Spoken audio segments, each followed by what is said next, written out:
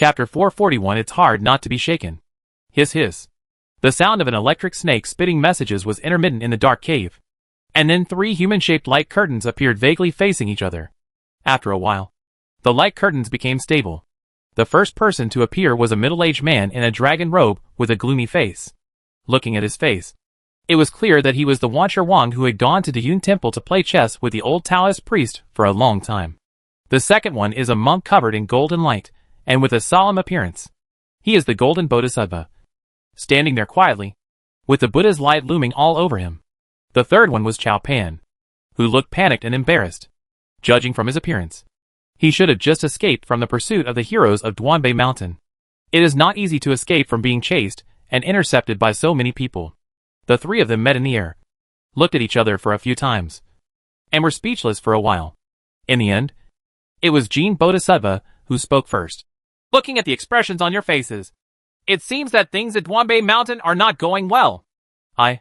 King Wancher hesitated for a moment, then said, I went to Jianan to stop Guolongke, but I never thought that I would meet a person 10 times more terrifying than Guolongke. Huh? Is there such a thing in the world? Jean Bodhisattva raised his eyebrows. It's none other than the master of the little Taoist priest who destroyed my Utsunami Ashian, the old Taoist priest from the Yun Temple in the south of the Yangtze River. The old Taoist priest's expression was still gloomy when King Wancher talked about it at this time. I was stopped by this person, and had no choice but to let Guolongke go. Although I did not complete the task, it was really helpless. It is not easy for me to escape unharmed. Jean Bodhisattva listened and nodded. The general meaning that Wancher Wang wanted to express was that I failed. But I was not my cup, and I was targeted. After hearing this, the Golden Bodhisattva turned his head to Chao Pan and asked, So Guolongke returned to Broken Steel Mountain and released the unicorn to repel the demons in the Golden State? Guolongke? No. Judge Chao shook his head, his eyes dull. No. Golden Bodhisattva asked, Since Guolongke didn't go back, why couldn't the vast group of monsters in the Golden State fail to capture Broken Steel Mountain? This, Judge Chao's lips trembled before he replied, Just one sword. Not many swords. Countless swords. Mentioning this sword, his mental state was obviously unstable. Regarding the fact that Li Chu was Wang Qi, Long Gang quietly spread the word on the mountain.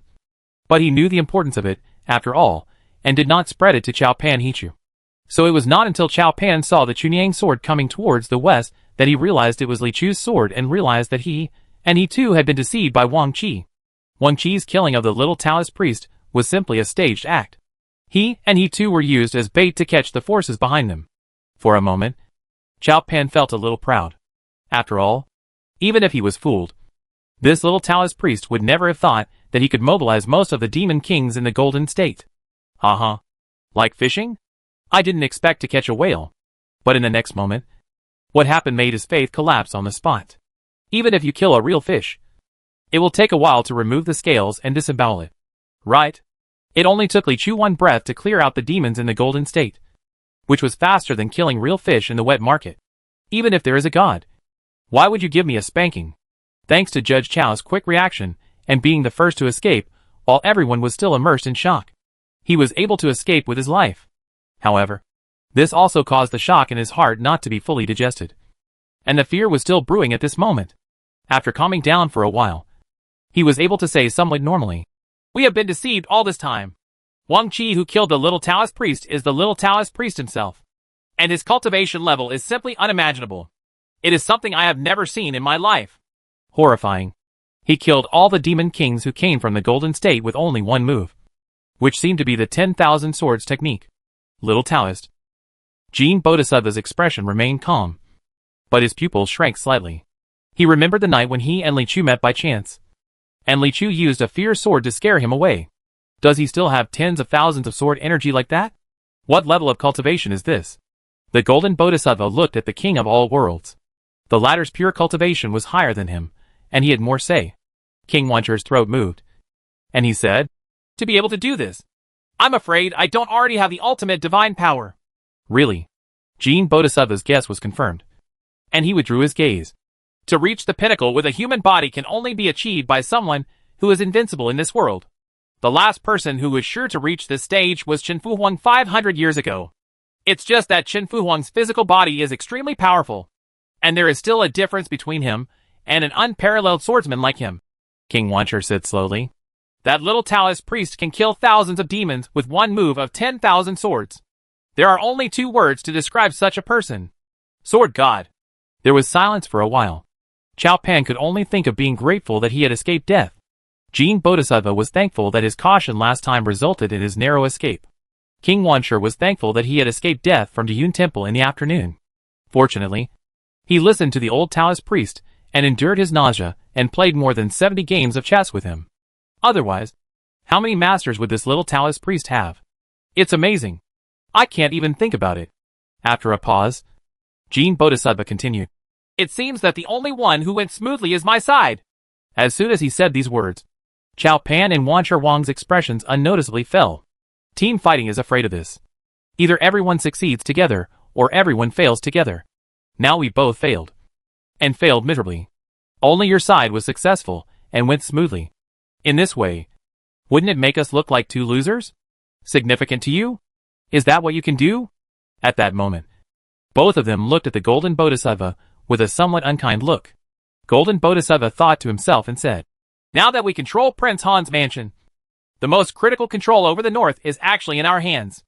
As for the Golden State's army, although it is also a huge force, those monsters are uncontrollable after all. Even if it disappears, it won't be a big blow to us. It's just that if we want to completely occupy the Northland, we need to think of another way. His confidence was still there.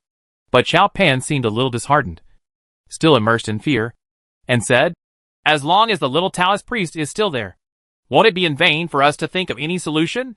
King Wancher snorted coldly. No matter how powerful he is it possible that no one in the world can cure him? After a pause, he added, Of course, I probably can't. There's no rush. The only people in the world who can fight him are Baiyujing's Tong Wudi and Master Yudi, who is about to leave seclusion. Jean Bodhisattva shook his head. If we want him not to hinder us, we can only think of other things. Method. The night is as cold as water. In the courtyard of Prince Han's mansion, there was a knock on the door. Your Highness? The Golden Bodhisattva was obviously talking to the 2 people from afar. But at this time, a person with the same appearance as the Golden Bodhisattva opened the door. The person knocking on the door was none other than the owner of the room, the previously extremely arrogant King Han of the North. But now King Han looked extremely respectful when facing the Golden Bodhisattva. I'm visiting late at night, and I'm afraid of disturbing the Zen Master's rest. King Han's tone was polite to the point of being a little humble. It's okay, Jean Bodhisattva asked. I guess His Highness, King Han, has some confusion when he comes here? While talking, he led King Han into the room and sat down. There was a small Buddha statue enshrined in the room, and sandalwood incense was burning. That's right. What Zen Master said is exactly right. King Han smiled sarcastically and said, I do have a problem now. Speaking, my determination to follow the Zen Master and practice is as strong as a rock. But, King Han said, there is a 9th lady in my palace, and she always wants to ruin my practice. You don't have to worry, Your Majesty. Hearing this, the Golden Bodhisattva chuckled and said, As long as Your Highness, Your Majesty, is determined to practice unwaveringly, all kinds of temptations are just a matter of experience. It is said that there is nothing in the first place. So how can it cause dust? Zen Master, this is the truth. But you have never seen my wife. What can I say? King Han said with a tangled face. It's hard not to be swayed. Chapter 442. The hot pot base is gone. I want to eat hot pot. I didn't eat it yesterday. That's you. The clear noodle soup I'm eating. There's not even an egg. I don't care. I want to eat hot pot. I asked you to eat yesterday, but you didn't eat. That's all the leftovers. You guys eat hot pot. And I eat the hot pot base? In the end, Wang Longqi put his hands under his armpits, raised his shoulders, puffed his cheeks in anger, and stuck out his lower lip. He turned his head and stared at the floor, looking unhappy. Lao Du was laughing on the side. 7th young master. Be good and don't have a childish temper. I want to eat hot pot. Then just eat it. What's the big deal about a hot pot meal? Lao Du laughed again. You go to the south of the city and line up. I want to eat the base from yesterday.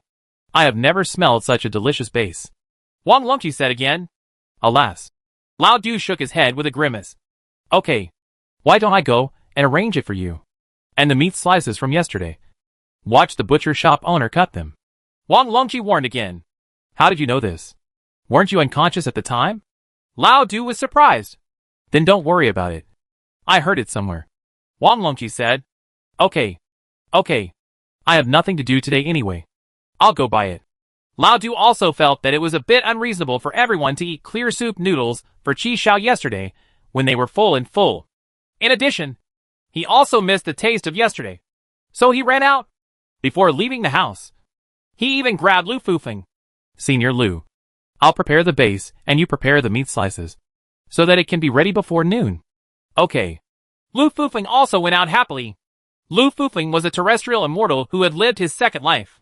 He had to be worshipped as an ancestor when he appeared in front of people in other places. But running errands in this house didn't feel inappropriate. It's not that Lao Du doesn't take him seriously. It's because King Xiandiao has returned to the Golden State to form 3 little ones. Apart from the angry Wang Longqi, he is the only one in this room who can run errands. Land gods. Amazing? Take the potted plant I'm chatting with my master as an example. It's not a problem to hit you 6 or 7 times. Right. Li Chu was chatting earnestly with the glazed fairy tree. It's just that this is not his strong point, and the effect seems not very significant. This venerable tree. As the saying goes, people are not close to trees. It's not good for you to follow me all the time. Li Chu looked at the glazed tree standing opposite him and paused. The fairy tree opposite didn't know whether he understood it or not. He was just playing with his branches, looking a little coy. Well, Li Chu continued, although I am very grateful for your generous action, if you need any thanks, feel free to mention it. I will try my best to help you if you have any difficulties in the future. But it is really not like you to follow me like this. It's true. In our Taoist community, no one goes out to take a tree with them, let alone such a big one. This time, the glazed immortal tree seemed to understand his words. It transformed, with a flash of brilliance, and shrank a lot in an instant, turning into a small glazed tree that was only the size of a palm. Li Chu was silent for a moment. You just heard the last sentence. Right. He continued to try to express his words. It is said in the Taoist scriptures that there is no banquet in the world. You and I have met today, and we are already destined. It will be good to meet again in the future. There is no need to continue. Seeing the Lioli immortal trees, you tell me. I'm not listening. Look. Li Chu shook his head helplessly. In the end, he had no choice but to say, we don't know where Venerable Shu came from. But people in Baiyujing say that you are from Kunlun and have come to cause trouble. You will definitely not let it go in the future. This contradiction is really unnecessary. After saying that, he saw the glazed immortal tree lift a branch, straighten it, and then bend the front half upward, making a muscle-flexing posture. Li Chu instantly understood what Li Yulisha meant. If you dare to come, I will beat him. He didn't really doubt this person's strength. But this was an unforeseen disaster. Just as he was helpless, Wang Longqi came up to him and said carelessly, this tree girl.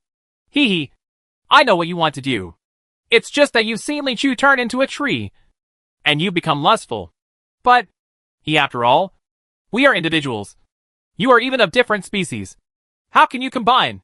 When Li Chu heard this, he glanced at Wang Longqi and felt that this was a bit strange for him to say. But at least he was speaking for himself, so he didn't expose it. The next second, Wang Longqi disappeared in front of him. A big hole seemed to appear out of thin air in the inn window, and on the street below the inn, a figure seemed to appear out of thin air with his upper body stuck in the soil and his legs struggling in the air. Pedestrians passing by were not so surprised when they saw this scene, because this scene is not the first time I have seen it. At this time, Lao Du happened to come back. When he saw the struggling legs in midair, he felt vaguely familiar, so he pulled them out with all his strength. With a bang, Wang Longqi's big head came out and took a few deep breaths. Lao Du smiled and said, 7 young masters must have provoked that tree master. Right. How do you know? Wang Longqi looked at him in surprise. A land god came here earlier, and I will treat you the same way. Lao Du helped Wang Longqi and walked back to the inn. Wang Longqi suddenly said again, didn't you go by Chengnan Liuji's hot pot base? Why did you come back so soon? Forget it. Luji is closed and I can't buy any. Lao Du said, spreading his hands. Why? Wang Longqi suddenly felt as if he was mourning for his heir, with a disappointed look on his face. At this time, The two of them also walked back to the room upstairs. Lao Du came to Li Chu and said, "This is exactly what I want to tell the master. I specifically asked Lu Ji's boss. According to him, the reason why his hot pot base is so delicious is because of his family's exclusive secret recipe. And one of his family's exclusive secret recipes is from outside the city. It only exists in Dongjiang Valley. But in the past 3 to 5 days, no one has dared to approach Dongjiang Valley. His family is short of raw materials and has sold out its inventory. So it has not opened its doors. Why?" Li Chu was keenly aware of a familiar aura. Sure enough. Then I heard Lao Du say, "He said that the nearest Dongjiang Valley is full of monsters." "To Yun Temple. "Xiao Wan, come here and help me to the stone table." Wanli Feisha limped out with the old Taoist priest on his arm, and whispered, "Master, you played chess with that man for a long time yesterday, and you were so scared? Your legs were so weak last night that you couldn't walk. What's wrong? You're still not feeling better after one night? Nonsense. Why don't you try?" Yu Qian rolled his eyes and said, "What kind of beast is that? It has lived for more than 3,000 years. Even a pig can become a pig. You go and scare him. Of course I don't have your skills, Master." Wanli Feisha smiled and said, "But what you said yesterday seemed to be true. I believed it. I really thought you were suppressing him. In the blink of an eye. If you don't even believe your brain, then what can I do to calm him?" Yu Qian smiled slightly and sat on the stone table.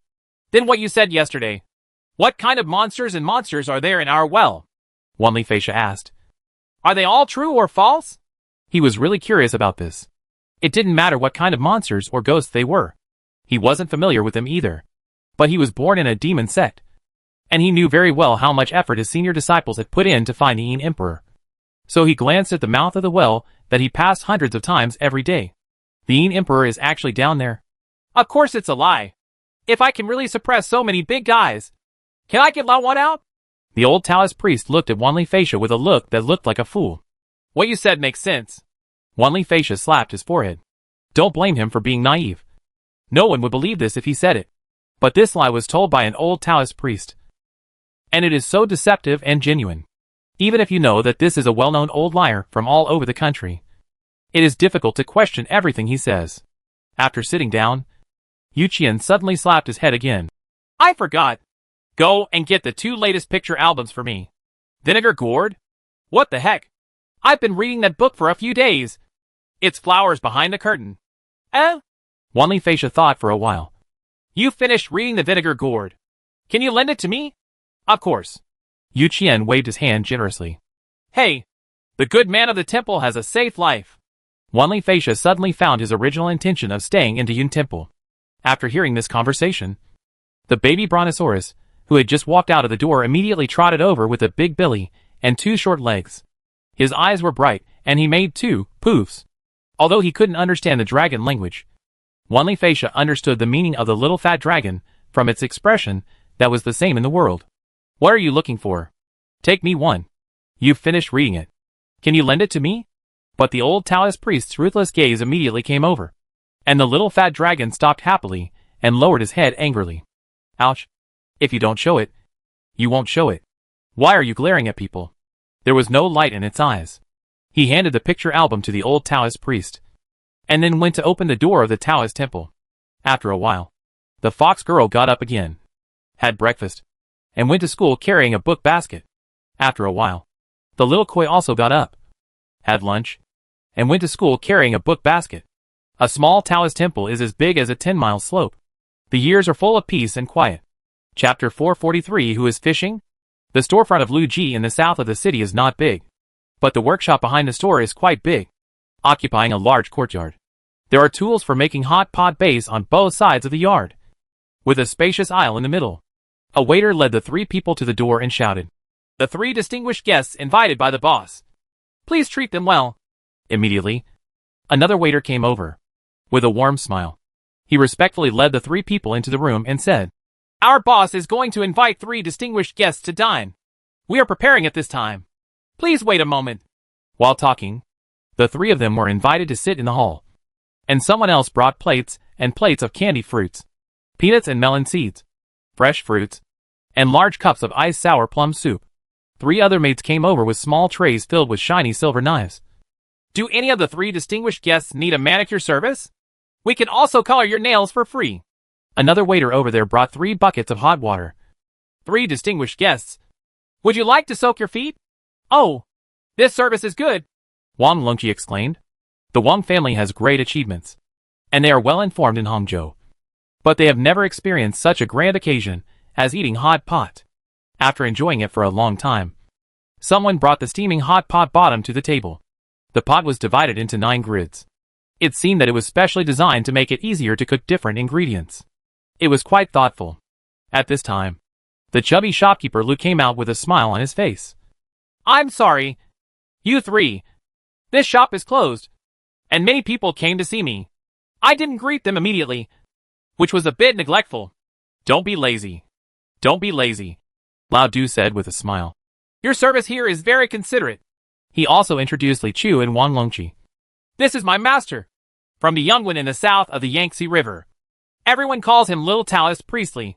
This is Wang Longqi, the 7th young master. Do you know that Truman has been rising in Jixiang Mansion recently? The 7th young master is inside he. Strictly speaking, Wang Longqi's face is still the boss of Truman. But Lao Du didn't say much. He just wanted to let shopkeeper Lu know that he was a person of some importance, and was not just here to make a living. Otherwise, it would be easy to lose face if he showed his hand. Although Wang Longqi is indeed here to have a meal. Oh, you are here to welcome me. Shopkeeper Lu quickly stood up and welcomed him. This is black and white. After the welcome was over, shopkeeper Lu asked again. Does any of the 3 of you have a birthday today? If it's a birthday, my family is prepared, and there will be extra singing and dancing to celebrate. No need. Lao Du waved his hand again. I don't have to sell the base ingredients, but I definitely still have some in stock. And the meal is still full of aroma. Wang Longqi asked curiously.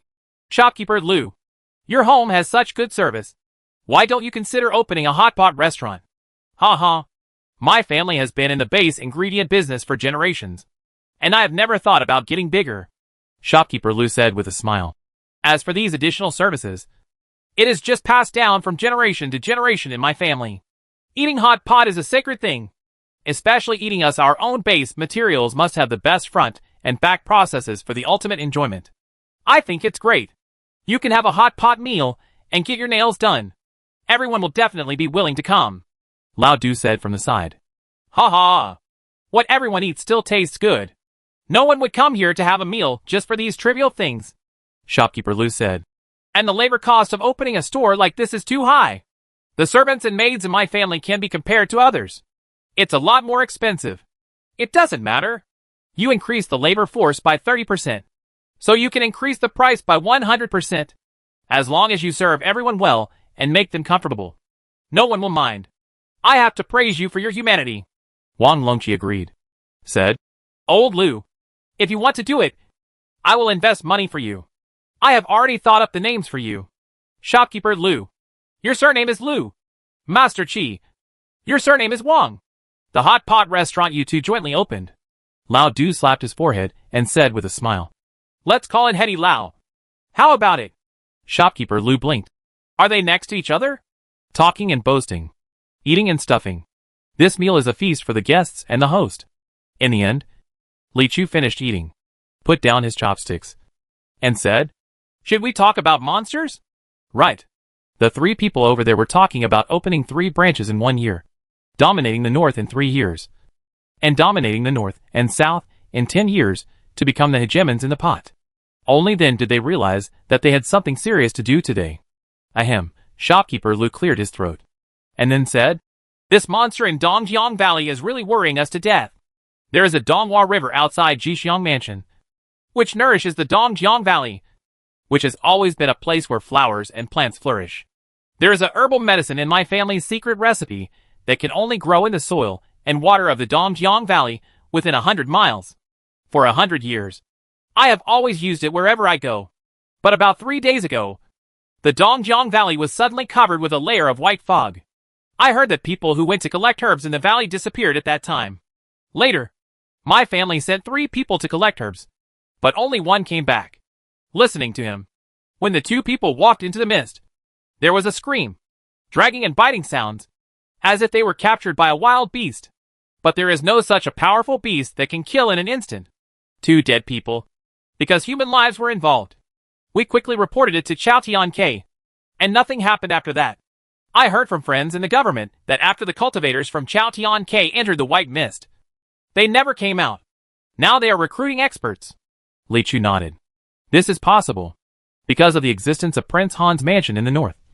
Chao Tian-K's power is not too great. And ordinary experts don't like to station here. Chao Tian-K and Jixiang Fuqing may not be as powerful as the gangs in the underworld put together. Oh? Lao Du asked again. I heard that Prince Han's mansion not only supports a lot of elite disciples, but they are all recruited from the world. And many of them are extremely skilled in cultivation. And they can also help the people of the north to eliminate demons. Don't mention it. Shopkeeper Lu curled his lips and said, Those people in Prince Han's mansion only care about money. They say they are sitting in the north. If you ask them to touch them, you will kill half of their lives at a time. Where can I invite someone from a small family like me? I can afford it. That's it. Lao Du nodded. This is unreasonable. Wang Longqi was filled with indignation. It's a small family. Li Chu was slightly disappointed. I thought that shopkeeper Lu had a rich family, and this trip would definitely pay off well. Well? Don't worry. Lao Lu. Wang Longqi held shopkeeper Lu's hand and said seriously. In order to keep eating such delicious hot pot base, Li Chu, Lao Du, and I will definitely go all out to eliminate the demon. Then leave it to Brother Wang. Shopkeeper Lu patted Wang Longqi's shoulder eagerly. The 3 of them walked leisurely towards the Dongjiang Valley, intending to take a stroll along the river and have a snack after dinner. The strange thing is that I saw many passers-by walking in a hurry along the way, carrying large and small bags of fishing gear, fishing rods and nets, etc., rushing in which direction. At a glance, it seems that most of the people in Jixiang Mansion have gone fishing, and regardless of gender. What is this for? Wang Longqi was a little confused. Is fishing in Jixiang Mansion so popular? I remember it wasn't like this a few days ago. Lao Du was also very surprised. So he grabbed an old man and asked, Old man? What's going on with them? Why are they all in a hurry to go fishing? Don't you know? The old man's legs and feet were not good, so he was not in a hurry to leave. So he explained to them. A few days ago, someone caught a 2-foot-long golden carp from the Donghua River. Its scales glowed. It's extraordinary to see. The most amazing thing is that this fish can also blink. At this time, an eminent monk came over and told the man that the carp had spirituality. He was willing to spend a lot of money to buy it. Hoping to release it, the fisherman sold the carp to him for 100 taels of silver. He thought it was already a sky-high price. Unexpectedly, as soon as the carp entered the water, it suddenly uttered human words, saying that it was from the dragon clan in the river. It had just accidentally left the water and lost its magic power. It was all rescued by the eminent monk. It gave the eminent monk a scale, saying that it had miraculous effects. Male wearing it can make you invincible and regain your glory. If you wear it, you can invigorate your blood and nourish your skin and stay young forever. Oh, this is indeed attractive, Wang Longqi said. But the eminent monk won't be able to use it. Right. So now everyone goes fishing in the river to catch another dragon? Lao Du also had some doubts. This story sounds a bit mysterious. No one knows whether this is true or not. But the eminent monk was invited in by Prince Han's mansion the next day. This was seen by many people on the street. Prince Han took a fancy to his scales and was willing to go out. I bought it for a few thousand taels of gold. No matter what. If I change hands, I'll make crazy money. I see. No wonder so many people go fishing in the river. The intervention of Prince Han's mansion is equivalent to bearing witness to this matter. Old Du nodded and said, Wealth moves people's hearts. Everyone is attracted by those thousands of taels of gold. Attracted? No. The old man turned his head and stepped forward resolutely. I am going to rise again with great ambition. The 3 of them looked at the staggering but firm back of the old man, who was about 80 years old. They all cast a look full of respect and said, I'm sorry. After seeing the old man off, Lao Du frowned again and looked at Li Chu. Master, do you feel this matter? It's a bit strange. Li Chu also frowned, looking in the direction of Donghua River from a distance. Who is fishing? Chapter 444. Someone shouted for help. In the inn, Lu Fufeng, who was carrying 2 boxes of meat slices, looked at the empty room with a hint of confusion. He looked at the notes that several people had left for him on the table and realized what was going on. Lu Ji's shopkeeper in the south of the city said there were monsters. So the three of them went over to check. I haven't come back yet at this time. It seems that I am probably going to eat there. I even brought the tree with me. But I didn't bring myself. After thinking about it, Lu Fufeng decided to use his spiritual consciousness to find the three of them so that he could join them. So he closed his eyes to the underworld god. And the powerful consciousness of the land gods rolled over Jixiangfu city in an instant. In fact, this is a risky behavior, because the prying eyes of spiritual consciousness are quite obvious. To a practitioner, it is like someone staring at you while walking on the road. If you have a short temper, you will miss your gaze. If you have a big temper, you may just come up to you and ask what you are looking at. Fortunately, Lu Fufeng is a land god. What most cultivators feel is a crushing and powerful spiritual consciousness. And they don't dare to say anything. I can only wait quietly for the big boss to finish the work quickly, without any thoughts of resistance. If Li Chu and that tree were kicked out of Jixiang Mansion, Lu Fufeng would still dare to say that everyone here is rubbish. But in just one breath, he seemed to encounter resistance again. When his spiritual consciousness swept across Prince Han's mansion, it seemed as if he had hit a thick wall and was blocked tightly. There are not many people in the world who can arrange such a powerful restriction. Originally, there were hidden dragons and crouching tigers in Prince Han's mansion, so it was normal for there to be experts. But there is a familiar aura about this restriction. Golden Bodhisattva. Lu Fufeng noticed the clue and opened his eyes suddenly. This demon sect Dharma King actually dares to approach Jixiang Mansion, and is also connected with Prince Han's mansion? Lu Fufeng's eyes flashed with murderous intent. Jin Bodhisattva not only harmed his old sect, but also almost killed him himself. This revenge was not a big one. Lu Fufeng, who has been practicing for 2 lifetimes, has not encountered many enemies that can kill him. Immediately, he burst out a vicious sentence from between his teeth. You devil. Let's see how I deal with you after I find Mr. Li. Donghua Riverbank. The dense crowds of people were rubbing shoulders with each other, making the air a little thin. The people who came to fish could not get in line, so they had to disperse upstream and downstream. And there was a long queue along the river. Good guy. There are more people fishing here than there are fish in the river.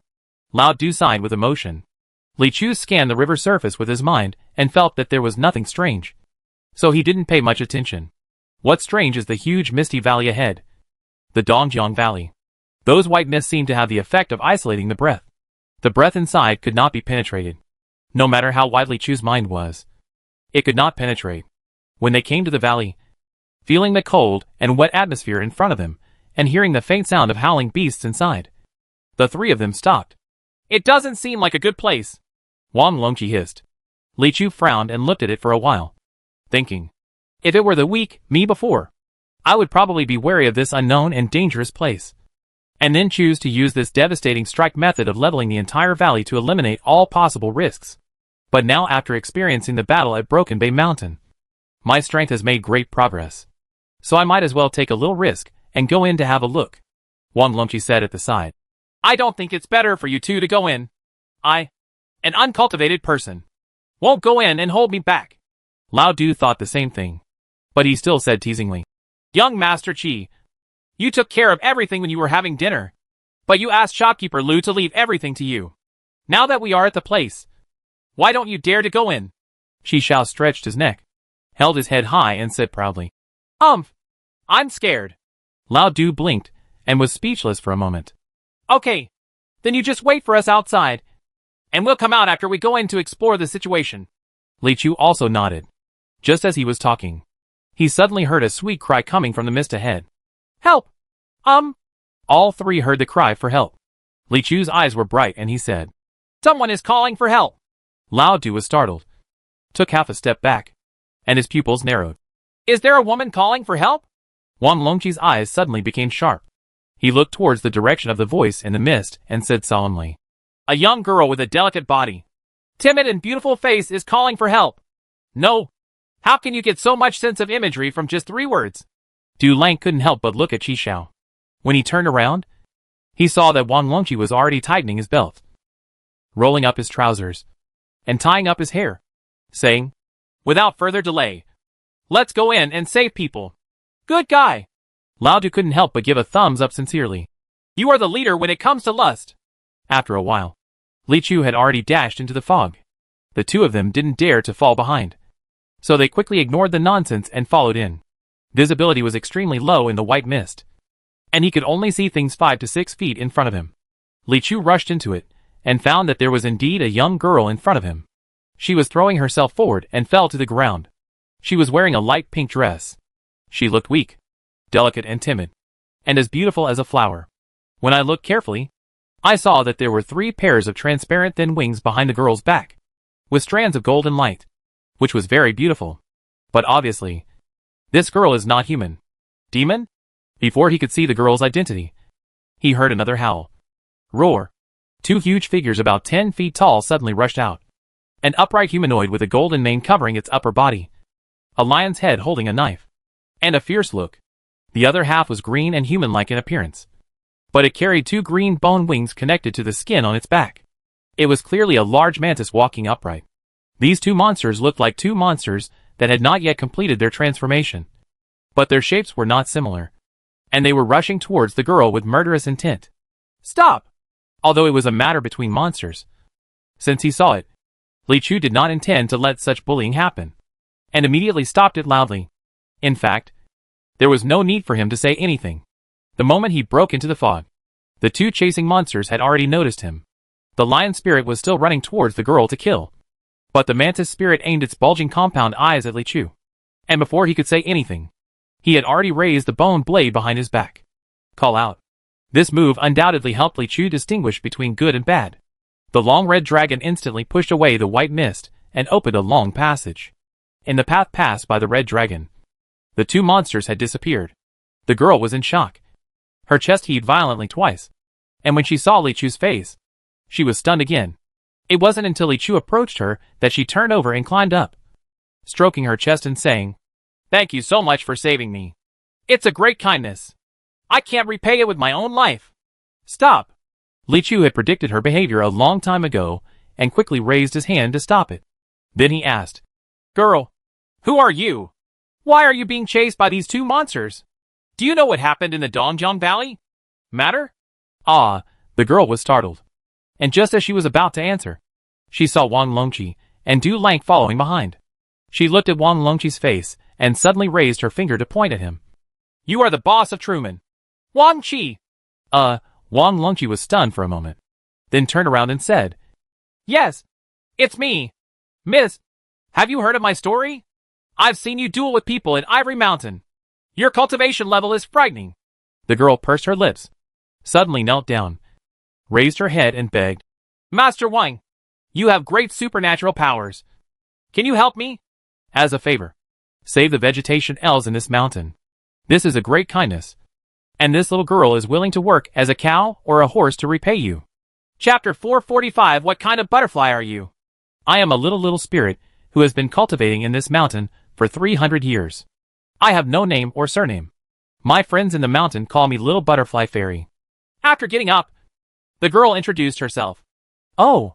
Upon hearing this name, Wang Longqi and Du Lang both raised their eyebrows, then looked at each other, then closed their eyes together, and at the same time stretched out a finger to poke the girl's forehead. Du Lang asked, Dai Xian, when can I get a wife?" Wang Longqi asked, Dai Xian, tell me, how many wives can I have in my life?" The girl was silent for a moment. She hesitated to speak, and swallowed the idiot that had reached her throat. After some restraint, he forced a smile and said, "You too. I am a butterfly, not a pot, pan, or dish." "Well?" Wang Longqi smiled when he heard this. Yes, the ones in the mountains must be butterflies." Lao Du also smiled in order to ease the embarrassment. "Oh, I don't know what kind of butterfly you are, Miss Xiaodai Fairy. It must be rare to be able to achieve such a beautiful appearance." Xia Daixian showed a sweet smile and replied softly, "I am Nindi." In this fog, several people talked to each other and finally figured out the origin of this little butterfly fairy. It turns out that she has been cultivating in the Dongjiang Valley since she was born, and she is considered to be at ease. The Dongjiang Valley is full of blessings and is a beautiful place. There are many vegetation elves, most of whom are not very aggressive and get along well with each other. For hundreds of years, there have been no disputes and no harm to anyone. However, a group of cultivators suddenly arrived a few days ago. They cast spells to summon this strange fog, blocking the entire valley from the outside world. A monster from the mountain went to stop it, but was killed directly. When the fog completely enveloped the valley, they still summoned a large number of strange half-human and half-demon beings from nowhere. These half-demon were numerous and powerful. Their arrival also brought disaster to the grass and tree elves in the valley. The water and soil in the Dongjiang Valley are beautiful, and a kind of natural material and earthly treasure called Wixianko grows there. After those half-demon arrived, they actually wanted to get rid of all other vegetation in the valley, leaving only the immortal return grass to grow. In this way, I don't know how many plant elves will be killed, because most of the already animated plant demons are still unable to move their bodies. Monsters like Xiaodaixian who transformed into beasts can naturally move freely, and most of them are already running for their lives. But she didn't want to leave her homeland, and as a butterfly fairy, she had been close friends with the plants and trees in the mountains for many years, and she couldn't bear to see them being slaughtered for nothing. But she was alone and weak. During the battle to rescue the vegetation in the mountains, she was chased by two half-demon and fled in embarrassment, almost losing her life. At this time, I happened to encounter these powerful human cultivators. I was so sick that I had to go to the doctor for a while, so I could only ask them for help. It was just her luck that she happened to meet these people. Half-human and half-demon? Returning immortal grass? Listening to Xiao Dieshian's description, some familiar scenes couldn't help but come to Li Chu's mind. As early as when he was in Hangzhou Prefecture, Li Chu, who had just fled, destroyed the rebellion conspiracy of Ji Bashu, the king of Jiangnan. Later, during the interrogation of Chao Tianke, he learned that he had a plan to use the elixir recipe of Bai Shigong of the demon sect to mass-produce a mysterious medicine called Good Fortune Pill to control the army. This elixir can quickly transform a person into a strange being that is half-human and half-demon, greatly enhancing combat effectiveness.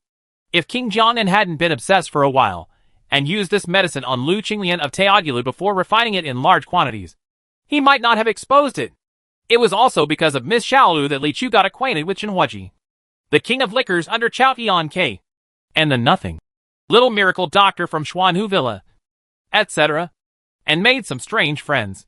And there is a main medicine in the Good Fortune Pill, which is the immortal return grass. This herb is extremely demanding on the growing environment and is difficult to store, so it must be obtained nearby. At that time, the king of Jiannan's men found the place where the immortal return grass grows near Hangzhou Prefecture. It was a lake called Qinza. There were many demon bears in the area, as well as the Qinza water ghost, who killed people only to give them grass. Although it had been a long time, the existence of these half-demon and immortal returning grass made Li Chu dare to conclude that the cultivator who summoned the white mist here must be related to the demon sect. The person in the demon sect causing trouble in the north is probably one of the 5 Dharma kings who have met before, the Golden Bodhisattva. Thinking of this, Li Chu said, "Be careful. This may be the work of the Golden Bodhisattva." It turns out to be the Golden Bodhisattva. Lao Du frowned slightly and nodded, looking a little troubled but not that difficult. Maybe he didn't even notice it. He was a pensioner with no future in Shiluo City. He didn't know when he started to feel that heroes in the world were becoming more and more common. Miss Butterfly Fairy, the matter here should involve the demon sect. We will not sit idly by when those demons harm innocent plant elves. You are most familiar with this mountain, so please lead the way and take us there. Those half-demon people. Taoist Master. Xiao Daisian glanced at Li Chu blankly, not quite understanding why he seemed to be the main one here. It was clear that the wretched man behind was the leader of the Truman clan, who was extremely skilled in cultivation. Then he looked back at Wang Longqi, who seemed to have no objection to Li Chu's words. Then just listened to him. Xiaodaixian smiled sweetly, maybe because he was handsome. Okay, I will lead you. But those half-demon groups are extremely cruel, and there are a lot of them. Don't worry, Miss Butterfly Fairy. Lao Du tugged on her sleeves, indicating that she could lead the way with confidence. At the same time, he raised a thumbs up with his right hand and whispered, "My master is invincible." Deep in the mist ahead, there is a huge camp established at some point.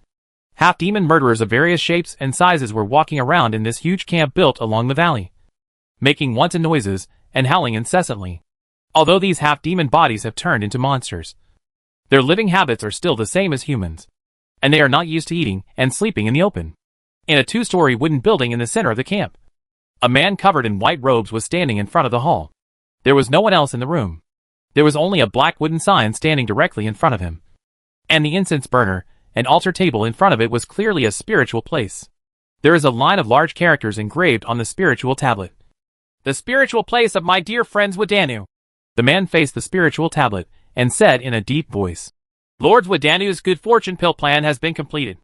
The scene you and I envisioned at the beginning will be realized. Those armies that have taken our good fortune pill will sweep the world. Although the starting point is not Jiang'an, but it's Northland. I will carry your legacy with me all the way. That little Taoist named Li Chu. Sooner or later, I will go to him for revenge. If you know what's going on, just watch that day carefully. Chapter 446, Who Made Me a Man? That's my hometown, where the young butterflies live. Very Shaodai pointed forward and said to Lao Du, but in the direction she pointed, under the white mist, it was clear that there was a vast expanse of scorched earth. We live by the valley of the Dongjiang River, surrounded by water and flower fields, and our life is endlessly joyful. Seeing this scene, she became increasingly sad and angry. I hate that group of evil people. They are arrogant and merciless. They colluded with the half-demon to take over my home, burn my mountain. Okay. Seeing the little girl speaking more and more rhythmically, Wang Longqi quickly reached out to stop her. Xiaodaxian also realized that he was too immersed in it. He smiled awkwardly and continued.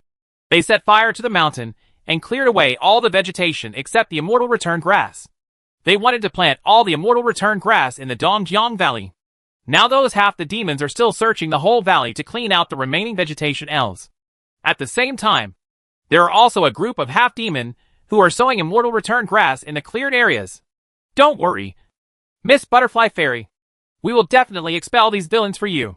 Wang Longqi waved his big hand and was about to move forward majestically when he suddenly heard heavy footsteps coming from the fog ahead. He was immediately frightened and said, Oh my God! And ran backwards behind Li Chu. Then, a group of 4 or 5 tall half-demon figures appeared in the line of sight. When the two sides saw each other, they immediately became tense. When Li Chu drew his sword and was about to start collecting experience, he suddenly heard a surprised cry from the other side. Little Taoist Priestley. This voice sounded extremely familiar. Li Chu was also a little surprised. He stopped for a moment and looked over. He saw the smallest half-demon at the back of the team stiffened. And then, there was a mechanical sound from behind. And a person came out. This man was dressed in short clothes, had a youthful appearance, and had a strange appearance. It can be said that it is ugly. But there is no such disgusting feeling in the ugliness. It can be said that it is an ugliness that makes people feel like a spring breeze. An ugliness that is dignified and upright. It turned out to be another old acquaintance. Zhao Liangchen from Feilai sect in Hangzhou Prefecture. Brother Zhao? Li Chu responded. When this acquaintance met, the remaining half-demon on the other side were shocked. Well, there are actually good people in the team? Immediately, there was a roar, and the half-demon made the same move. They ignored the enemies in front of them, and pounced on the 2 or 5 boys behind them at the same time. Although Zhao Liangchen's cultivation level is not as high as that of Li Chu, he can be regarded as a local young talent in Hangzhou Prefecture. He immediately raised his sword horizontally, made a gesture with his left hand, and with a bang, it turned into a powerful sword energy barrier, and the few and a half swords were thrown away. The demon blocked it for a moment. It seems that during this period of absence, he has made great progress in his practice, and his time is definitely not in vain. Moreover, while performing a sufficiently effective defense, he also chanted mantras and made an absolutely effective offense. He stretched out all his strength. His tongue exploded with spring thunder, and he shouted, Little Taoist Priestley, help me! Following this shout, a red dragon was seen coming from outside the sky, passing by, and several half-demon instantly disappeared into smoke. Naturally, Li Chu drew his sword. After destroying those half-demon, Zhao Liangchen withdrew his magical powers and greeted them with a smile. Zhao Taoist Priestley, I didn't expect to meet you here. I didn't expect to meet you here either. Li Chu also said, giving him a questioning look. Old Zhao. Ha! What are you doing here? Are you getting into those monsters? Wang Longqi was more generous and went up to Zhao Liangchen and put his arm around Zhao Liangchen's shoulders. 7 young masters. Taoist Master Du. Zhao Liangchen greeted them all politely, and then said, It's a long story. A few people found a slope, spread blankets, and sat on the ground, thanks to taking Lao Du out. He kept taking out various items from the magic weapon and book basket behind his back, as well as snacks and candy fruits. It didn't look like he was here to slay demons, but more like a spring outing. Everyone gathered in a circle. Listened to Zhao Liangchen's story. I came to Beatty to sell ginseng. Zhao Liangchen's first words made several people's jaws drop. Even Xiaodaxian, who saw him for the first time, had eyes full of disbelief. In the end, Wang Longqi hesitated and said, Old Zhao, it's not like I'm too talkative. I'm more or less a professional. If you sell it like this, the market won't be very good. Right? Zhao Liangchen looked at everyone's eyes with a straight face and said, Are you thinking wrongly? I'm talking about Northland wild ginseng. Lao Du laughed. That's right. Ha ha. I just want to sell ginseng. Me too. Me too. Wang Longqi nodded hurriedly. Li Chu asked, When did your Feilai sect start this kind of business? Well, when Zhao Liangchen mentioned this, he let out a long sigh. It has nothing to do with the sect. It's a private job I took on personally. As you know, the sect gives us monthly money, but the money is only enough for food and clothing. When I went to southern Xinjiang a while ago, I told you that I was in love. Two people are very different from one person. After that, my expenses will increase greatly. Originally, the best business for us cultivators is to exorcise evil spirits for others. But, speaking of this, he glanced at Li Chu with a hint of resentment in his eyes. You have almost killed all the evil spirits in Hangzhou Mansion. And as your deeds gradually spread in Hangzhou Mansion, now everyone only recognizes Diyun Temple. Signs, it's getting harder and harder for us to get jobs. At this time, I discovered another business opportunity, which was to collect medicines. As we all know, many heavenly materials and earthly treasures grow in places that are difficult to reach by manpower, and only cultivators can get them. It is easy to collect these rare medicinal materials and resell them. It's a high price, and most of the natural and earthly treasures are actually of limited use. The best rare medicinal materials on the market are wild ginseng from the north, because of its aphrodisiac effect. It has always been loved by middle-aged and elderly wealthy people. Wang Longqi nodded when he heard this. He understood the rich man's thoughts very well. Delank also nodded. He understood the thoughts of middle-aged and elderly people very well. This is the second time I have come to Dongjiang Valley. This place is rich in water and soil, and has many natural and earthly treasures. But I didn't expect that when I was collecting medicine the day before yesterday. I bumped into a group of cultivators who were doing evil things here. I wanted to retreat after I found out, but the few unclothed ghosts I raised were all captured by one of the white-robed men in the group, who I sent out to help me find herbs. Huh? Li Chu raised his eyebrows slightly. He knew those little devils and liked them quite a lot. Because I was worried about their safety, I didn't leave. Instead, I found a way to sneak into their camp. I also investigated some of their origins, but I haven't found a chance to rescue my little devil yet. Speaking of this, Zhao Liangchen sighed worriedly again. Li Chu nodded after hearing this. This was something Zhao Liangchen could do. If the little devils they raised were lost by someone else, they would only feel distressed for a few days, and then they would just catch them again and raise them again. But Zhao Liangchen is a person who values friendship and always regards those little devils as his family. This is why we would rather risk our lives than save them. Lao Du said, It's okay. My master is here, so Mr. Zhao doesn't have to worry too much. Wang Longqi's attention was on another place. He touched his chin and wondered. Old Zhao, you are a leader among young monks. It should be easy to put down your body to make this kind of money. How many months? Are you still busy? Logically speaking, 10 wives are enough. In Hangzhou, even raising a high-class Orin doesn't require so much money. Right? How much money can your sweetheart spend? This? Zhao Liangchen's face turned red when he mentioned his lover, and he scratched the back of his head shyly. Actually, Xiaowan. Oh, Xiaowan is my sweetheart. Actually, she is a very good girl. She manages the household well, and spends money wisely. She will never spend my money carelessly. But, she had no parents since she was a child. She was raised by her grandfather, and her grandfather and grandson depended on each other. As for her grandfather, he owned a tea mountain in Hui Prefecture. It just so happened that the sales were not good in the past 2 years, and the tea leaves in the mountain could not be sold. Grandpa was so worried that he cried. There is no other way. In order to share her grandfather's worries and to make her happy, I had no choice but to work hard to make money, and by all his tea leaves. When it came to the emotional part, Zhao Lianchen frowned. Who makes me a man? Chapter 447, we won't say anything. Why are you all looking at me like I'm a fool? After telling his touching love story, Zhao Lianchen slowly raised his head, expecting to see everyone's admiration for the pure man. Unexpectedly, the looks on the other side were quite subtle. There is pity, sympathy, and inexplicable empathy. Hee, the sky is quite blue. The people across from him immediately looked away. Zhao Lianchen scratched his head. Can I see the sky in this heavy fog? Am I blind? After a while, Wang Longqi still seemed to be unable to bear it. He turned around and said, Brother Zhao, there is something I don't know whether to say or not.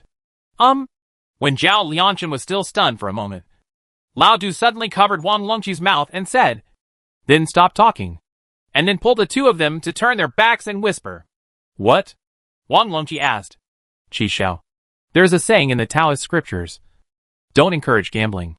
Don't encourage prostitution. And don't advise prostitutes. Don't have sex. If you say bad things about that woman to him now, he will probably not believe it.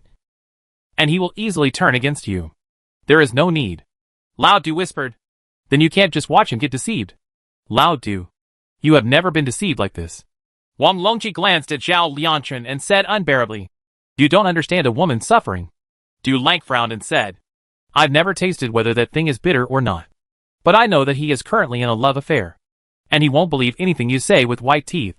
If I really want to help him, it would be better to wait until he returns to Hangzhou and slowly look for opportunities to reveal the true face of the tea girl. It makes sense. Wang Longqi nodded and accepted Lao Du's proposal. The two of them were chatting privately. But Zhao Lianchen also noticed something was wrong and asked, What are you two talking about? Lao Du turned around, laughed awkwardly, and suddenly said, Mr. Zhao, where did you get this sh? Ella pretending to be a half-demon? Zhao Lianchen looked at him expressionlessly. Isn't this Cha-Cha's beating too harsh? Wang Longqi interrupted. Lao Zhao, why do you seem to have become more handsome? Is your skin white? Zhao Lianchen's body trembled when he heard this, and even his nostrils swelled a bit. It was as if the word handsome touched his soul. Then Wang Longqi pointed to the half-demon sh. L on the side and asked, Is it because the sun can't shine in that thing? What kind of thing is it? Is it so effective in protecting the sun? Hey, this is it. Zhao Lianchen picked up the set of things, waved his hand and said, Didn't I think of a way to rescue a few little devils? I simply made a set of animal clothes with animal skins and put them on. They look similar to those half-demon. And no one noticed me when I went in. I relied on this fursuit to sneak into their camp and get a lot of useful information. For example, their leaders are from the demon sect, and they are all affiliated with the 5 Dharma kings, Golden Bodhisattva. As for those who are transformed into half-demon, they are all brave and ruthless people they recruited from all over the world. And most of them are wanted people in exile. Most of them carry several murder cases on their bodies. People from the demon sect pay a lot of money to recruit them and let them eat the creation pill and master the power of half-demon. And they came here to clear out the Dongjiang Valley and plant the immortal return grass, which is the raw material for the good fortune pill. Besides, these half-demons who have eaten the creation pill are a little confused. Otherwise no one would have noticed me for so long. So, Wang Longqi asked as he listened to him talking endlessly about the information. The most important thing is, where are those little devils being kept? Zhao Lianchen paused and said, I don't know yet. Then your information is useful. But it doesn't seem to be completely useful. But it doesn't matter. Wang Longqi patted his chest and said, Now that Li Chu and I are here, all we need to do is break into their camp. It just so happens that this group of thugs can be eradicated. And we can help save Miss Xiao Dai Fairy. Dongjiang Valley can also help you rescue a few little ghosts. So you can accomplish multiple things with one stone. Zhao Lianchen frowned and said, But they are in the enemy's camp. Wouldn't it be bad if they rushed in so rashly? Indeed. Lao Du also nodded and said, And killing like this can only eradicate these minions. In fact, it will not have a big impact on the people in the demon sect. After all, as long as they have the good fortune pill, they can have as many half-demon as they want. Then what should we do? Wang Longqi asked. In that case, Li Chu raised his eyes and said, I have a way. As he spoke, he took out a glittering and colorful glass tree from his sleeve. In that dark camp, in a small room in the attic, The ground was covered with a cinnabar-painted formation. In the formation, 5 little dolls sat on the ground holding their knees, back to back in a circle. 4 of the male dolls are all wearing braids, and only the female doll in the front wearing a red coat is wearing a ponytail. At this time, bursts of sobs echoed in the formation. The girl with a round face bit her lower lip tightly and shouted, "Stop crying. What is there to be afraid of? Be strong." There was an intermittent response from behind. I'm not crying in fear. I'm hungry. When the girl heard this, her lips suddenly flattened and her eyes were full of grievance. I'm hungry too. Seeing that she was about to cry, the other little children seemed to have received instructions, and immediately organized themselves into formation and howled loudly. At this moment, there was a creak and a man wearing a white robe opened the door and walked in. The female doll quickly wiped her tears, put on a strong expression, and asked, "Who are you? Why are you arresting us?" "Oh, you're still very energetic." The man in white robe laughed sinisterly. "Uncle me. My name is Dedano. As for why I'm arresting you, of course, it's to make elixirs. It's really rare to see such good-looking non-conforming ghosts as you. Ordinary non-conforming ghosts are very aggressive and wild, and it's very easy to fail when using them as a guide to make elixirs. But you have a glowing face and a gentle temperament.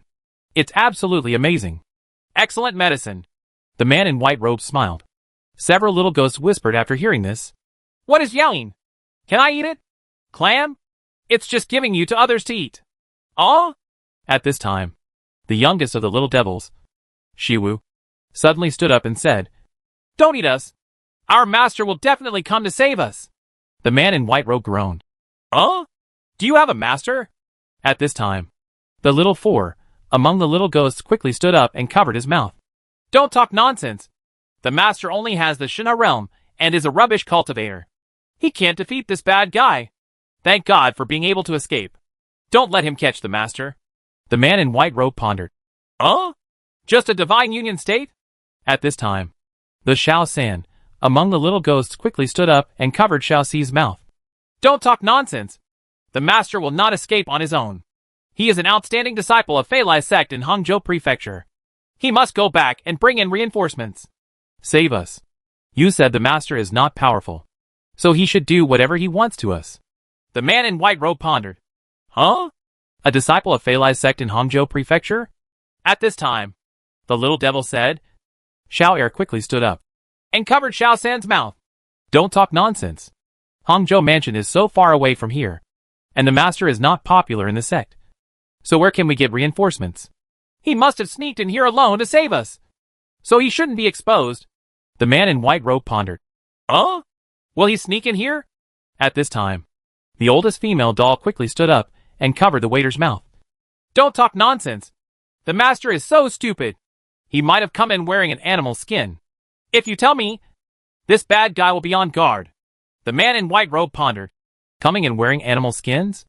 The 5 little devils quickly covered their mouths, showing a face that would rather die than surrender, and warned the man in white robe with his eyes, "Don't ask us. We won't say anything." Then, the man in white robe turned around, opened the door and shouted, "There is a Shinha realm cultivator from Feilai sect in Hangzhou Prefecture. He may sneak into the camp wearing animal skins. So be careful." Chapter 448. What does good fortune pill taste like? Zhao Lianshan was captured peacefully. Just an hour ago, he was sitting on a hillside listening to Li Chu talking about the battle plan. The current situation is that if we take action immediately, it will not make much sense just to eradicate some half-demon minions. And it may also harm the safety of a few imps. But if it continues, those half-demon are sweeping the Dongjiang Valley. The longer it goes on, the greater the damage will be to the Dongjiang Valley," Li Chu said clearly. Hearing what he said, Xiao Daisian showed a hint of gratitude in her eyes. Indeed, because she was asking for something just now, Xia Daxian did not dare to speak more. But this worry is real. Burning and killing are happening every second in Dongjiang Valley. The longer it goes on, the more friends may be killed. If Li Chu and the others really chose to postpone their actions, she might cry silently. Fortunately, Li Chu took this into consideration. It is not difficult to see from her eyes that the idea of promising her body is just around the corner again. Li Chu seemed to have seen what she meant, and he immediately conveyed 4 big words in his eyes. "No need." Wang Longqi seemed to see what they meant. and immediately looked at Xiaodiaxian. With a sentence in his eyes, "What do you think of me?" Xiaodiaxian glanced at Wang Longqi, and then only two faint words flickered in her eyes. "Read." Did not reply. After a brief private chat in public, Li Chu continued, "In this case, I think we should work together to solve all problems. Brother Zhao." He looked at Zhao Lianshan. "You still go back to the camp of the half-demon group and look for where the imps are imprisoned. If you find them, take this with you." He handed a bell with a traveling talisman to Zhao Lianshan. "Place this bell there, and I can rush to rescue them immediately." "Good." Zhao Lianshan took the bell, and was not polite to Li Chu. Having known Li Chu for so long, he knew that Li Chu would never do anything he was unsure of. He even doubted that there was anything in the world that Li Chu was not sure about. "As for those half-demon raids, can I ask Lord Tree to help me?" Li Chu raised the small tree in front of his eyes, and said seriously, "If Lord Tree can take action this time, it is possible to lure the golden bodhisattva here." As soon as these words were spoken, the small glazed tree twisted twice, then patted its chest, and then lightly tapped Li Chu. "Hey, why are you so polite to others? Who among us is following the other? You damn ghost?" "Eh?" Zhao Lianshan asked in confusion. "Why is it a male voice?" "Because I am the one who is translating from behind." Wang Longqi was sitting with him across the small tree. At this time, he turned his head to reveal his face, and then smiled flatteringly at the small lily tree. "Master Shu, am I translating correctly?" Liuli Xiaoshu nodded slightly. His demeanor seemed a bit shy. Zhao Lianshan nodded to express his understanding. He had also heard a little about Wang Longqi's talent in communicating with alien creatures. But Xiaodiaxian raised her head and asked softly, "Is there nothing I can do?" There was no part of her in the plan, and she was a little embarrassed to ask for help because she had no contribution at all. "It's not completely impossible," Lao Du on the side said with a serious face. "Miss Butterfly Fairy, if you have nothing to do, you can carry out the most important task with me." "What?" Xiaodiaxian was slightly confused. Just listen to Lao Du solemnly ask, "Can you dance?" When Zhao Lianshan returned to the camp where the half-demon gathered, he suddenly felt that something was wrong with the atmosphere. The original bodies of these half-demon are all desperados recruited by the demon sect from all over Halua. Their common characteristics are that they are free and loose, ruthless, and not very smart.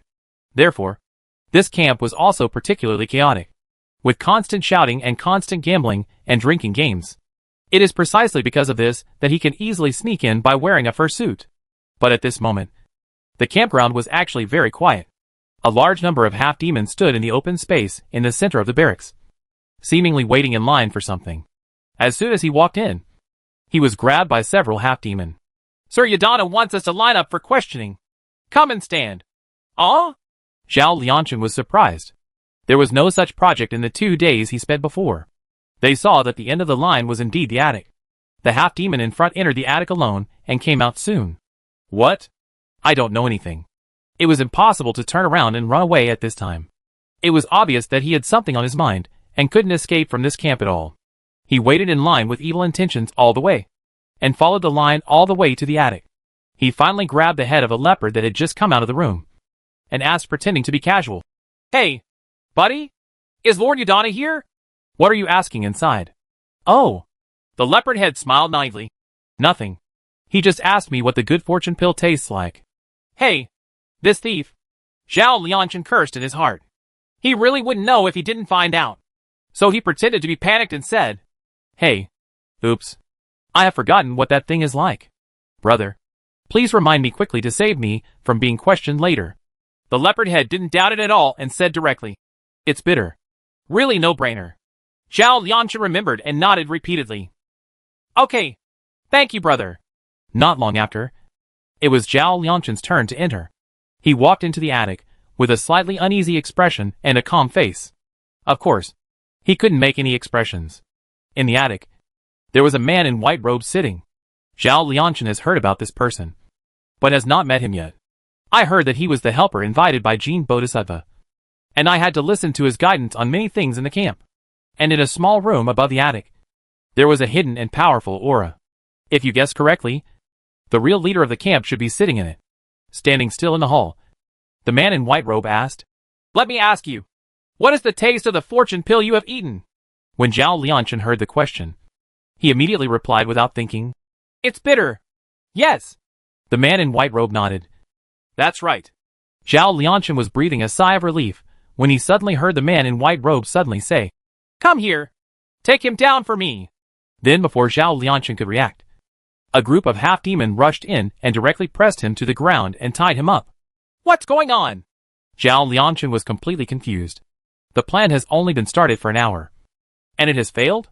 Ha. The man in white robes stood up, looked at Zhao Lianshan with cold eyes, and said, Every half-demon who comes in, I will only say a few words to them. The first sentence is to ask what the good fortune pill tastes like. The second sentence is that if someone outside asks you what it tastes like, just say it is bitter. I didn't expect that I actually caught you. Zhao Lianshan felt his head buzzing, filled with one sentence. Damn it. This guy has a brain. Chapter 449. The Weeping Willow uproots the green-faced elephant. After being restrained, Zhao Lianshan did not show excessive panic. He just looked up at Yudanu, waiting for him to ask him something. Unexpectedly, Udana stood in front and waved his hand coldly. Drag him down and chop him down. Wait a minute. Zhao Lianshan was a little panicked now. He shouted, Aren't you going to ask me who I am? Just kill me. What if I'm passing by? Your name is Zhao Lianshan, and you are a disciple of the Feilai sect in Hangzhou Prefecture. You are not popular in the sect, because the 5 little devils you raised were captured by me. So you sneaked into the camp to rescue them. Udana's eyes were joking. Looking at Zhao Lianshan, he asked, Is that right, Clam? Zhao Lianshan looked at Yudanu in surprise. He couldn't figure it out even after racking his brain. When exactly he was exposed, and he allowed the other party to know his background clearly. It was obvious that he had been investigating him for a long time. Where is the problem? Udana looked at his surprised expression and seemed quite proud. So he raised his chin and asked, Is there anything else you want to say before you die? Since you asked. After hearing this, Zhao Lianshan raised his head and said, Then I will simply make 2 points. Udana was speechless for a moment. It's just a formality. Why do people take it seriously? According to the rules of the world, those bastards who say they need to make 2 simple points often can't just say 2 points. And they are not simple at all. You don't really think anyone wants to listen to you, do you? Look at the audience.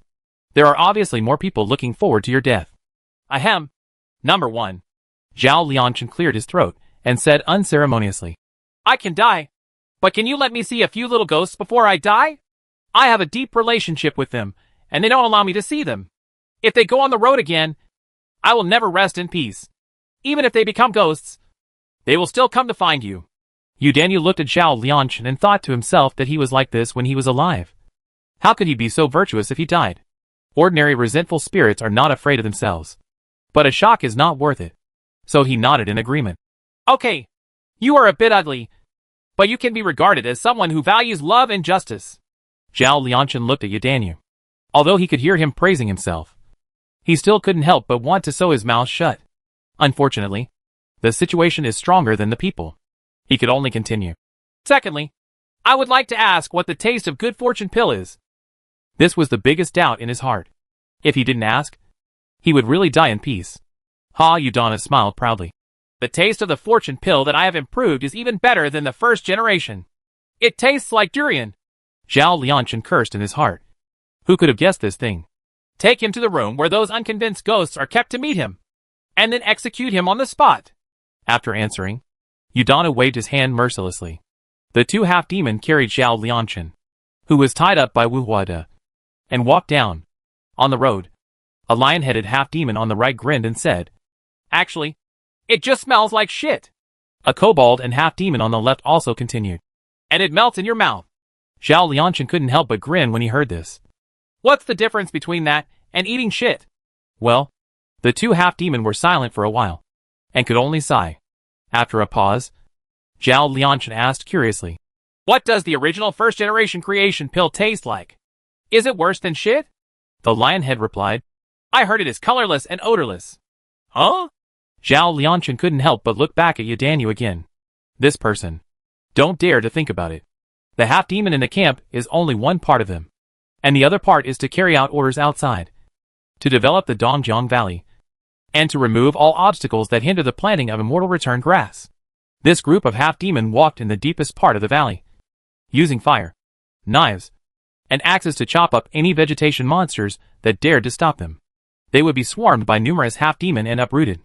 The team was advancing rapidly, but suddenly encountered an obstacle. Help! Help! Suddenly there was a cry for help from the front. Groups of half-demon approached and found that there was only an abrupt glazed tree left in an open space. This tree looked like it was 5 or 6 stories high, but I didn't know why I hadn't noticed it before. At this time, the tree was branching out into several long branches, and a half-demon was tied to each branch. It was those half-demon being tossed around in the air, shouting for help. A wolf-headed half-demon raised a huge axe as tall as a man in his hand, charged forward fiercely, and chopped down one of the branches. But with a clanging sound, the giant axe that could split mountains and rocks fell on the thin branch. Sparks flew out, and then it was severed from it, and half of the axe blade flew out directly, and was inserted into the ground a few feet away. The wolf-headed half-demon was shaken to the point of numbness all over. Before it could react, another branch was wrapped around its waist, and it was lifted into the air and shook wildly. Then he also exclaimed, "Help! Hurry and ask for the elephant leader!" Someone yelled, turned around and ran out. A group of half-demons surrounded this giant tree, not daring to move forward more than 10 feet away. Pass! Pass! Pass!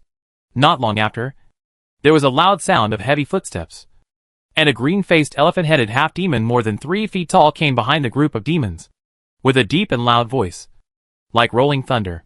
What happened? Leader Baoxiang. A tree demon suddenly appeared out of nowhere. It is very powerful. A group of us brothers stepped forward to cut it down, but we all fell into the trap. They're all trash. The green-faced elephant snorted, picking up a huge gilded hammer in his right hand, and holding a long bundle of iron ropes in his left hand, which fell behind the hammer. It turns out that this big guy's weapon is actually a powerful meteor hammer. Then I saw the green-faced elephant walking forward. The elephant's trunk let out a long cold snort, and suddenly it turned straight towards the sky. The veins are stretched. Drink! He roared and threw the meteor hammer forward fiercely. The meteor hammer whirred around the tree with the sound of breaking wind. Then, the green-faced elephant exerted a fierce force. Boom! Just hear a rumble, and the next second it rises from the ground. That's right. The green-faced elephant's body rises from the ground. It turned out that when it wrapped the bolus around the tree, a slender branch also wrapped around his thick waist. Then both sides exerted force, and this branch seemed to contain infinite power. It gently and skillfully lifted him upside down, shaking him crazily on his head and feet. This scene was really impactful in the eyes of the group of demons behind. You know, the reason why this green-faced elephant became the little leader among the half-demon was because he was extremely powerful. But now in front of this tree, this little elephant is just like a little toy. His proud long nose also drooped limply, swaying feebly in the wind. The weeping willow tree has a green face. Someone else shouted, "If it doesn't work, go back to the camp and ask for His Holiness." Chapter 450, It Doesn't Have to Be So Smart. Tell me, who is the mole? In the small room at the attic, Zhao Lianchen finally saw the little ghosts he had been thinking about these days. However, the situation is slightly different from what was imagined. He was tied up and thrown to the ground after his true energy was sealed, while the little ghost heads were still sealed in the formation. Fortunately, I finally found it. This was the purpose of his proposal to see the little devils before he died.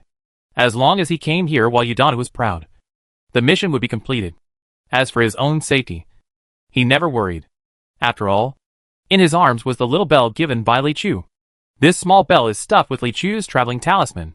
It is a life-saving bell for him, but it is a murderous bell for the half-demon in the camp. Zhao Lianchen couldn't help but remember that he was the one who taught Li Chu how to draw the walking talisman. He could make talismans, but Li Chu couldn't. It was once a point of pride that I didn't have much in front of him. But now he began to think about whether he should teach Li Chu more knowledge about the talisman pill formation. After all, at this moment, he no longer had any desire to compete with Li Chu, nor did he have the mentality of being self-conscious at the beginning, because he realized that his initial mentality of competing with Li Chu was like a good and outstanding girl in a local brothel in Hangzhou, competing with the East China Sea for more water and the peaks of Mount Tai. It's not that you are not good. You just chose the wrong challenge. It is no exaggeration to say that a speck of dust he learned is like a mountain in Li Chu's hands.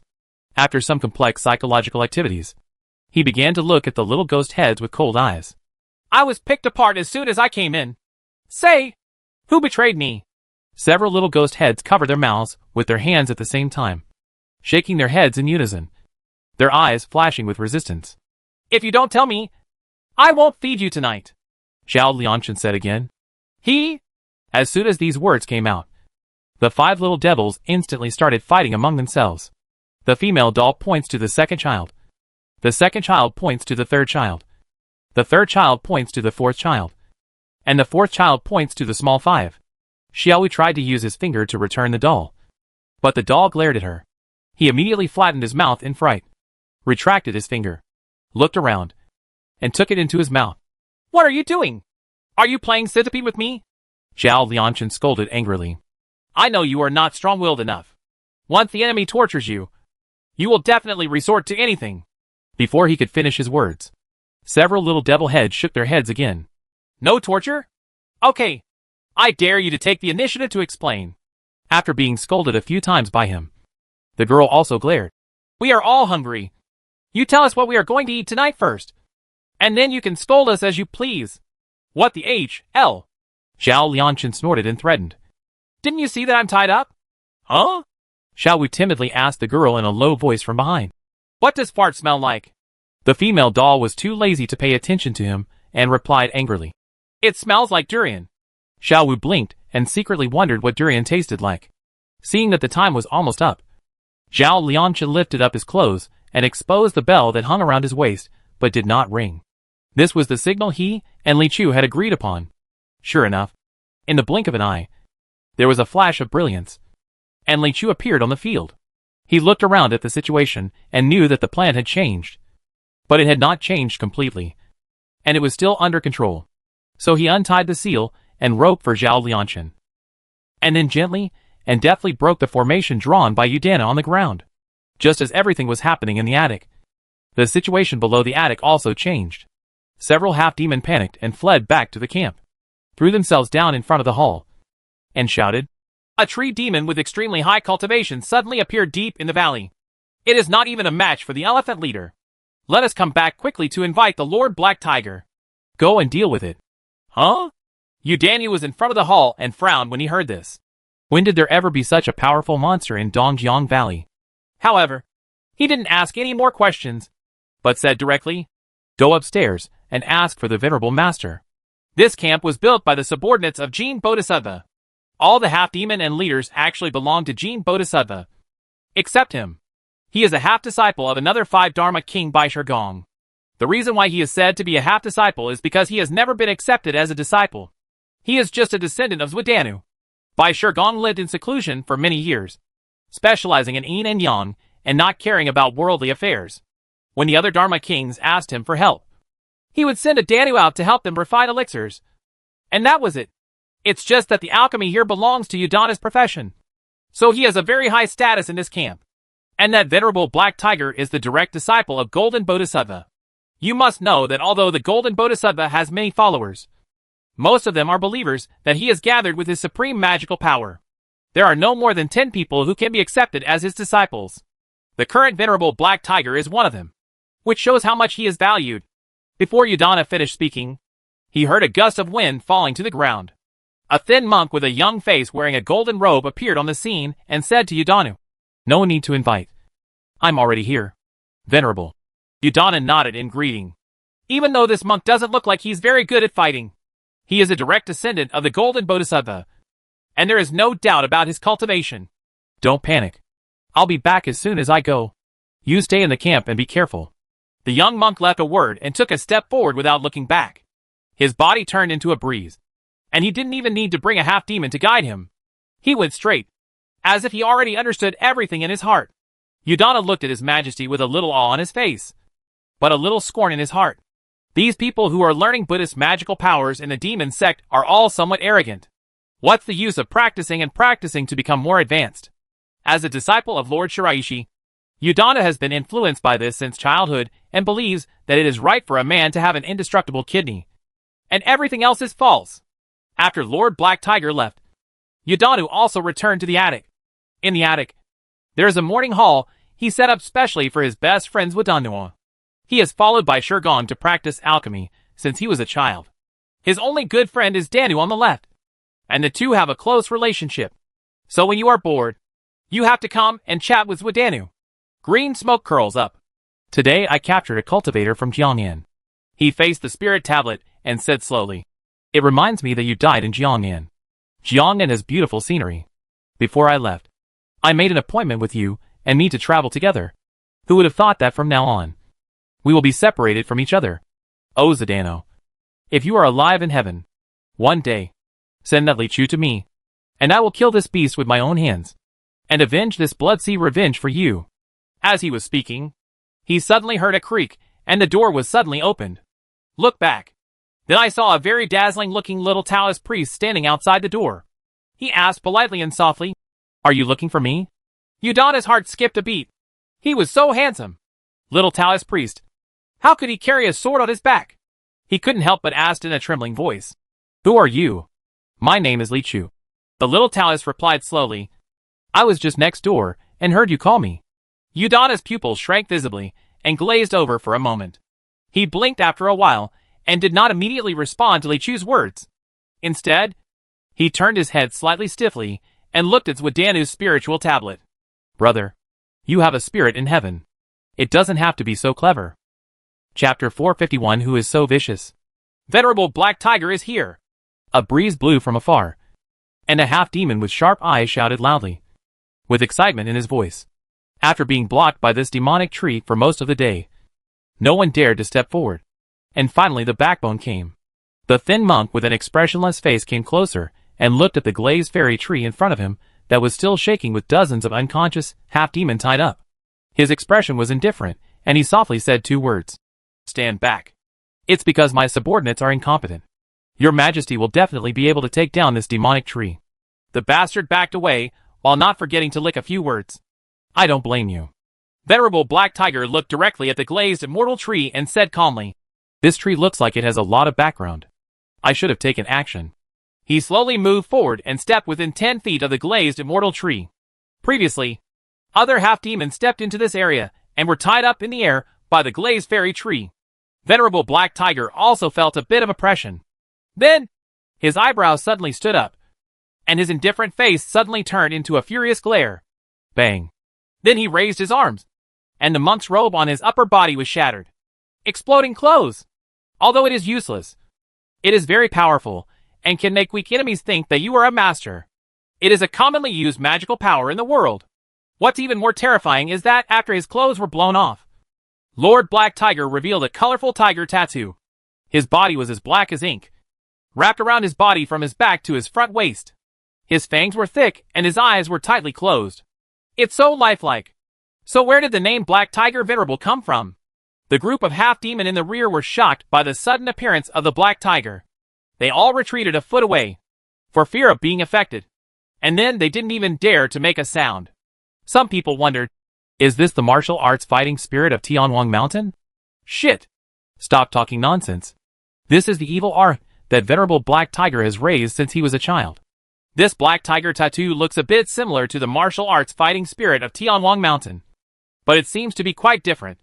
I don't know what is so strange about it. The next second, Venerable Black Tiger told him. But seeing that his thin body seemed to be filled with blood instantly, his muscles suddenly became knotted, and his whole body was swollen with flesh and blood that came from unknown sources. And his stature suddenly became 1 foot taller. At the same time, a tiger head seal was formed on both hands. Black Tiger Seal. Rumble. As the seal was completed, 3 thunders rolled through the low air, deafening, and the tiger head on his shoulder and neck also opened its eyes at this time. Roar. The Black Tiger descending from the mountain has endless evil. Boom! As the shadow of the Black Tiger fell from his body, it seemed as if there was a violent earthquake in the entire Dongjiang Valley. The half-demon behind him couldn't help but want to kneel to the ground. Just when their knees were crumbling under the power of the Black Tiger, the situation suddenly changed. Venerable Black Tiger held the seal with both hands and closed his eyes tightly. At this time, he no longer needed to open his eyes, but merged all his energy and spirit with the Black Tiger. This is the most powerful magical power taught to him by the Golden Bodhisattva. He raised an evil arhat in his body, since he was a child, to protect the law and respect the gods. It can be said that at this moment, the Black Tiger is the real body. This Dharma image can move mountains and fill seas, and has infinite power. Not to mention a demon tree. Even Kunlun Mountain can be uprooted. Just as he had a flash of evil thoughts, the black tiger jumped out from behind him, flew through the wind, and rushed towards the demon tree. In the process, his body grew bigger and bigger, and he got closer and closer to the demon tree. Getting closer, getting closer, getting further, getting further. Venerable black tiger suddenly opened his eyes. Where are you going? It turned out that at some point, a branch of the fairy tree had gently and skillfully wrapped around the waist of the black tiger, and then swung it backwards. The black tiger, which had the power to move mountains, was suddenly thrown away into the sky and became a speck of stars. Venerable black tiger felt that the blood connection between himself and the protector god was suddenly weak. Even if black tiger could find this family, it would take at least a day to get back. Where was this throne? Venerable black tiger was in a daze when he suddenly saw a branch swing towards him again. Snapped. He was whipped out by a branch. Before he could get up, he saw two branches, one on the left and one on the right, suddenly coming towards his face. Then, shoot left and right. Ta-ta-ta-ta. Alas, seeing such a horrific scene, all the demons behind turned their backs. After fighting like this for a long time, the person sank 10 feet into the soil, and the glazed tree finally retracted its branches. Call it a day. After another long while, everyone dared to step forward to check the situation. I saw Lord Black Tiger lying dying in a deep pit. I didn't know for a moment whether I should pull him up first or just erect a monument on the spot. There is a small temple outside Jixiangfu City. There is no incense all year round, and there are only a few people there. Almost no one knows about it, but there seems to have always been a monk in this temple, and I don't know how they make a living.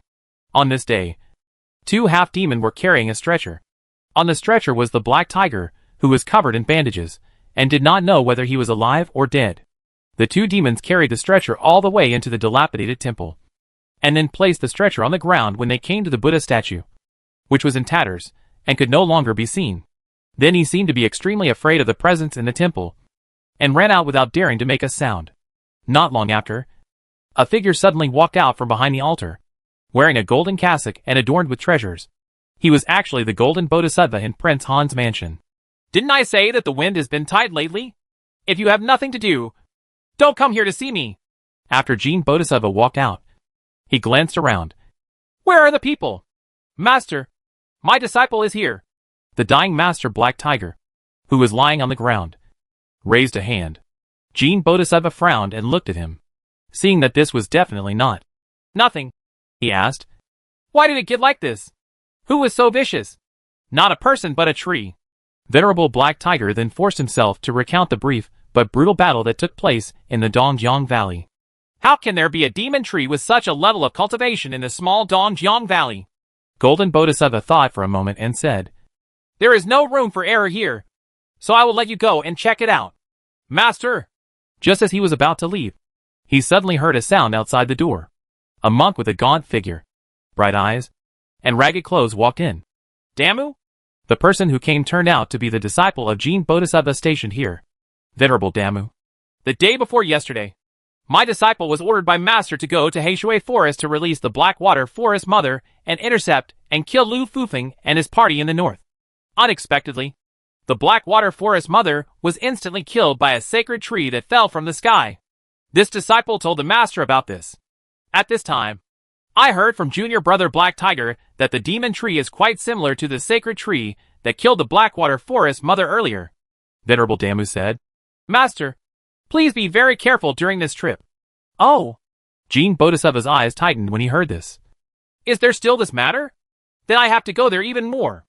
At this time, above the clouds, a terrifying cloud was passing through the air. Wherever it passed, even the phoenix had to avoid it. The clouds came from the northwest, but within a moment, they had reached the high sky in the north. The man on the cloud slowly opened his eyes. The fairy tree is here. Chapter 452. It's so embarrassing.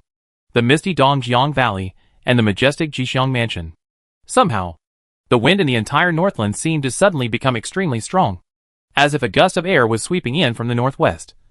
With a cold smell in the wind, the glazed immortal tree was still doing its best to fulfill Li Chu's request. Standing in the depths of the Dongjiang Valley, playing with the huge half-demon-like toys. At this moment, a figure came from outside the valley and appeared in front of the glazed fairy tree in an instant. No half-demon had dared to come within 10 feet of this tree before. But this figure actually came directly under the tree. He was wearing a golden cassock, and his eyes were filled with compassion. Some of my ignorant people were disrespectful to you earlier. Please forgive me. The golden bodhisattva bowed to the glazed fairy tree first. The wind became stronger and stronger, and his cassocks were fluttering. The desolate wilderness surrounded by mist. The tall fairy trees shining with brilliance, and the golden-robed monks with solemn treasures. Golden Bodhisattva could tell that this was some kind of demon tree. It is clearly a fairy tree filled with fairy spirit. Faced with the Jin Bodhisattva's overtures, the glazed immortal tree seemed not to hear it, or perhaps did not want to give any indication. The eyes of the golden Bodhisattva dimmed in the sky, and he said, "But I don't know that you are already a rootless immortal tree. So why are you entrenched here and blocking my demon sex plan?" Golden Bodhisattva asked. But the glazed immortal tree did not answer.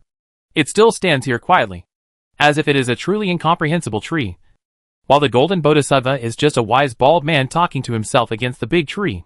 Jin Bodhisattva seemed a little unhappy, and his tone gradually became deeper. "I think it is not easy for you to practice cultivation. But if you are stubborn and insist on blocking your way, I am not without diamond methods." Call. The wind is getting stronger and stronger, and if any passerby comes here, it will be difficult to open their eyes. The glazed immortal tree finally reacted. Its trunk and branches suddenly shook, and every bright leaf began to make a rustling swaying sound, and strong emotions began to be released. What does it seem to be afraid of? Ha! Jin Bodhisattva smiled softly, knowing that it was okay to be afraid. He continued, "There is no need to be so panicked. As long as you leave this place, and do not hinder our plans, I will not embarrass you. We will each have our own practice." But, even though he said this, the glazed immortal tree still trembled all over with strong uneasiness. Jin Bodhisattva was a little puzzled and tried to comfort him.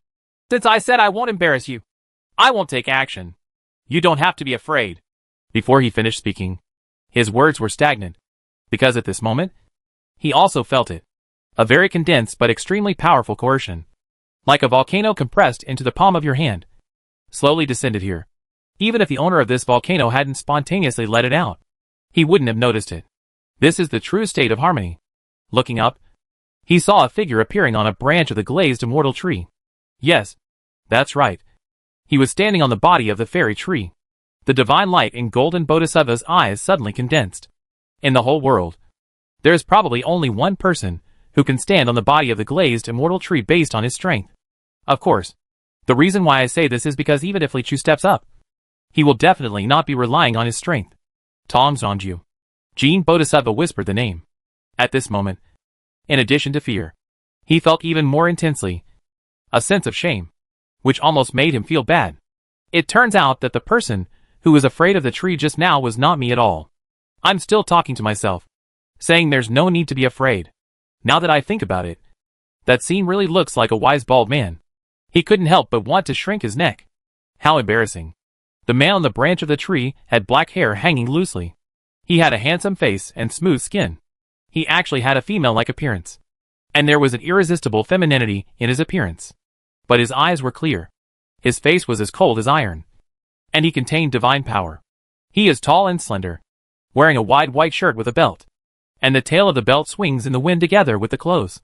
As long as the whole person stood there quietly, the air for several miles around seemed to be much condensed, and breathing was extremely heavy. Hearing the title of Golden Bodhisattva, this person's identity was already revealed. Number 1 in the world. Tong Wudi. The man fell here. His eyes did not move. He was still staring blankly at the northwest sky, but he responded softly. "Golden Bodhisattva? I didn't expect to see you here." He paused and then said, "Don't leave yet. I'll talk to you later. I'll take care of my own affairs first." With just one word, the Golden Bodhisattva will stay here without making a sound or leaving. Then, Tong Wudi cast his gaze on the tree next to him. His eyes were somewhat gentle, and his tone was very gentle. "Why don't you go home?" Although he didn't have any anger, Immortal Tree still seemed a little scared. As this person descended, the tree swayed more and more violently. "It's okay if you know you're afraid. If you know you're afraid, just go back with me," Tong Wudi said again, following his words. The trembling of the glazed immortal tree suddenly stopped. I don't know what happened, but the light on the tree suddenly became brighter, and the surrounding air became warmer. Its mood suddenly seemed to become very excited. Oh, Tom Woody looked at this change in the fairy tree and smiled slightly. it seems that you still like to go home. So why are you still beating the sixth elder? This is wrong. After saying another sentence, a whistling sound was heard. On the frontmost branch of the fairy tree, a flower with infinite brilliance actually bloomed. Just for a moment, the fairy tree bloomed. Even no one on Kunlun Mountain has witnessed this spectacular scene with their own eyes. Only a few times in the past hundreds of years. Tom Woody also smiled happily when he saw this scene. You also know how to please people. He was about to gently reach out and pluck the flower in front of him. Then I saw that the branch of the fairy tree suddenly stretched forward, stretching further and further, stretching further and further until it reached 10 feet away. There was a little Taoist priest walking over slowly. He was wearing a neat blue Taoist robe, with swaying temples, and a face so handsome that even the gods on land would dazzle him. The flowering branch stopped in front of him. Apparently, the flower was dedicated to him. And this little Taoist priest didn't have a trace of true energy leaking out from his body. He looked like a mortal, which was why Tom Woody hadn't noticed him before. He can instantly see even an ant crawling within 100 miles. But he doesn't care about the movements of mortals. But at this moment, he had to face this little Taoist priest squarely. At this moment, in addition to curiosity, he felt a sense of shame, which almost made him feel bad. It turns out that the person who was flattering that tree just now was not me at all. I am still talking to myself, thinking that the flowers are for me. Now that I think about that scene, it really looks like a wise sissy. He couldn't help but want to shrink his neck. How embarrassing. Chapter 453, Are you worthy of talking to me? Don't come here. In the attic of the camp, Udana turned his head and shouted loudly at Li Chu. Like a wild cat whose tail had been stepped on and his hair was all fried. Li Chu frowned when he saw his excited look. Did I say I was going there? Say it again. It was obviously you who called me. Don't move. Seeing his eyebrows move, Udanu was even more frightened. He jumped back and almost hit Udanu's spiritual throne, shouting, I know you are highly skilled. Even if you pick a nose, you can do it. Smash me to death. Don't move. Li Chu only felt that there was something wrong with this person. Why should I hit you with my nose? Isn't that thing dirty? After a stalemate, Zhao Lianshan followed up with 5 little ghosts. When he saw him, he immediately pointed at Udanu and said, He is the leader of the bad guys here. He captured 5 little ghosts and helped the golden bodhisattva refine his fortune. Dan's is him. I see. Li Chu nodded slightly, and then tried to deal with this mentally unstable member of the demon sect. I saw Udanu holding a finger seal with his left hand and said loudly, Don't do it. I have planted Dan Lei in these 5 little devils. As long as I have a slight thought, I can detonate them in an instant. When the time comes, you will never be reincarnated forever.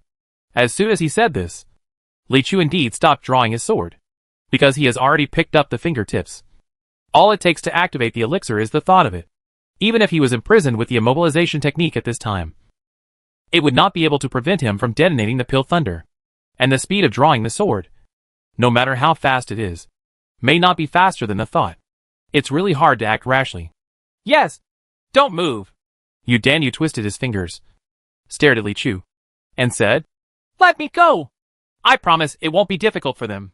Seeing him move to the side, he wanted to go through the wall.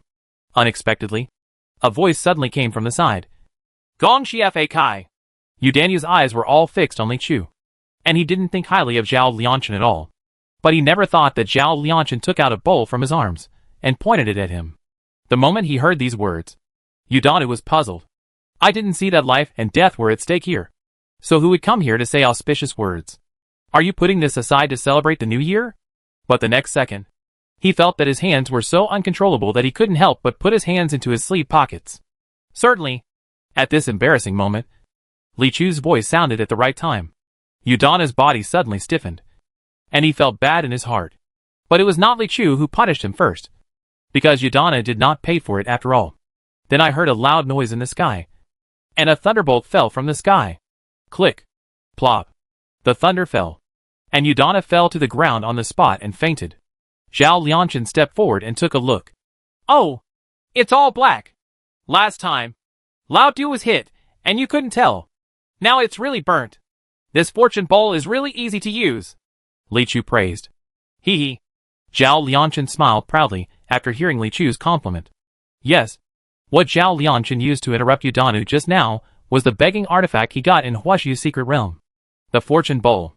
As long as you say the 4 characters, Dong Xiaofei Kai, to someone, the other person will immediately take out the silver and throw it into the bowl.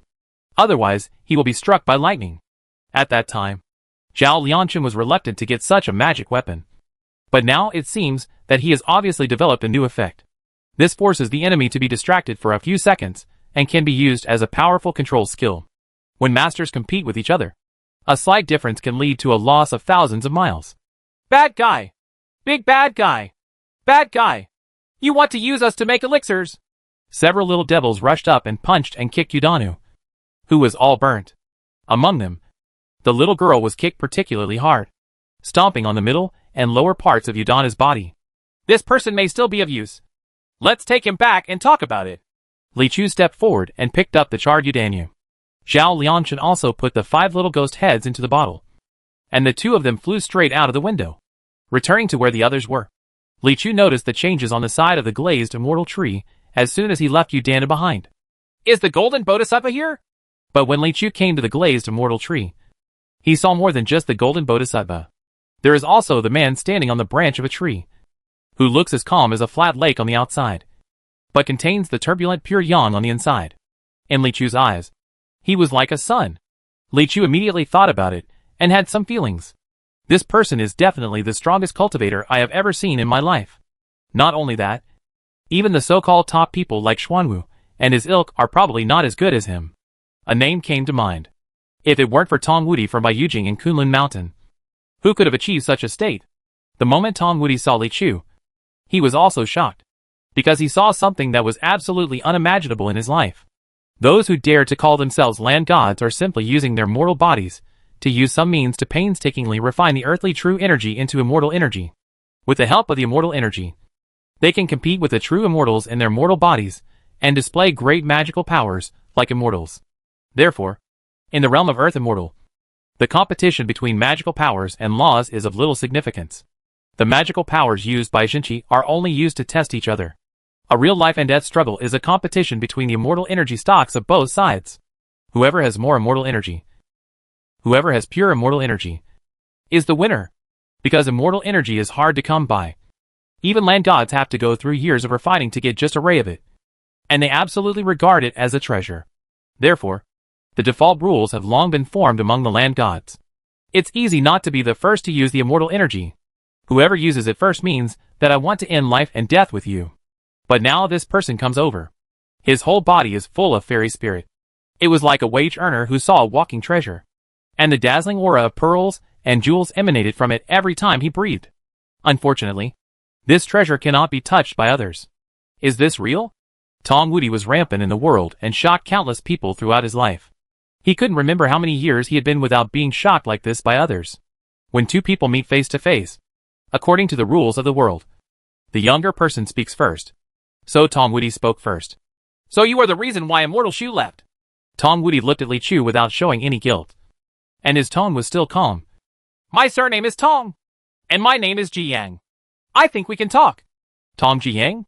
Li Chu also knew that this was Tong Wudi's real name, and thought that the best in the world was quite polite and seemed to have a good temper. So he nodded and said, Okay. At this time, Jin Bodhisattva smiled and said, Yes, we can talk about everything. At this moment, Tong Wudi moved his eyebrows and glanced over. Jin Bodhisattva's eyes also trembled, and he secretly screamed something bad. There is murderous intent. His figure faded away. Last time, he used this trick to escape instantly in front of Li Chu. But at this moment, this trick didn't work. The world has suddenly changed. The entire Dongjiang Valley seemed to be enveloped in a fiery world. The sky was filled with rolling flames, and the ground was covered in a sea of fire. There were no mountains, rivers, lakes, seas, or vegetation. There is only boundless fire. It's as if everything is being pulled up to the sun. The figure of the golden bodhisattva, which had faded before his eyes, suddenly appeared again in this world, with nowhere to hide. Tong Wudi waved his big hand, and a flaming palm condensed from the sky's waves of fire descended from the sky and slapped the golden bodhisattva on the head. Boom! This palm was extremely crisp and neat, and even had a bit of a breathtaking feel. Under a palm, The golden bodhisattva's figure was not incinerated, but cracked like porcelain, and then shattered into thousands of fragments, falling into the sea of fire. Just disappear. Call. In another flash, everything suddenly returned to Dongjiang Valley. It was foggy, and the valley was deserted. Li Chuqi knew that he had just been covered in a small world, but he felt that Tong Wubai had no ill intentions towards him, so he did not break away. Sure enough, I saw a quite shocking scene. Tong Wubai killed the golden bodhisattva in an instant, and then withdrew from the small world, looking at the broken place of the golden bodhisattva. He said coldly, "Are you worthy of talking to me about anything?" Chapter 454 Zen Master. I understand. In Prince Han's mansion, in the clean room, sandalwood scent floated upward. A pot of hot tea was placed on the table. The purple clay teapot shimmered, and the hum of chanting came from the outer room. Zen is infinite. The monk in golden cassock and the prince in splendid robe sat opposite each other, looking at the face of the monk. It was clear that he was the golden bodhisattva, the 5 Dharma kings of the demon sect who should have been in the Dongjiang Valley. And that prince is naturally the northern Han king. At this time, King Han had a troubled look on his face. "Zen Master, it's too difficult for me. Your Highness, King Han, if you have any confusion in your mind, it's okay to tell me." Facing the dignified and solemn face of the golden bodhisattva, King Han opened his heart and confided. "Zen Master, I heard what you said. I stay away from women all day long and practice my own Buddha nature. I feel that I am making rapid progress. But recently, I feel more and more. I feel so sad. Just at noon today, I actually had that kind of dream. I did that kind of thing in the dream. When I woke up, I was wet," King Han said with a bitter face.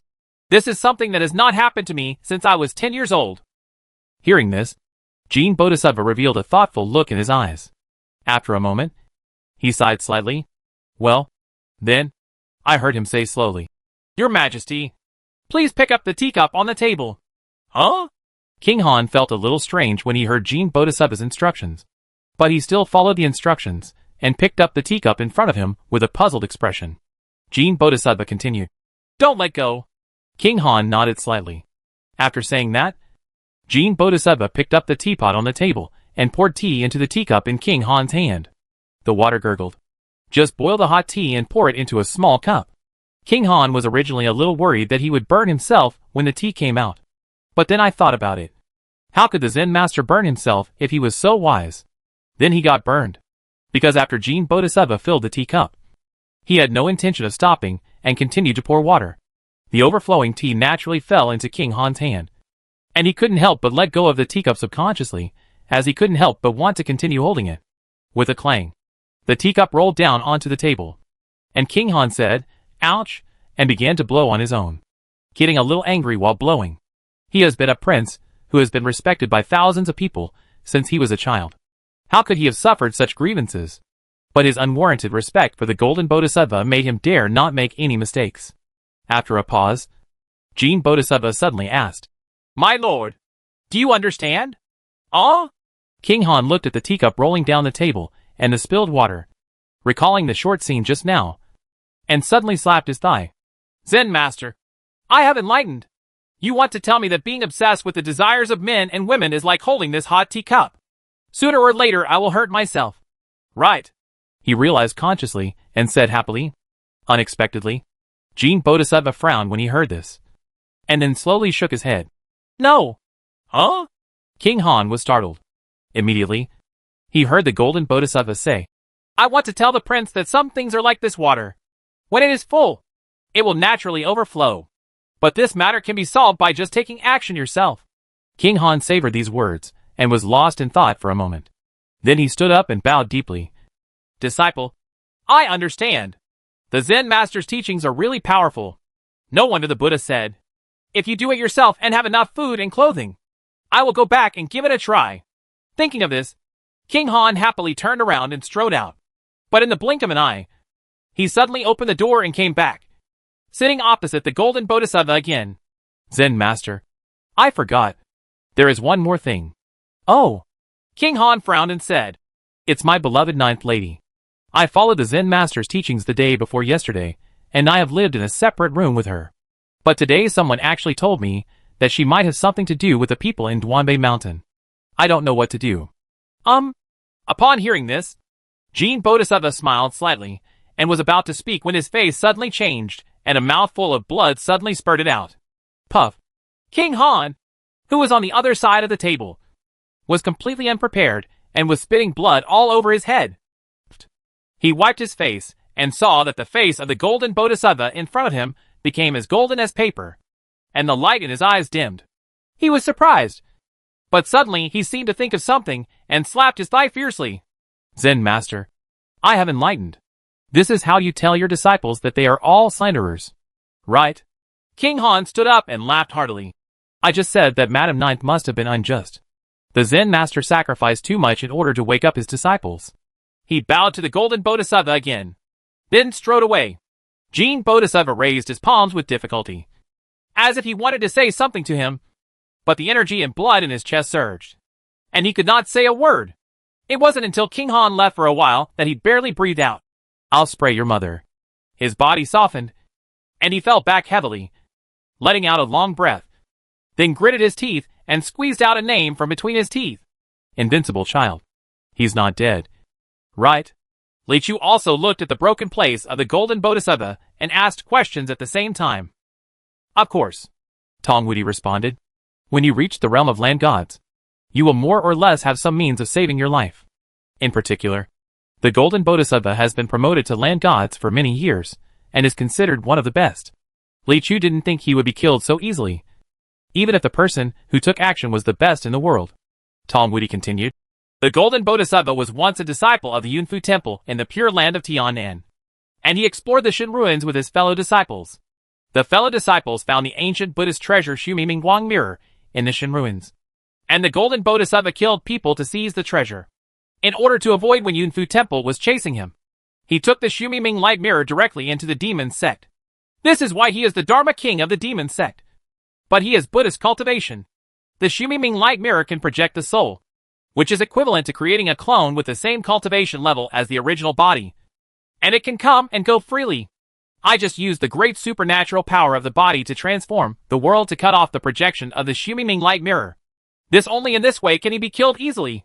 Although it is just a projection, connecting with the main body is equivalent to severely damaging his soul. With his cultivation level, it will take at least 5 years to completely repair it. Hearing this, Li Chu nodded slightly and said, That's amazing. He really felt great. Although I have many more magical powers now than before, they are still far behind compared to these land gods, who truly stand at the top of the human world. Not only are the quantities small, but they are also too simple. I am at a disadvantage in this regard. Hearing Li Chu's praise, Tong Wudi involuntarily raised the corners of his mouth. But soon, he noticed that he calmed down his expression and regained his calm composure.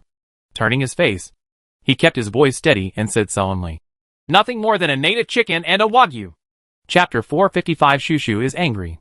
Tong Wudi looked at Li Chu. Li Chu looked at Tong Wudi. They both knew it was time to talk about trees, but they don't quite know how to speak. After a long while, it was Tong Wudi who said first. As for this tree, Li Chu said, I already knew that this fairy tree comes from Bai Yujing. His original intention was to acknowledge the ownership of the fairy tree first, so as to prevent the other party from misunderstanding that he had committed robbing or stealing. But to Tong Wudi's ears, he just felt that he was saying, I know this tree came from your Bai Yujing, but now it is in my hands. How? So Tong Wudi immediately said, It cannot be said that this fairy tree came from heaven and cultivated spiritual wisdom in the human world. In terms of its origin, it should belong to the fairy world. I, Bai Yujing, have only supported it for hundreds of years. So what?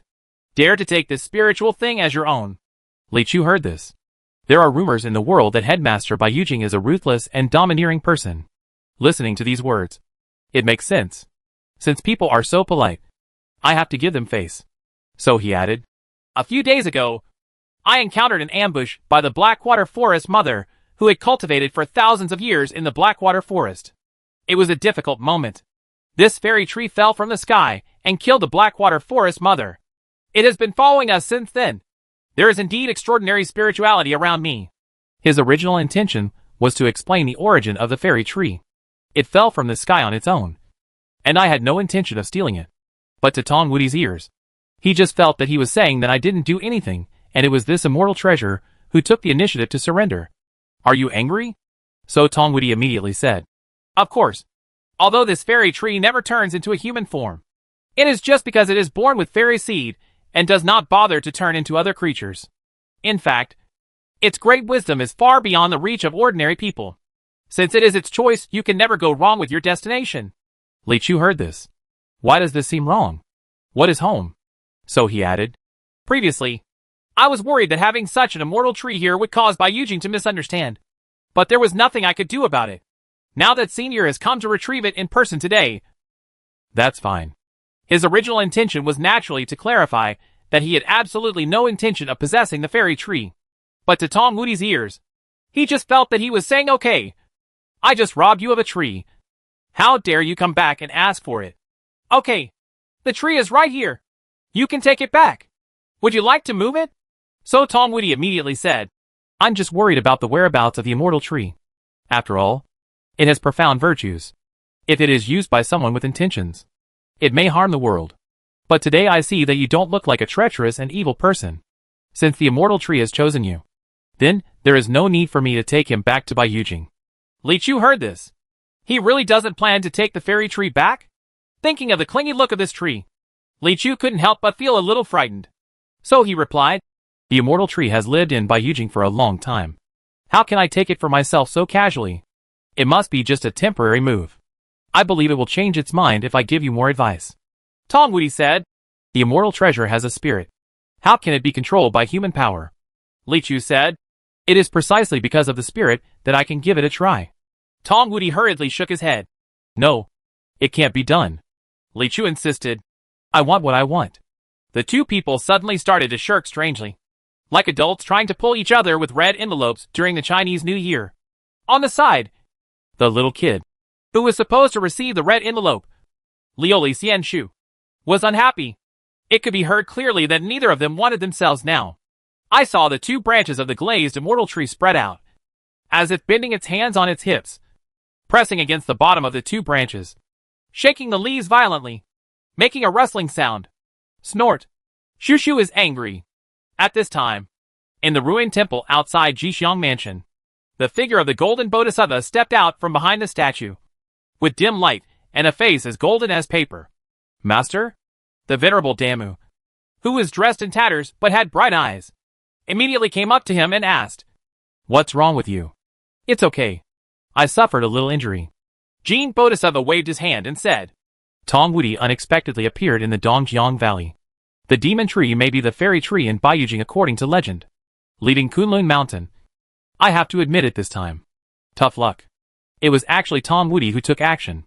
Venerable Damu was also shocked. Under the hands of Master Bai Yujing, it is not easy for even the 5 Dharma kings of the demon sect to escape unscathed. Send an order to evacuate as many half-demon in Dongjiang Valley as they can. Give up all plans there, and have no choice but to try again somewhere else. Also, I need to find Mr. Baishar to make elixirs for me to heal my wounds. During this time, the Northland all matters are put on hold and are all under your control. Ahem.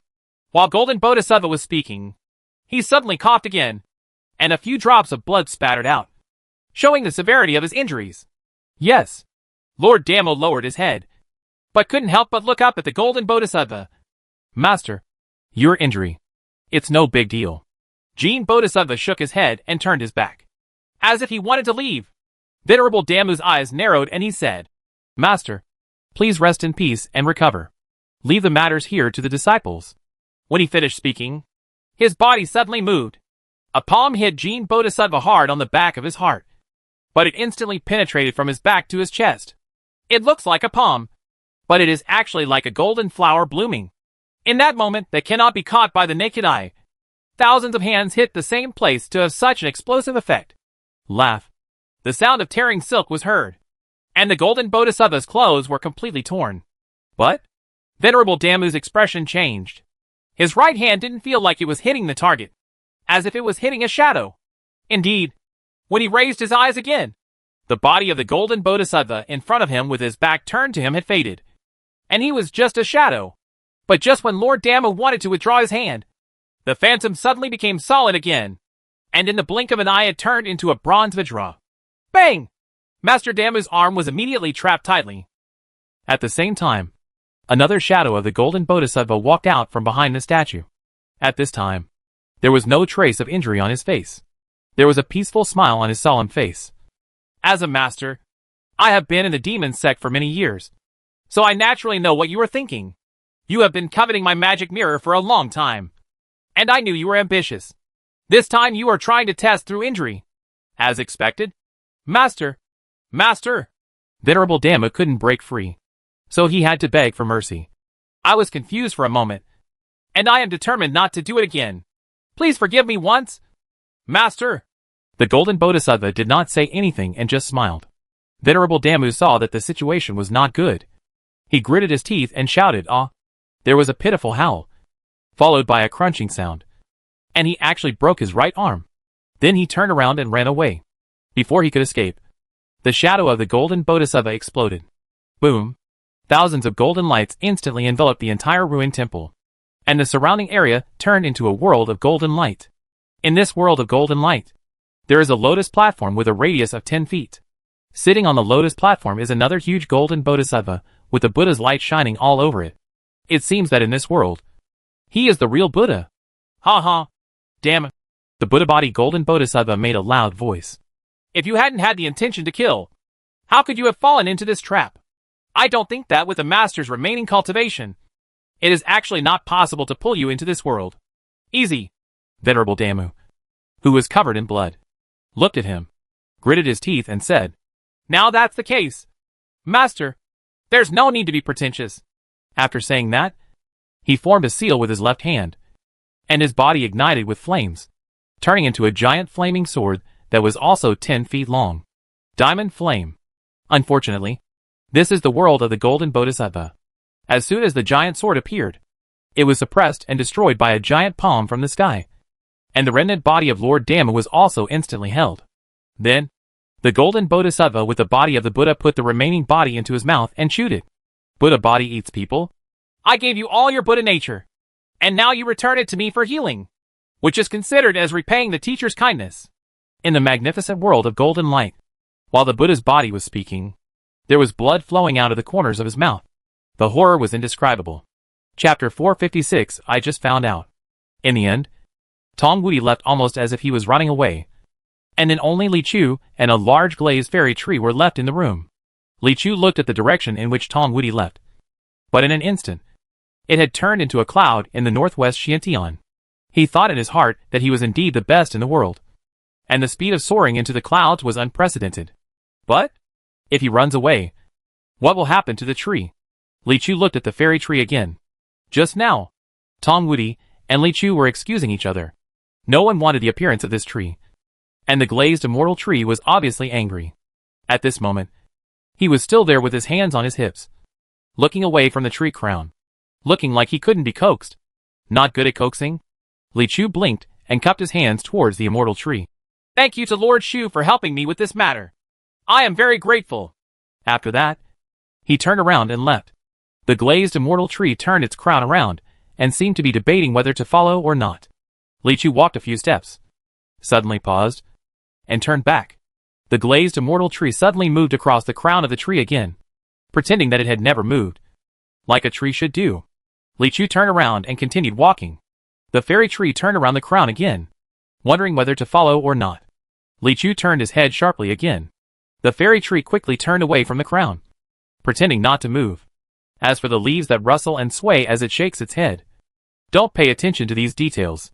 When Li Chu saw this, he turned his head and walked away completely. Upon seeing this, Lioli Immortal Tree found that this man really seemed like he would never come back and look back at him, let alone come over to beg him to change his mind. Highlight of ruthlessness. The leaves of the fairy tree were so angry that they turned red, and the tree body was shaking.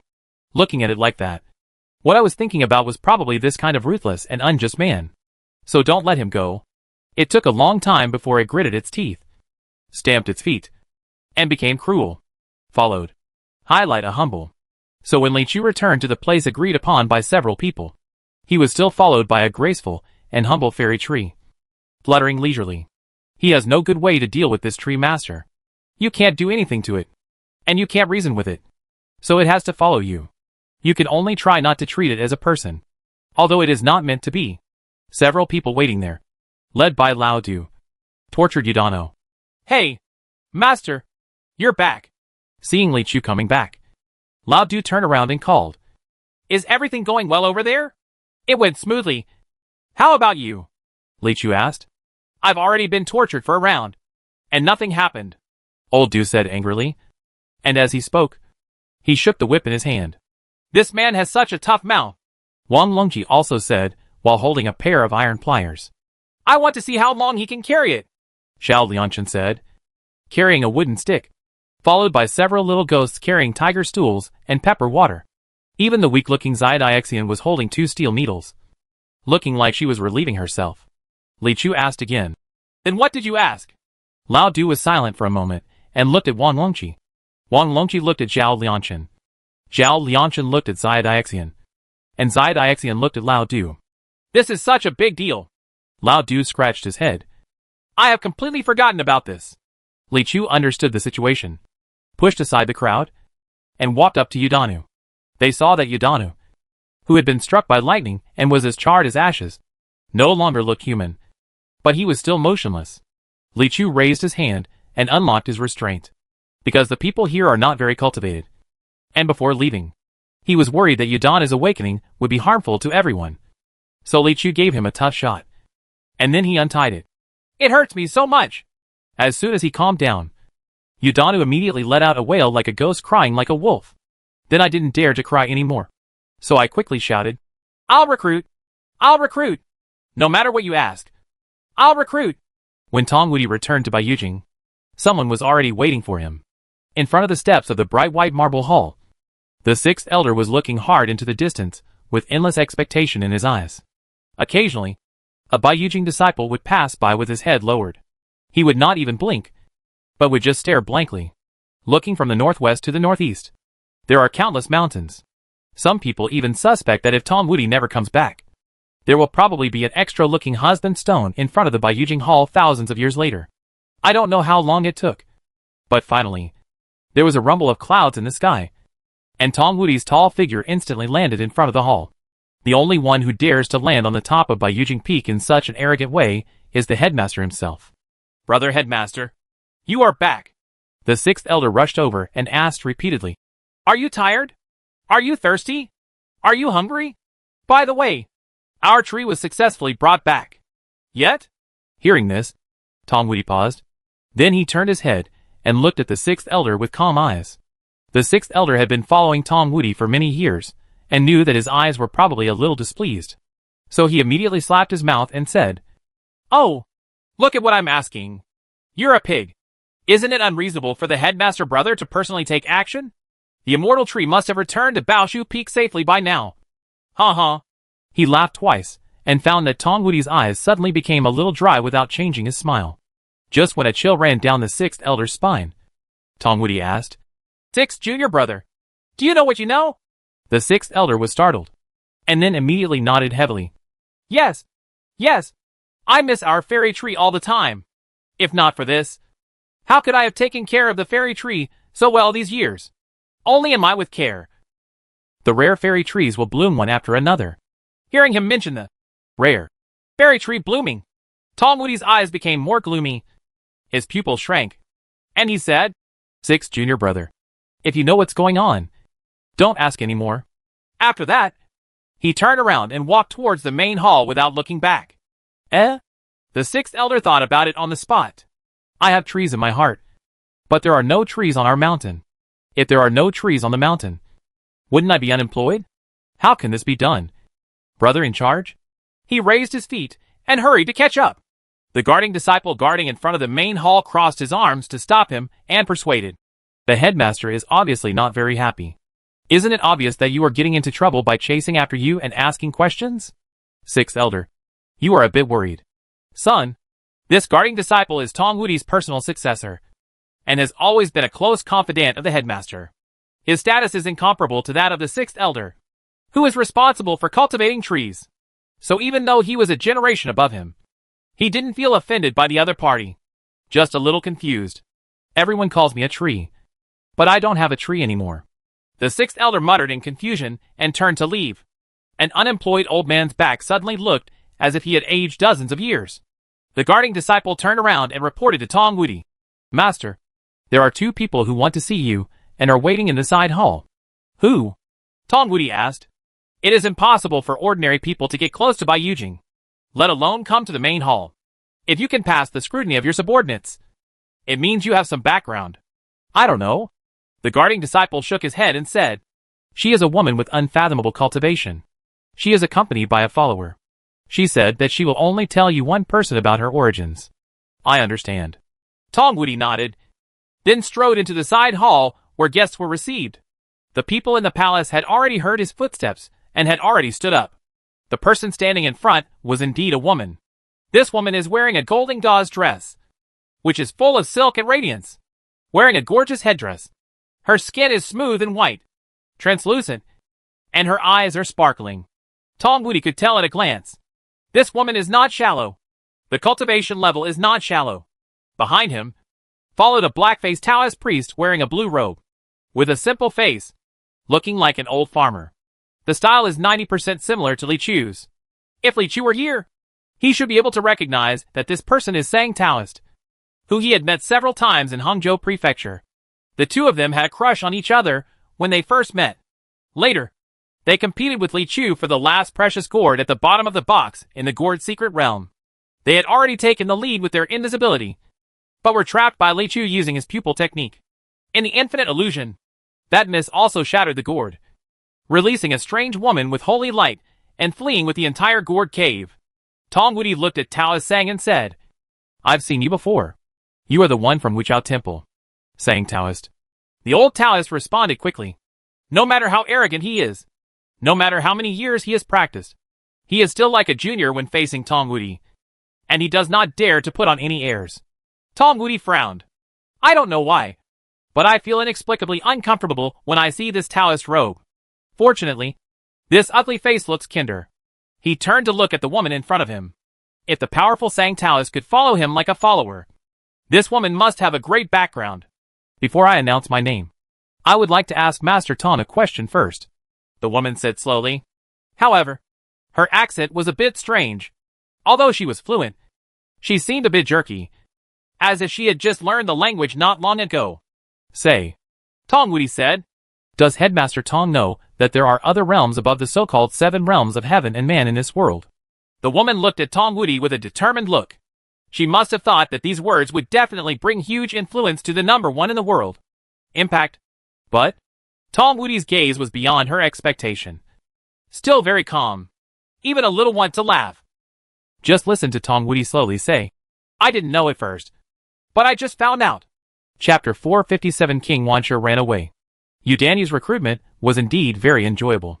In the next half day, I read the story of his mother and Uncle Wang next door, his father and the widow Lu in the village, his eldest brother and his eldest cousin, the prescription for the fortune pill, him and the 308th little boy of Master the concubine story, the story of him and Zuidano's wife. All these shameful things were all told in general. Wait a minute. Wang Longqi raised his hand. Is there something strange mixed in there? That's right. Lao Du nodded seriously. How could you have an affair with a woman that Master likes? I can accept everything else, but I can't accept this. It's simply against human ethics, and worse than a beast. After saying that, he gave Li Chu a flattering look. The look in his eyes meant, Master, look at how upright I am. This kind of thing will never happen to me. Li Chu ignored him. He also believed that this kind of thing would not happen to Lao Du. Seeing that the flattery was fruitless, Lao Du looked back angrily and said to Yudanu, You'd better explain the key points in detail. That's right. Let's talk about the key points, Wang Longqi said. For example, your father had an affair with Widow Lu. You said that your mother was very strict about it. How did he do it? Yes. Lao Du nodded and indicated that he also wanted to hear the key points.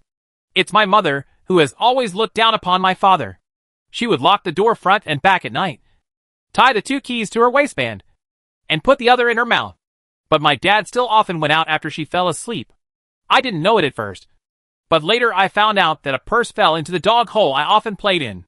It happened that my dad's purse had been lost, and I found out that he went into it every day. He went out through the dog hole. One night, I was curious, so I followed my father secretly after he went out. and found that he had gone to Widow Lu's house in the village. I squatted under the wall and took a peek, and saw the two of them in the house. Okay. Here comes the paid content. Seeing that Li Chu's expression seemed a little unhappy, Lao Du quickly raised his hand to stop Yudanu from continuing. Li Chu said, The fortune pill has caused endless harm. But the antidote previously developed by Xian, who one cannot be mass-produced. I think it is better to send him to Yaowang Town to develop a better way to contain the fortune pill. As soon as Dudu spoke, the other people holding Dudu naturally had no objections, and had nothing to say other than support, agreement, and 666. Li Chu took Yudanu with his sword all the way to Yaowang Town. Even though Yudanu was not weak in cultivation, half of his life was gone when he landed. Nowadays, the speed at which Li Chu wields the sword is already difficult for cultivators to bear. The old man Changchun was treating patients in the medicine house. When he heard that Li Chu was coming, he immediately came out to greet him personally, not only because of the friendship between Li Chu and Li Chu who saved him before, but also because the battle between Li Chu and Li Chu on Broken Monument Mountain had already spread. Countless demons in the Golden State took advantage of Guolong's absence to invade the Duanbei Mountain. It was originally a disaster that was enough to wipe out the Duanbei Mountain family. But a little Taoist from the south of the Yangtze River used the 10,000 swords art to break the formation in an instant. This thing is really appalling. Originally, for such a big battle, other sects and forces in the north would come to investigate.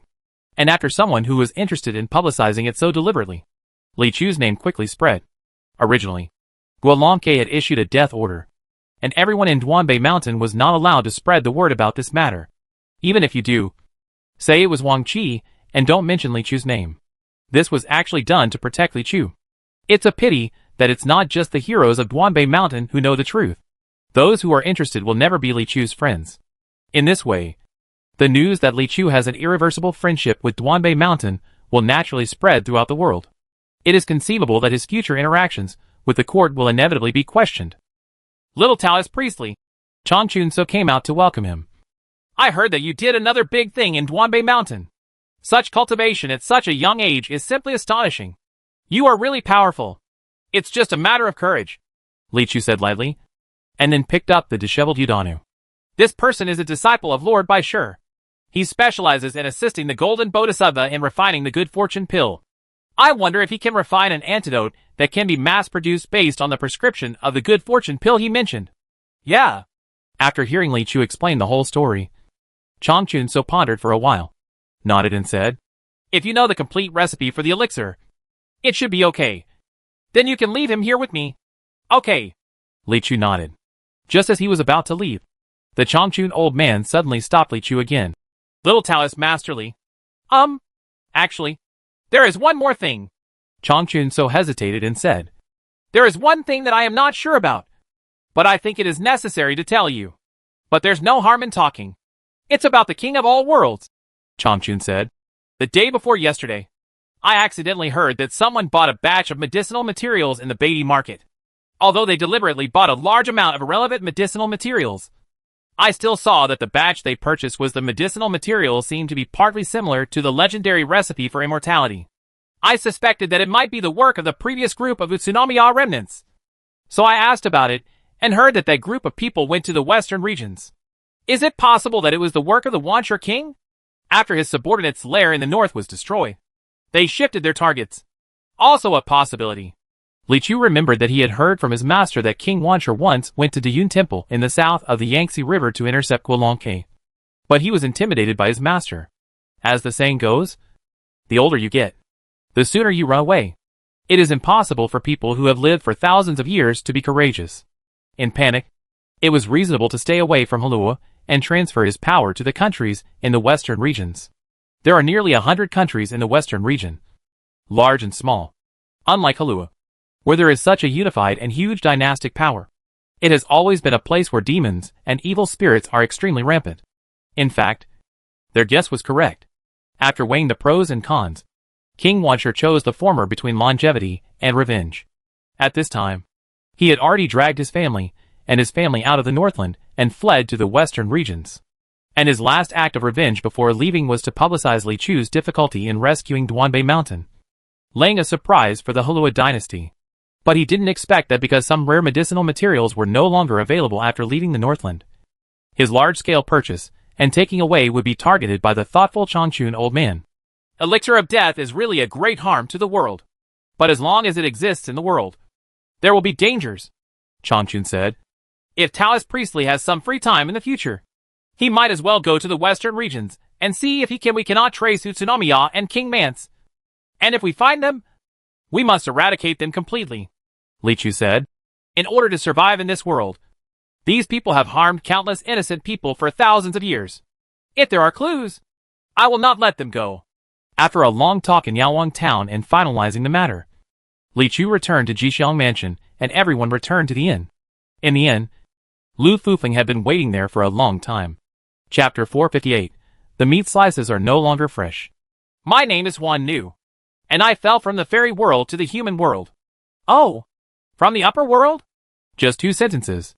A lot of information. Tong Wudi sat on the chair, his expression still calm. It seems that just showing one's identity and trying to frighten this person is obviously not enough. On the side, the woman in golden clothes still smiled calmly. It seemed that she also knew that it was not that simple to win the trust of the number one in the world. Master Tom doesn't believe it? She asked first. No one in the world knows about the things in the upper world. And there has never been any ventilation for thousands of years. If you really come from there, you might as well tell me about the things there. I am very curious. Tom Woody said calmly. It's a pity. Huan Nu shook her head slightly. Those who come down from above will have all their memories of it imprisoned in their minds. I can't recall what it was like there. It's like chaos. I can only remember my name. And why I came. When she said this, her eyes were lowered, and her eyes were slightly gloomy, as if she was really having a hard time remembering. And she was really unable to do so. Ha ha ha. Unexpectedly, after hearing her words, Tong Wudi suddenly laughed, and a sparkle suddenly appeared in his eyes. If you really could describe what that world is like, I wouldn't believe you. But if you say so, I do find it somewhat believable, he said slowly. I once found the corpse of a fallen immortal in the ruins of the gods. Before he died, he wrote something in front of himself, to the effect that he could only hate himself until he died, and could not remember everything about that world. Fallen immortal corpse? Huan Nu's eyes turned. When was it discovered? When I was young. And that skeleton was at least 10,000 years ago, Tong Wudi said directly as he looked at Huan Nu, who suddenly had mood swings, and seemed to have guessed something. 10,000 years ago. Huan Nu calmed down again, paused, and then said, The restrictions are more than that. After falling to the lower realm, our cultivation will also drop significantly, and we will not be able to break through the shackles of this world. The most reserved is what you have. It's the best thing to say. Yeah. Tong Wudi nodded. This is also consistent with common sense. There should not be any existence beyond the realm of heaven in the human world. It shouldn't be. This is so inappropriate. As for a certain little Taoist priest whose appearance and cultivation were astonishing, something must have happened to him. But after all, we have broken through this realm before, so we will know better than you how to take the road ahead. Huan Nu looked at Tong Wudi.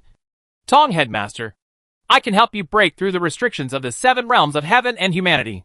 Although I can't guarantee it, it's definitely more likely than trying to figure it out on your own.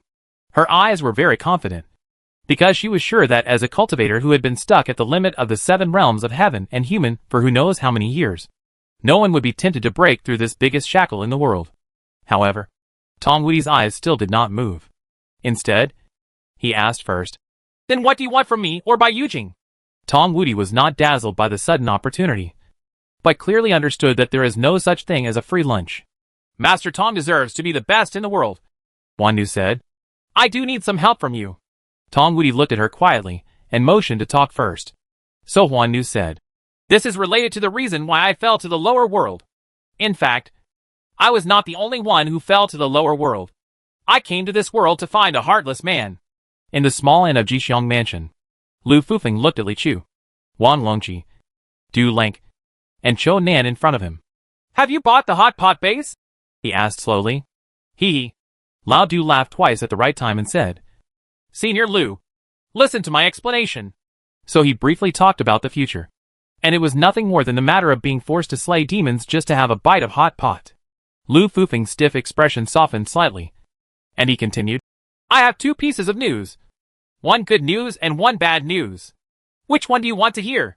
Li Chu said. Bad news. Lu Fufeng pointed to the food box on the table. The meat slices are no longer fresh. Lao Du couldn't help complaining. Senior Lu, although I'm sorry, but we do have important matters now. Let's not fool around. Li Chu also said. Let's light up the incense first. The few people immediately stopped shooting Lu Fufeng and became busy. As for the good news, no one paid attention to it. Lu Fufeng sat aside with his hands in his sleeves and curled his lips. He felt that no one could comfort him when he was angry. It really lacked the dignity of a land god. But looking at Li Chu, he felt that land gods did not deserve any dignity. And he was very confused for a while. After a while, the incense was ready. The old Taoist priest's face slowly appeared in the smoke, looking worried. Well, I don't know what's going on these past few days. My teacher, the twitching problem of my left eyelid has not been relieved. I always feel like something is going to happen, Yu Qian said to Li Chu. Furthermore, the news that you defeated the demon army of the Golden State in the Duanbei Mountain group spread overnight. And now it is making a big fuss. This is not a good reputation. I am not worried about you outside. If the matter in the north is over, just come back soon, Li Chu said. My disciple was about to talk about this matter. Now the king of all worlds has disappeared. But the golden Bodhisattva is still stirring up trouble in the north. If he is not eradicated, I am afraid that the north will be difficult to pacify. He was seriously injured by Tong Wudi before, and he is a general. Good time for its eradication. Golden Bodhisattva, Yu Qian blinked. This little assassin hasn't been solved yet, but it is still a problem. It's just that we can't figure out how to use his magical power, so it's not easy to catch him. By the way, what happened to Tong Wudi? Can you seriously injure it? When Li Chu heard this, he told what Tong Wudi said about the Xumiming Wang mirror. I see. Yu Qian nodded gently. I'm not that familiar with the magic weapons from the Buddhist side. I think I've heard of the Xumiming Wang mirror. After thinking about it, he said, with this magic weapon, he only needs to hide himself in a small world, and he can project a clone with the same cultivation level as his true body into the world. If he does not find his true body, it will be difficult to truly its eradication. Yes, and not only that, Li Chu added, his magical power to control people's hearts is also extremely difficult to deal with, allowing him to make trouble without showing up. That's easy to handle. Yu Qian smiled slightly. Now that we know his origin, it's not difficult to guess the soul-stirring magical power he used. It's nothing more than the Brahma heart magical power of Yunfu Temple, which was originally used to bring down the most evil people, the top magical power to repent of disciples. But it is not practical. After all, it is more popular to purify the body when dealing with extremely evil criminals. He must have used some clever trick to turn the Buddha's mind into his own, so that those people would regard him as a real Buddha and be unable to disobey him. Li Chu then asked, since Master has guessed the magical power he used, is there any way to crack it? The great magical power of the Brahma heart is so easy to break. Yu Qian showed a strange smile again on his face. Whether it's alcohol, meat, or sex, as long as the Buddha's heart is broken, the magic will be broken. So people who use this kind of magical power, the first order given to practitioners of magic is often not to break the precepts. I see. After listening to Yu Qian's words, several people nodded. Li Chu nodded and said, then the question now is, where is the golden Bodhisattva hiding? At this time, Lu Fufeng, who was behind the crowd, finally couldn't bear it anymore. He said anxiously, ask me. Why don't you ask me? You heard the bad news. Why don't you ask me what the good news is? Seeing him acting like a monkey in a hurry, Lao Du blinked and asked, then what is the good news you said? Senior Lu? Lu Fufeng said, the good news is that I found the hiding place of the golden Bodhisattva. Everyone rolled their eyes. Don't talk about this kind of thing after the meat slices are stale. It's you who want to hear the bad news first. Lu Fufeng spread his hands and said, the juxtaposition of these two things is outrageous. Is it my fault? Chapter 459 Nasturtium and Anemone. Plop. The bustling river bank is still full of people from Jixiang Mansion who want to make a fortune by fishing. At this time, a young farmer's axe accidentally fell into the river, making a muffled sound. Oh, my new axe? The young farmer wailed. It's worth a tael of silver. The people next to me couldn't help but asked curiously, why are you fishing with an axe? The young farmer asked strangely. How can anyone fish without an axe? Looking at the depth of the river, it would be absolutely impossible to pick up the heavy axe if it fell in. The young farmer was about to mourn for him when he suddenly heard a strange sound of waves. Hearing the sound of rushing water, a dark-faced old man wearing a simple robe was lifted up by the waves and came to him from the river. There is also a small flag stuck behind the black-faced old man, with 2 bright red letters on a blue background written on it, River God. It's actually Lord River God? I don't know who shouted, and the surrounding people immediately gathered to watch the excitement. The black-faced river god showed a kind smile to the young farmer and said warmly, Young man, why are you crying here? Did something fall into the river? Yes, yes, Lord River God. The young farmer nodded repeatedly. My newly bought axe fell into the river. Ha ha. Don't worry. It's a trivial matter. Lord River God smiled slightly, then fished his hands out of the water, each holding a flower. The one on the left is shining with golden light, and the one on the right is shining with silver light, glowing with dense brilliance. It is absolutely extraordinary at first glance. The river god smiled and said, Then did you drop this golden lotus or this anemone? The crowd was in an uproar, in the envious eyes of everyone. The young farmer also showed a surprised look. He was stunned. He looked at the black-faced river god in front of him and replied, Idiot! Didn't you hear what I said was an axe? After a few seconds of group silence, the black-faced river god actually smiled and said, You are indeed an honest young man. So I will give you both gold and silver lotus flowers. The young farmer opened his mouth and was about to spit out the fragrance. The river god raised his hand again and showed a mysterious smile. You may not know what these 2 lotus flowers are for. After that, he threw the nasturtium into the air and shouted, Big! Big! The nasturtium rose into the air and turned around, rising in the storm. And in an instant it turned into a large lotus platform with a radius of 3 feet. These are the 2 lotuses on which the legendary Buddha sat before going to Lingshan Mountain. This golden lotus is imbued with Buddha nature and surrounded by thunder. Its spirituality is not weaker than any innate spiritual treasure. Its most miraculous effect is that the monk can chanting sutras, meditating, and participating in Zen can prevent hemorrhoids. Huh? The crowd made a shocked sound. Hemorrhoids are simply the biggest obstacle on the road to becoming a Buddha for Buddhist disciples who meditate all year round. And this lotus platform actually has such magical effects.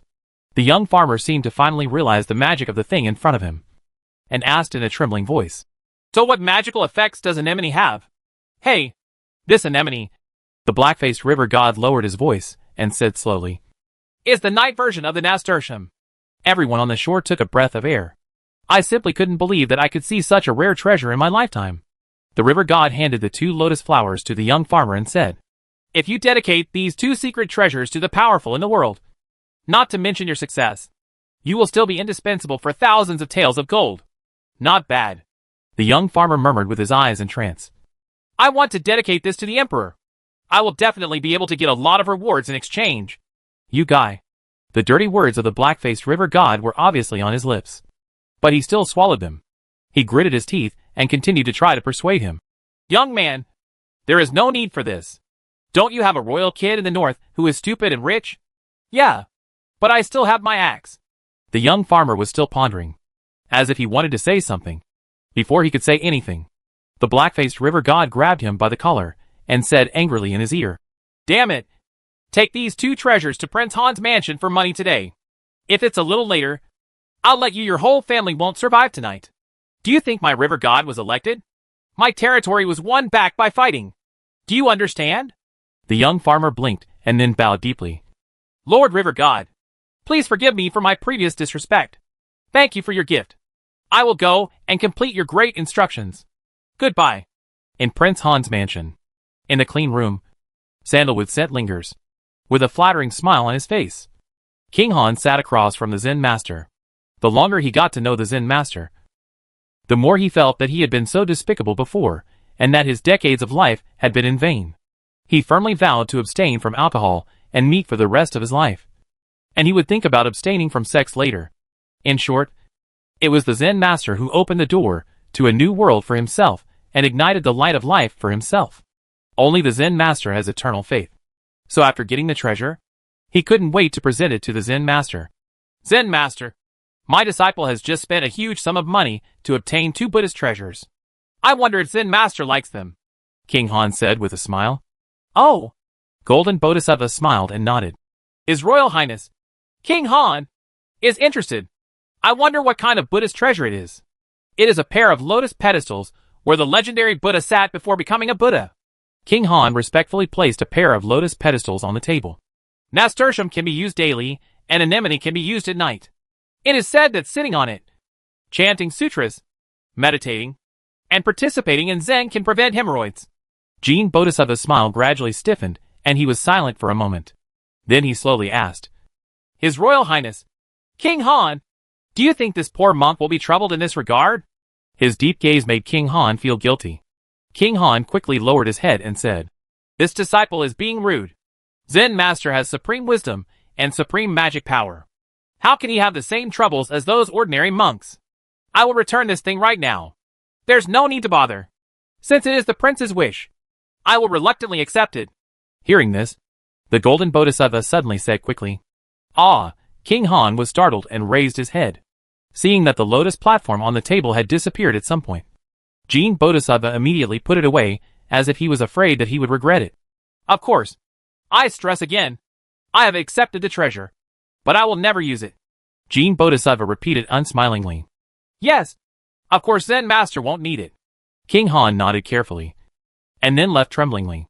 And on the other side, in that world filled with infinite golden light, the Buddha-like Golden Bodhisattva is sitting on a huge lotus platform, looking at the two lotus platforms with treasure-like eyes, with an uncontrollable smile on his face.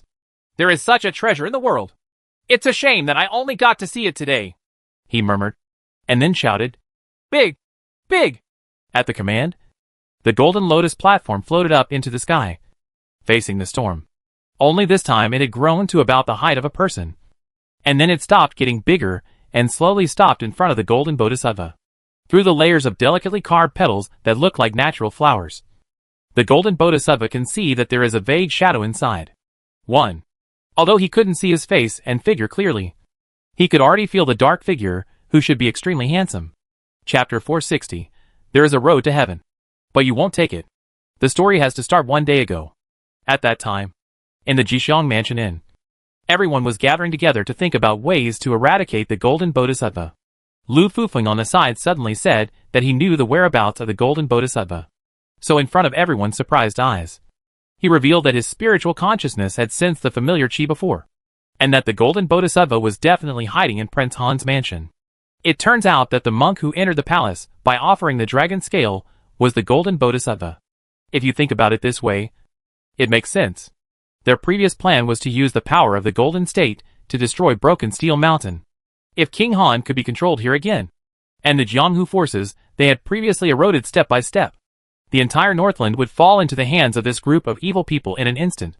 Among, thanks to Li Chu's just-in-time meeting, he destroyed the most important part of their plan and Broken Bay Mountain itself.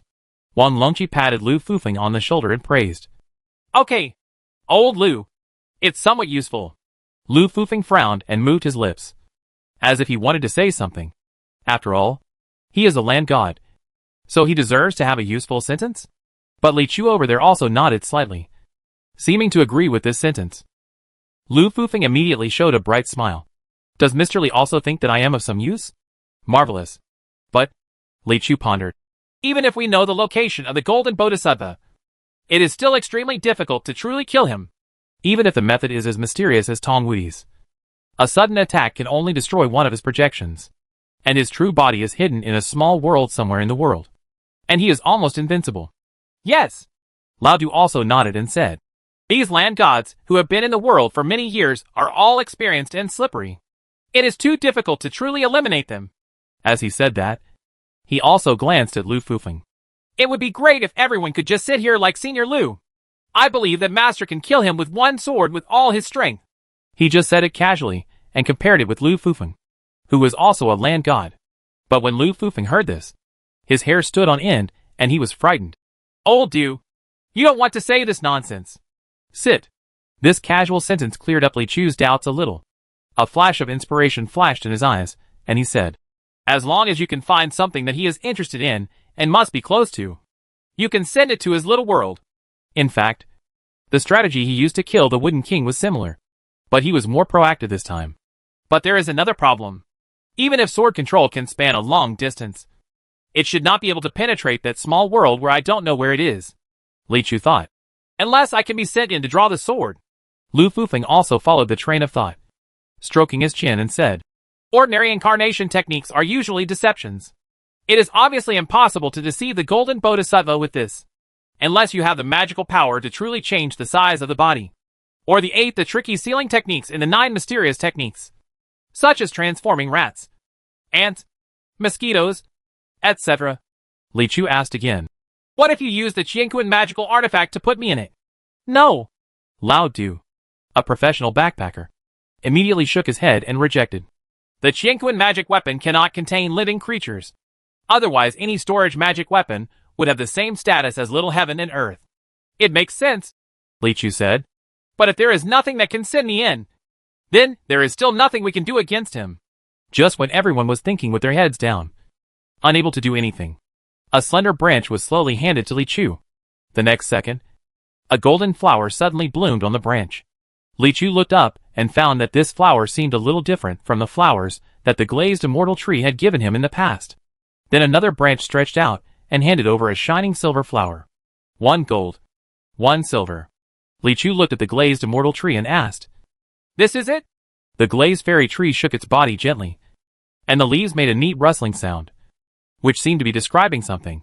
But as a pure human being, how could Li Chu understand the language of the tree?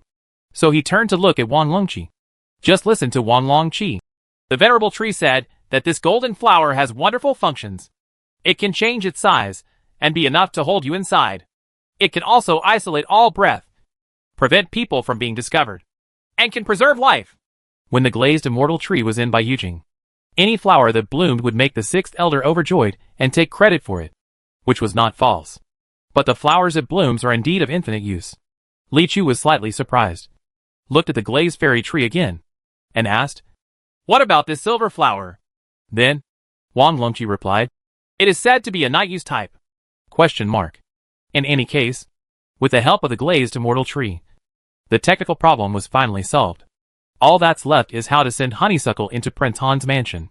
Now these people had all met King Han during the incident of touching Madame Ninth, but when they were in Yaowang town, and they have not been completely cleared of suspicion yet. As for Lu Fufeng, he had never met King Han, but he had met the Golden Bodhisattva. If it were given by one of your own people, it would inevitably arouse the vigilance of the Golden Bodhisattva. So Li Chu came up with a plan to send treasures to the river god. After everyone listened, they applauded and shouted that it was perfect. Lu Fufeng looked at Lao Du and said directly, Lao Du, you look the most like a kappa, so it's best for you to do this. I'll help you cast the spell outside, and I'll make sure it's flawless. Du Lang blinked. We are talking about the river god. Lu Fufeng waved his hand and said, Hey, aren't these things the same? The plan went very smoothly. In this way, Li Chu came to the Golden Bodhisattva. When Jean Bodhisattva saw that handsome and unrestrained blurred black figure, his heart skipped a beat. When the petals opened layer by layer, revealing Li Chu's dazzling face, Golden Bodhisattva's eyes gradually widened. This picture, I have to say, it's quite beautiful. No. Jean Bodhisattva shook his big head to get rid of those outrageous thoughts. When Li Chu's figure was completely exposed, he also completely recalled the long-lost fear, and the alarm bell rang in his heart. Danger! Danger! Danger! Haven't seen you for a long time. Coming to you suddenly like this.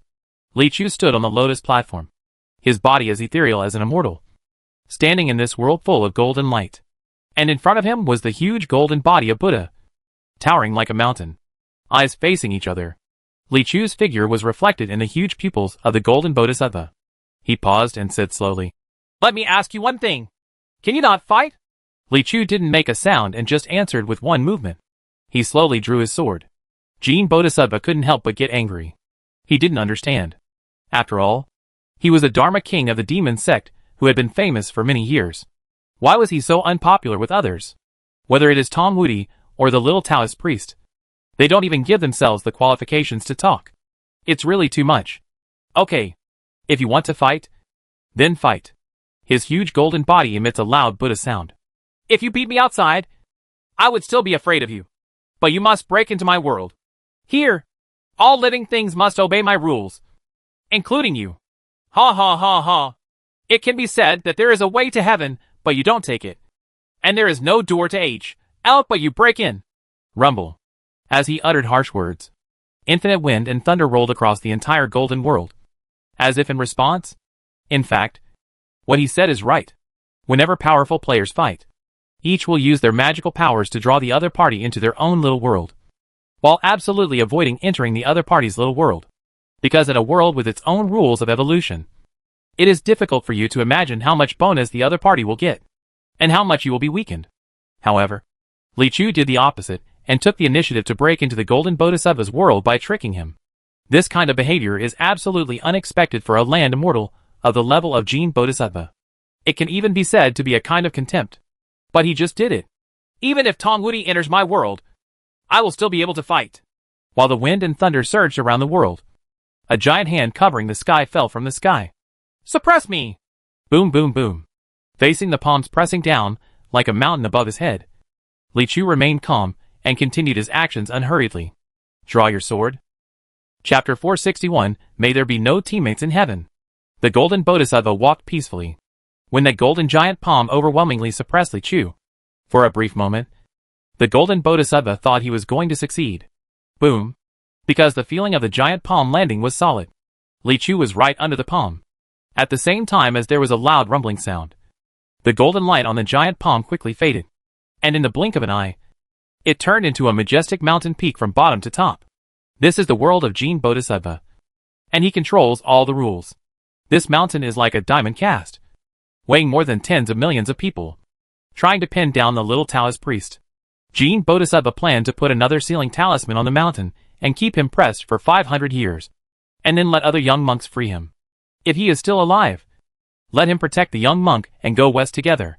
Naturally, I am waiting for him to come and worship in the west. Thinking of this, Jin Bodhisattva almost smiled triumphantly. But in the next second, he suddenly felt a heartbreaking pain.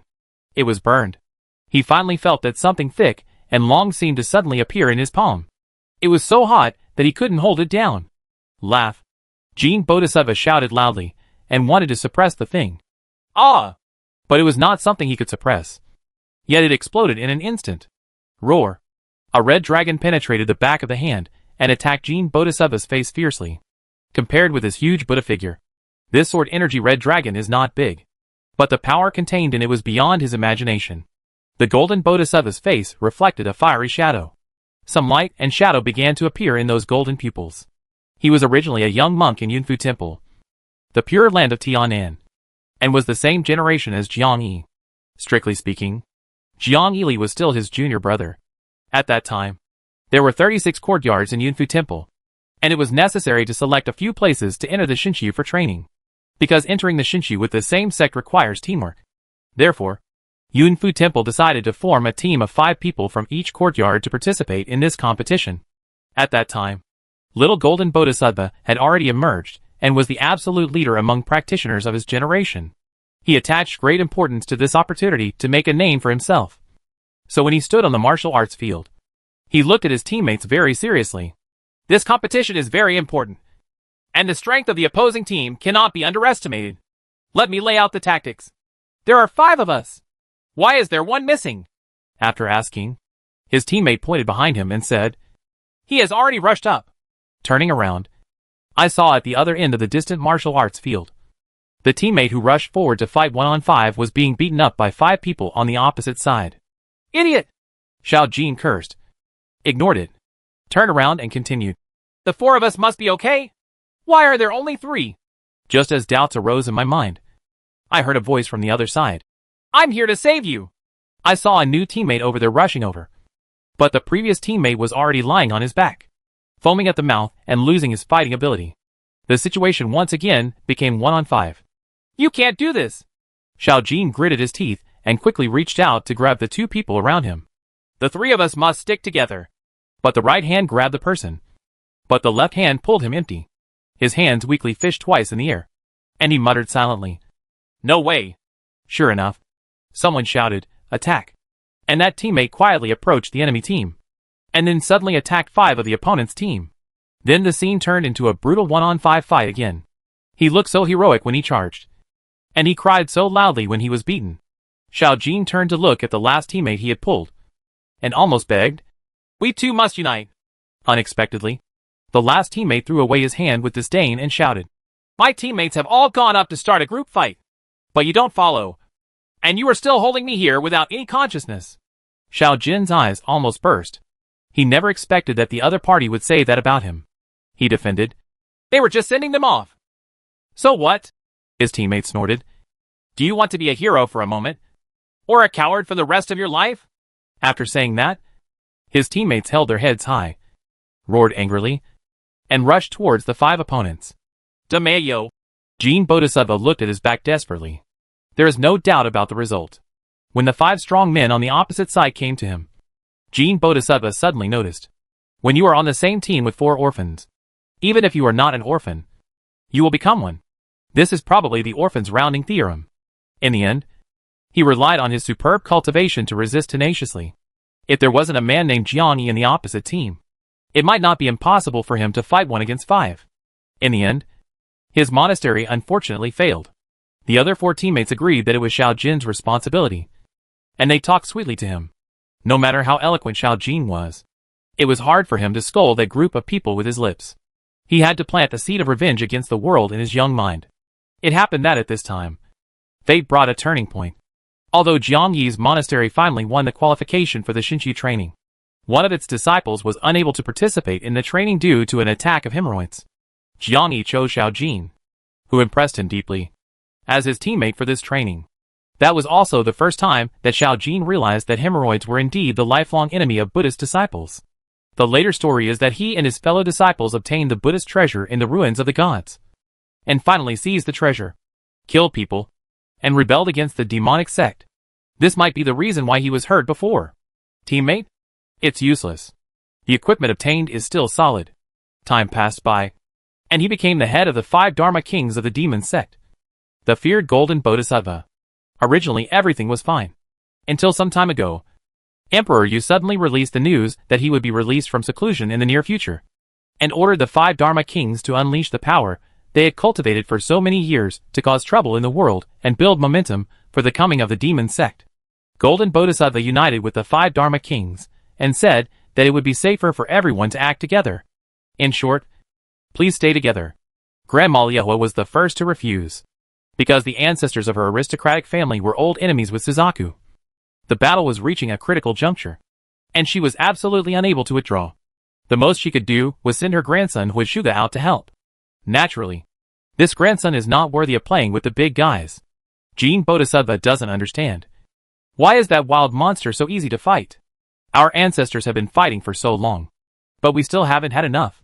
Mr. Shiraishi was the second to refuse. He said that he would also practice in seclusion and develop for a period of time, and then he would come out to cooperate with Emperor Yu after he had perfected his magical skills. But Jean Bodhisattva knew that he was just timid and afraid of getting into trouble. Closed-door practice? He will only cultivate his yin and yang avenue with those 3,000 concubines. Development? Bullshit. Song Haijun was the third one to refuse. He said that he had a reason to destroy Shenluo City. But where is Shenluo City? The second largest city in Halua, the hinterland of the dynasty. What's the difference between going there directly to do something and leading the line to dismantle the tower alone in front of everyone? Sure enough, Mr. Songhai became the first among the 5 Dharma kings to receive a box lunch. Although the Wooden King agreed to join forces, he had different opinions from the Golden Bodhisattva. Jean Bodhisattva believes that the Northland is close to the Golden State, and the control of the Halua dynasty is not strong, so it is a suitable place to raise the flag. The Wooden King felt that the southern border was wild and remote, which was more suitable for the development of the demon sect. In fact, there has always been competition between the 2 highest-ranking kings. In the end, due to the competition for command, the 2 parted ways, each fighting his own way. In a daze, Jean Bodhisattva had a feeling of déjà vu. How similar is this scene to the martial arts arena back then? In the Northland, he made careful plans and recruited reliable teammates. In the plan, he, King Wanshi, and Chao Pian divided their forces into 3 groups, and ultimately achieved the goal of dominating the entire Northland. But I didn't expect that my side was still advancing smoothly, and there were no scum left in the 2 groups that had been wiped out in an instant. Those 2 idiots didn't even give themselves a chance to curse. They fled to the western regions without even saying a word. They quit the game and never came back. And now, the enemy they provoked has actually found themselves. Oh! So they cause trouble. Am I the one who is going to die? It's really outrageous. If he could go back in time, he would only want to say a word to the king of all worlds. Are you okay with provoking that little Taoist priest? I'm done. When the blazing sword energy finally penetrated his Buddha's golden body, when the golden world began to shatter and collapse, the sword energy that could not be suppressed by any rules was destroying everything, and the huge golden body collapsed inch by inch. There is no golden body in the world that will never collapse. The gold fragments were floating in the air, and a sad mood could be vaguely felt. May there be no teammates in heaven. Chapter 462. Chu Guan returns quickly from danger. Ashes to ashes, dust to dust. Li Chu ended Xiao Jin's sinful life with one sword. The experience points entered the body, which was considered fulfilling. But after experiencing the battle at Duanbei Mountain, Li Chu was already calm about it. This amount is at most transparent. Kang Heijin, Wooden King, Golden Bodhisattva. Think about it. 3 of the 5 Dharma kings of the demon sect have already fallen into his own hands. As a result, Li Chu felt an inexplicable expectation in his heart, looking forward to meeting Grandma Liuwa and Mr. Baisher next. He shook his head. Is this the primitive desire to collect stamps, hidden deep in the human heart? But he also warned himself that as long as he did something bad, people on the right path would also be punished. If no bad deeds have been done, people in the demon sect cannot kill at will. This is justice. You must not act blindly just to collect the 5 Dharma kings and kill them. It's certainly tempting though. The golden world collapsed, and in the dazzling fragmentation, Li Chu appeared again where he entered the world, which was in the pure room of Prince Han's mansion. King Han sat there with his head raised, stunned. Where is the Zen master? Where is a Zen master like me? Why did the monk in front of me change into a Taoist priest just as I lowered my head? It's not so fast to change jobs. Right? Wait. This Taoist priest looks so dazzling. And I have clearly seen this appearance before. So King Han jumped up and pointed at Li Chu in disbelief. You are the little Taoist priest who touched my 9th ladies but in Yaowang town. Li Chu seemed to want to defend himself, saying that I had never touched him and that I was framed. But then, I remembered that in order to prove my innocence, I had to touch him once. Although it's weird for King Han to call him that. There's nothing wrong with it. So he simply did not get too entangled in this matter, and instead said, the monk who sneaked into the palace before was actually the Golden Bodhisattva, the Dharma king of the demon sect. Now he has been killed by me. There is no need for you to panic. Upon hearing what he said, King Han panicked. Did you kill the Zen master? His pupils trembled violently. And then he suddenly shouted, impossible. The Zen master has supreme wisdom and supreme magic power. How could he be killed by you? You must be lying to me. Come on. Take down this Taoist priest who confuses people with his monstrous words. Following his shout, a group of royal followers rushed outside the house and surrounded Li Chu. Li Chu looked at his mournful expression and suddenly realized that the Golden Bodhisattva's magical power had not yet been released. Today, King Han still respects the Golden Bodhisattva as a god. But since there are experience points, there is no doubt about the fall of the Golden Bodhisattva. It can only show that the great power of Brahma heart is really powerful, and its power is still there even after death. So he raised his hand and said, wait a minute. My lord, you will only have faith in the Golden Bodhisattva's soul-stopping magical power in your heart.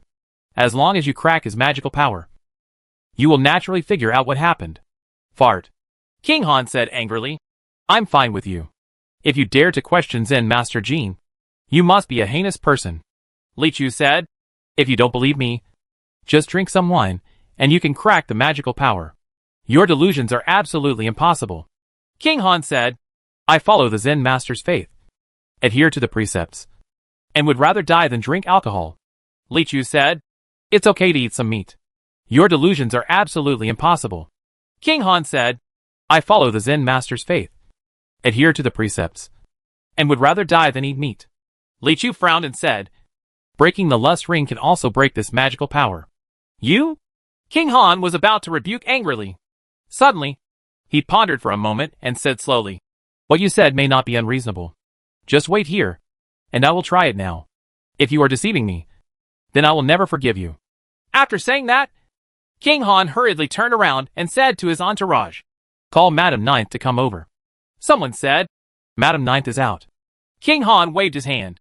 Then let's take Madam Six. One is enough. Li Chu watched King Han's back disappear into the courtyard. About a minute passed. I saw the figure of King Han coming over in a hurry again, with a happy smile and a holy red light on his face. He waved from a distance and said, "Let go of this little Taoist priest quickly. I have misunderstood. This time, I really want to thank Taoist priestly on behalf of the political forces in the north.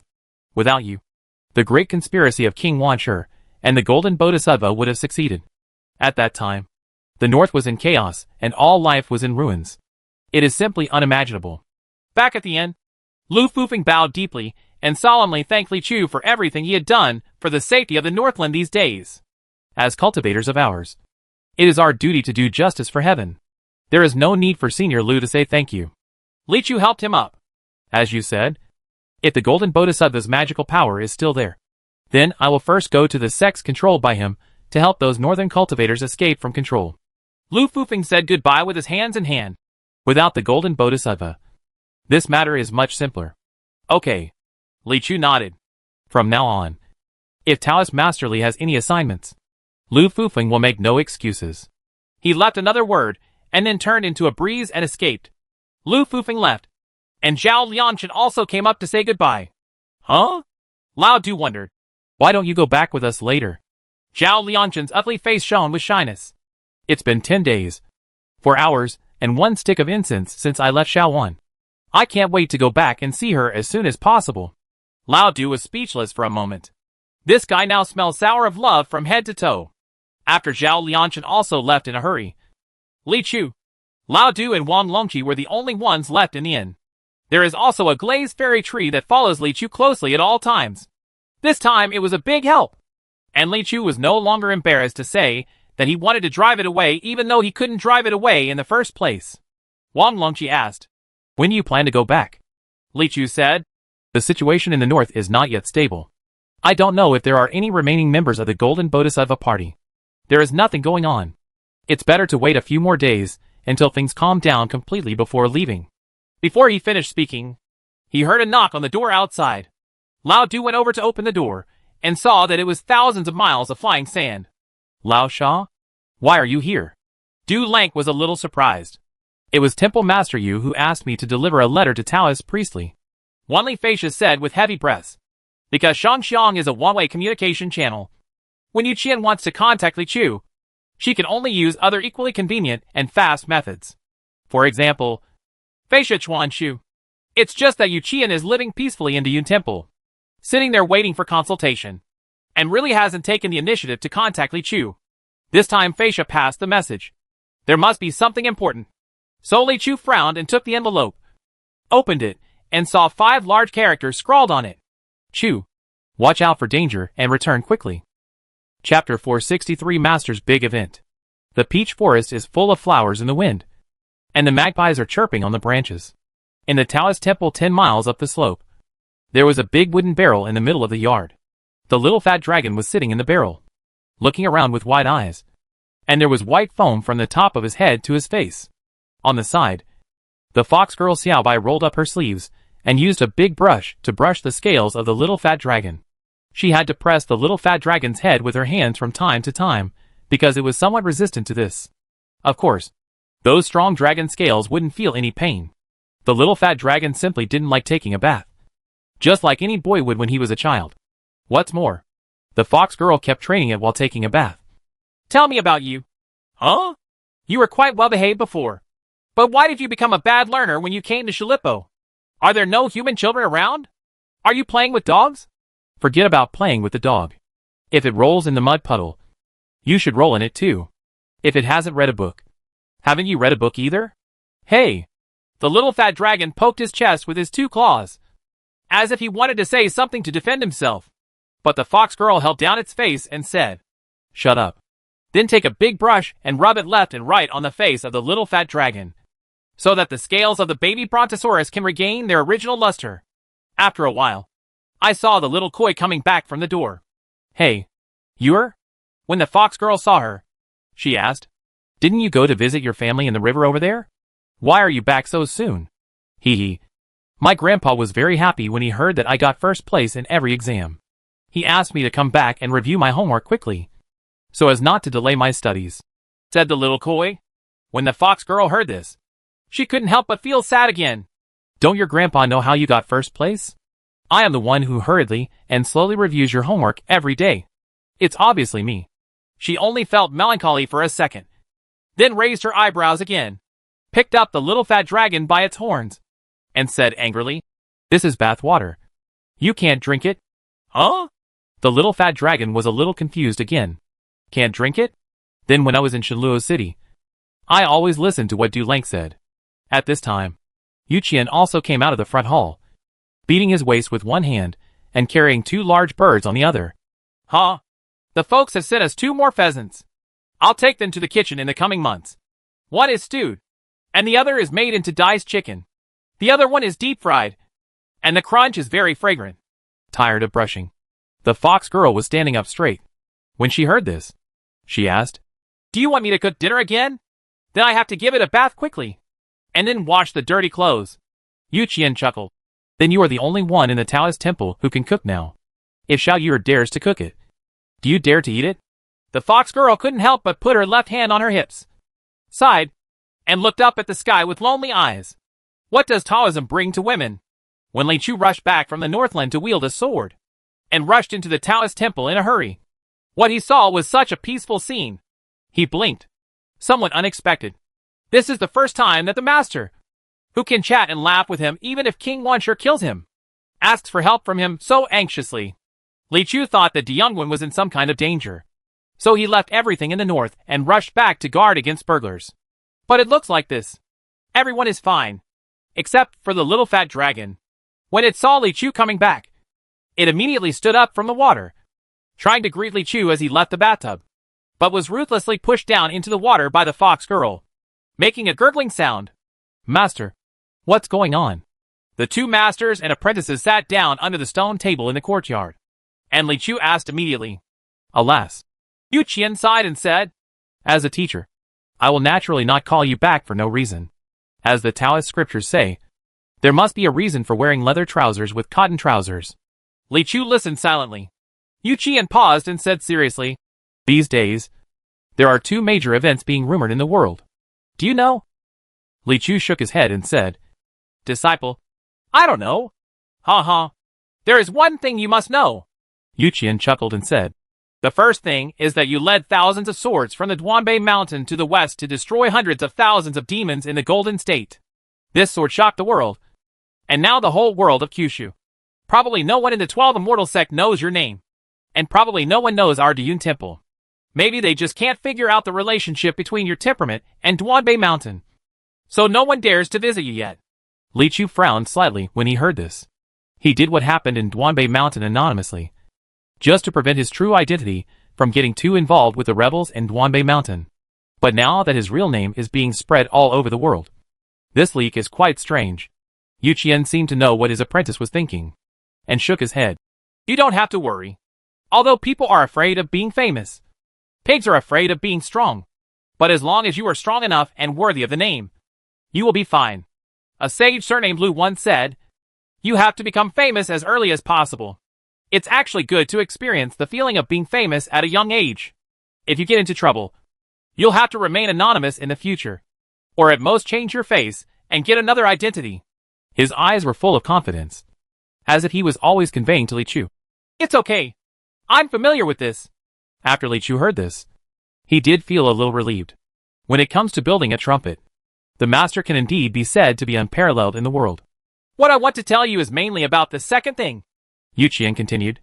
It is said that the gate of Shinshu suddenly opened for a moment the day before yesterday, and 7 meteors flew out from it and landed in various places in the western region.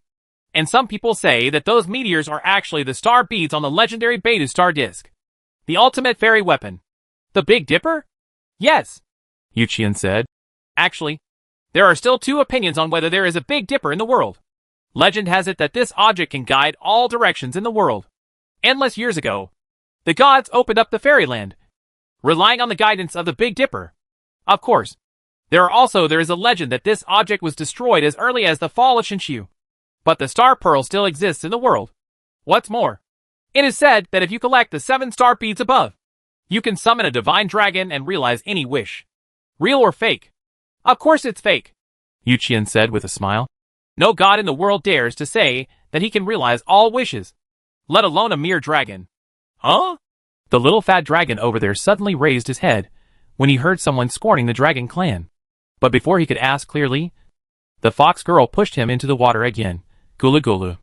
If you ask it with practical actions, you will be despised. So what? But Yu Qian restrained his smile and said solemnly, This thing is very important to my master. I want you to go to the western regions, find these 7-star beads, and bring them back to my master. Yes. Li Chu agreed immediately without much thought, because the master asked him so solemnly. It was the first time for him to see him, no matter what the reason is. As a disciple, you must try your best to complete it. After agreeing, he asked, Why? Because these 7-star beads and the Big Dipper star disc seem to involve a past event that is very important to me as a teacher. As for what it is specifically, Yu Qian said quietly, I forgot. Li Chu felt a bit ridiculous, but I felt that the master's expression was not fake. Strangeness. This matter is quite urgent. In order to prevent the star bead from falling into the hands of other interested people, I will talk to you about the matter today. You will set off early tomorrow morning. Yu Qian said so, and Li Chu also agreed. Before dinner, Lao Du also returned to the Taoist temple and caught up with this meal of pheasant. At that time, Li Chu rushed back in a hurry and did not take him with him.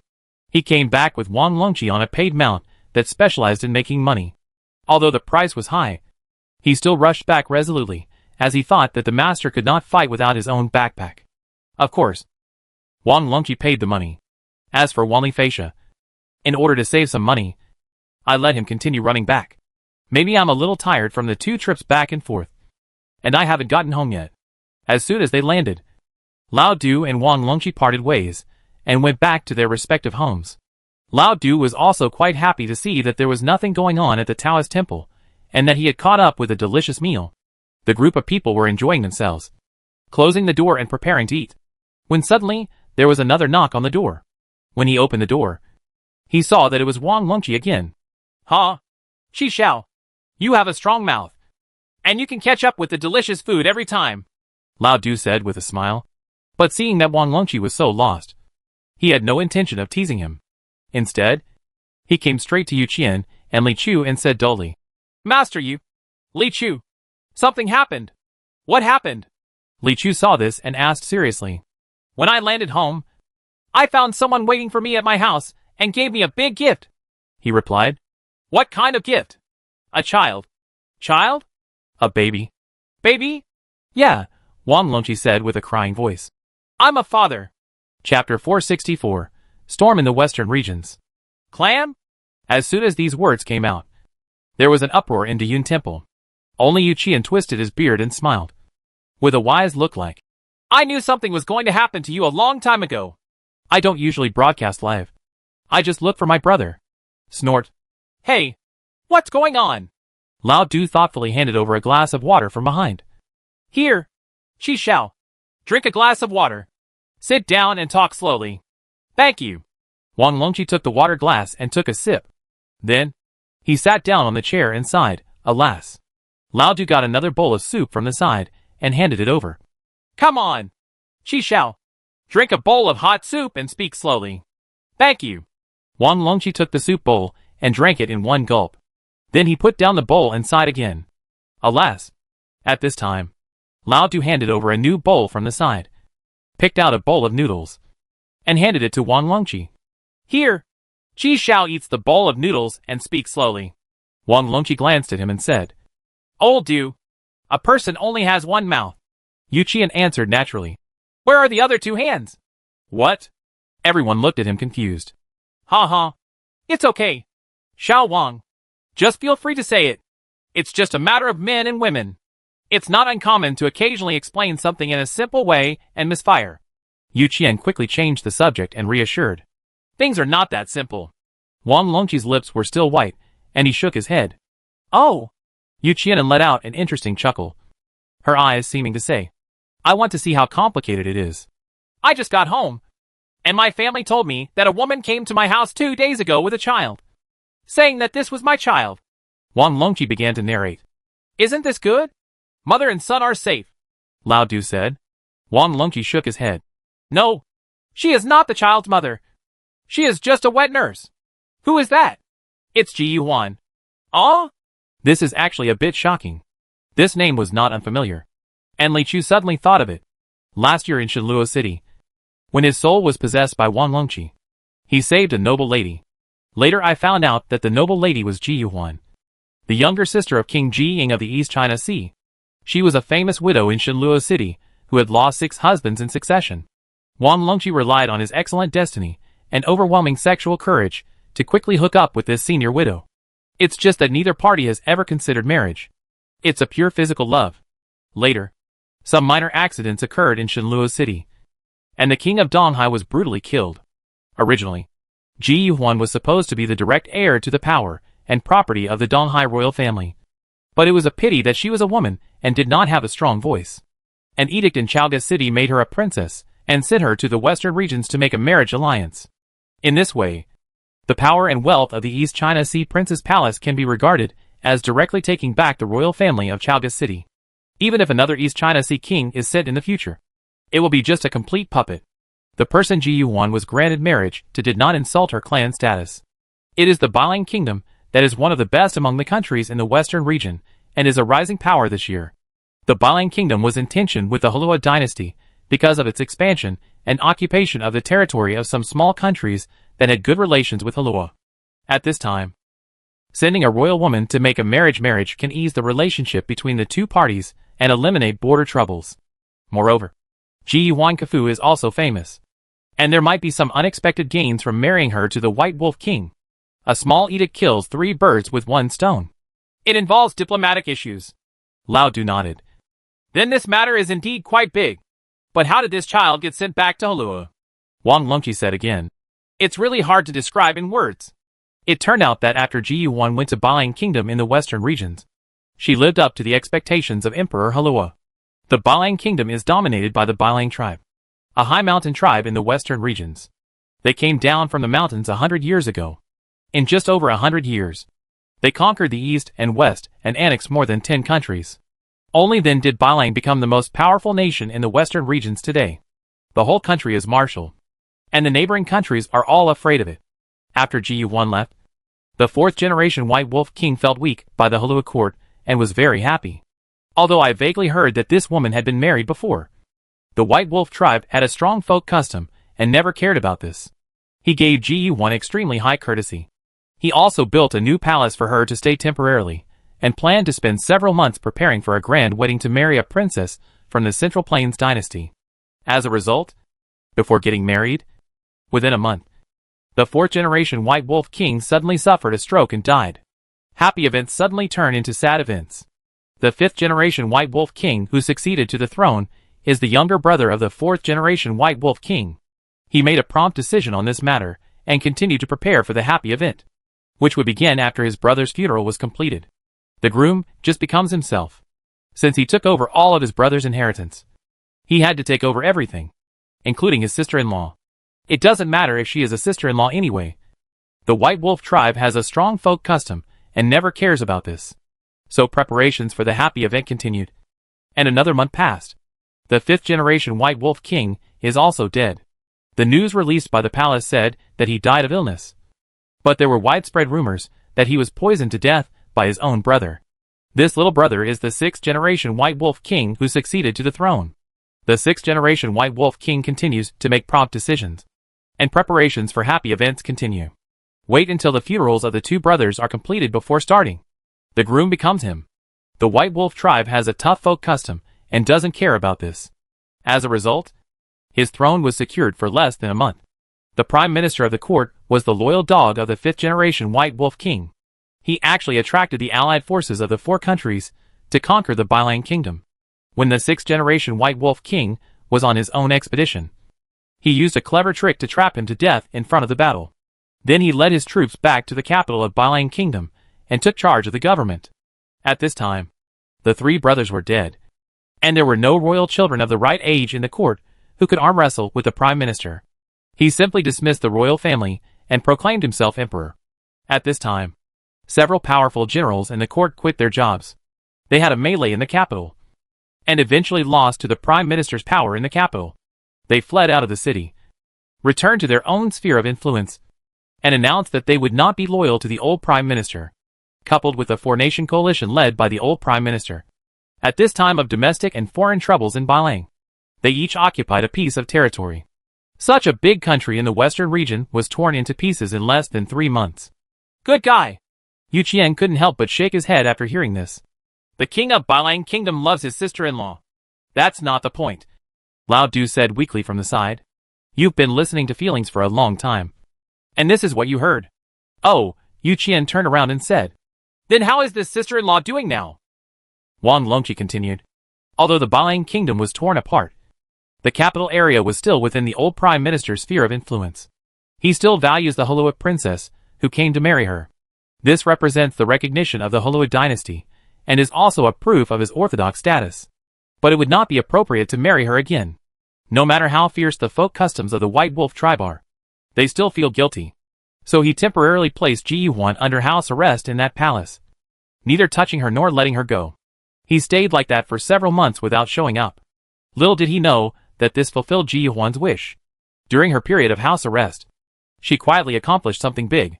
She gave birth to a baby. Hearing this, Yu Qian asked again. This matter must be determined first. Is this child really yours? Wang Longqi replied. In terms of time, it's just right. It's been almost 10 months since I was in Shenluo City last year. And this kid looks very much like me. Lao Du wondered. Can such a young child see the likeness? Yes. Wang Longqi nodded heavily. He doesn't like anything else but loves to nurse. The wet nurse has to hold him in her chest all the time. She has to hold him even if he doesn't breastfeed. And he cries when he leaves. Come to my house from now on. Women have to hold her. Men can't do it. They cry when they hold her. Oh, that's because yours didn't run away, Yu Qian said. Indeed. Everyone nodded. Only Li Chu asked. What are you going to do about this matter? Wang Longqi's eyes were determined, and he gritted his teeth and said, It would be fine if it was ordinary. But now that she has become the mother of my child, I plan to go to the western region to save her. Chapter 465. All the way to the west. Giggle. The baby's laughter echoed in the Wang family's courtyard. Since the Diyun audience heard that Wang Longqi had a child, they naturally wanted to come over and play with it. No visit.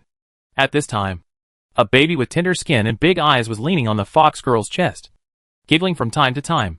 Looking at this posture, he will grow a pair of thick eyebrows in the future, and he will really look like another Wang Longqi. This guy was looking at a few people at the door and said seriously, You must wash your hands if you touch the children. No kissing. No kissing. No swearing in front of the children. No streaking.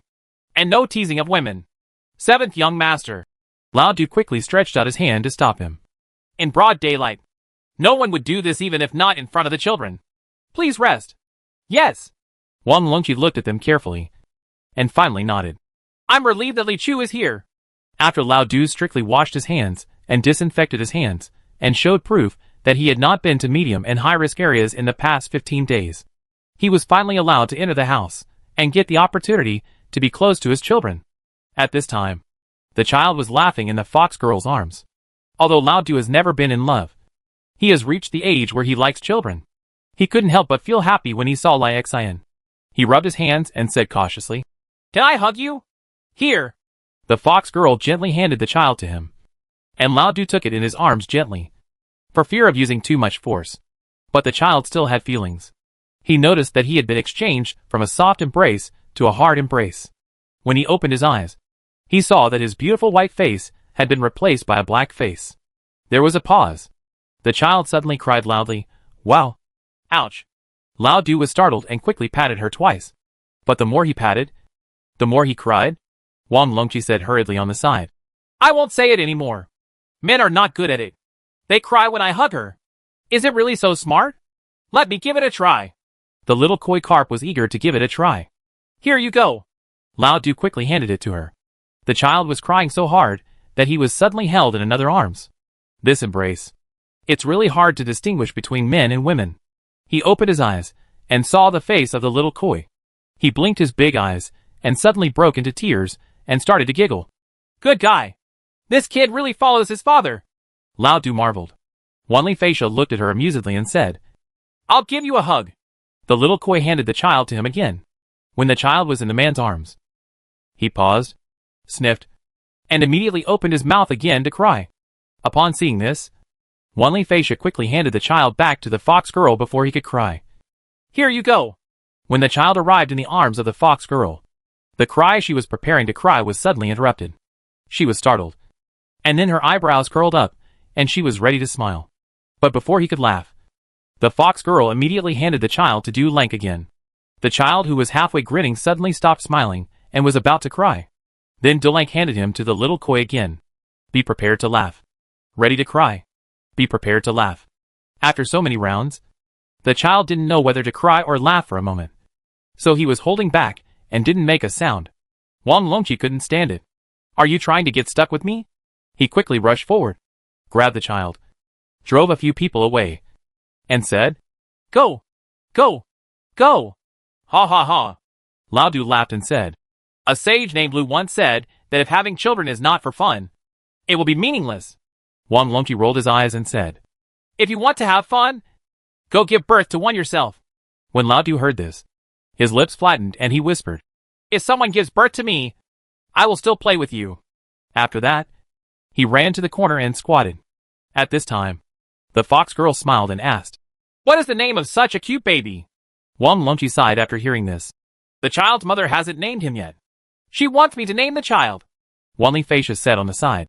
Isn't this easy? Wang Longqi's child will be called Wang Longba. Wang Longqi rolled his eyes at him. This is my son, not my brother. How can you use the same word with me? Wanli Feisha thought about it and said, Then let's call him Wang Xiaoba. He. Wang Longqi said speechlessly. Why don't you call me Little Tortoise? Wanli Feisha slapped his thigh. I was about to say, Little Bastard can be this child's nickname. Get lost. Okay. The little koi over there heard it and said, The words Wang and Ba combined together really don't sound good. As if they belong to our aquatic tribe. Well, in my opinion, it's better to change your surname to Li and call her Li Xiaoba. When you grow up, you can call her Li Daba. When you grow old, you can also call her Li Laoba. As she spoke, she punched her palms with her fists, consciously coming up with a great idea. She originally felt that Wang Longqi's Wang was indeed unpleasant, and it would be much better if she was replaced by Li Chu's Li. Wang Longqi looked at the Shilipo prodigy who ranked first in the school's exams every time, and felt helpless to complain. Can the son I gave birth to have the surname of Li Chu? As he said that, he looked at Li Chu suspiciously. Could it be you who instigated it? Right. You have nothing to hide from your brother. Right. Li Chu looked at him silently. Just saying anything to him would lower his moral bottom line. Everyone came here in good spirits and returned satisfied. They made an appointment with Wang Longqi to set off for the western regions tomorrow, and returned to Shilipo happily. Entering the backyard of the Taoist temple, I saw the old Taoist priest chatting face to face with a glazed fairy tree. It turned out that after Li Chu came back, he introduced the glazed fairy tree that came with him to Yu Qian. Yu Qian was just saying hello. That's all. But when he woke up early this morning, something suddenly occurred to him, and he suddenly became interested in the glazed immortal tree. He pulled it over and talked for a long time, and the conversation was not finished until everyone came back. I saw Yu Qian solemnly holding a branch of the fairy tree and said, Little tree, I'll leave this matter to you this time. The glazed fairy tree also nodded its crown very solemnly, and its leaves were swaying. Yu Qian could also understand its meaning and immediately replied, I'm relieved. I'm definitely relieved about you. Ha! I just don't know how to thank you. The leaves shake again. Yu Qian smiled again and said, I know that I don't want to see anyone else. Hey, you can also see that I really treat you as one of my family members. I really wouldn't dare to entrust such an important task to anyone else. The leaves shake again. Old God, Yu Qian said in a sincere voice. What's going on between you and my apprentice? Even though I'm an elder, I can't force him to be with you. Now it's time to fall in love freely. But one thing I can guarantee. I will never agree to him being with another tree. Apart from you. Don't even think about another tree stepping through the door of my Diyun temple. Li Chu heard this strangely and couldn't help but ask, Master, what are you saying to Master Hishu? Yu Qian held his beard in his hand and said leisurely, As a teacher, I will ask Venerable Shu to watch our home in Diyun. Looking after the house? Li Chu immediately realized something was wrong. When does the young one need someone to see the house? Because the master is always here. Unless, Master, are you going out too? Of course. Yu Qian nodded. I thought about it. Going to the western regions is of great importance. I'm not worried if you, the young ones, go there alone. I have decided to conquer the western regions myself. Ha. He looked up and said with a smile, let's master and disciples go all the way west together. Chapter 466 Jinke Kingdom. Wolf smoke and wind blowing through the sand. Night falls. This is the Jinke Kingdom, the first country from the west of the Halua dynasty. In ancient times, there used to be a prosperous dynasty in the western regions. In order to welcome merchants from the east and west to communicate with each other, a huge golden gate was built here. It was said to never be closed. It became a popular scene for a while and was called the Golden Tower. Many years have passed, and the prosperous dynasty has long since fallen apart, and the golden door that never closed has long been buried under the wind and sand. However, business travel has continued for thousands of years and has never been interrupted. The dust and sand cover the Golden Tower, and the cloth shoes never rest. Viewed from a high altitude, this is the first oasis on the edge of the vast desert. At this time, it is the only candlelight in the darkness. The street markets that were bustling with people during the day have all stopped, except for a few gathering places for literati. The entire oasis can be called quiet. At this time, there was a knock on the door at one end of the long street. Tuck, tuck, tuck. There is a grand attic with a signboard of Yunlai. Perhaps it has been blown by the wind and sand for a long time, and the words on it are a little mottled. Who is it? The stocky proprietress wearing an apron opened the door and saw a tall, thin, black-faced Taoist priest with a smile on his face. Auntie, we are here to stay in the hotel. It's full. Let's go elsewhere. The landlady responded and closed the door.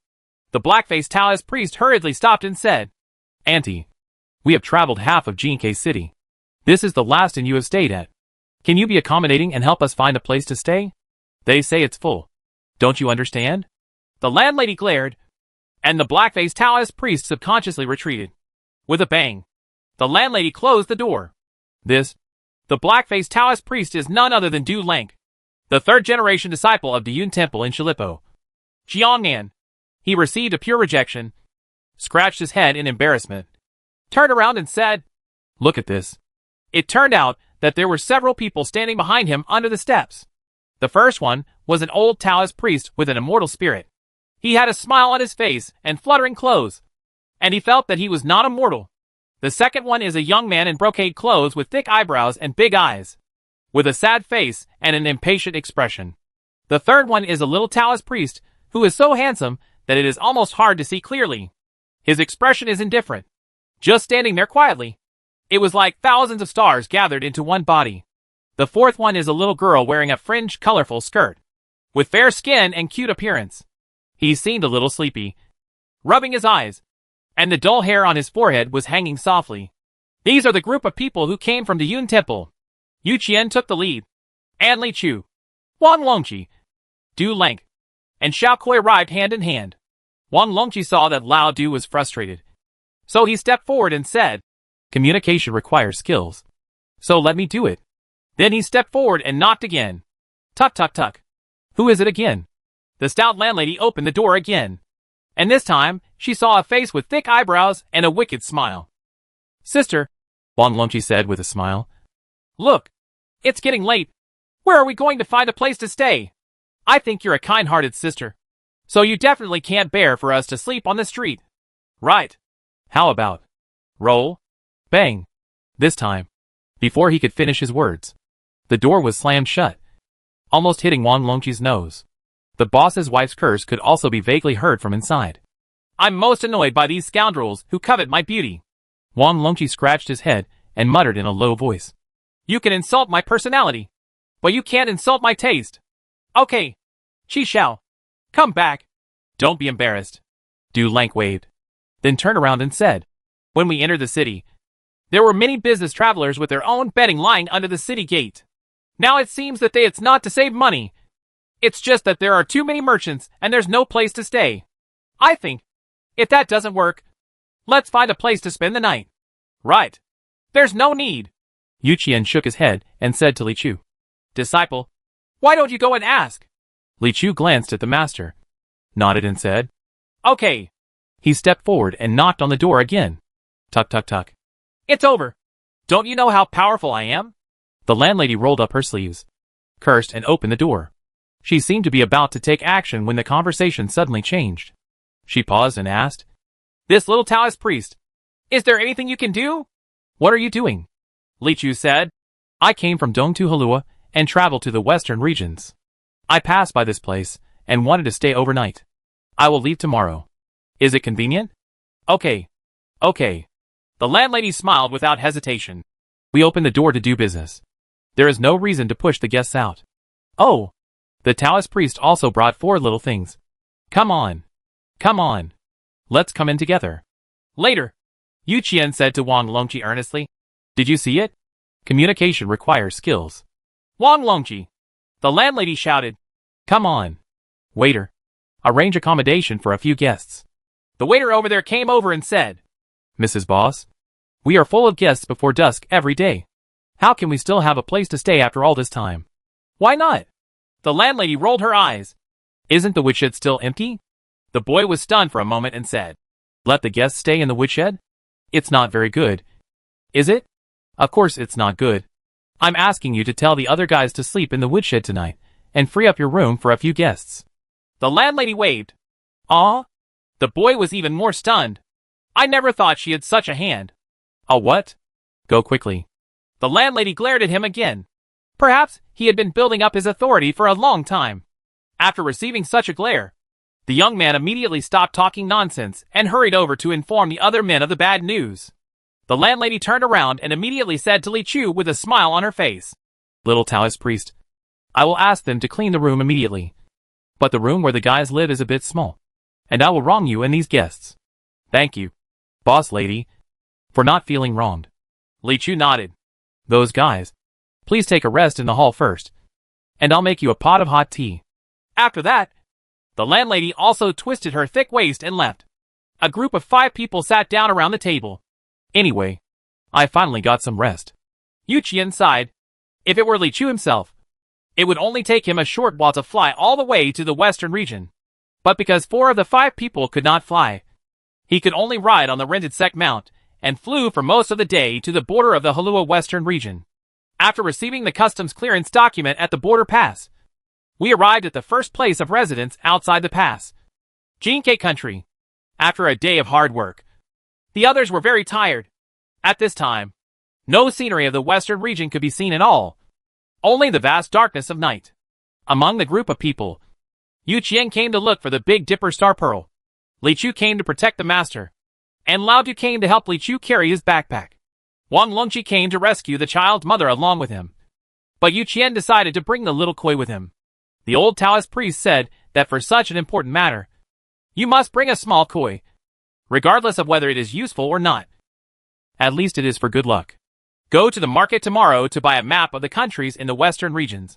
Then rent a mount and go straight to the Bailang kingdom. Lao Du planned. Finding the star beads is a matter of luck anyway, so why not do it first? Help Chi Shao settle the matter so that he can rest assured. Okay. The old Taoist priest nodded in agreement. Wang Longqi was quite moved and said, Master Yu, I'm so grateful. If this thing can really be done, I, Wang Longqi, swear to God that I will sworn brothers with different surnames and let you be mine forever. What a great brother! Before the old Taoist priest could speak, Du Lang stopped and said, Chi Shao, you are wrong. I treat you as my brother, but you want to treat me as your grandson?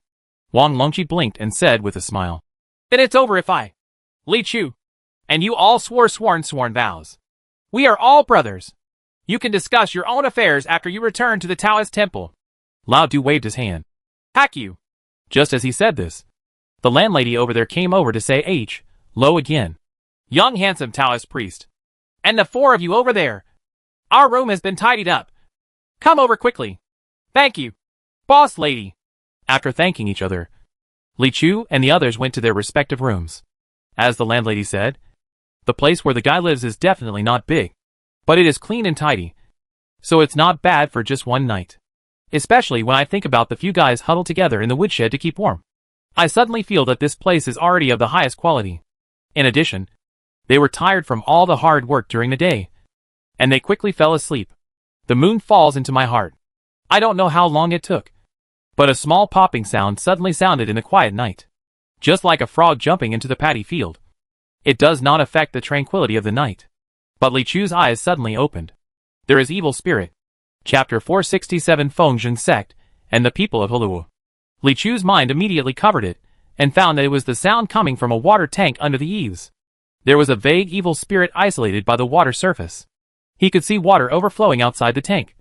And there was a trembling person hidden in the water tank. Shadow. Monster? It seems to be scared. What is it hiding from? Having just arrived and not understanding the situation, Li Chu did not react immediately. It was also because Yu Qian had reminded them before coming that the countries in the western regions had been invaded by monsters all year round. Over time, they had become accustomed to this environment. Nowadays, there are even many monsters living together with humans. So if you see a monster here, as long as it does not do anything to hurt people, there is no need to make a fuss. Before Li Chu could think about it, there was another rapid knock on the door outside. Who is it again? Even if the King of Heaven comes this time, I won't have a room. The stout landlady cursed again and opened the door. When she saw the person outside, her angry face suddenly froze, and then turned into a flattering smile. Hey, some kind of wind has brought these gentlemen here. Please sit down. There came 7 or 8 big men in red and white robes carrying swords, all wearing tall white hats embroidered with a golden arch. In the kingdom of GK, this is the uniform worn by middle-ranking officials, similar to that of a police officer. Strangely, there was a man in the team who was human and wore official uniform, but he was wearing a black dog's head, and his eyes were darting around like a human being. He was actually a dog-headed policeman. The leader was a big man with a beard. He frowned and said, Don't talk nonsense. Bring everyone in your store here quickly. Oh? The landlady was startled. What are you officials doing in such a big way in the middle of the night? Go if you are told. The bearded man shouted. A carp spirit escaped from the Fengzheng Sect's mansion. Now the whole city is being sealed off and vigorously hunted. We must not let it go. Ah. Yes. Yes. I'll go right away. Upon hearing this, the proprietress understood the seriousness of the situation and quickly asked the waiter to wake up all the guests one by one. The guests here were all businessmen who had been running around for a day. Naturally, they were all reluctant to be woken up from their sleep. 1 or 2 cursed. But when they arrived in the lobby and saw the official of the GK kingdom carrying a knife and wearing a hat, they did not dare to say anything anymore. After all, if you want to do business here, you can't easily offend officials. A group of 5 people from Yongwen were also pulled over, and they were all a little listless, especially the little koi, which almost swam all the way with its eyes closed. The bearded man looked around and asked, Is everyone here? The landlady replied, Master, we are all here. Okay. The bearded man nodded and pouted at a few of his men. Let's search first to see if there are any leftovers. Yes. Several of his men responded and immediately dispersed. Wang Longqi in the crowd was filled with resentment. When he asked the reason, he couldn't help but said, The Fengzheng sect has lost someone. Why do they need the officials of the GK kingdom to look for him? Yu Qian laughed. Ha ha. You don't know something about this. Then he explained to Wang Longqi. It turns out that the Fengzheng sect among the 12 immortal sects in Hulua has been developing rapidly in recent years. And its business is getting bigger and bigger. And what they mainly do is the business of selling demons. To say that this Fengzheng sect was originally a Taoist sect. It started by relying on its unique secret technique of making monsters zheng. He has a unique skill. But he is still far away from a large fairy gate. Later, one of the masters had a sudden idea and made a rule to sign a 100-year monster slave contract with the monsters who came to seek the title. Gradually, a large number of monsters with powerful cultivation skills were gathered to work for them. Later, the Fengzheng sect became more and more powerful, and the number of monsters who came to seek the title of Fengzheng also increased day by day. The Fengzheng sect also had a new trouble. That means there are too many demon slaves, and they can't take them in. After all, they don't plan to usurp the throne. So there is no use keeping such a powerful monster. 1 or 2 of them don't have many life skills. But they still eat a lot. In the past, a disciple took care of 2 or 3 demon slaves. But now a disciple has to manage more than a dozen demon slaves. There are too many demon slaves under his disciples to support them. The senior officials of that generation of feudal sect came together and came up with an excellent plan. That is to resell the contract of the demon slave. Anyway, For the monster, as long as it successfully transforms after passing the thunder tribulation, it is no good for anyone to be a demon slave. For the Fengjing sect, taking out a monster with a big appetite can also bring in a lot of money, which can be used to develop the sect, recruit more disciples, and expand more spheres of influence. Human trafficking has always been illegal in the Hollywood dynasty, but monster trafficking is no longer among them. This is a huge gap in the law. Coupled with Fengjing's high-level management, the dignitaries in Chaga City were fed comfortably, and no one came to trouble them. Later, they not only helped to seal the monsters that were about to transform, but also found monsters that had not yet transformed. They made an appointment to help you seal the monsters in the future, and then directly signed the contract, which directly broadened the purchase channels. Fengjing sect relied on this business to make a lot of money, and in a short period of time, it became one of the 12 immortal sects. However, the feudal sect, which has been developing for more than 100 years, has encountered a new problem. That is, the market is saturated. The general view of monsters in Hollywood dynasty is still biased, and ordinary people are not willing to get too close to monsters. Even if a high-ranking official is willing to raise demon slaves for fun, how many can one family raise? If you want to sell the monsters of the Fengjing sect, you can only engage in cruel internal competition. In the past, you only had to twist and scream something nice. But now you have to learn various talents. To put it simply, it is involution. Faced with this bottleneck, Fengjing finally found a new way out.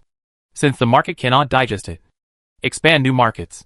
At this time, the Western region, where demons were rampant, became the primary target of the Fengjing sect, compared to Halua, where only the upper class raised demon slaves. Ordinary people in the Western regions had greater demand for demon slaves. Daily labor, safety protection, and some unspeakable matters can all be solved by the demon slave. They have no natural rejection of demon slaves and are simply excellent consumers. As for the problem that ordinary people cannot afford expensive demon slaves, Fengjing thoughtfully proposed the method of regular payment. As long as you pay part of the down payment, you can take the demon slave home, and the remaining part can be paid later. Over the course of 20 or 30 years, they were gradually paid together. Later, shared demon slaves were even launched, which can be rented for a period of time at a cheap price. Although you can choose not to buy it. How can you do it if everyone else is yours? How can anyone rent a demon slave for life? The current trend in the Western region is that if your family does not have a demon slave, the girl will feel that her safety is not guaranteed and will not marry into your family. As a result, many families even spent most of their lives working in exchange for a demon slave. The Fengjing sect's power in the Western regions quickly developed to a point of prosperity. Although its foundation was in the Hollywood dynasty, its main battlefield was already in the Western regions. In order to take root in the Western regions, the Fengjing sect has always maintained good relations with the top leaders of the Western regions countries, and sent a large amount of money and demon slaves. What you get in exchange is naturally the best treatment. Just like now, when a demon slave of Fengjing sect escaped, officials would cordon off the whole city to help find him. This is the result of Fengjing sect's years of management. Naturally, several people were dumbfounded after hearing these words. My dear, this decent man is a good businessman, Wang Longqi exclaimed. If I learn this skill, I can develop my business and it will be just around the corner. The key is not only the business experience, but also the core technology, Lao Du said. It is because of Fengjing's unique skills that all subsequent developments can be achieved. Awesome. Wang Longqi nodded and sighed. A few people were chatting enthusiastically when they suddenly found that everyone around them had dispersed. Only the 5 of them continued to stand here, and the dog-headed policeman was approaching with an unkind look on his face. What for? Durek asked in confusion. The dog-headed catcher quickly glanced around and said, There is evil spirit here. What he looked at was the area where the 5 of them were standing. Oh! A man with a beard came over and asked as he walked. Are you sure? Yes. There is evil spirit here. The dog-headed detective glanced around the 5 people, and then glared at Du Lank without hesitation. Don't move! As he spoke, he brought the dog's nose close to him and sniffed hard. He was still a little confused as he sniffed. Why don't you seem to have a demonic aura about you? Lao Du spread his hands and said, Master, is it possible that I just said it was possible, but in fact I am just a human being? What? The dog-headed detective looked up at him and immediately shook his head. You are darker than me. How could you be a human? Impossible. You must be a monster. Du Lank was speechless for a moment. And then he said, There is indeed a little monster here. But it is definitely not me. I am a pure human being. Who is that? Asked the bearded man. It's me. The little koi raised his hand obediently. The dog-headed catcher quickly took a look at the appearance of the little koi, then looked at Du Lank's, and said flatly, It's impossible. Then he continued to suck hard on Du Lank, not smelling anything from the top to the bottom.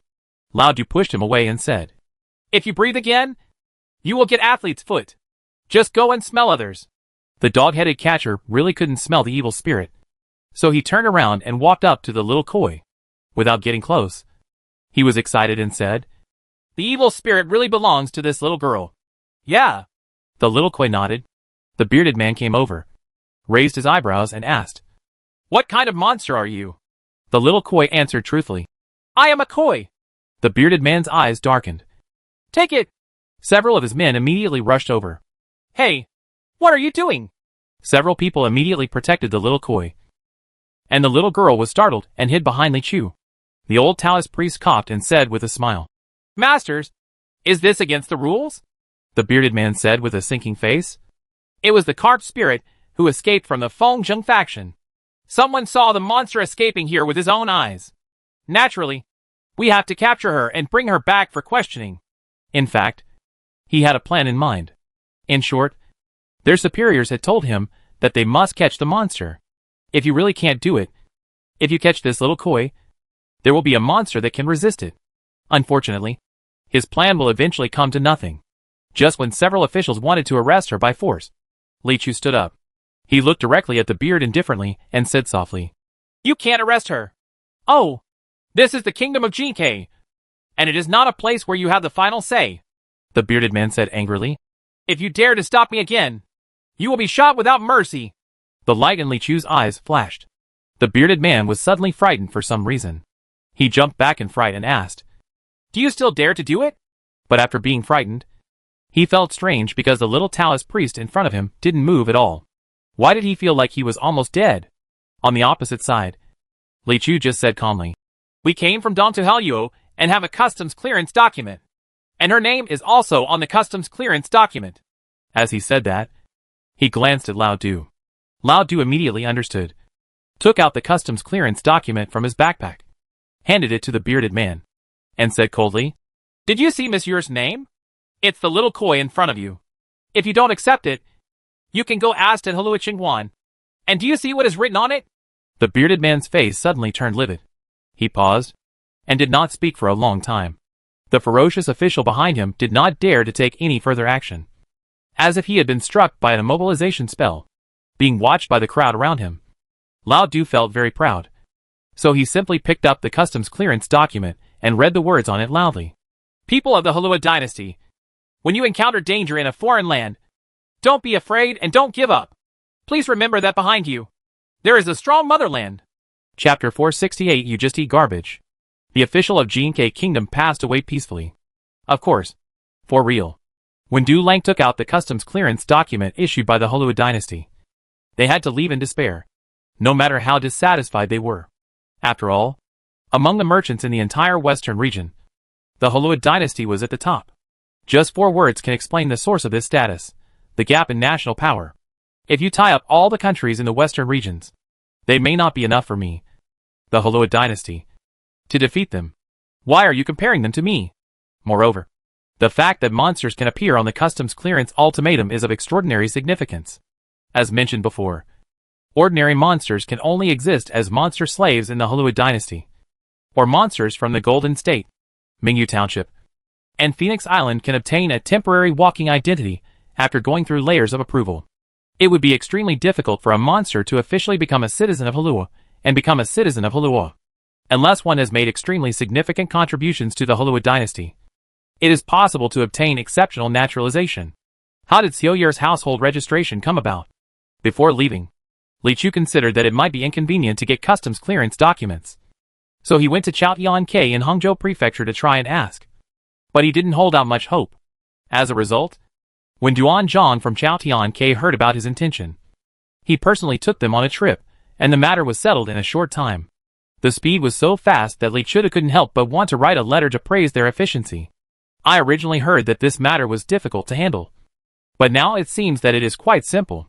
Of course, after Li Chu left, there was no need to mention the fear of everyone in Chaodiang and Hangzhou Mansion. Originally Duan Zhang and Li Chu were at least equal friends. But since he heard about the horrific things Li Chu did in Broken Monument Mountain, he couldn't help but stop being afraid.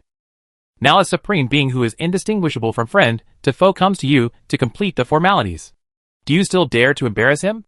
Anyway, with such a customs clearance document, the officials of Jinkai Kingdom were scared away. Everyone in the inn dispersed, and the night became quiet again. But Li Chu came to the backyard under the eaves after everyone else returned to the room. There is a large water tank here. The clear moon is reflected in the water, and there seems to be nothing in it. Li Chu knew that the monster was hiding inside. Come out, Li Chu said softly. There was a faint ripple in the water, but it didn't move. Li Chu added, the official of Jinkai Kingdom has left.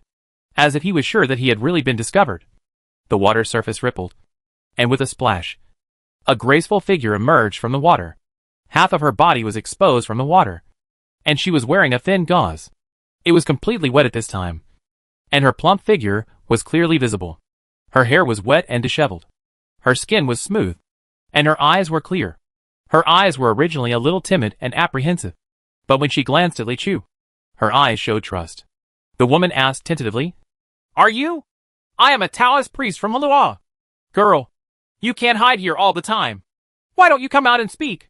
Li Chu said. When the woman moved, Li Chu realized that she was covered in scales from the waist down. It turned out to be a fish tail. The fish's tail came out of the water and immediately turned into 2 long legs.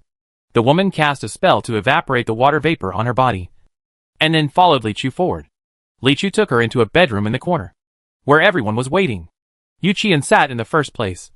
Du Lang stood behind him, and Wang Longqi and Xiaokui sat beside him. The woman didn't seem to expect that there were so many people in the room, and she felt a little embarrassed. Ha ha. Girl, don't panic. We are cultivators from Dongtu Halua. Yu Qian smiled, pointed at Du Lang and Wang Longqi and said, Don't look at these little ones who look vicious and wretched. In fact, they are all good-hearted people. Now that the Jinkai Kingdom has sealed off the whole city, it's really hard for you, girl, to escape. I don't think you are an evil monster. Why don't you tell me why you escaped from the Fengzheng sect? If it's reasonable, maybe we can help. Girl, this is what everyone agrees on. When they learned from Li Chu that the escaped monster was in the inn, they discussed it. Now Jinkai Kingdom has closed the city because of this matter. If they ignore it, their schedule will be affected. But if this is a good demon who has been oppressed, it would be unreasonable to betray it rashly. In the end, I decided to bring it in for questioning before making a decision. Taoist Master. The woman looked at the immortal old Taoist priest in front of her, and then at the handsome little Taoist priest next to her. She felt that he was very trustworthy at first glance. So she took a deep breath and said, The little girl's name is Luo Fair. She was also a monster cultivating in Halua. Since she signed the monster slave contract with the Fengzheng sect, she was originally willing to work for the Fengzheng sect, even though she was later transferred to the western region. No complaints. It's just that the upright elder in charge of the Jinkai Kingdom violated the contract, set up a private prostitute, and forced some of us banshees to do things we didn't want to do. So I escaped. That's it. Yu Qian nodded gently. I was still wondering why the Fengzheng sect paid so much attention to a mere little demon who escaped. The Jinkai Kingdom closed the city, and the damage caused in a short period of time was enough to buy back this demon slave. From this point of view, it seems that they are simply afraid that things will be exposed. It doesn't matter if he escapes a monster, but if the secret of setting up a monster prostitute is exposed, it will greatly damage Fengzheng's reputation, because the Fengzheng sect has to sign a contract with the monster. Even if it is a slave to the monster must be willing to do things. The concept of shame of monsters is very different from that of humans. There are many things that humans are unwilling to do, but in fact, it doesn't matter to monsters at all, including those monsters who were sent to please dignitaries. They must have gone with their own consent. Not violating the wishes of the monsters themselves is the basis for the Fengzheng sect to attract monsters to come to them continuously. But if the plate is too big, there must be mouse droppings. This kind of behavior of forcing monsters to pick up guests is obviously taboo in the Fengzheng sect. This elder who was stationed in Jinke country dared to take risks to do such a thing in order to obtain huge benefits because of the high sky and the emperor's distance. If he was discovered by the higher-ups in the sect, the least he could do would be to lose his cultivation and be expelled from the Fengjing sect. Luo Fei saw that the old Taoist priest and the young Taoist priest both had calm expressions on their faces and seemed not to take this seriously. She also realized that these few people had some background. Dang Jiang knelt down and begged, "If I am captured, I will definitely be executed by the elders. Please, please save the little girl's life." Li Chu immediately helped him up and said seriously, "If the Fengjing sect here really does such unethical behavior, then we, the practitioners, will naturally take action." Luo Fei raised her head in emotion. "Thank you, little Taoist priest. Yes, and you are not the only one who saves the girl," Yu Qian continued. "We must save all the monsters who are suffering in the Fengjing sect here." Luo Fei looked at him moodily. "Thank you, old Taoist priest." Du Lang also said, "Just leave this matter to us. The girl must be tired too. It's better to rest first and then discuss it." Luo Fei continued to nod. "Thank you, Master Black Taoist." The little koi also came over, took a cup of hot tea, and asked, "Sister, are you also a fish?" Luo Fei nodded again. "Yes. Thank you, sister." Wang Longqi also came over and asked, "Girl, by the name, are you tilapia?" Luo Fei was about to nod again when she suddenly felt something was wrong. She raised her head and frowned slightly and said, "You're the one eating garbage." Chapter 469 Master Xie Ding. The evening breeze blows gently in Jinke country. Although it is called a country, it is actually just this big city and scattered villages around it. Almost all the citizens live in this oasis. There are many small countries like this in the western region, and they often rely on powerful allies to survive. There is no doubt that what Jinke Kingdom chose to rely on was naturally the nearby Yangyang Halua. Therefore, when the Shangwan heard that the officials did not embarrass the monster holding the Halua customs clearance document, he did not feel strange. Near the palace, there is another luxurious building. Although it is not as large as the palace, its decoration seems to be more exaggerated than that of the palace. This is the residence of the National Master Xie Ding Shenren, and it is also the place where he preaches. In the backyard of the Imperial Master's residence, there is a pure white high platform. A bald man wearing a Taoist robe was sitting cross-legged on a high platform, his eyes shining brightly, looking into the distance. This man with a hairstyle like a monk and clothes like a Taoist priest is none other than the Imperial Master of Jinke, Master Xie Ding. "Strangeness," he murmured. "There is an auspicious cloud of luck in the south of the city that covers half of the sky, and you can't even see the edge of it. With such terrifying luck, even a human emperor can't compare to 1 in 100. What kind of strange person or treasure came to Jinke Kingdom? Should I go over and see if there's a chance to give it a try?" After hesitating for a moment, a cry suddenly came from below. "Master, the officials in the city want to see you." Hearing his disciples call, Master Xie Ding touched the 2 fingers of his right hand, removed the gleam in his eyes, then stood up and took a slight step, his body fluttering to the ground. The disciple waiting below was also a bald man wearing Taoist robes. Master Xie Ding asked, "What's the matter?" The disciple bowed his head and said, "The late-night visit from the city officials may be related to the luck-enhancing thing." Master Xie Ding had already walked towards the front hall and said, "Bring him in." "Yes." When they arrived at the front hall, city officials in golden robes and white hats were already waiting there. When they saw Master Xie Ding approaching, they immediately saluted and said, "I'm sorry for bothering you late at night. Please forgive me for being an official." Judging from his expression, he was trembling and seemed to be really scared. The Imperial Master is indeed famous for his eccentric temper in Jinke. The most famous deed is that after he suffered from hair loss and lost all his hair, he ordered all his disciples to shave their heads. "What's the matter?"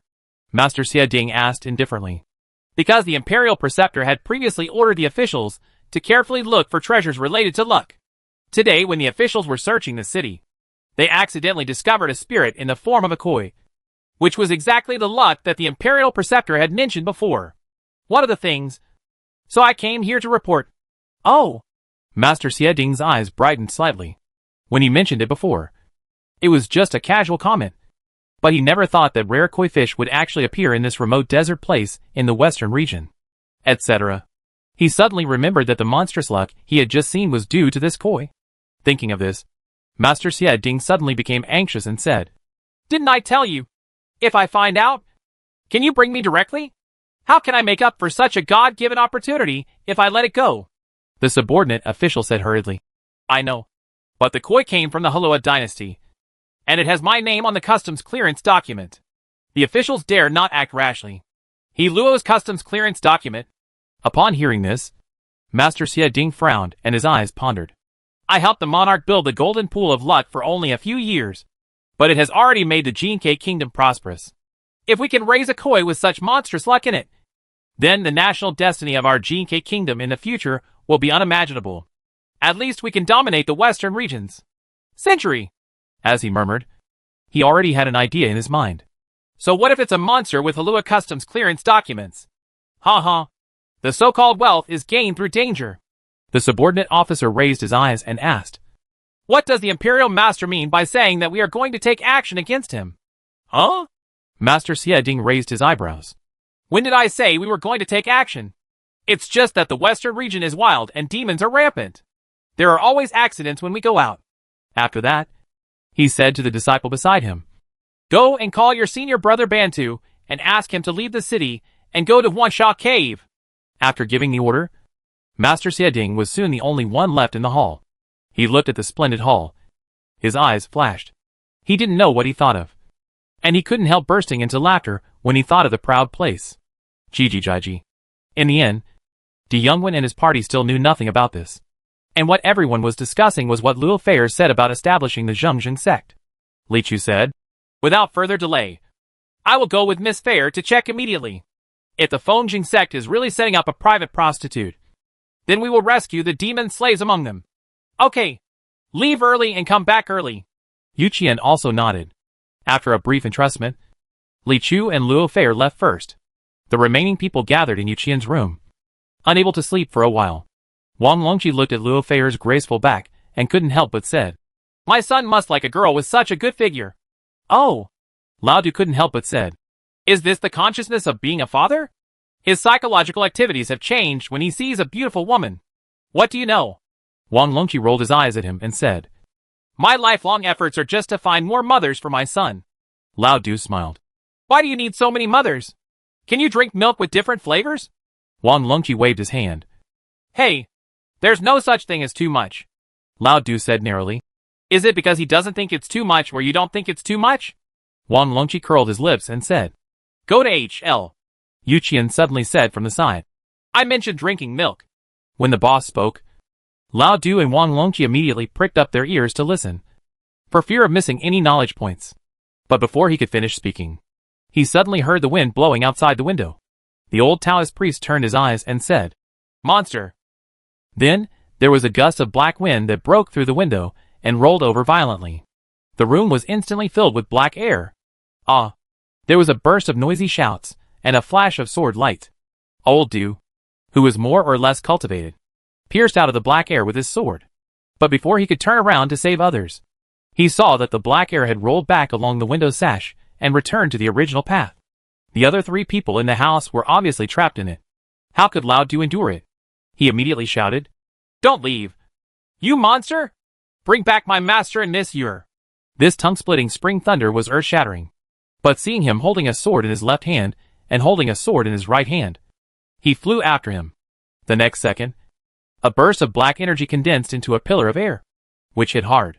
He blocked it with horizontal sword energy and made a bang. Lao Du flew back 3 times as fast as he went, fell to the ground, and became unconscious again.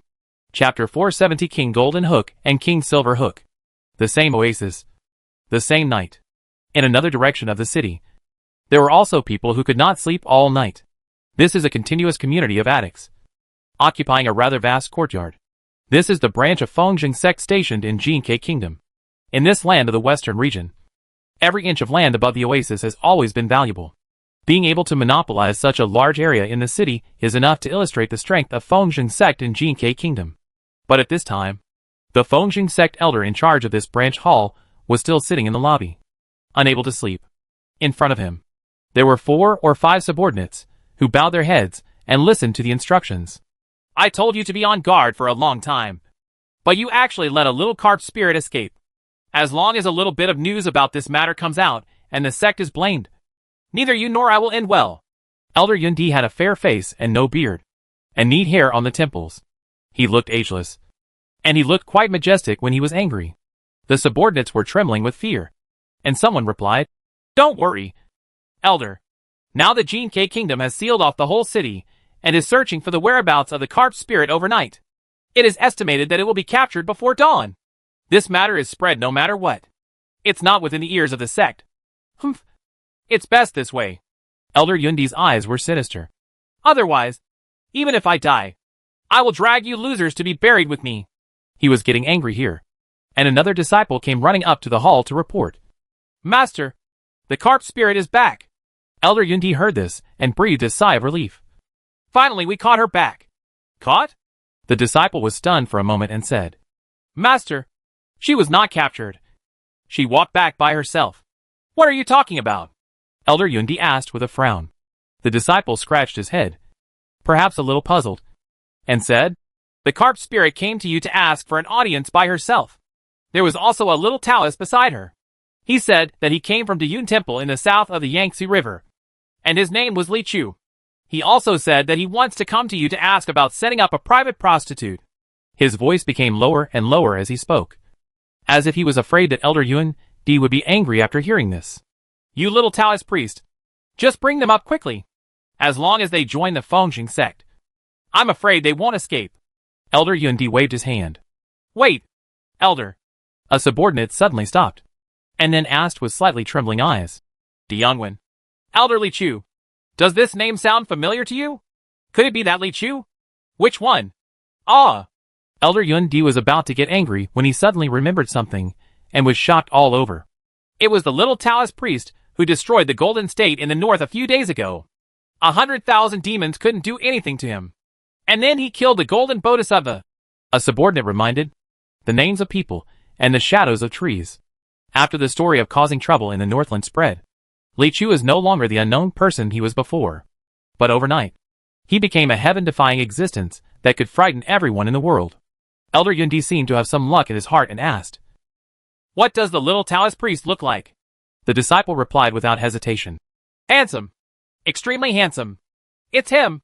Elder Yundi's heart was beating wildly. "It's this evil star who came to our door."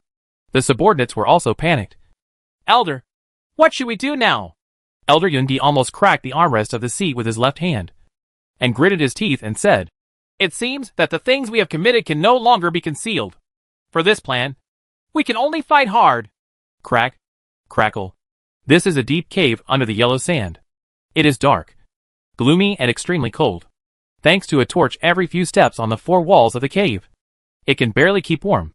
Yu Qian, Wang Longqi, and Xiao Kui were all tied up with 5 flowers and tied to wooden stakes.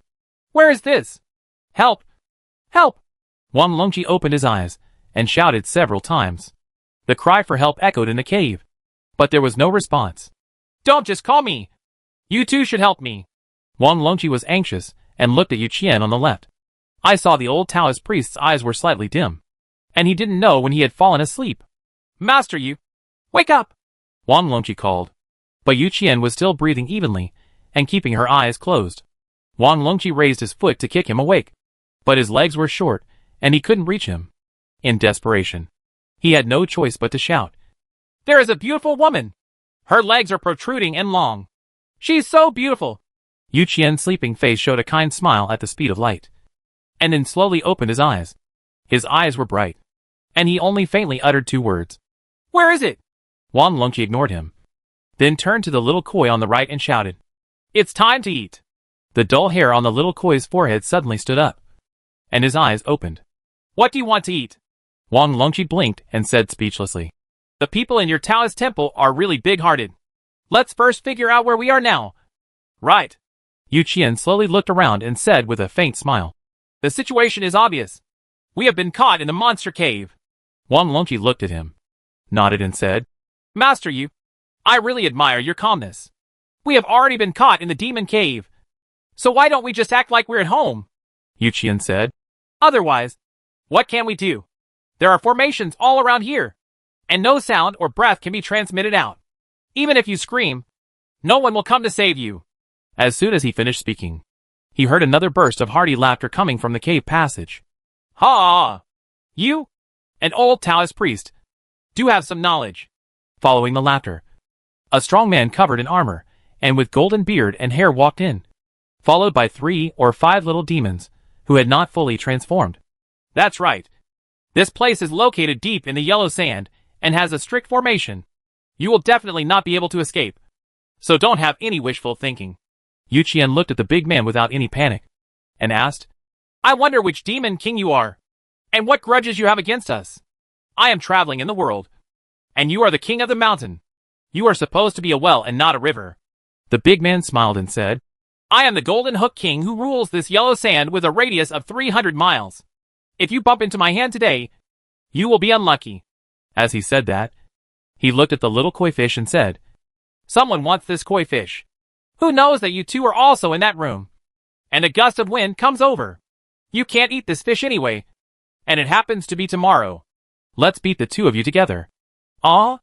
When Wang Longqi heard this, he suddenly panicked and said, No, you can't eat me. My child has just been born and my mother is not here yet. Now I don't have a father. No way.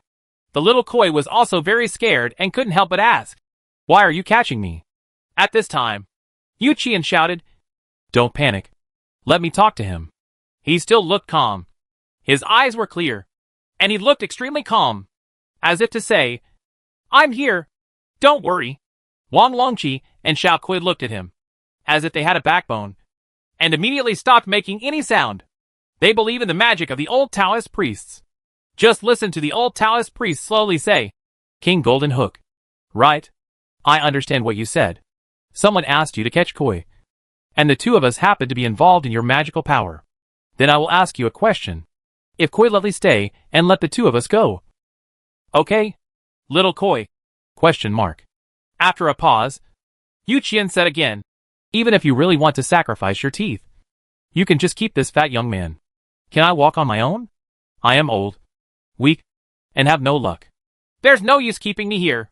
Wang Longqi, question mark. Ha ha ha ha ha. King Jingo laughed loudly.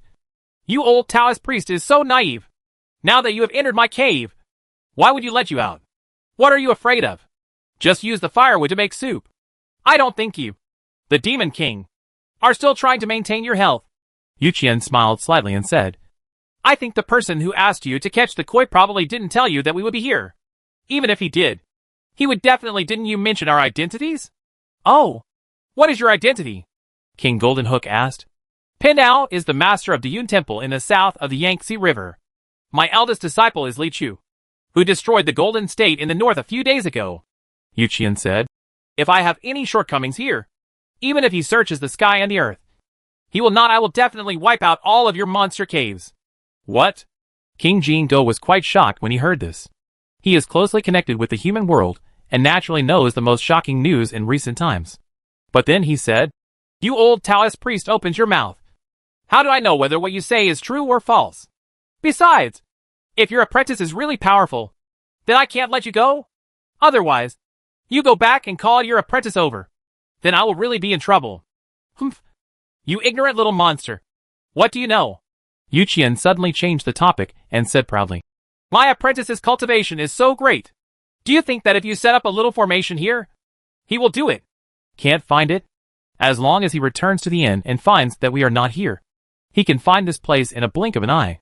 Then you will know whether what I said is true or false. This. King Jingo's eyes narrowed. Yu Qian continued, If you respectfully send me out now, I can use my conscience as a guarantee that I will never come back to trouble you. Anyway, this boy and this fish are not very close to me, right? King Jingo pondered. If that's true, it's better to do less than to do more. So it's not impossible to let you go. It seemed that he was still thinking about the truth or falsehood of Yu Qian's words. But Wang Longqi couldn't bear it anymore. He yelled, Master you've already left. Why don't you take me with you? Why are we not familiar with you? Didn't you want to be my godfather a while ago? Yu Qian said. You didn't agree. Wang Longqi said. Because I regard you as my biological father in my heart. Yu Qian blinked. Does your mother agree? Over there. King Jingo didn't think about it for a while. But he heard someone outside shouting, Brother, Big brother! I've come back with big news this time. When King Jingo heard this voice, he immediately beamed with joy, left everyone here, and strode out. My good brother, you are back. My eldest brother is not very smart. There is something that I don't know what to do right now. Please give me an idea quickly. Outside the passage is a wider cave. At the front of the cave are 2 tiger leather seats. On one of the seats, a demon king who had a body shape and face similar to King Golden Hook had just sat down. Except that his beard and hair were silver. He is the younger brother of King Golden Hook, King Silver Hook. Brother, if you have anything to do, we can talk about it later. What I brought back this time is big news, King Silver Hook said excitedly. Oh, what's the news? King Jingo asked. This time I went to Songan Mountain to visit friends, and it just happened to happen that a big event came out of Baiyujing, King Silver Hook said. This is a once-in-a-lifetime opportunity. He raised a scroll in his hand. The legendary Immortal Fate is coming to the Western region. Whoever can find the person who carries the Immortal Fate can live forever by eating a piece of his flesh, and become an immortal by swallowing him. Furthermore, the figure of that man has been circulated, and I asked someone to make a copy of it. Our brothers are guarding the kingdom of GK, which is the first step in the journey from east to west. If we can seize this very fate, wouldn't it be great to reach the sky in one step? When King Jingo heard this, he shook his head and said with a smile, My good brother, you always want to reach the sky in one step. We brothers are just little monsters in the yellow sand. How can we dare to dream about immortality? Let alone this very does the destined person exist. Even if he really comes to the western region, how can such good things happen to us brothers? Chapter 471. Let me see what he looks like. Night. 1 male and 1 female. Luo Fair asked. Do you want to go in? Li Chu replied. Now that we've reached this point, it's natural to go in, Luo Fair said a little uneasily. But does it really matter if we just met you and you went in like this? Li Chu said. Don't worry. Nothing will happen, Luo Fair said. But I'm still afraid of Mr. Li. How about next time? Li Chu said. It will be fine in a moment. Leave everything to me. Luo Fair grabbed Li Chu's sleeve. You won't abandon me, right? Li Chu shook his head and said. Of course not. Luo Fair bit her lip lightly and nodded. Okay, let's get started. Say it. Li Chu stood up. Walk through the door in front of you. There is a plaque reading, Fengjing Sect, hanging high on the door, which is where the branch of the Fengjing Sect is stationed here. At this moment, Luo Fair was naturally extremely anxious, because she knew how powerful those people from the Fengjing Sect were. She originally thought that Li Chu brought her to rescue people, but he quietly went over and rescued the demon slaves without being noticed. Unexpectedly, Li Chu closed his eyes, took a mental glance around, and directly said that he had determined the location of all the demon slaves, and then asked the concierge to inform them, preparing to enter through the main entrance with great fanfare. This move is somewhat surprising. Luo Fei looked at Li Chu's profile and thought with some confusion. He was so handsome. Couldn't he be a fool? She changed her mind again and suddenly thought, could Li Chu bring her here on purpose, claiming to be saving people, but actually wanted to trick her into handing her over to the Fengjing Sect in exchange for a reward? But looking at Li Chu's back, she didn't want to believe it. He's so handsome. He can't be a bad guy, right? So what exactly does he want to do? While she was thinking wildly, the two of them had already passed through the atrium and arrived outside the main hall under the guidance of the disciple. The Fengjing Sect disciple bowed and said, Elder Yundi is waiting for Taoist Master in the hall. Please come in. Li Chu had already scanned it with his mind and knew that there was nothing treacherous inside. So he opened the door without hesitation. Unexpectedly, as soon as the door of this hall opened, Luo Fair immediately said, Ah! As if she saw something extremely terrifying. The atmosphere seemed to freeze for a moment. Elder Yundi of the Fengjing Sect looked at Li Chu quietly. Li Chu lowered his head and looked at Elder Yundi. Yes, just lower your head, because Elder Yundi was kneeling on the ground at the moment. Led by him, more than a dozen senior officials from the GK Kingdom's official sect knelt on the ground, naked to the waist, carrying a bundle of thorny canes on their backs, and looked at Li Chu sincerely.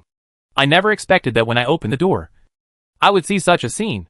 Li Chu almost thought that what Feng Zhengpai was running was not a prostitute, but some kind of place for lewdness among male compatriots. He didn't understand, but he was shocked.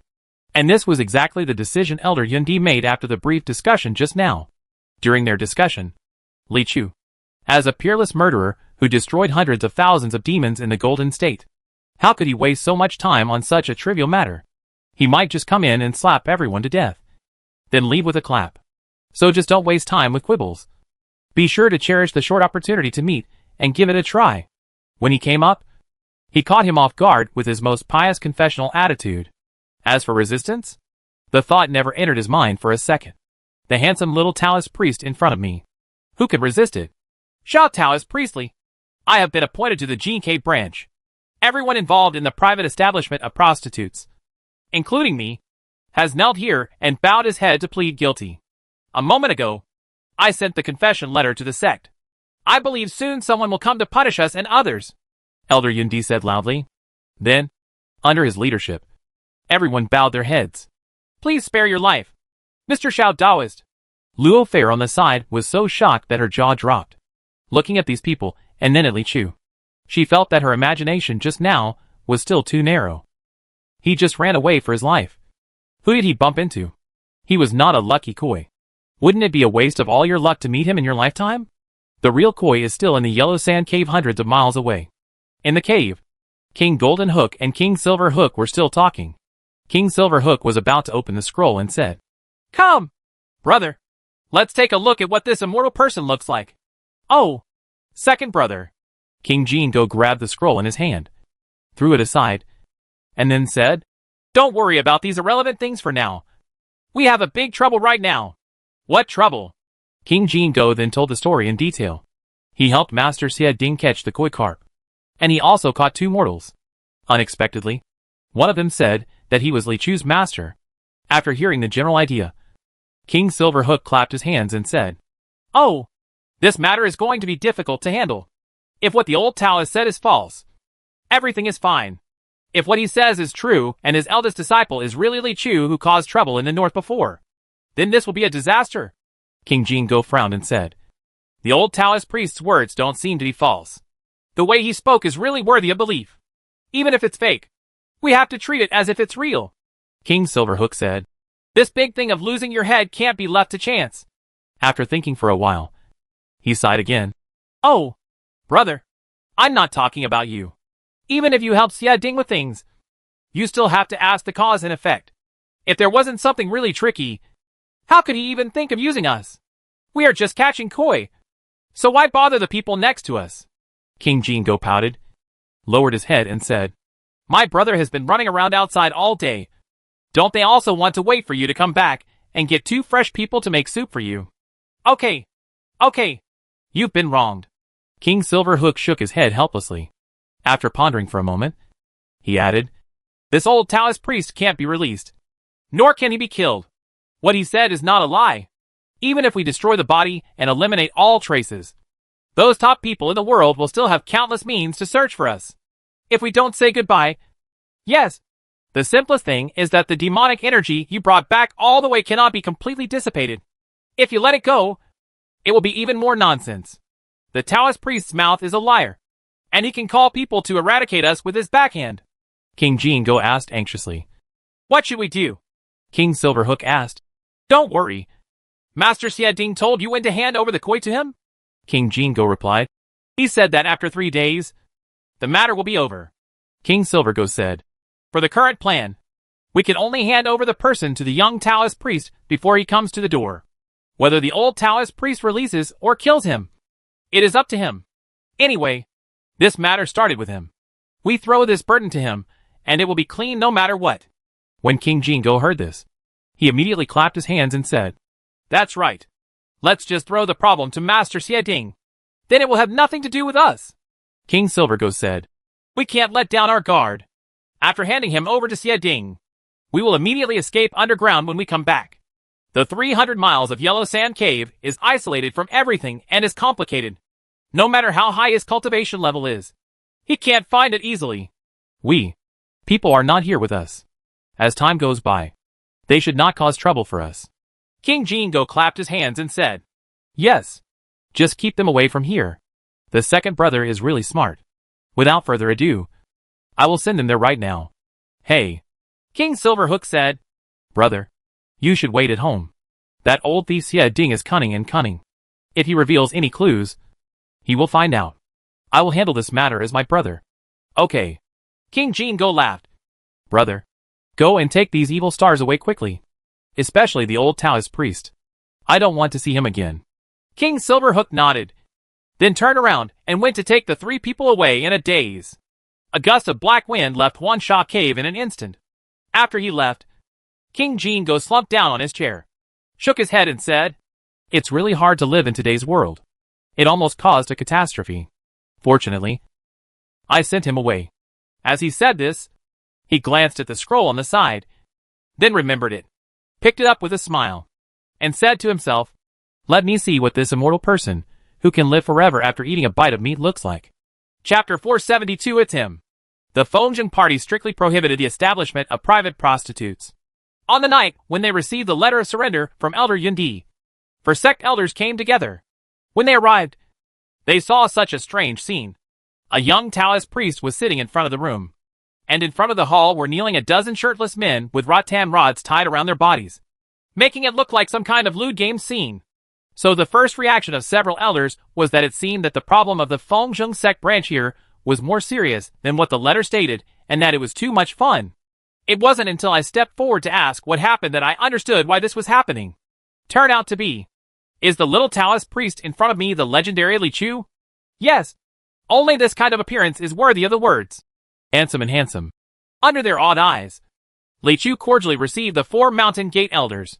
He did not refuse the 4 elders' request to shake hands one by one, and gave important instructions such as, Let the prisoners get up first when the ground is cold. The 4 elders immediately swore an oath, saying that the Fengjing sect would never bend the law for personal gain, and would severely punish this group of evildoers who corrupted the family tradition. Those demon slaves who were taken to the demon prostitutes were all little demons, like Carp's spirit, who were not strong in fighting ability. Now they have also been taken out, and have been taken care of properly. Several elders promised Li Chu that the Fengjing sect would properly resettle these little demons. Not only would they give them a large amount of compensation, but they would also directly terminate their demon slave contracts and directly return them to freedom. Li Chu was also very satisfied with this handling method. Several elders respectfully led this little outside Taoist priest to patrol their sect to ensure that no demon slave was oppressed, and no Fengjing sect disciple slipped through the net. It can be said that the attitude of everyone in the Fengjing faction in admitting their mistakes was so good that Li Chu could not find any fault. So he could only nod with satisfaction. Well done, elders. Several elders were frightened and replied in unison. Hello, Mr. Li. Li Chu added, Thank you for your hard work. Elders. Several elders replied, Serve Halua. In a joyful atmosphere, the visit of Li Chu's investigation team to Fengjing came to a brief and smooth conclusion. Luo Fei also stayed where she was to wait for the follow-up matters. Anyway, the matter was done, and she no longer had to follow Li Chu. When she said goodbye, she looked at Li Chu with deep gratitude hidden in her eyes. It's just that Li Chu's firm back was full of unnecessary meaning. Things went surprisingly smoothly, and Li Chu felt a little relaxed. Unexpectedly, when I returned to the inn, I saw a heart-wrenching scene. Lao Du was sitting in a messy room with disheveled clothes, blood on the corners of his lips, and his eyes were blurry, as if he had just experienced something heinous. Li Chu's heart skipped a beat. No way! What a cruel gangster this must be! Master. Lao Du seemed to have regained his consciousness when he saw Li Chu coming back. He raised his head and shouted, Something bad has happened. Master was captured by monsters. When Li Chu heard this, he breathed a sigh of relief. Fortunately, it was not what he imagined. Otherwise the scene would be simply, etc. He raised his eyebrows. Master was captured by monsters? Yes, Du Lang said. Not long after you left, we were chatting in the house. A black wind broke through the window and rushed in, taking away Master Qi Shao and Monsieur. I and the monster fought for 77 and 49 rounds, and was ultimately defeated by it without saving the 3 of them. Speaking of where he blamed himself, Lao Du burst into tears. Master, it's useless to be a disciple. A disciple is just a waste. You don't have to feel too guilty. I already knew this. So why would I blame you? Li Chu comforted. After comforting him, Lao Du cried even harder for some reason. Li Chu didn't think much about it. He just closed his eyes and felt the remaining evil spirit in the air with his mind and body. At the same time, Think about it in your mind. My group had just arrived, and they had no grievances against the monsters from the western regions. Why did this monster capture the master? Why should I arrest that old Taoist priest? King Jingo is also thinking about this issue. He shook his head and smiled bitterly.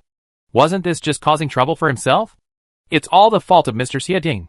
But there was nothing I could do. For my two brothers to become successful and gain a firm foothold in these 300 miles of yellow sand, the support of Master Xiading was indispensable. As a price, the two brothers had to do some dirty work for him, and do things that were inconvenient for him as a national teacher. After experiencing this incident, King Jingo also began to think. Anyway, now that his brother's wings have become hardened, how about they ignore Master Xiading from now on? Wouldn't it be better to become an independent demon king? If you do these things for him, you will easily get into trouble for no reason, and you might be thrown away as an outcast one day. Forget it. Don't think about this for now. Fortunately, the second brother was smart enough and threw the trouble back to him. That's all. Let's first see what this immortal person looks like. Thinking in his mind, he slowly opened the scroll in his hand. When he entered his eyes, he saw a thin and gentle face. This man was wearing a Taoist robe, with warm eyes and fluttering temples. He looked like a rather handsome middle-aged Taoist priest. Appearance is secondary. The most outstanding thing is the immortal spirit that cannot be hidden. The fairy spirit almost shines through the paper. I don't know how it was possible to draw it so vividly. Temperament is very carefully controlled. If there are people in the world who are destined to be immortal, probably only such people will be convinced. Right? Etc. The smile on King Goldengo's face suddenly froze. And then, he slowly frowned. Why does this person look familiar? This eyebrow. This lips and nose. This smile. Especially this damn immortal spirit. Isn't this obviously the old Taoist priest just now? As long as you add some wrinkles and a few strokes of age to the person in this painting, there will be no difference at all. A Taoist priest with such an immortal spirit, no matter where he is like a firefly in the dark night. So bright and outstanding. It's him! King Jingo couldn't help but slap his thigh and shouted loudly. One bite of meat can make you immortal. And if you swallow it, you can transform into an immortal. King Golden Hook even felt a little confused when he thought that he had accidentally captured the person who was destined to be immortal. Is this the legendary chance that comes from heaven? Wrong. This opportunity is not here now. Second brother! King Jingo couldn't help but shouted loudly. Got up and wanted to chase after him. But King Silverhook had already walked away for a while and a half. So how could he catch up? King Silverhook was blown back by a black wind and landed at the entrance of the cave. He was a little puzzled and asked, Brother, why are you calling me so loud? Oh? Second brother, are you back? King Jingo stared at him as soon as he saw him. This was the first time that he hated his brother's efficiency so much. Second brother, as a man, how can you be so fast? Brother is feeling miserable. Ha ha. I was worried about the long nights and dreams, so I worked hard all the way. King Silverhook claimed the credit. That guy Xiading is still a little strange.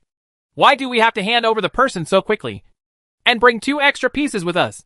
But I said a few words, I just put it off. Hey, if he is so treacherous, why don't he still have to drink the uncle's foot washing water? Foot washing water. King Jingo's hands were trembling. He was so excited that he didn't know what to say. He said in a trembling voice, Bring this foot washing water back quickly. My second brother can't give it to others. What? King Silverhook looked at King Goldenhook's crazy greedy look in wonder. Brother, when did you get this habit? What's the habit? King Jingo thrust the painting scroll into King Silvergo's face and said anxiously, Get that old Taoist priest back quickly. Immortal fate. It's him. It's him. It's him. Chapter 473. I seem to have seen this sister before. When King Silverhook sent people to Zhiren Xiading's residence, Zhiren Xiading was a little unhappy. Although Huang Shading has completed his mission, there are still some people who are good at making suggestions. Didn't I tell you to wait for 3 to 5 days before sending people here after this matter becomes more popular? Master Xiading said with a gloomy face. If someone from the Hulua dynasty investigates this, won't it cause trouble for me? King Silverhook cursed in his heart. You are afraid of trouble. But your father is not afraid anymore? I feel angry, but I still have to keep a smile on my face. He replied. It is true that the conditions in my cave are difficult, and the little demons in the cave are all disgusting and greedy. The men and women living in the cave will be eaten up in less than an hour and 3 hours. If these people are keeping it in a cave, I'm afraid that if something goes wrong, it will ruin the important matter of the national master. Master Xie Ding looked at the 3 people who were thrown in front of the hall by King Silverhook. When he saw the little koi, his eyes suddenly shone brightly. Yes, this is the koi with great luck. But when he saw Yu Qian and Wang Longqi, he was a little puzzled and asked, "What are these two?" King Silverhook's heart skipped a beat, and he hurriedly replied, "These 2 people are mortals traveling with this koi. My eldest brother was worried that they would tip off the news, so he simply took them all in. Now we are sending them here together, and we will let the Imperial Master handle it." "What do I want from 2 useless people?" Master Xie Ding frowned and said, "Don't the monsters in your cave love to eat human flesh? You might as well take them back and eat them. I don't dare to eat it." King Silverhook hurriedly waved his hands, paused, and feared that Master Xie Ding would see the clues. He shook his head and said, "Master Imperial Master, you don't know something. Something happened in our cave recently." "Huh?" Master Xie Ding looked over. King Silverhook said, "The biological mother of our 2 brothers passed away the day before yesterday. We 2 brothers decided to observe mourning for our mother for 7 or 49 days. We will not eat meat or kill any living thing." In a hurry, he made up an irrelevant excuse. Master Xie Ding was a little puzzled. "Do you have a mother?" King Silverhook was also silent for a moment, and then smiled and said, "What the Imperial Master asked. People have mothers, and monsters naturally have mothers too." "Oh, I just heard you talk about it for the first time, so I just asked." Master Xie Ding realized that this was inappropriate, so he changed his words. "Since your mother is dead, then this is the way it should be." King Silverhook felt a wave of evil in his chest, but he couldn't let it out, and he felt uncomfortable holding it back. After holding it in for a long time, he finally said, "Yes, let that person go. Thanks to you 2 brothers this time. I won't use you in vain. If something good happens in the future, I will be the first to take care of you." Master Xie Ding said. King Silverhook knew that he was expelling guests, and although he was angry at him for throwing it away after using it, he didn't even treat him to a meal. But the trouble was finally out of the way, and I didn't bother to say more. Immediately he said, "It is your duty to saddle up the horse for the Imperial Master." After that, he left in a hurry. Master Xie Ding looked at King Silverhook's back, and then he snorted coldly. Snort. "The 2 monsters in Huansha Cave were supported by myself. They used to come and go at a moment's notice, but recently they feel less and less useful. Although they are quite obedient, every time they meet, I always feel that their eyes are wrong, as if they are scolding me in their hearts. When a suitable goblin is found, he will eliminate these 2 demon kings and hang their heads on the city wall as his own merit." Thinking in his mind, he flicked his sleeves again and said, "Bantu, take these 3 people down and lock them in the dungeon outside the Chi-Luck Golden Pond. Wait until they wake up and interrogate them. See if those 2 people know about the other koi. If not, kill them and bury them. Don't leave the heads and tails." "Yes." A bald disciple also wearing Taoist robes stepped forward. "Also," Master Xie Ding seemed a little impatient, "I went to the palace to inform Queen Mingyan, saying that I have found a lucky koi carp that is rare in the world. It can beat dozens of lucky dragons and ensure that the Jinkai Kingdom will take off for 100 years. Queen Mingyan, please come to Jinqi to see it in person." "Yes." When Wang Longqi opened his eyes, what he saw was a bright and flashing bald head. "Monk?" he called in confusion. "Who are you scolding?" Bantu scolded.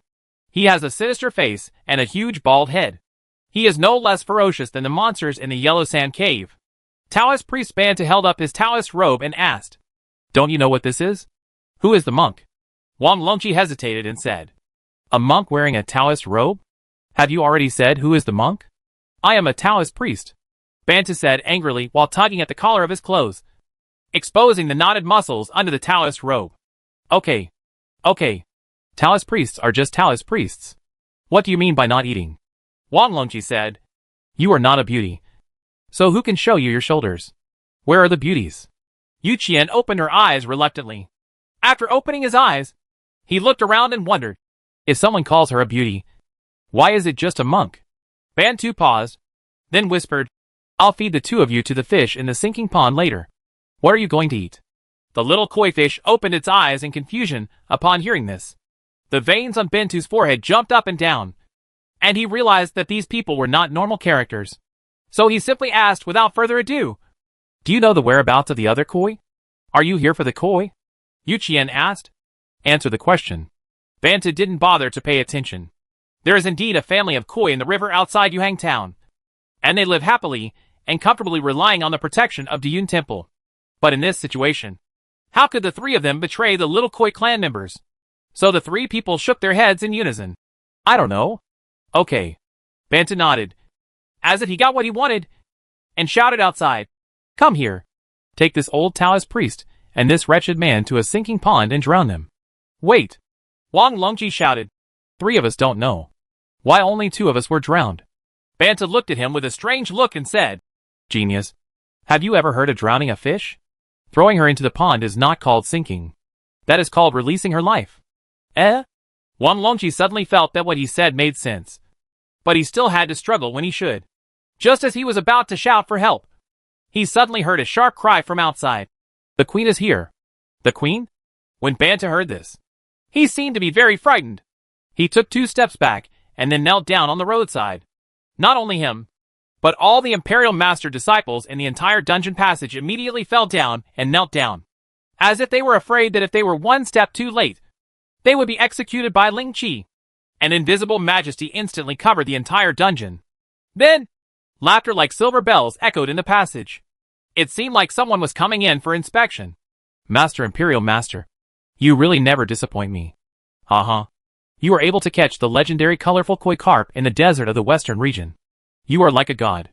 It's all a great blessing to the queen." Master Xie Ding followed the visitor, always half a step behind, and his expression was a bit humble. After receiving the compliment from the visitor, there was secret joy in his tone. After wearing jingles for a while, Wang Longji also saw the appearance of the visitor, and couldn't help but open his mouth. This is actually a beautiful woman, dressed in a splendid phoenix robe and wearing a crown of gold and jade beads. She seems to be a little older, but she does not hide her charm at all. She has a pair of red phoenix triangular eyes, 2 curved willow leaf eyebrows, a slender figure, and a coquettish physique. The pink face contains the power of spring, but does not reveal it. The red lips are smelled before smiling. "Huh?" Yu Qian suddenly let out a sigh from the side and whispered, "I think I have seen this sister before."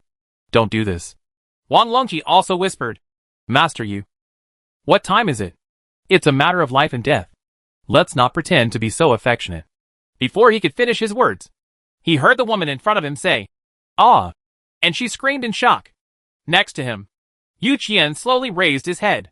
"Long time no see," the old Taoist priest said in a voice that suddenly dropped 18 degrees. The voice was so numb that Wang Longji instantly got goosebumps. Opposite me, the woman's eyes trembled, and her lips moved for a long time before she asked with difficulty, "Is that you, precious?" Chapter 474. Did you get the news too? The scene before him was something that Master Xie Ding would never have imagined in his dreams. It can be said that he has stayed in the small land of Jinke Kingdom for these years and worked hard, even if all his hair fell out, to make Jinke Kingdom bigger and stronger and create greater glory. What I miss most is the Queen Ningyan in front of me. Recalling that at the beginning, he was also a cultivator of the Heluo dynasty and a core disciple of the Qingyang Palace among the 12 immortal sects. So he was very proud of himself. His father is a powerful elder in Qingyang Palace and a strong contender for the leadership of the contemporary generation. As a second-generation cultivator with considerable talent and handsome appearance, Master Xie Ding is surrounded by beautiful women. It's just that he is young and energetic, and his heart is as high as the sky, so no one can look down upon him. All nightmares started from the day he was 20 years old. On that warm morning, everything seemed to be as usual. After Mr. Xie Ding got up, he washed his face, shampooed and tied his hair as usual. However, something unusual happened.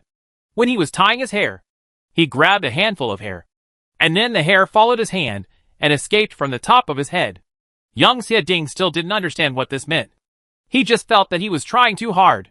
For the next 6 months, this scene happened continuously, and more than half of his hair was separated from his scalp. After dreaming at midnight, he often looked in the mirror in disbelief. I, who became famous at a young age, was as talented as Jade, had outstanding talents, and had a bright future, actually lost my hair. Looking at those fellow apprentices, Xie Ding often had doubts. Why are they so ugly but don't lose their hair? You are so handsome. But your hair is falling out? He confided this confusion to his parents, hoping to get a solution. However, not only did this outpouring lead to no countermeasures, it actually led to a greater crisis. The father, who had thick black hair, looked at Xie Ding's sparse hair and fell into deep thought for a moment. When he was young, Xie Ding's father also spent a lot of effort and pursued for many years before he finally succeeded in licking the beauty. Xie Ding's mother had always been nice to him at first, until one day her attitude suddenly changed and she suddenly said she could marry him. Less than 6 months after getting married, Xie Ding was born prematurely, weighing 9 pounds and 90 ounces. Xie Ding's father has always been suspicious. This time his son's hair loss completely ignited the fire in his heart. So he secretly used some means to check and found that Xie Ding had no blood relationship with him. After licking it to the end, there was still nothing left. Xie Ding and his mother were kicked out of the Qingyang palace, and their father refused to allow them to enter the Halua dynasty. Helpless, mother and son had no choice but to leave for the western regions.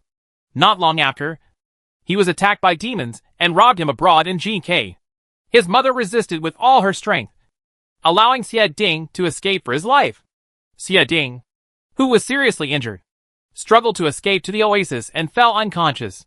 He almost died of cold and starvation in GK foreign country. That night, thanks to a kind-hearted girl I passed by, she woke up Xie Ding, gave him some food, and healed his wounds. When Xie Ding woke up, what he saw was the girl's shining eyes. The evening star is like her eyes, killing people and setting fire to them. She didn't say anything, and the night wind disturbed Xie Ding. However, when Xie Ding saw her again, it was at the wedding ceremony of King GK. The queen who was married was the beautiful girl. That is Queen Mingyan. Xie Ding was almost desperate.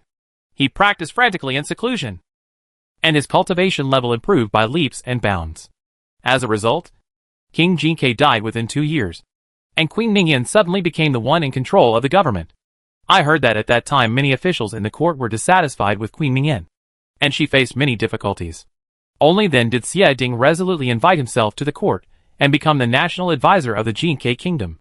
When she has a problem, he helps her. If she wishes, he does it. She has a smile, and he is sweet. Unexpectedly, today, she, who has always been noble and cool, would actually shout, "Treasure," to an old Taoist priest. Somehow, Master Xie Ding suddenly remembered his cheap father, licking to the end. Will there be nothing left after all? Bao, why are you here? Queen Mingyan held the old Taoist priest's hand and asked softly. Bao, it's hard to put it into words, the old Taoist priest said in his deep voice. Bao, didn't you say that in order to save the world, you were going to the 78th Nebula to conquer the extraterrestrial demons? It was a battle that no one knew about, but could not be failed. Did you win in the end? Queen Mingyan asked, blinking her bright eyes. Road. Bao, if the world has not been destroyed today, you know that we naturally won. It's just because I lost everything in that battle. That's why I didn't come back to you, Yu Qian said, and suddenly started coughing. Cough, cough, cough, cough. Alas, after so many years, the hidden injury still hasn't healed. Bao, even if you no longer have the heavenly cultivation and the peerless appearance. So what? It is this great you that I love. Queen Mingyan almost cried. Bao, can you untie me first? My arm is a little numb, Yu Qian said, listening to the conversation between the two. Little Koi was confused. Wang Longji looked eager to learn. The people around him felt disgusted, and Master Xie Ding's eyes were splitting. Bao, he is obviously lying to you. Just as he was about to say something to break the disgusting atmosphere in the air, he suddenly saw Queen Mingyan turning back and glaring at him coldly. Master Xie Ding was so stunned that he was stared at. Why do you treat him like this? Don't you know that he is a great warrior who has sacrificed everything for this world? How can you bear to hurt him? Queen Mingyan said coldly. Who would know? Only a fool would believe this. Right? Master Xie Ding was speechless for a while, but he could only explain. Queen, I think this Taoist priest looks extraordinary, and I am about to ask the disciples to ask about his identity. If the identity is correct, I will let him go. Ha ha. You lied. Queen Mingyan sneered. According to your past style of doing things, no matter how good or bad you are, how can you let them go? Hee hee. You also know what lying is. Can't you tell who is lying to you? Why is my IQ online now?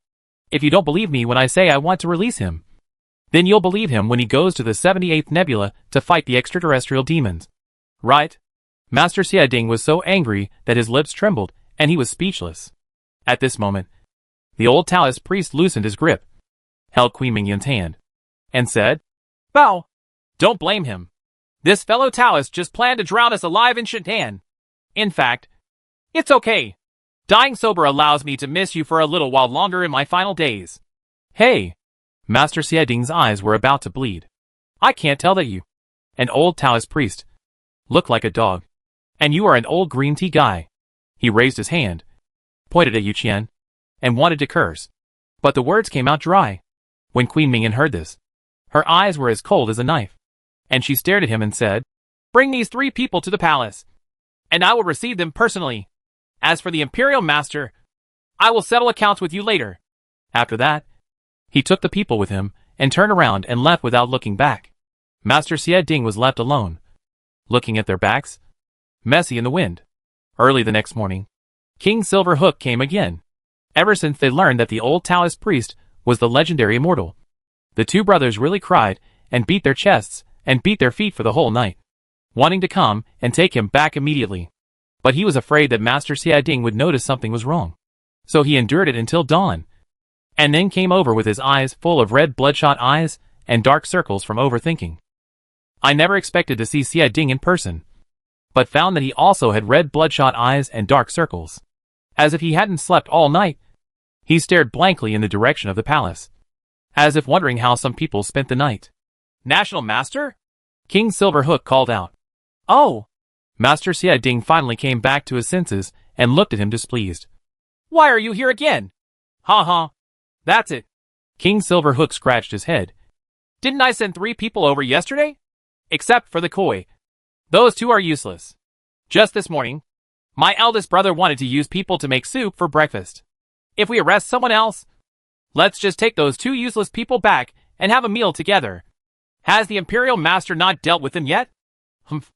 Master Xiaoding hoped that he had dealt with him, but he could only shake his head and said, There is nothing wrong. Your mother is dead. So you don't kill. Right. Hey, aren't these things all external things? King Silverhook said with a smile. If you are greedy, who cares who dies? Right. Yes. Master Xiaoding nodded. King Silverhook saw that he was distracted and chased after him. If it doesn't work, just keep the young one and give me the old one. His meat is just suitable for making soup. That old Taoist priest. Master Xiaoding gritted his teeth and said, Don't say it's you. I can't wait to eat him right now. This is also pure sincerity. His desire to eat Yu Qian alive is no worse than King Silverhook. Ah? When King Silverhook heard this, his heart skipped a beat, and he couldn't help but ask cautiously, Did you get the news too? Chapter 475. I'm afraid he will misunderstand. It's too late.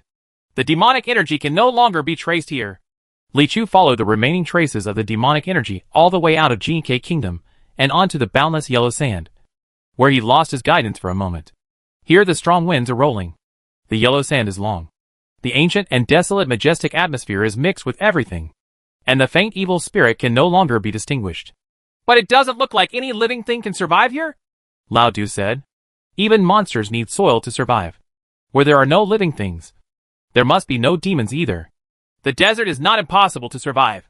Li Chu looked down at his feet, and then up at the sky. It's just that the creatures here are in less obvious places. Oh. Lao Du thumped his hands. Yes. Underground or in the sky.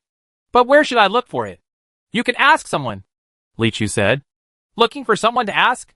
Lao Du was stunned, not knowing what he meant. Looking around. Where do these people come from? Li Chu did not answer, but waited quietly. After a while, a sharp whistle suddenly came from above his head. It's evil!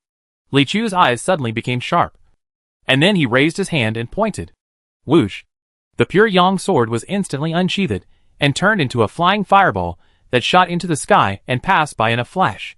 The howl in midair stopped abruptly and turned into a scream. Ah! Plop! A huge flying bird was frightened and fell to the ground, throwing up a cloud of dust. When the smoke and dust dissipated, the 2 of them approached and saw a huge sand pit on the ground. In the pit lay a large bird with wings, which was an incomplete little demon.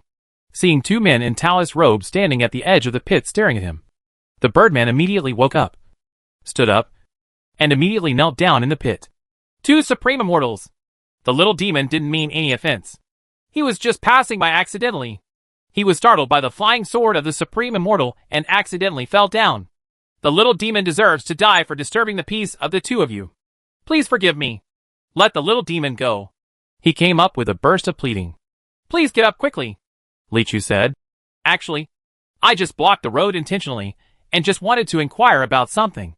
Inquiring about something? Birdman blinked, looking at Li Chu's calm face, and then looking at the sword behind him. He couldn't help but feel some feathers standing on end. Good guy. You call this asking about things? This was clearly an attempt to kill the bird. But that sword obviously had a deterrent effect. And the Birdman immediately smiled enthusiastically. Master Taoist, if there is anything you want to know, just ask. The little demon will definitely tell you everything you know. Li Chu nodded and said, We are new here, and some of our companions were caught by monsters. They were taken away by a black wind from Jinke Kingdom. I tracked the monsters all the way here, and I happened to see you appearing here. The conscience of heaven and earth. Birdman stood up suddenly and said loudly, Taoist master, catching people has nothing to do with me. I am just a simple and kind-hearted sand sculptor. I usually catch some wild rabbits. It's so rich, but I don't dare to think of eating people. I know that the demonic energy is different from yours, Li Chu said. I just want to ask who are the largest demon kings within a few hundred miles. He thought very clearly that it was not easy for a monster with such courage and cultivation to sneak into the kingdom of Jinke and absorb living people. At the very least, it must be at the level of a monster king. And in these hundreds of miles of yellow sand, there probably won't be many demon kings that can be raised. The sand sculpture spirit breathed a sigh of relief after hearing this, and then quickly replied, The two Taoist priests don't know something. This 300 miles of yellow sand is the territory of the two demon kings of Wansha Cave, Jean Go and Silver Go. For fear of not going into details, he added, These two demon kings are both sand scorpion spirits. They have strong cultivation and cannibalize countless people. If you lose someone around here, you can definitely find them. Golden Hook. Silver Hook, Li Chu murmured. We must find the master as soon as possible. They don't know what they are suffering now. If it is too late, it will be unimaginable. Mentioning the fact that his master was suffering, Lao Du's ears suddenly twitched, as if he remembered some miserable past event. He couldn't help scratching his head and whispered, Are you suffering? Not necessarily. Bao, you must have had a hard time away from me these years. Right. Yu Qian held Queen Mingyin's hand, sat with her on the dragon chair in the inner hall of the palace, and asked warmly, Bao, it's actually okay. Apart from the painful longing, there is nothing more painful. Queen Mingyin replied. Bao, tell me how you have lived these years. Yu Qian said. Bao, thank you for the jade pendant you left for me. Queen Mingyin took out a warm jade pendant from her arms. Because it was a love token you gave me. I always carry it with me. I never thought that from then on. My practice would get twice the result with half the effort and make rapid progress. I suddenly became the most talented female cultivator in Jinke Kingdom. Only then was the king noticed. After a few years, a senior expert told me that this piece was the legendary Tianqin jade. It is a priceless treasure with no more than 3 pieces in the world. Wearing it and cultivating it, it is like a divine aid, and it can empower ordinary people. The moment I became a prodigy of the world, I realized how much you love me and even gave me such a precious thing. Bao, there is no distinction between you and me between the two of us. I have given you all my heart, and there is nothing more precious than this. Yu Qian shook her head indifferently without even looking at the jade pendant. Bao, is that so? Then do you still keep the love token I gave you? Queen Mingyin asked. Bao, this is natural. Now that I have nothing to do, I want to take it out and play with it. I miss you, my beloved, Yu Qian said. Bao, but the token I gave you, isn't it a little rabbit? After so many years, it's still alive? Queen Mingyin wondered. Bao, it's definitely a rabbit. Yu Qian turned his eyes and said, I found a companion for it and gave birth to many little rabbits. Generation after generation. Now the ones I play with are its descendants. I think we can't stay together forever, so we might as well let it replace our happiness. Bao, you really love me. Queen Mingyin's eyes were filled with tears. Your Highness, The little koi has fallen asleep while sitting. Wang Longqi forced his hand to hold his eyelids. His eyes were red and bloodshot, with 2 dark circles. But he still listened to the conversation without missing a word, for fear of missing some knowledge points. The admiration for Yu Qian in his heart is already overflowing. The old Taoist priest can actually maintain his love talk for a whole night without slacking off at all. He is really a role model for our generation. If it were me, I could still hold on in the first half of the night, but I would probably show fatigue in the second half of the night. While I was studying, someone from the palace came up to me and said, "Your Majesty, the Imperial Master wants to see you. It's really annoying." Queen Mingyan turned her head and said, "Bao, please wait for a while. I will deal with the matter and come back to you. Bao, I will wait for you forever." Master Xie, who had not slept all night and was extremely haggard, couldn't help but reveal a wry smile when he looked at the radiant Queen Mingyan, who had also not slept all night. He hurriedly said, "Queen, don't forget. Those 2 people are with the koi. If we want to put the koi into the golden pond of luck, we must deal with them." "Yes, I have thought about this issue too," Queen Mingyan said calmly. "So I decided not to want this koi carp." "Queen," Master Xie said anxiously, "state affairs are of paramount importance. Queen, I have my own concerns. Don't mention this matter again. I won't argue with you. I have already made great achievements through my hard work in the past years as a national teacher." Queen Mingyan frowned slightly. After a pause, she added, "Besides, from now on, if there is nothing to do, just let the apprentice pass the message. There is no need to come to the palace to find me. I am afraid that he will misunderstand." "Clam?" Master Xie body was shaken, and he felt the cold wind blowing in the scorching heat of June, and a basin of ice water was poured down his bald head into the back of his spine, which was freezing to the bone. He was so lost that he didn't know how to get out of the hall. And then he came to his senses. It feels like the world is collapsing. Goose feathers are falling. Snowflakes are flying. And the north wind is howling. He looked up at the sky and shouted in despair, "No." Chapter 476, There are still many monsters in the world. At this time, King Silverhook was waiting anxiously in the Imperial Preceptor's residence. Earlier, Master Xie left a comment that he also wanted to eat the old Taoist priest, and hurried into the palace. When leaving, he asked King Silverhook to wait in the mansion. He didn't know what he meant. King Silverhook couldn't help but feel worried. Could it be that Master Xie already knew the news?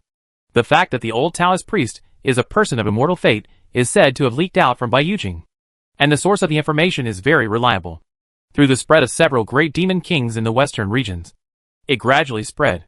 The Silverhook King got it from a good friend in Songin Mountain, and it's quite warm. He knew that the news would spread in the western region sooner or later, but Master Xie would not get it so quickly, so he wanted to make a time difference. But Master Xie performance made him a little unsure. He just had a chat with Ban Tu, who said that the old Taoist priest was taken away by Queen Mingyan yesterday. But he was quite careful in his words, as if he had something to hide. Could it be that Queen Mingyan got the news? King Silverhook was quite worried. If he were here with Master Xie, he would still dare to make plans. At least he would get a piece of meat. But if the person falls into the hands of Queen Mingyan, it will be difficult to deal with it. Most people think that Master Xie is the #1 master in Jinke Kingdom. But King Ingo knows that the truly terrifying person in Jinke Kingdom is the woman in the palace. Wang Shating is known as the strongest demon king near Jinke Kingdom. But the 2 brothers together will not be the opponent of Jiren Xie. But the difference is not too big. But according to what Xie said, the 2 of him together were no match for Queen Mingyan.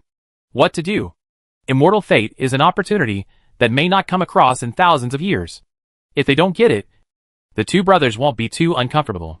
After all, it shouldn't be their turn to do this. But the immortal fate was already in his hands, and it was too uncomfortable to be given away by him again. Just thinking about it makes people vomit blood. If they don't find a way to get the fairy bond back, the 2 brothers may have to cry in their dreams. Seeing that Master Xie had not returned for a long time, King Silverhook began to wonder again. Had he been called into the palace to share the meat and eat it? Imagining the scene of Queen Mingyan and Master Xie making hot pot with the old Taoist priest, King Silverhook felt like his teeth were about to break, as if they were eating his own flesh. "What are you doing?" As soon as Master Xie came in, he saw King Silverhook sitting there with a ferocious expression, his eyes sometimes dark and clear. He didn't know what he was thinking, so he asked angrily, King Silverhook was startled, and when he came back to his senses, he felt relieved when he saw Master Xieding's gloomy expression. If he had eaten Xianyuan meat, he would definitely not have this Sima face. King Silverhook then asked, Master National Preceptor seems to be in a bad mood? Humph. Master Xieding took a deep breath and said, It's not the old Taoist priest who caused the trouble. Huh? King Silverhook said softly. At the same time, he secretly wondered, could it be that he and Queen Mingyan were not sharing the spoils equally? Then, Master Xieding looked at him again and said fiercely, I want you to do one more thing for me. King Silverhook cursed in his heart. I wonder if this grandson has any other shameful deeds. Anyway, he would never come to your father for good things. But he still had a smile on his face and said, If the Imperial Master has an assignment, just give him your orders. We in Huangshating will never refuse. Don't you want to eat human flesh? As for that old Taoist priest, you must eat him. Master Xieding said cryptically. I will fight for the opportunity for you to lure the queen away. At that time, you will enter the palace and arrest the old Taoist priest. Take it away and eat it. Don't leave even a trace of the bones behind. What? King Silverhook was startled. Happiness comes too suddenly? I am thinking about how to get the meat here. Is Master Xieding planning to feed it to me? Seeing him stunned for a moment, Master Xieding thought he didn't dare to enter the palace to arrest people. So he said, You can enter the palace with confidence. No one can stop you except the queen. After this is done, I will thank you profusely. King Silverhook looked at Master Xieding and became even more confused. He retracted the insult in his heart and wanted to step forward and hold Master Xieding's hand tightly. Say, Sir, it is we who want to thank you very much. The Huangsha Cave spreads underground for 300 miles in radius. It is cut off from the atmosphere and complicated. The entrance is extremely difficult to find. The sand sculpture spirit introduced enthusiastically. If the two Taoist priests want to enter the Huangsha Cave to save people, they just need to finding the entrance to the cave is as difficult as climbing to heaven. Li Chu looked at the endless yellow sand hundreds of miles ahead, frowning and thinking. If I turn over all the desert here with a 10,000 swords art, can I see what's going on underground? Lao Du quickly said, Master, if you do such a heavy trick, the monster will probably get rid of the 3 mortal bodies of the master and the others under the cave, and the survival rate will not be high. Li Chu nodded. Really? The amount of damage he can now cause is quite large. But his micromanagement of spiritual power and sword energy is still slightly lacking. This is something that no amount of spiritual energy can make up for. And progress must be made through a lot of practice. But the magical power of Wan Jianju, performing it casually once cannot be called a practice. It should be called a drill. Naturally, we do not have the conditions for large-scale training, which is also a bit helpless. The two of them had a simple conversation, which made the idiot on the side feel a little nervous. Turn over the 300 miles of yellow sand? The sand sculpture spirit glanced at Li Chu. He looked so serious when he said this. So the sand sculpture spirit secretly swallowed a sip of saliva, rolled his eyes, and said, If the two Taoist priests want to enter the Huangsha Cave, there is actually a slightly less extreme method. Li Chu and Du Lan came over. The sand sculpture spirit scratched his head and continued. The demon king in Huangsha Cave is a cannibal. So the little demon in the cave often patrols the cave to see if there are any lone passers-by. If he sees them, he will catch them and tie them back to the cave. If they are the two Taoist priests are not afraid of the demon king. So why not pretend to be passers-by and see if any demons from Huangsha Cave come out to arrest people? Hearing what it said, Li Chu and Du Lang also understood instantly. After all, Li Chu was also old at fishing. Du Lang nodded and said, That's a good idea. As he said that, he looked up at the sand sculpture demon and said with a smile, Thank you so much for this, demon brother. The performance of this sand sculptor was really surprising. He just asked for directions. Not only did he tell me everything, but he also helped out with ideas unexpectedly. He was as enthusiastic as a northerner. The sand sculpture spirit chuckled and looked at the sword behind Li Chu. You don't know why I'm so enthusiastic? Is it because you are handsome? Seeing that the two of them were satisfied, the sand sculpture spirit said cautiously, Two Taoist priests. There is still soup cooking on the stove at home. Can you let me go first? Ah. Okay. Let's go slowly without seeing him off. Li Chu nodded. Seeing the sand sculpture spirit leaving the free figure happily, Li Chu and his apprentice also nodded to each other. There are still so many monsters in the world. Chapter 477 The Master is in danger. Bao, come and try the luminous wine grape glass, a specialty of Jinke country. Queen Mingyan handed a glass of sparkling wine to Yu Qian's lips, and Yu Qian drank it down. Bao, it is indeed a good wine. Bao, come and try some pastries that are not available outside the western regions. Bao, you feed me so sweetly. At one end of the long dining table, Yu Qian and Queen Mingyan were chatting with each other. On the other two sides, Wang Longqi and the little koi were eating separately. The little koi held its little chin and was very confused. Humans are really strange creatures. Your hands feed me food, and my hands feed you food. It's slow and troublesome. What are you trying to do? Wouldn't it taste better this way? Could it be that this is what the teacher taught in school? Everyone feeds me and I feed everyone. On the opposite side, Wang Longqi was a little tired. After a large amount of knowledge points poured into his mind, his brain power was quite overdrawn, and he was now in a learning refractory period. Now he respects the old Taoist priest as if he were a god. Just when he thought there might be nothing in the world that could stump Yu Qian, he suddenly heard Queen Mingyan say a question that made his eyes light up instantly. Bao, what do you think of us getting married? Queen Mingyan said suddenly. Puff. Yu Qian was caught off guard, and the sip of wine that had just reached his mouth spurted out instantly, and the food on the table was immediately drenched all over. The little koi's lips flattened. Why is it like this? He can't eat these dishes. In the whole hall, she was probably the only person who cared about the food on the table. When the surrounding palace maids heard these words, they all showed frightened eyes. They all know how terrifying the queen is. She has been so indifferent in the past 2 days. But she actually takes the initiative to propose marriage to this man? Wang Longqi's eyes widened, and he was extremely excited. Here we go! The real challenge has just begun! Master Yu! Danger! Just when he was thinking expectantly about how the old Taoist priest could avoid this problem, and how he could make excuses if it were him, he heard Yu Qian say something without hesitation. Okay. The old Taoist priest wiped his mouth, as if the spraying of wine just now was just a simple accident, and then agreed lightly. Ah? Seeing that he agreed so easily, Queen Mingyan was a little stunned. Wang Longqi over there was also quite disappointed, wondering if Guanju you would just surrender like this. Right. Turning around, he saw Yu Qian holding Queen Mingyan's hand affectionately. Bao, if I can stay with you forever, it will really fulfill my long-cherished wish.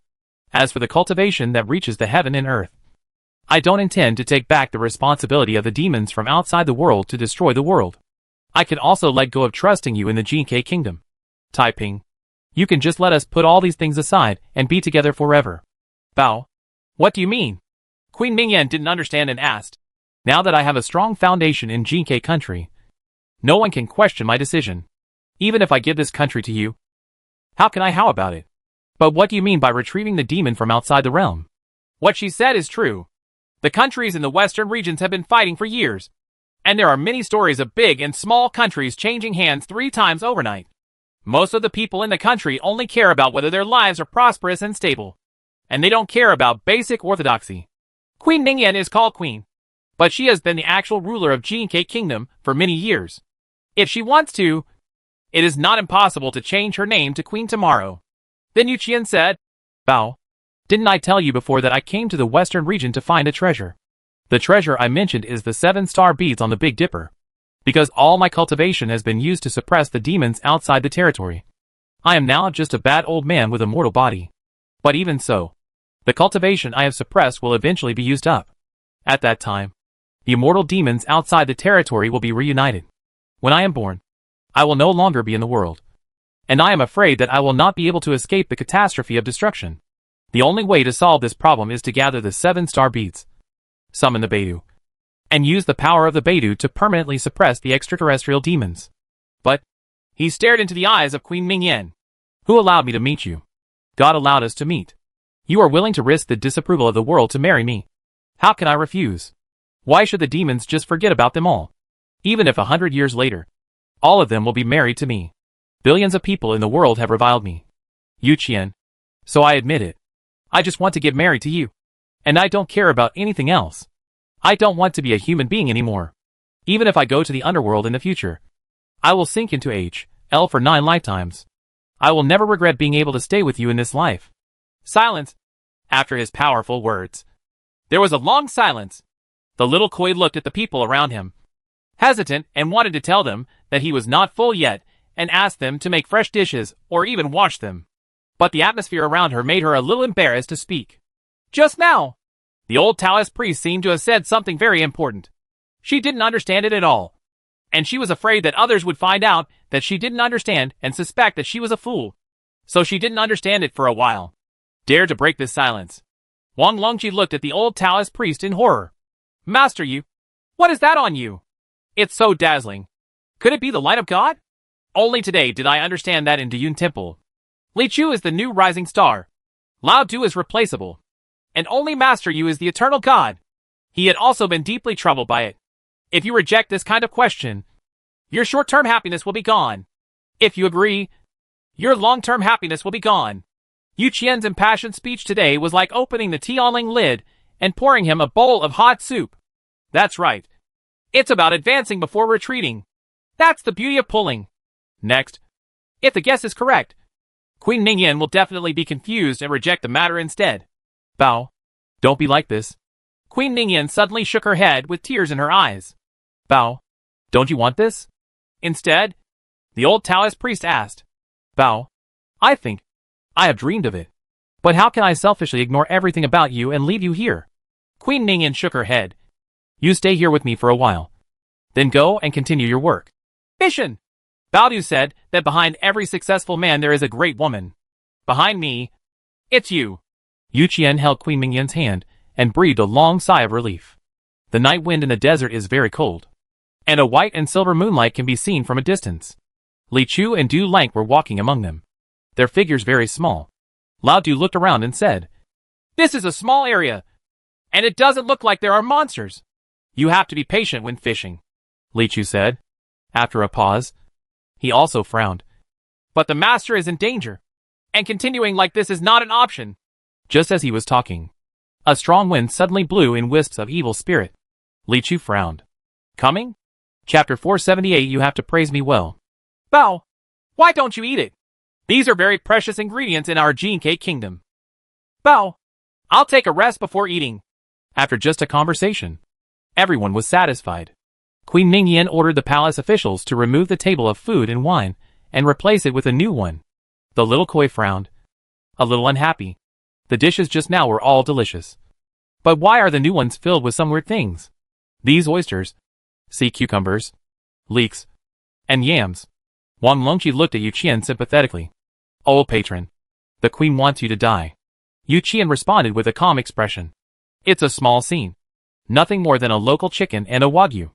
While the guests and hosts were enjoying themselves here, suddenly a palace official came forward in a hurry and said, The queen, I have something important to report. Queen Ningyan glared at him and said, Just say okay. You are not an outsider. The palace man lowered his head and said, The imperial master has sent news that there is a riot at the Chi Lut Golden Pond. He cannot suppress it, and I need you, the queen, to take charge. When Queen Ningyan heard this, her beautiful eyebrows tightened, and she said worriedly, Bao, that golden pool of luck is a very important place for my Jinke kingdom, and there is no room for loss. You wait here for a while. I will go back. Yu Qian nodded and said, Bao, just be careful. After saying that, Queen Ningyan hurriedly led people out of the palace. Wang Longqi, who stayed where he was, saw that the palace people on both sides were far away. So he came close to Yu Qian and said with respect, Master Yu, you are so powerful. You can kill the queen in just a few words. You were coaxed and stunned for a moment. If I become your disciple now, is it still too late? Huh?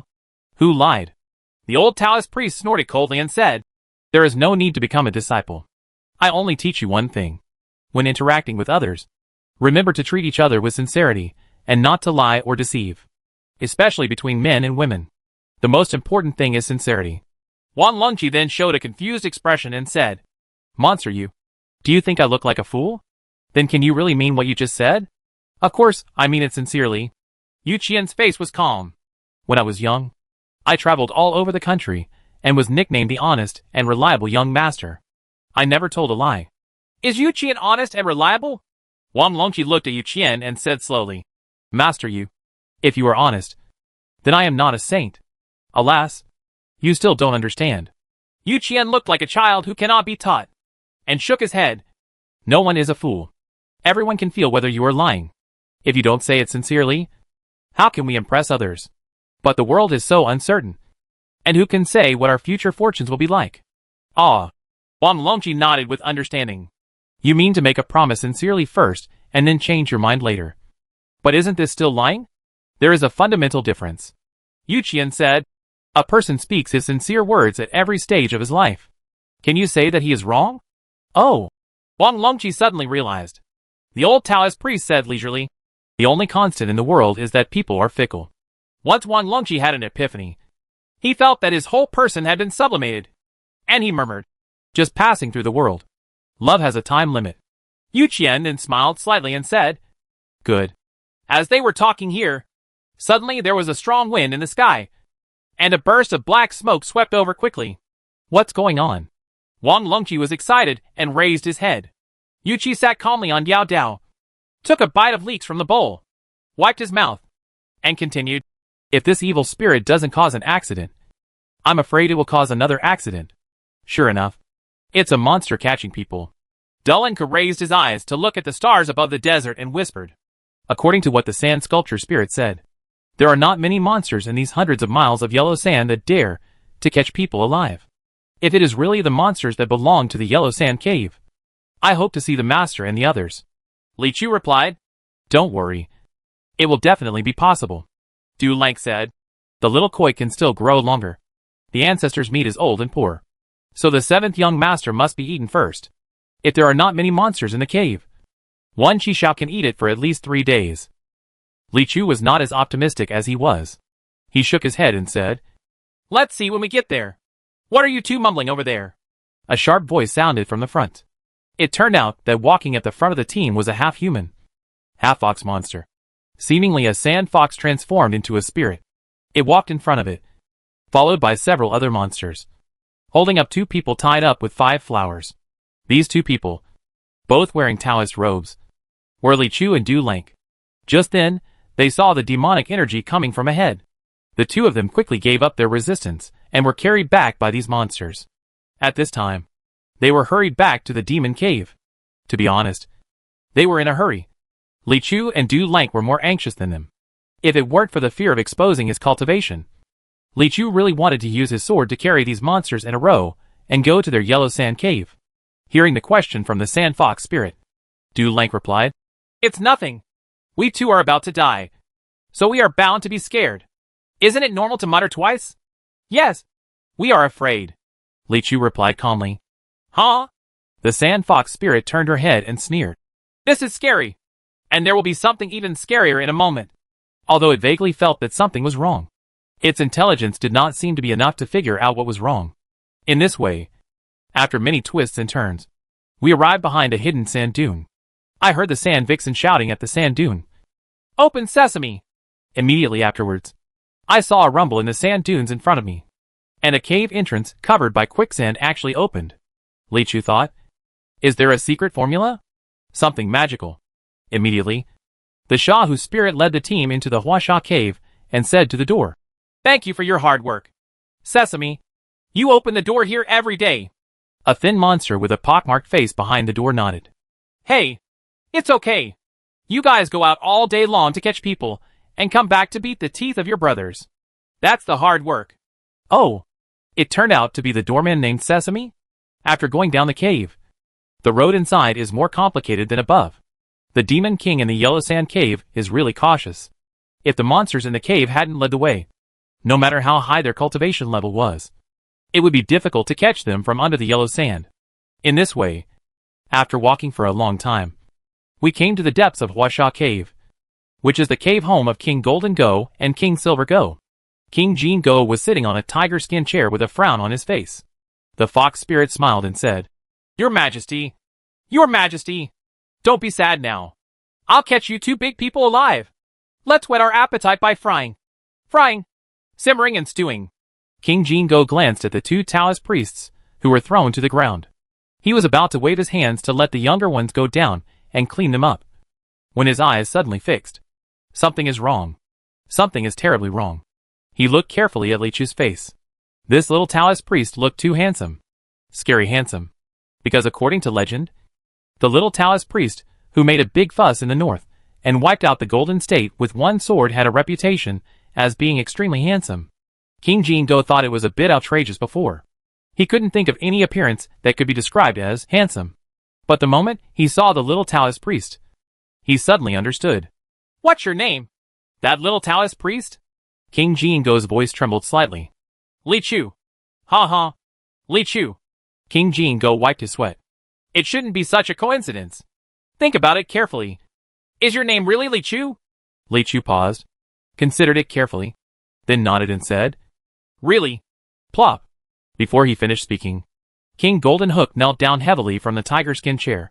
The Taoist priest is here today. Why? He asked with a tearful voice. There are many Taoist priests in the world, and there are also many people named Li Chu. But there are definitely not too many who are so handsome. So many points are correct. Who else could this be if it weren't Li Chu? Li Chu stood up from the ground and replied calmly. It was your monsters who captured me. Stop making trouble, King Jingo cried sadly. With your cultivation, if you don't want to come over. Which little demon can catch you? Li Chu confirmed his identity at a glance when he saw the other party. No matter how much he pretended, it would be useless.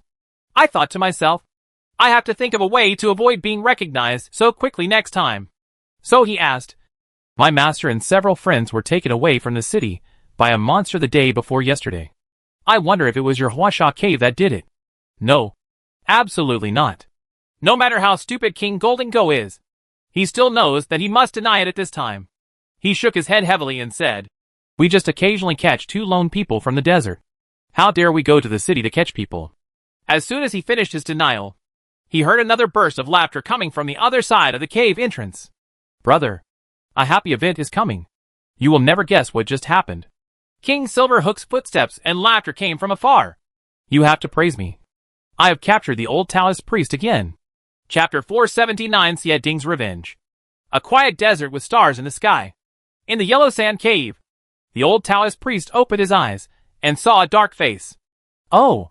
The old Taoist priest was slightly startled, wondering why this monster has turned ugly. He blinked again and then realized. Xiao Du. Here you are? Du Lang chuckled. It turned out that he had just put a black face over to see how Yu Qian was doing. Ouch.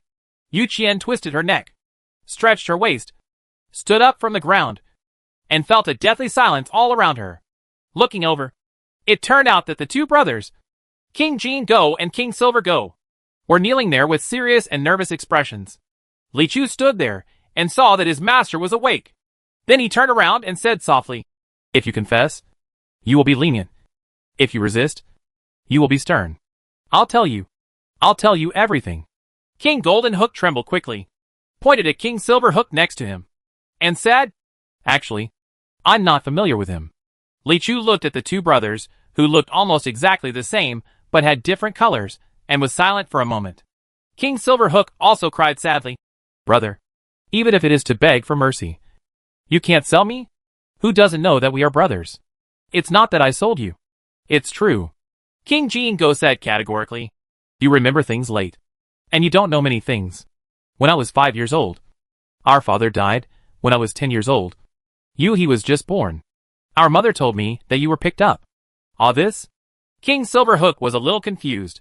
King Jin Go said, So, he and I are half-fathers, and we are not familiar with each other at all. Why he wanted to arrest this old Taoist priest? I don't know. Maybe he went to the wrong entrance of the cave. Li Chu. Brother.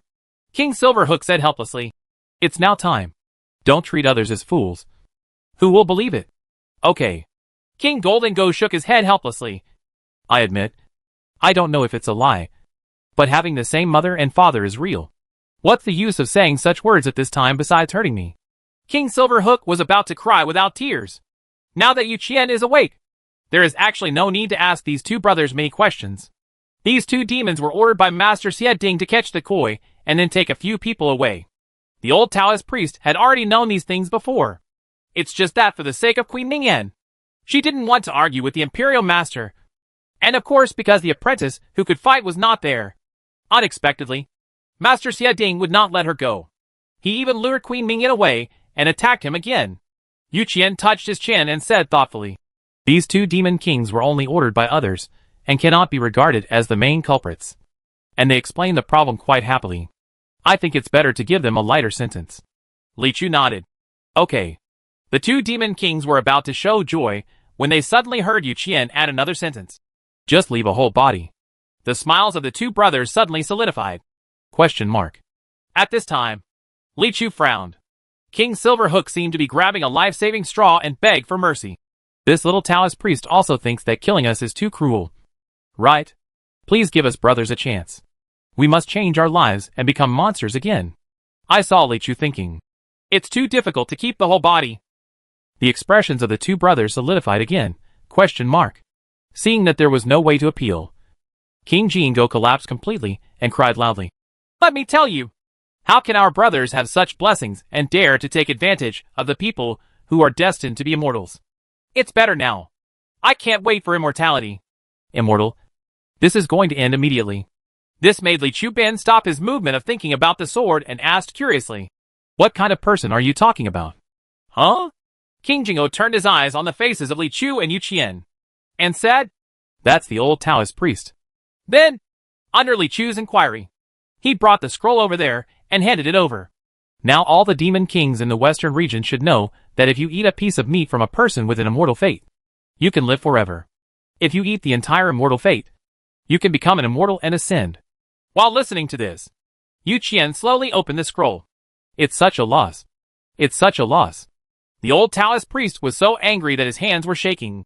Who on earth did such a thing? You actually drew me so short. Boom! Boom! Boom! In a huge building behind the Imperial Preceptor's residence, countless golden lights glowed under the high dome, and solid golden streams of light hit the outer walls. The walls seemed to be covered with a thin film of white light that they could never break through.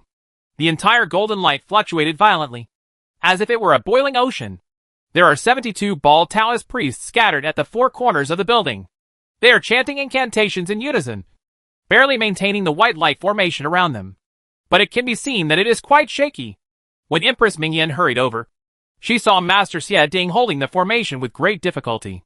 There were conspicuous beads of sweat on his striking bald head. What's going on? She asked anxiously. Master Xie Ding said, It was a dragon that was recently born in the Golden Pond of Luck. Its grade was so high that it actually caused other luck beasts to recognize its master. And then, they started rioting. It was also me who was distracted by the koi in the past few days. Unexpectedly, it was not suppressed in advance. Queen Ningyan did not blame him, but asked, What should we do? Regarding matters related to luck, only Jinren Xie Ding in the Jinke Kingdom is more proficient. Master Xie Ding said, The plan for now is to ask the disciples to maintain the formation here while someone goes in to subdue the Dragon King. I am afraid that I will not be able to catch him with my own strength. So I invited the queen. Okay. Queen Ningyan said directly without saying any nonsense. Then let's go in. After saying that, Master Xie Ding ordered his disciples to open the restricted corner and lead Queen Ningyan into the formation together. Rumble. As soon as they entered the formation, huge golden waves came one after another. Even if they were as skilled as the two of them, they had to be careful every step. If they were hit by that wave, their energy and blood would surge for a long time. After taking a few steps deeper, Queen Ningyan looked around and asked, Where is the Dragon King? Right behind. Master Xie Ding lowered his voice and suddenly pushed out a palm. This. Bang! This palm did not hit Queen Ningyan, but hit the golden waves at her feet. Suddenly, there were several roars, and 6 or 7 huge golden dragon heads rushed out. Ambush? Queen Ningyan understood instantly, and when she was about to dodge upward, she saw the light curtain above her head suddenly being suppressed. The surrounding formations were compressed, and it turned out to be a cage prepared for her alone. Xie Ding, what are you doing? Queen Ningyan asked angrily. Humph. Master Xie Ding said with a sneer. I am so infatuated with you. But you actually want to alienate me for an old Taoist priest. Okay. Then I will take back everything that belongs to me starting today. This formation will gradually wear away your cultivation. Just wait here quietly for a few days. After I have reorganized the government and the public, ascended the throne and proclaimed myself king, and crushed the old Taoist priest to ashes, I will come to pick you up. You dare. Queen Mingyan shouted and wanted to break out. But no matter how high her cultivation level was, she still had trouble escaping from the formation carefully concocted by Master Xie Ding. She was trapped by the waves of golden waves. The harder she exerted herself, the deeper she sank like feet of mud. Just stay inside and regret it slowly. Master Xia Ding sneered at the end, turned around and left, thinking of how happy I was to be left with nothing after all these years, and how happy I was about to take over Jinke country. I couldn't help but leave a string of proud laughter in the wind. Jiji. Chapter 480, The Whereabouts of the Star Beats. Master Xia Ding passed away peacefully. Just when he was laughing arrogantly, and wanted to leave the golden pond of luck, and take over a kingdom of his own, there was a booming sound, and a rainbow light fell from the sky. The dome with many formations was like a thin layer of paper, which was easily penetrated by a fiery sword energy. He didn't even have time to scream. When the smoke cleared, a little Taoist figure was revealed on the ground. Li Chu looked around, then looked at the bald man in front of him, and said, I'm sorry. I want to find Master Xia Ding, the master of Jinke Kingdom. Master Xia Ding looked at Li Chu hesitantly and replied, I am. Huh? Li Chu blinked. The real Xia Ding I'm looking for is a Taoist priest, not a monk. You are the monk. Your whole family is a monk. Master Xia Ding was immediately furious. Can't you see that I am wearing a Taoist robe? Where are you? A little Taoist priest. Who dares to be so disrespectful to me? This fluttering sentence really offended Master Xia Ding, especially when these words came out of the mouth of Li Chu, who looked handsome in every strand of his hair. It made Master Xia Ding even more jealous and angry. Everyone in Jinke Kingdom knows that hair matters are the fault of Master Xia Ding. If you dare to call him a monk to his face, you will definitely end up in a situation where you cannot live, but cannot live. Now he was ready to do this to the little Taoist priest in front of him. King Jingo guessed Li Chu's identity earlier because the old Taoist priest once said that he had a disciple named Li Chu. So King Jingo had expectations in his heart for Master Xia Ding. Even if he heard about the incident in Beatty, he only thought it was a distant rumor. He would not hook up with Li Chu just after seeing a handsome little Taoist priest. Li Chu frowned, feeling that the other party was a bit inexplicable. In fact, he was one of the few grumpy people he had encountered since he entered the world. But he himself had a good temper after all. So he said, I am Yu Qian's apprentice. I heard that you asked monsters to capture my master. And you also wanted to deal with Queen Mingyan. So the master specially asked me to take a look to avoid Queen Mingyan. I fell into the trap. And I hope you can find your way back. Ha!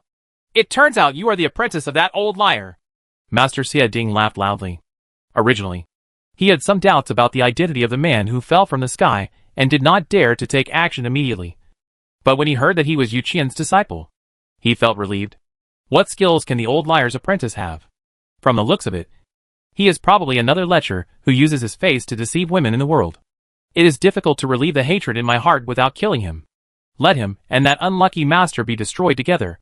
Thinking like this, Master Xia Ding waved his robe sleeves, and his figure suddenly swelled up as if inflated.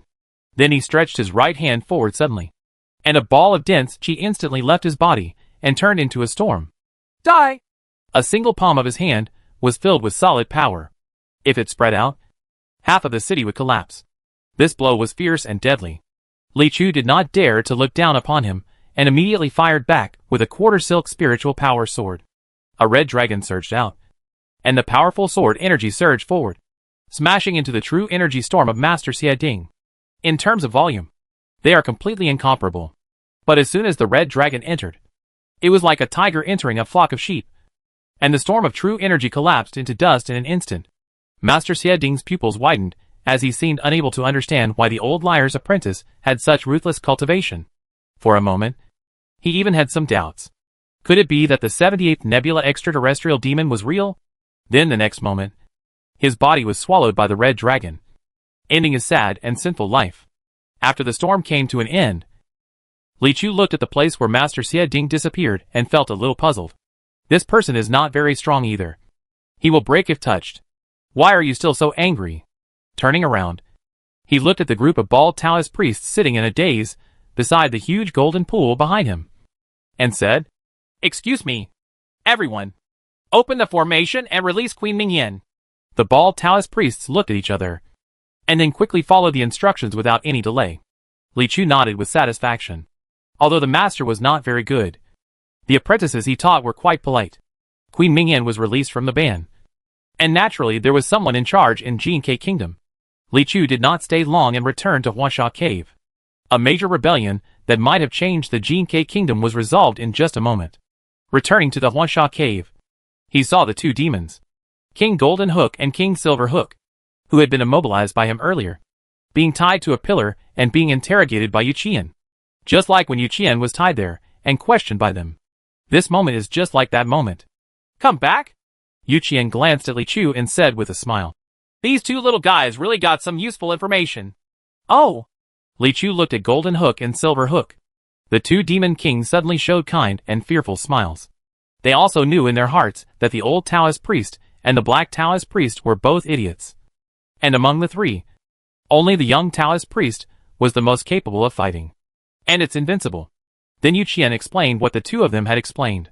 It turns out that the old Taoist priest just now saw that the two demon kings were considered local snakes, and specifically asked about the 7-star beads in the Big Dipper. Unexpectedly, King Silver Hook actually knew a little bit about them. It turns out that King Silver Hook has a close friend, the demon cultivator Pianzi from Songin Mountain. Pianzi has a wide circle of friends, and has always been quite famous among the demon cultivators in the western regions. Previously, the 7-star pearls were scattered in the western region from the ruins of the gods. He also obtained one of them with his strength, and made it a treasure.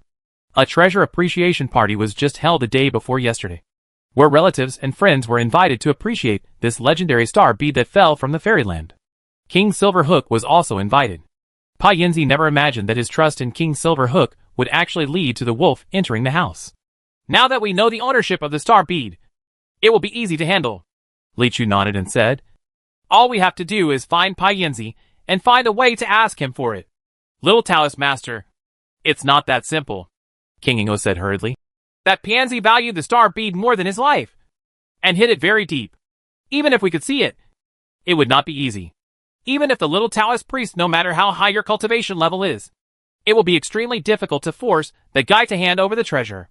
Why don't we let the young one go and help you find the location of the star pearl first, and then you take action? It is not good to seize people's property after all. Li Chu hesitated for a moment. Hey, disciple, you don't have to have such thoughts, Yuqian said. These 7-star beads should belong to the master. Now those treasure holders can only get them temporarily for a few days. They don't know about these 7 stars at all. The important thing about pearls. It's a good thing if we get them in our hands earlier. Yes, little Taoist priest. King Ingo also nodded fiercely. Treasures belong to those who are virtuous. No matter how you look at it, there are several Taoist priests who are more virtuous. That Pa Yinzi can make friends with me. What kind of monster can he be? Li Chu glanced at King Silver Hook and found it difficult to refute what he said. So he added, you have performed well. If you can make merit this time, you can be given a light punishment as appropriate. However, the death penalty can be avoided, but the living crime cannot be avoided. You still have to pay the price for your mistakes. Little Taoist Master, I have a request. King Silver Hook said seriously. I can do my best to help you get the star bead, but it is enough to save me from death. It looked at King Golden Hook next to it. I'm not familiar with it. I make my own merits and use them myself. King Jingo's eyes were about to burst. What did you say? I am your brother. King Silver Hook turned his face and snorted. Half-mother. Chapter 481 Chrysanthemum View in Songin Mountain. The next day, the group of people finally reunited in the palace of Jinke Kingdom. The separation didn't last long, but they almost experienced life and death, which made them feel a little sad. The western region is indeed a dangerous place. Wang Longqi hugged Li Chu and cried bitterly, saying that he almost died in the monster cave, that he had never been so afraid of death, that his son almost became an orphan, and so on. The little koi carp complained angrily on the sidelines about how strange the food he had eaten in the past 2 days was, and how bad the food was. And Yu Qian is beside Queen Mingyan. Bao, why are you frowning? He asked, holding Queen Mingyan's hand. Bao, Xie Ding died. Although he deserved his death, he has always been in charge of the golden pool of luck in the Jinke Kingdom over the years. Apart from him, it is difficult to find another person in the western region who is so well versed in the way of luck. Ming Queen Yin looked sad and said, I am worried about the future of Jinke Kingdom. Bao, why are you so stupid? Yu Qian still smiled lightly. He said slowly, the luck in the world is just a vague blessing that depends on the flow of heaven, earth and people. It is invisible and has no form. In fact, it can be completely regarded as non-existence. As long as you are benevolent and tolerant when you are in charge of the Jinke Kingdom, and your politics are people-friendly, there is no need to use that one. The pawn trap's luck? The human heart is where the luck is, and it can't be driven away. If the country's politics are dark, even if you hold on to all the luck in the world, something will happen to destroy your luck. A pool of luck. It is what is meant to be in destiny, but it is useless to keep it. Bow. All your thoughts are spent on how to strengthen the country and enrich the people. This is the right way of heaven and earth. Studying deeply about the theory of luck is just a useless thought because it is occupied by heretics. After he enlightened her, Queen Mingyan's brows gradually relaxed, as if she had some understanding. But after a pause, her face became sad again for some reason. Bow. It would be great if you could always stay by my side, she sighed. Bow. Jinke country has the fate of Jinke country, and I also have my own destiny. What you should do in your destiny cannot be escaped. Yu Qian shook his head leisurely and sighed. The world has the best of both worlds. Don't let it down. The 78 layers of nebula will live up to you. Bao. Can I see you again? Queen Ningyan asked reluctantly. Bao. This time it's like I said before. Don't wait for me. We will meet again if we are destined. You are still young, so you can find your next lover. Yu Qian replied. Bao. I never thought about waiting for you. But? Queen Ningyan's eyes were watery. There was once a philosopher named Lu in the desert who said, how can a woman who has met a lion fall in love with a hyena easily? The breeze blew by, lifting up Yu Qian's clothes. With his fairy-like spirit and affectionate eyes, he slowly said 2 words. Really? At the same time, on the other side, the plan was unfolding in an orderly manner. Songnan Mountain, separated from Jinke Kingdom by the piece of yellow sand. It can be regarded as a small oasis. Looking from a distance, the mountains are colorful and really gorgeous. When I got closer, I realized that the mountains were filled with flowers of all colors. There are red chrysanthemums, white chrysanthemums, pink chrysanthemums, and green chrysanthemums. There is also a chrysanthemum temple in the Sea of Flowers. The demon cultivator Pai Yanzi, who is well connected in the western regions, practices in this cave. A black wind swept through the sky above the Sea of Flowers, and in a moment he arrived outside Pianzi's cave. When he landed on the ground, it was King Silverhook. He said low to the little demon in Taoist robes in front of the cave door, and strode in without waiting for an announcement. It was obvious that he was quite familiar with him. When we arrived at the cave, it was decorated like a large-scale Taoist temple. The statue of Sanqi in front is quite tall, with a large alchemy furnace placed in the center. And Pai Yanzi, who was wearing a Taoist robe and had a delicate appearance, was sitting cross-legged on the futon under the statue.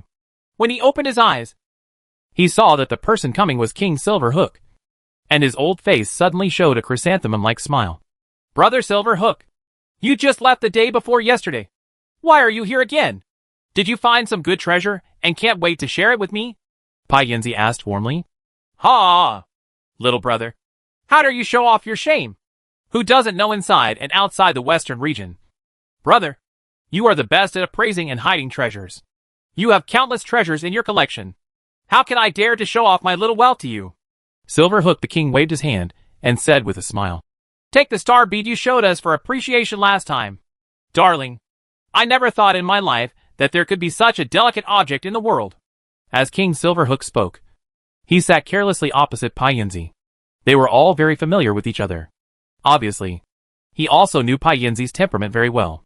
Sure enough, when he mentioned his ability to hide treasures, especially when he praised the star bead, Pai Yanzi felt light all over, and his chrysanthemum-like smile blossomed a little more.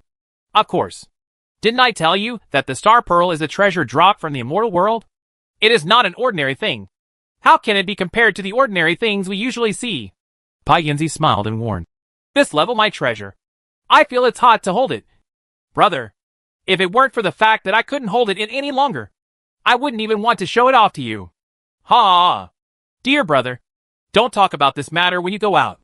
King Silverhook patted his chest and said, don't worry. Brother, you don't know about others. Don't you know about me? My mouth is notoriously strict. I won't tell anyone. Ha ha. That's good. Pai Yanzi shook his head and said, to tell you the truth, I haven't been able to eat well or sleep well these past few days because I'm afraid someone will come and steal my treasure. Brother, you are kidding. You have been hiding treasures for many years, so your ability to prevent theft must be extremely good. King Silverhook boasted again. Pai Yinzi nodded lightly. Tom Tian can't say. It's still a bit good. Take the star bead as an example. Hee hee. I have developed a new method of hiding treasures. I don't trust it at home. But even though I carry it with me, even if I take off my clothes, you will never find it. But if I turn over my hand, I can take it out instantly. Only in this way can I feel at ease. King Silverhook looked at the chrysanthemums decorated on the wall of his cave and gave a thumbs up. Brother is awesome. Younger brother admires it. After all, why did you come to see me? Pai Yinzi finally asked. I know you always come to the Three Treasures Hall for nothing. Ha ha. Brother understands me. King Silverhook stepped forward and said, Yesterday, I happened to make friends with a young man from Halua. He is the second generation of the Immortal Sect, and he is full of treasures. Like a good man, when I see people like this, I naturally think of my brother. Oh! When Pai Yinzi heard this, he suddenly understood and his eyes lit up. He looked down on the treasure collectors here in the western region, and his words were quite arrogant. I provoked him with some words, and he really couldn't stand it. He agreed in a few words and asked me to find anyone to fight for treasures with him. We brothers if they work together and take off his treasures. Wouldn't they make a fortune? King Silverhook said seductively. Pai Yinzi heard this and smiled slightly. Do Bao? Chapter 482 The first round of the treasure fight. Chrysanthemum View. Protect Yinzi. They are all very interesting names. Wan Longqi, wearing a splendid young master's robe, looked at the scenery of Songyan Mountain, took a deep breath, and felt relaxed and happy. Li Chu and Du Lank, one on the left and one on the right, one white and one black, followed him side by side. The roles played by the two of them today are Wan Longqi's bodyguards. The three of them walked not far and saw the chrysanthemum view among the trees. Pai Yinzi and King Yingo were waiting outside the gate. When they saw the three people arriving, Pai Yinzi looked at them and nodded with satisfaction. The leading young man, with thick eyebrows, big eyes and eyes full of wisdom, is a qualified Kaizi at first glance. The two bodyguards in Taoist robes both looked a little strange. One was so handsome that he was dazzling, and the other was so dark that he caught the eye. But Pai Yinzi had seen a lot of the world and didn't notice any difference. He just stepped forward, cupped his hands, and said with a smile, I have heard about the name of the 7 young masters for a long time. Today, you are visiting me at Songyan Mountain. It would be disrespectful to welcome you from afar. Wan Longqi waved his hands carelessly and said with a smile, Brother Pianzi, your mountain of chrysanthemums is really beautiful. From this, we can see that I am a person of taste. Ha ha. Qi Xiao is so complimentary. Pai Yinzi said with a smile. Ha ha. My chrysanthemums are indeed carefully pruned. After exchanging pleasantries, several people walked into Chrysanthemum View. A stage had been set up inside, and 3 senior demon kings who seemed to be highly respected were sitting there. King Yingo cleared his throat, walked up to the stage and said, Everyone, today is a meeting between my good brother Pai Yinzi and my good friend, the 7th Prince Wan Long from Halua. Treasure fight. The rules of treasure fight are as usual. 2 out of 3 games. The winner can choose one of the 3 treasures from the loser and take it away. This treasure battle has invited 3 respected seniors recognized by both parties to judge. The first one is the Black Overlord. The first judge stood up. He was a powerful and majestic man, with a dark complexion. He could almost compete with Durange. The second one is Brother Bai. The second judge stood up. He was a middle-aged man, with a feminine temperament and dressed like a scholar. The third one is Taoist Master Lingxiu. The third judge stood up. Also a monster in Taoist robes, with a haughty expression. These are the most famous treasure appraisers inside and outside the western region, and they have no disputes with the treasure hunter. This review will be absolutely fair and just. Shaoku is not talented, so I will serve as the host of this treasure hunt. I hope both of you we can uphold the principle of friendship first and treasure second, and fight with style, level and ambition today. King Silverhook made a speech. All the Duran fans in the audience gave warm applause. Lao Du clapped his hands a few times, looked around, and found that he was the only one applauding in the audience. So he quickly put it away. At the same time, I was still wondering, haven't these monsters ever learned emotional intelligence? Okay, It's getting late, and there are a lot of people. King Silverhook waved his hand again. I'm going to announce that this treasure fight has officially begun. Both sides of the treasure fight are asked to put their first treasure on the stage. With a bang, the first round of treasure fighting officially begins. As soon as he finished speaking, the eyes of everyone in the audience brightened. It seemed that they were still looking forward to this treasure fight. On Pai Yinzi's side, a Taoist boy came onto the stage carrying a tray covered with red cloth. On Wang Longqi's side, Li Chu came to the stage carrying a tray covered with red cloth. The treasure is on stage, and both sides can take turns to introduce it. For the first round, Brother Pianzi, come on, King Silverhook said. Good. Pai Yinzi nodded, then stood up on the spot and began to introduce the treasure he presented to the stage in a loud voice. The first treasure I took out is called the Vajra Demonic Dispelling Circle. As he began to tell, King Silverhook also lifted up the red cloth on the tray in the boy's hand, revealing a bright gold ring the size of a palm. As long as this treasure is deployed, a body-protecting circle with a radius of 3 feet can be spread out on the spot. This diamond demon dispelling circle cannot be broken. Even if the land gods come, they will be helpless with it for at least half an hour. It is the best self-defense weapon in the world. With that said, King Silverhook also picked up the magic weapon and began to demonstrate. The demonstration process is very simple. Just inject a little bit of vitality and then throw it to the ground. Just after hearing a whoosh sound, a 3-foot-sized golden circle indeed covered the front. You can try to attack this golden circle, and you will know that what I say is true, Pai Yinzi said confidently. King Silverhook held the ground and struck out with a palm force, hitting the golden circle with a bang. You could hear that the palm force was quite strong, and it did not move at all. He turned his head and smiled. It is indeed indestructible. Several judges also took action, bombarded the golden circle, and then nodded, indicating that the verification was correct. At this time, Pai Yinzi smiled at Wang Longqi and said, Qi Xiao, you can also give it a try, so as not to suspect that we are all acting. How could it be? Since I'm here, I believe in you, so there's no need to try. Wang Longqi waved his hand. Hey, let's give it a try. Pai Yinzi invited him warmly. Then Xiao Li, why don't you give it a try? Wang Longqi said. Be gentle. It's quite interesting. Okay. Li Chu on the stage nodded in agreement. Then, he raised the halberd finger of his right hand and made a clang sound. The pure yang sword was unsheathed, and a flying fire meteor instantly passed through the golden circle. Laugh. No hindrance. Huh? Pai Yinzi blinked and said in disbelief. Did I see it wrong? Hearing this, Li Chu raised his finger again and turned back his flying sword. He. The pure yang sword, with its long sword rainbow, began to go in and out of the golden circle, hundreds of times in a row. It took a while before he finally stopped. Li Chu looked at Pai Yinzi quietly. Pai Yinzi looked at Li Chu blankly. Silence. Suddenly there was a click, and the layer of the Vajra demonic dispelling circle instantly cracked and shattered into countless light spots. The palm-sized golden ring itself also dimmed immediately and fell to the stage. There was silence. After a while, Wang Longqi slapped his thigh and said, Look at you. I'll ask you to be gentler. I mean, you have to be so serious. If someone breaks it now, do you have to pay for it? He looked at Pai Yinzi and said, Brother, your ring is made of pure gold after all. It costs dozens of taels of silver. Right. You quote a price, and I'll pay for it. Pai Yinzi listened to his strange annoyance. He was shocked at first, but now he was so angry that he wanted to vomit blood. He rolled his sleeves and said, No need. It seems that I made a mistake and was deceived by someone with fake goods. Now please, Qi Xiao, please introduce your treasure. After that, he sat down angrily without even looking at the diamond demon dispelling circle on the ground. He. Wang Longqi smiled, stood up and said, Okay, our first treasure is Immortal Phoenix Courage. After that, he opened the tray under the sudden jump of everyone's eyes. Sure enough, an immortal phoenix gall filled with immortal energy was placed on the tray.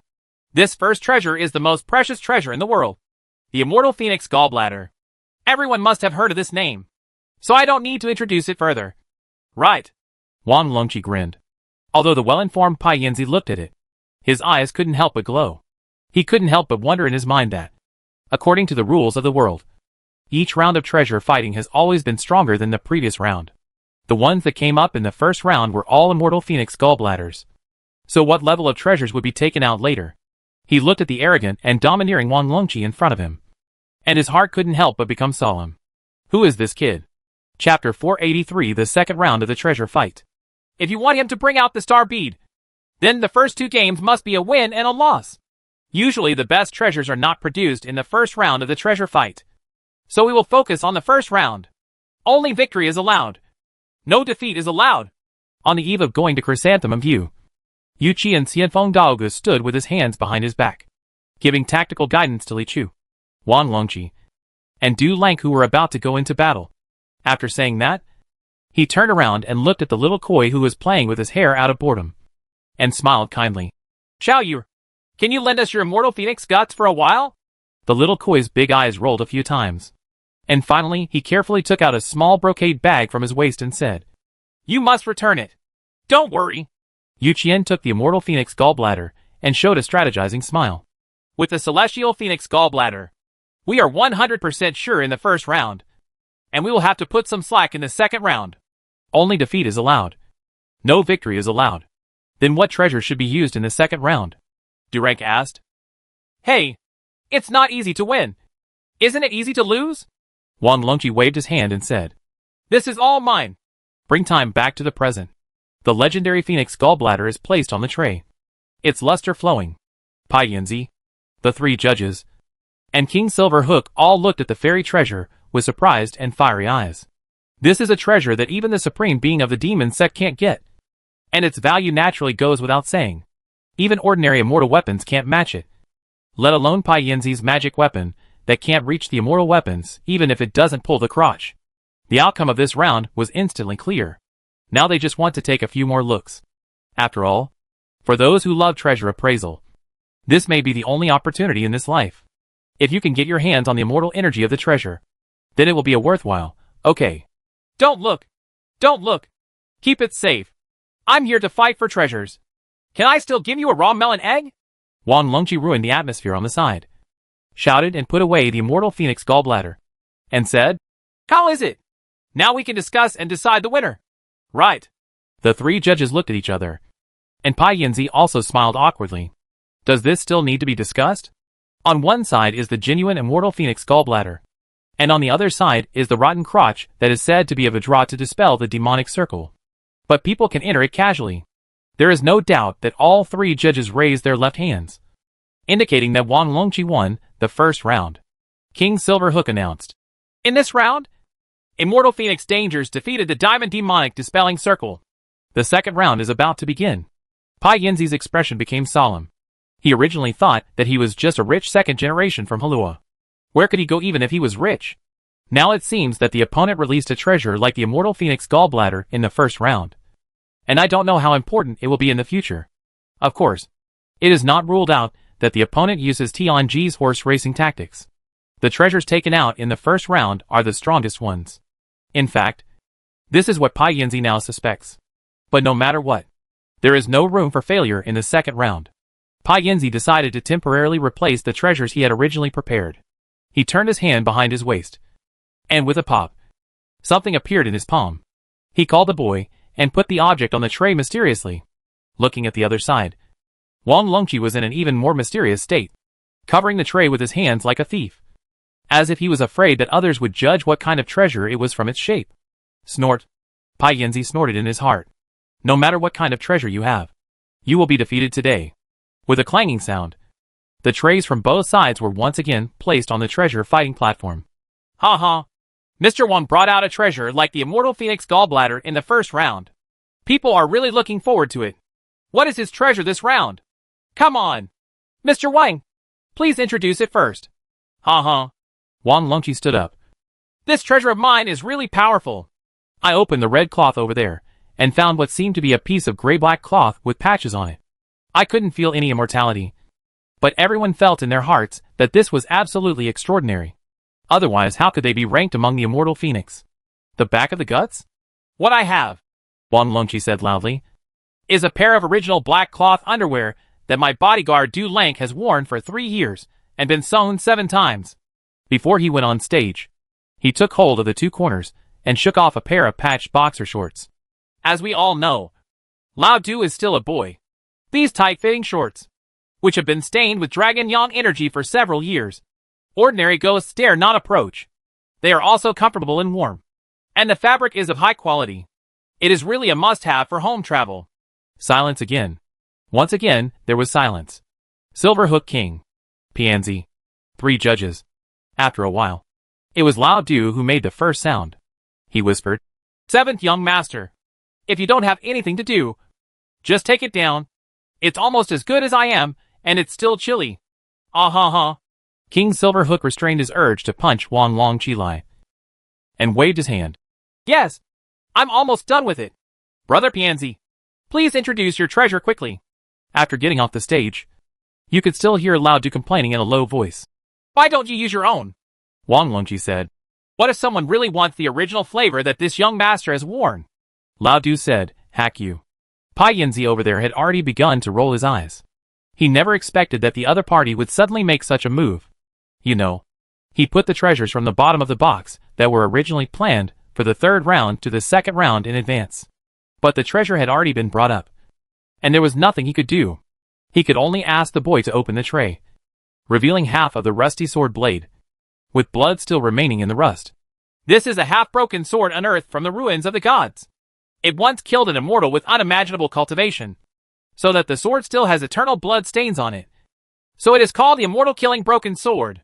Although it is only half a piece, it can only be controlled by immortal energy.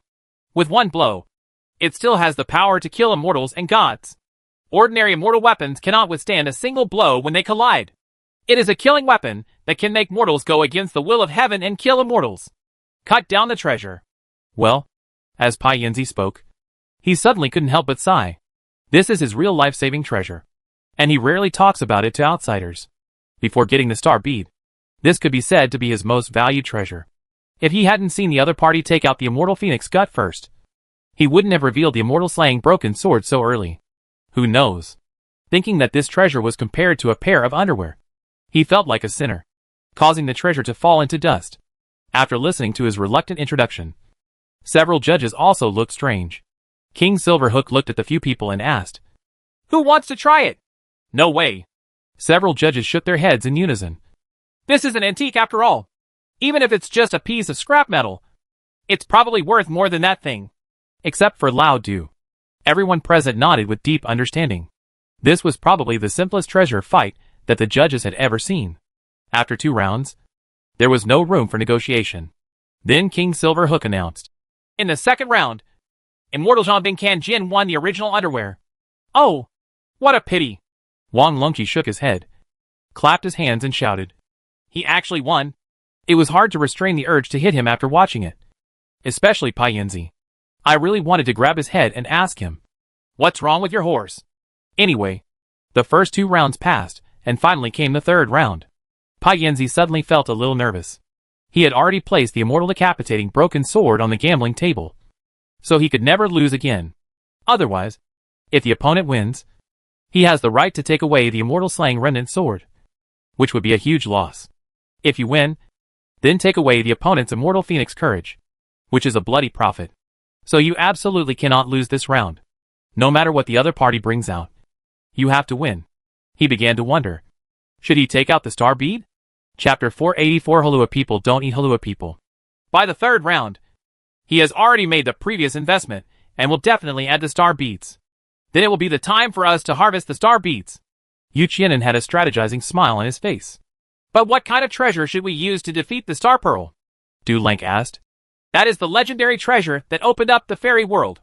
Even if it is a fairy weapon, it can't be compared to it. Right. I have already prepared for this, Yu Qian said.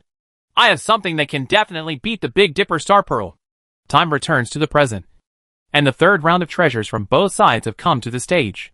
Several judges also began to look expectantly. Although the 2nd round of the competition was a bit absurd, Wang Longqi's side had really shown the immortal phoenix courage, and it was still worth looking forward to. And Pai Yinzi will obviously be burdened with the most precious treasure. Okay, gentlemen and gentlemen, in a blink of an eye our treasure fight has come to the final round.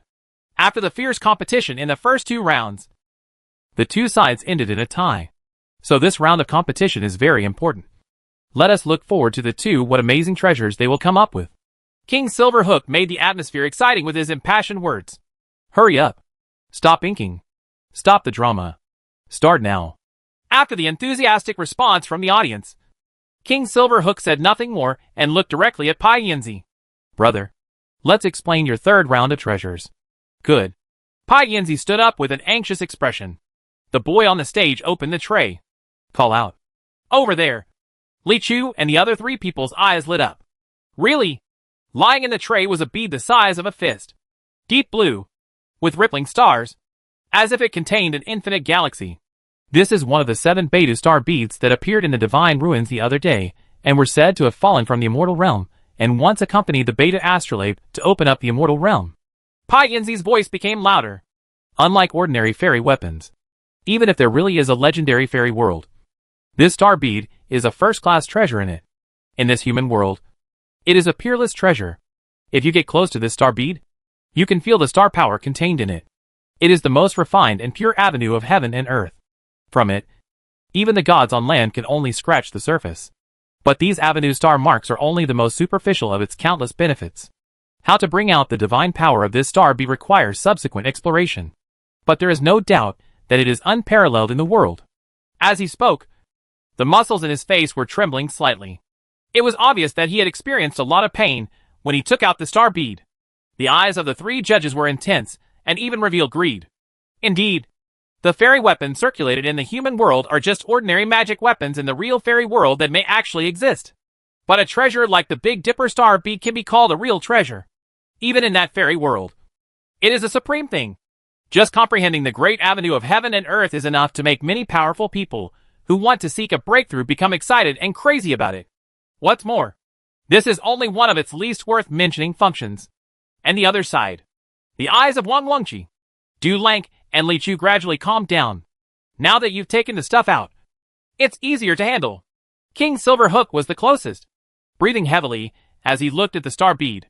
This is not because he has any spontaneous greed, but the starlight flowing in it has an unimaginable attraction to people. That is the charm of heaven. After a while, he remembered his mission, turned around and said, "It is indeed the legendary Big Dipper star pearl. Although I have admired it before, I still feel extremely shocked."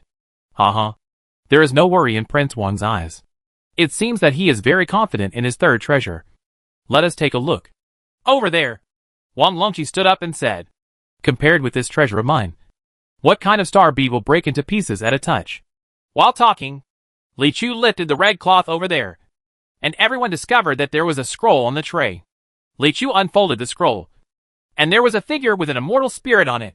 This painting is certainly familiar to King Silverhook, because it was taken from his cave. Pianzi also looked familiar, because King Silverhook copied it from him. The 3 judges are all well-known monsters from the western regions. So naturally they have all seen this painting before. This picture is a portrait of a person who is destined to be immortal. Ah. Pai Yinzi sneered. After a pause, he said with a hint of ridicule, "Young Master Wang may not know that news about people who are destined to be immortals is indeed precious. This painting may not have spread in Hulua, your eastern land, but here in our western region, it has been widely circulated. It can be said to be worthless." Ah. Wang Longqi responded with a sneer. After a pause, he said very provocatively, "Brother Pianzi doesn't know something. The treasure I want to take out is not this painting. Oh, it's this guy." As he spoke, Wang Longqi clapped his hands 3 times and said, "Come out." Bang! The door of the chrysanthemum view was pushed open, and a tall figure walked slowly with a fairy-like pace. The sunlight streaming in from behind surrounded him. His hair was swaying and his clothes were fluttering, making him look like a god for a moment. Every step he took seemed to be stepping on a heavy drumbeat, stepping heavily on everyone's hearts. Bang, bang, bang. After walking all the way to the audience, Yu Qian glanced at Du Lank, who was playing the drum next to him, and said, "Stop it. It's so noisy." "Oh." Duringe then put the drum back into his backpack. Pai Yinzi looked at this man with his own background music in horror, pointed at him, and made a trembling voice. "He is him. Xian Yuan. Xian Yuan. That's right. It's the legendary person who can live forever if he eats a piece of meat, and will transform into immortality and ascend after swallowing it. Wang Longqi introduced at the side. Born on both sides of the Yangtze River, I have traveled all over the world, and I have made countless friends in my life, the majority of whom are women. My whole body is original and genuine, and all my organs except the kidneys are intact. Hearing this, Yu Qian glared at him, but did not interrupt him, as if he had no way to refute. This is a living person with immortality, compared with your illusory immortal treasure, the immortality that can turn you into an immortal after eating it. Is it enough to win you over? Wang Longqi's eyes suddenly became sharp. He pointed directly at Pai Yanzi and shouted loudly. However, no one answered him at this moment. Pai Yanzi and the three judges all looked at Yu Qian with extremely shocked eyes. Yes, the opportunity to live forever and transform into an immortal is actually right in front of you. What treasure can compare to this? King Silverhook looked at them calmly, hoping that they would never have any desperate thoughts. Otherwise, they would see a scene that was 10 times more terrifying. There was silence for a long time before Pai Yanzi finally said hesitantly, It looks similar, but I still have some questions. Now that you have a true immortal, why don't you eat meat to live forever? Or simply become an immortal? Why do you still have the heart to compete? He. Wang Longqi smiled evilly again, looked at Pai Yanzi, and slowly said a word. Halua people don't eat Halua people. Chapter 485 Pai Yanzi's decision. In this round, Xian Yuan naturally wins over Xing Zhu. There is no doubt about the final result.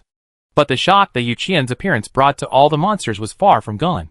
Looking at the people celebrating their victory over there, Pai Yanzi stood up and said, Master Wang, I am convinced that I lost to you in this battle of treasures. But I just want to ask a question. Huh? Wang Longqi looked at him. Then I heard Pai Yanzi say, I am not from Halua, nor am I a human being.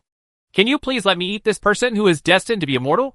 Wang Longqi was speechless for a moment and said, Brother, don't worry about it. At this time, the three judges over there couldn't hold themselves back and stood up and said, Master Wang, we know that this request is really abrupt.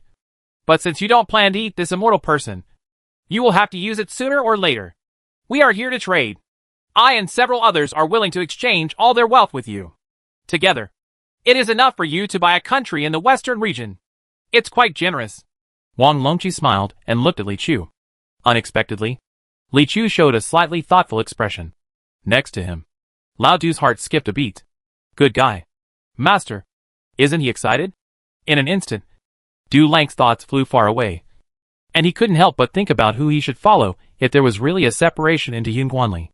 On one side is the master who pretends to be invincible, has an invincible ex-girlfriend, and has an invincible reserve of pornographic drawings.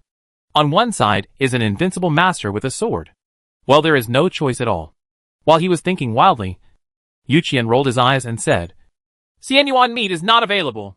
Do you want the freshly cut hemorrhoids? Yeah. The three judges over there and Pai Yanzi looked thoughtful at the same time. Hey, you guys are really serious. Wang Longqi waved his hands and said, We want that star bead. Once you get it, leave quickly.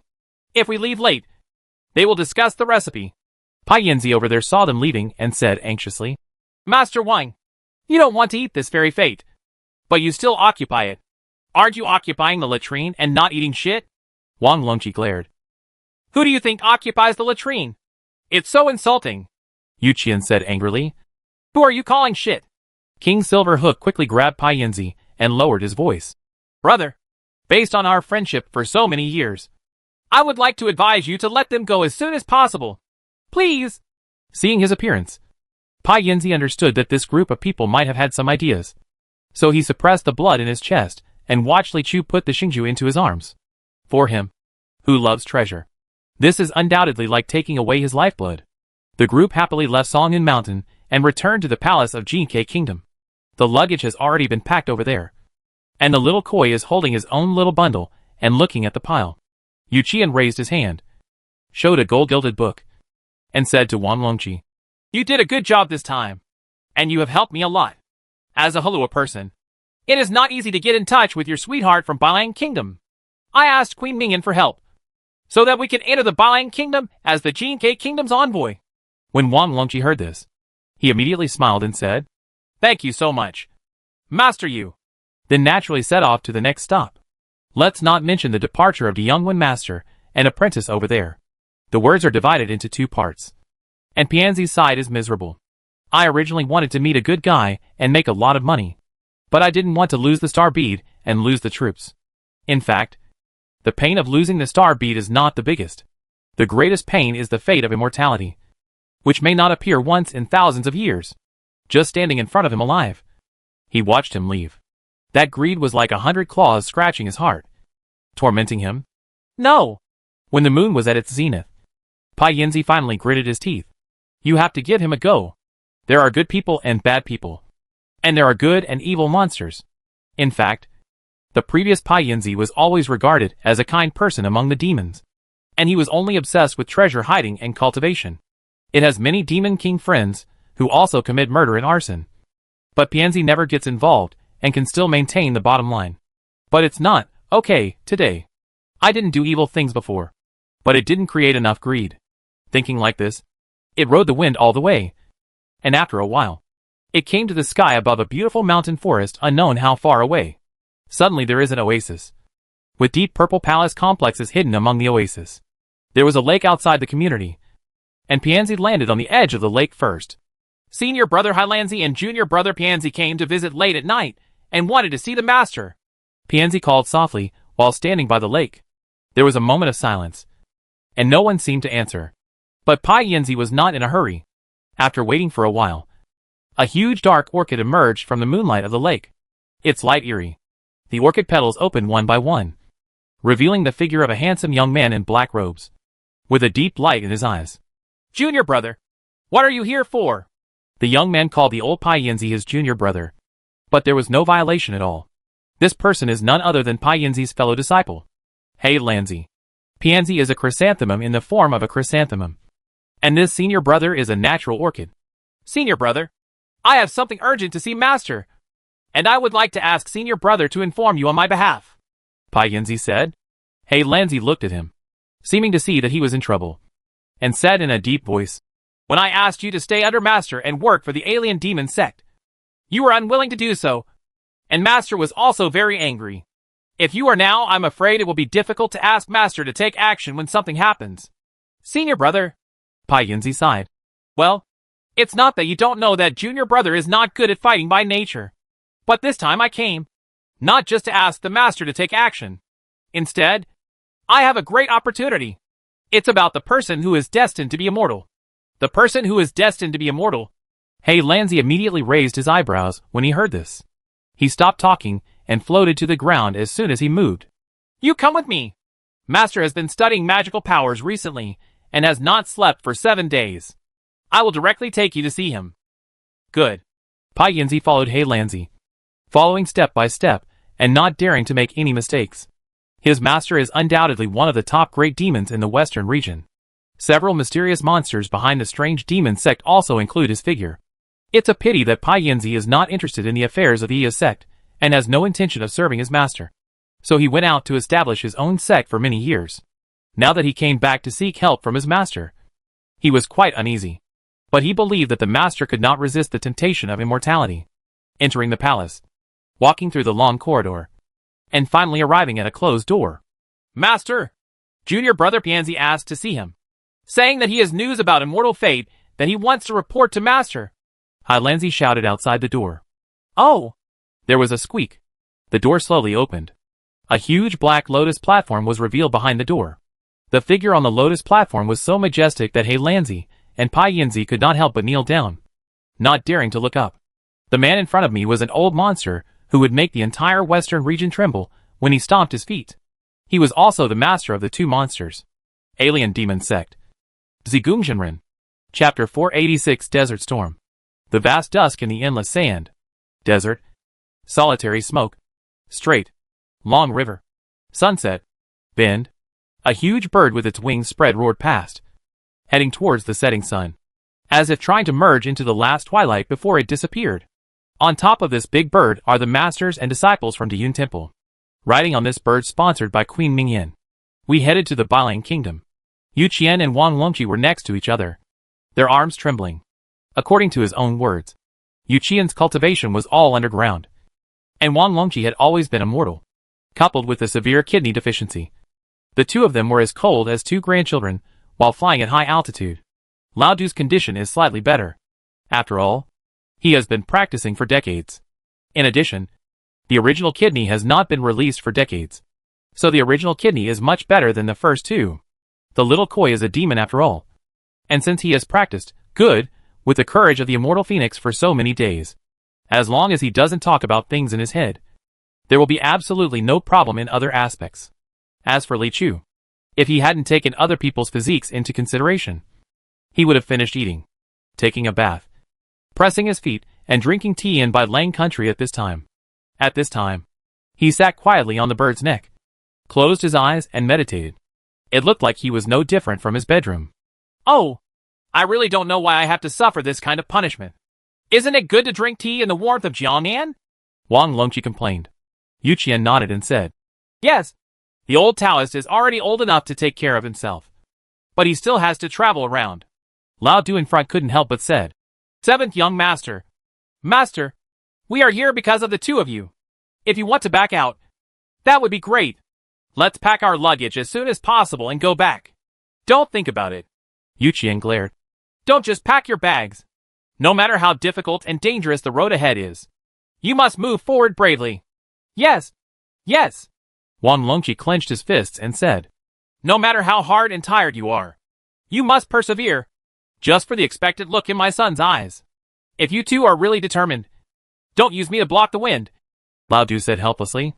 It turns out that even though he is tall, he is a head taller than others when he sits down, which is perfect for blocking the biting cold wind. Wang Longqi huddled behind him, while Yu Qian huddled behind Wang Longqi, hiding tightly. Old Du, you are of no use at all. If you don't help to block the wind, why do you think you are here? Others have to spend money to travel. Yours is purely public funds. Wang Longqi said. Who is useless? I am not carrying the luggage? Lao Du was immediately dissatisfied. Every day I carry the burden and hold the bird, welcoming the sunrise and sending away the sunset. It's evil. Li Chu in front suddenly opened his eyes. What? Several people were suddenly shocked. Looking around, there is no trace of any monster in the vast sky. Master, what are you talking about? Lao Du was about to ask a question.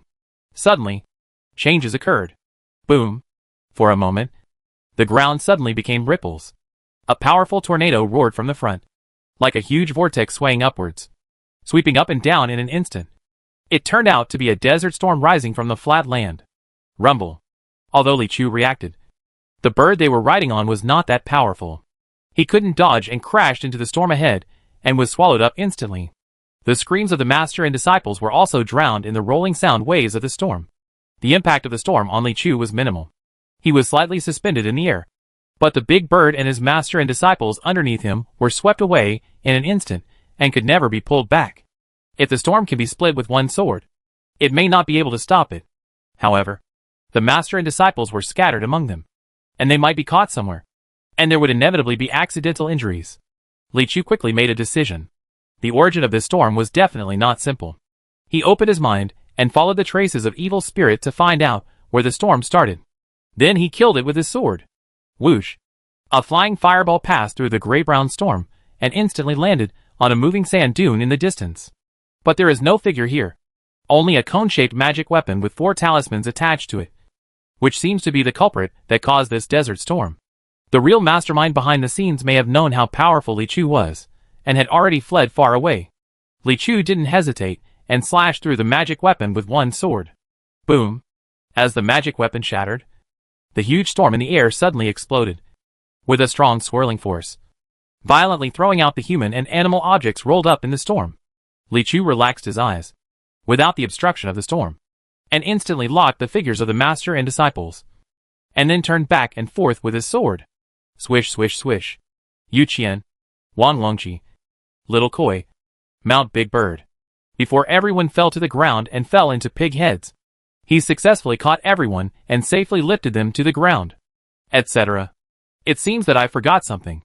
Looking left and right, he went to the back of the dune ahead and pulled out Lao Du, who was stuck in the sand with only 2 legs exposed, as if he were pulling out a big black carrot. At this time, everyone finally gathered together without any danger. The climate in this desert is really changing rapidly.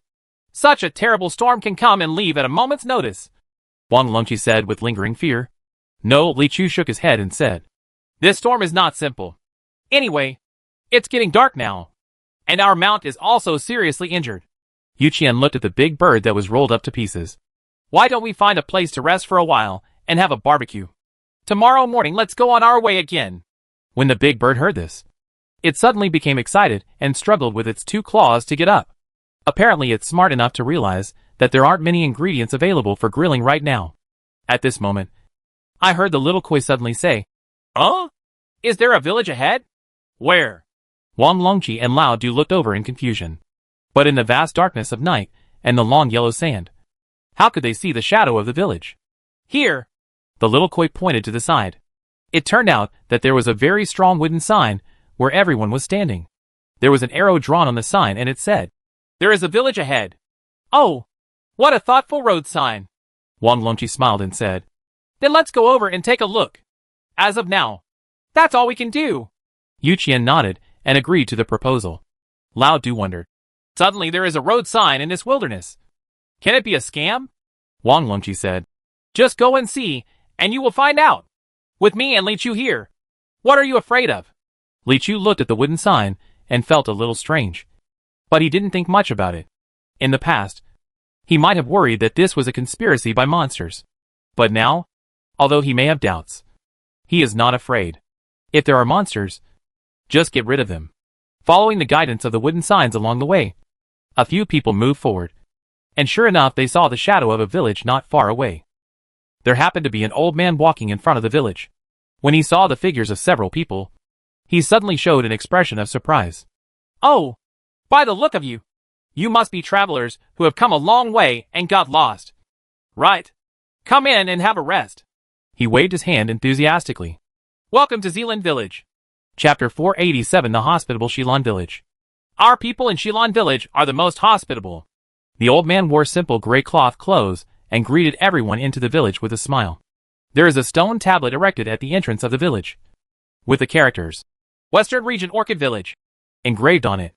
It turns out that Shilan Village is the abbreviation of Orchid Village in the Western regions. Lao Du chuckled and said, Why not just call it broccoli? Wang Longqi smiled and said, Then why not just call it cauliflower? Lao Du laughed again and said, Then just call. Before he could say anything, Wang Longqi and Yu Qian on the other side reached out their hands to cover his mouth and said, Don't say this. It's unlucky. Okay. Lao Du quickly raised his hands in surrender. After being let go, he muttered, I'm not afraid. Yu Qian and Wang Longqi said fiercely at the same time, I'm not afraid either. After saying just a few words, the old man led the group of people outside the largest courtyard in the village. Although this place is not very grand, it does have a few small courtyards and brick and stone mansions, which is a rare scale in this village. This is our village chief's house, and he is the only one who can accommodate a few of us to stay overnight. After the old man finished speaking, he turned around and called the door. Village chief, look what good things I have brought you. Open the door quickly. Everyone. Although I feel that the old man's words are a bit inappropriate, if I say that I am not a good person, and it is a bit hard to say. In short, it is difficult to refute. Not long after, a stout farmer, who looked like a servant, opened the door and ushered a few people in. They saw a fat old man sitting in front of the hall, wearing slightly rich clothes. Oh! The guests came to the door, and the old man greeted them at a distance. Ha ha ha. The village chief smiled and stood up to greet them, and then asked, I wonder where they are from. We are Taoist priests, who came from Dongtuhalua and traveled to the western regions to practice. We passed by the treasure place and stayed overnight. It was really annoying. Yu Qian replied immediately, Don't disturb. Don't disturb. The village chief smiled. We people in Shilan village are the most hospitable and like to receive guests from outside. At the same time, at the entrance of the village where Li Chu and the others had just passed, a tall young man carrying an eyebrow-level stick behind his back also arrived. Western Orchid Village. The young man had long yellow hair, thin cheeks, and refined eyes. He was about to step forward when he suddenly heard a shout from beside him. Hey! What do you do? 4 or 5 strong men rushed out from the roadside and shouted. The young man smiled and cupped his hands and said, Everyone, I am a traveler passing by here. I was lost in the big storm just now. Seeing that it is getting late, I want to find a place to stay. but I don't know if it is convenient. Upon hearing the young man's request, several strong men in Shilan village responded politely. Roll. Inconvenient. How far away is death? Take another step forward and break your legs. When the young man heard this, he suddenly showed an angry look. If it's not convenient, it's not convenient. Why curse? Swearing. I'm going to beat you if you keep inking me. The strong man at the head pointed at the young man. Are you going to go away or not? Huh? The young man snorted coldly, looked at a few people with concentrated eyes, and said word by word, Get out of here. After that, he turned around and left without looking back. As he walked, he whispered to himself, You will avenge your grandfather and father in the future. And you must remain useful. You cannot fight with these people. Except for Li Chu. There is no one worthy of your action. We really feel the hospitality of the people in your village. Facing a large table of sumptuous food, Yu Qiang could not help but admire, looking at the animals in the mountains, the geese in the clouds, the cattle and sheep on land, and the fresh fish on the seabed. The group of people all showed excitement, especially the little koi, whose hair stood on end and trembled. Should I say it? The food here is better than at the GK Palace. Wang Longqi also said. No matter how delicious the oysters are, you can't eat them all. This is how our Shilan village is. When friends come, they have good wine. Halfway through his words, the village chief suddenly turned around and smiled, and stopped talking. Wine is indeed good wine. After Wang Longqi drank a few glasses, he felt a little drunk. So he stood up again and said, I'm going to go out and get some fresh air. It was dark outside the yard, and except for the village chief's house, no lights were on. Standing in the back garden, the evening breeze blows, and I feel relaxed and happy. So Wang Longqi untied his belt. I drank too much urine and drank too much wine.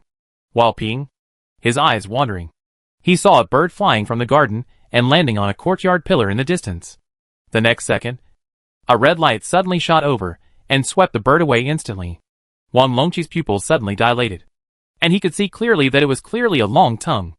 The wind blew from that direction, carrying a faint fishy smell. Monsters! Wang Longqi turned around and ran away, limping back to the banquet and shouting, There are monsters! There are monsters! What's wrong? Li Chu stood up after hearing this. Yu Qian reached out and covered the little koi's eyes.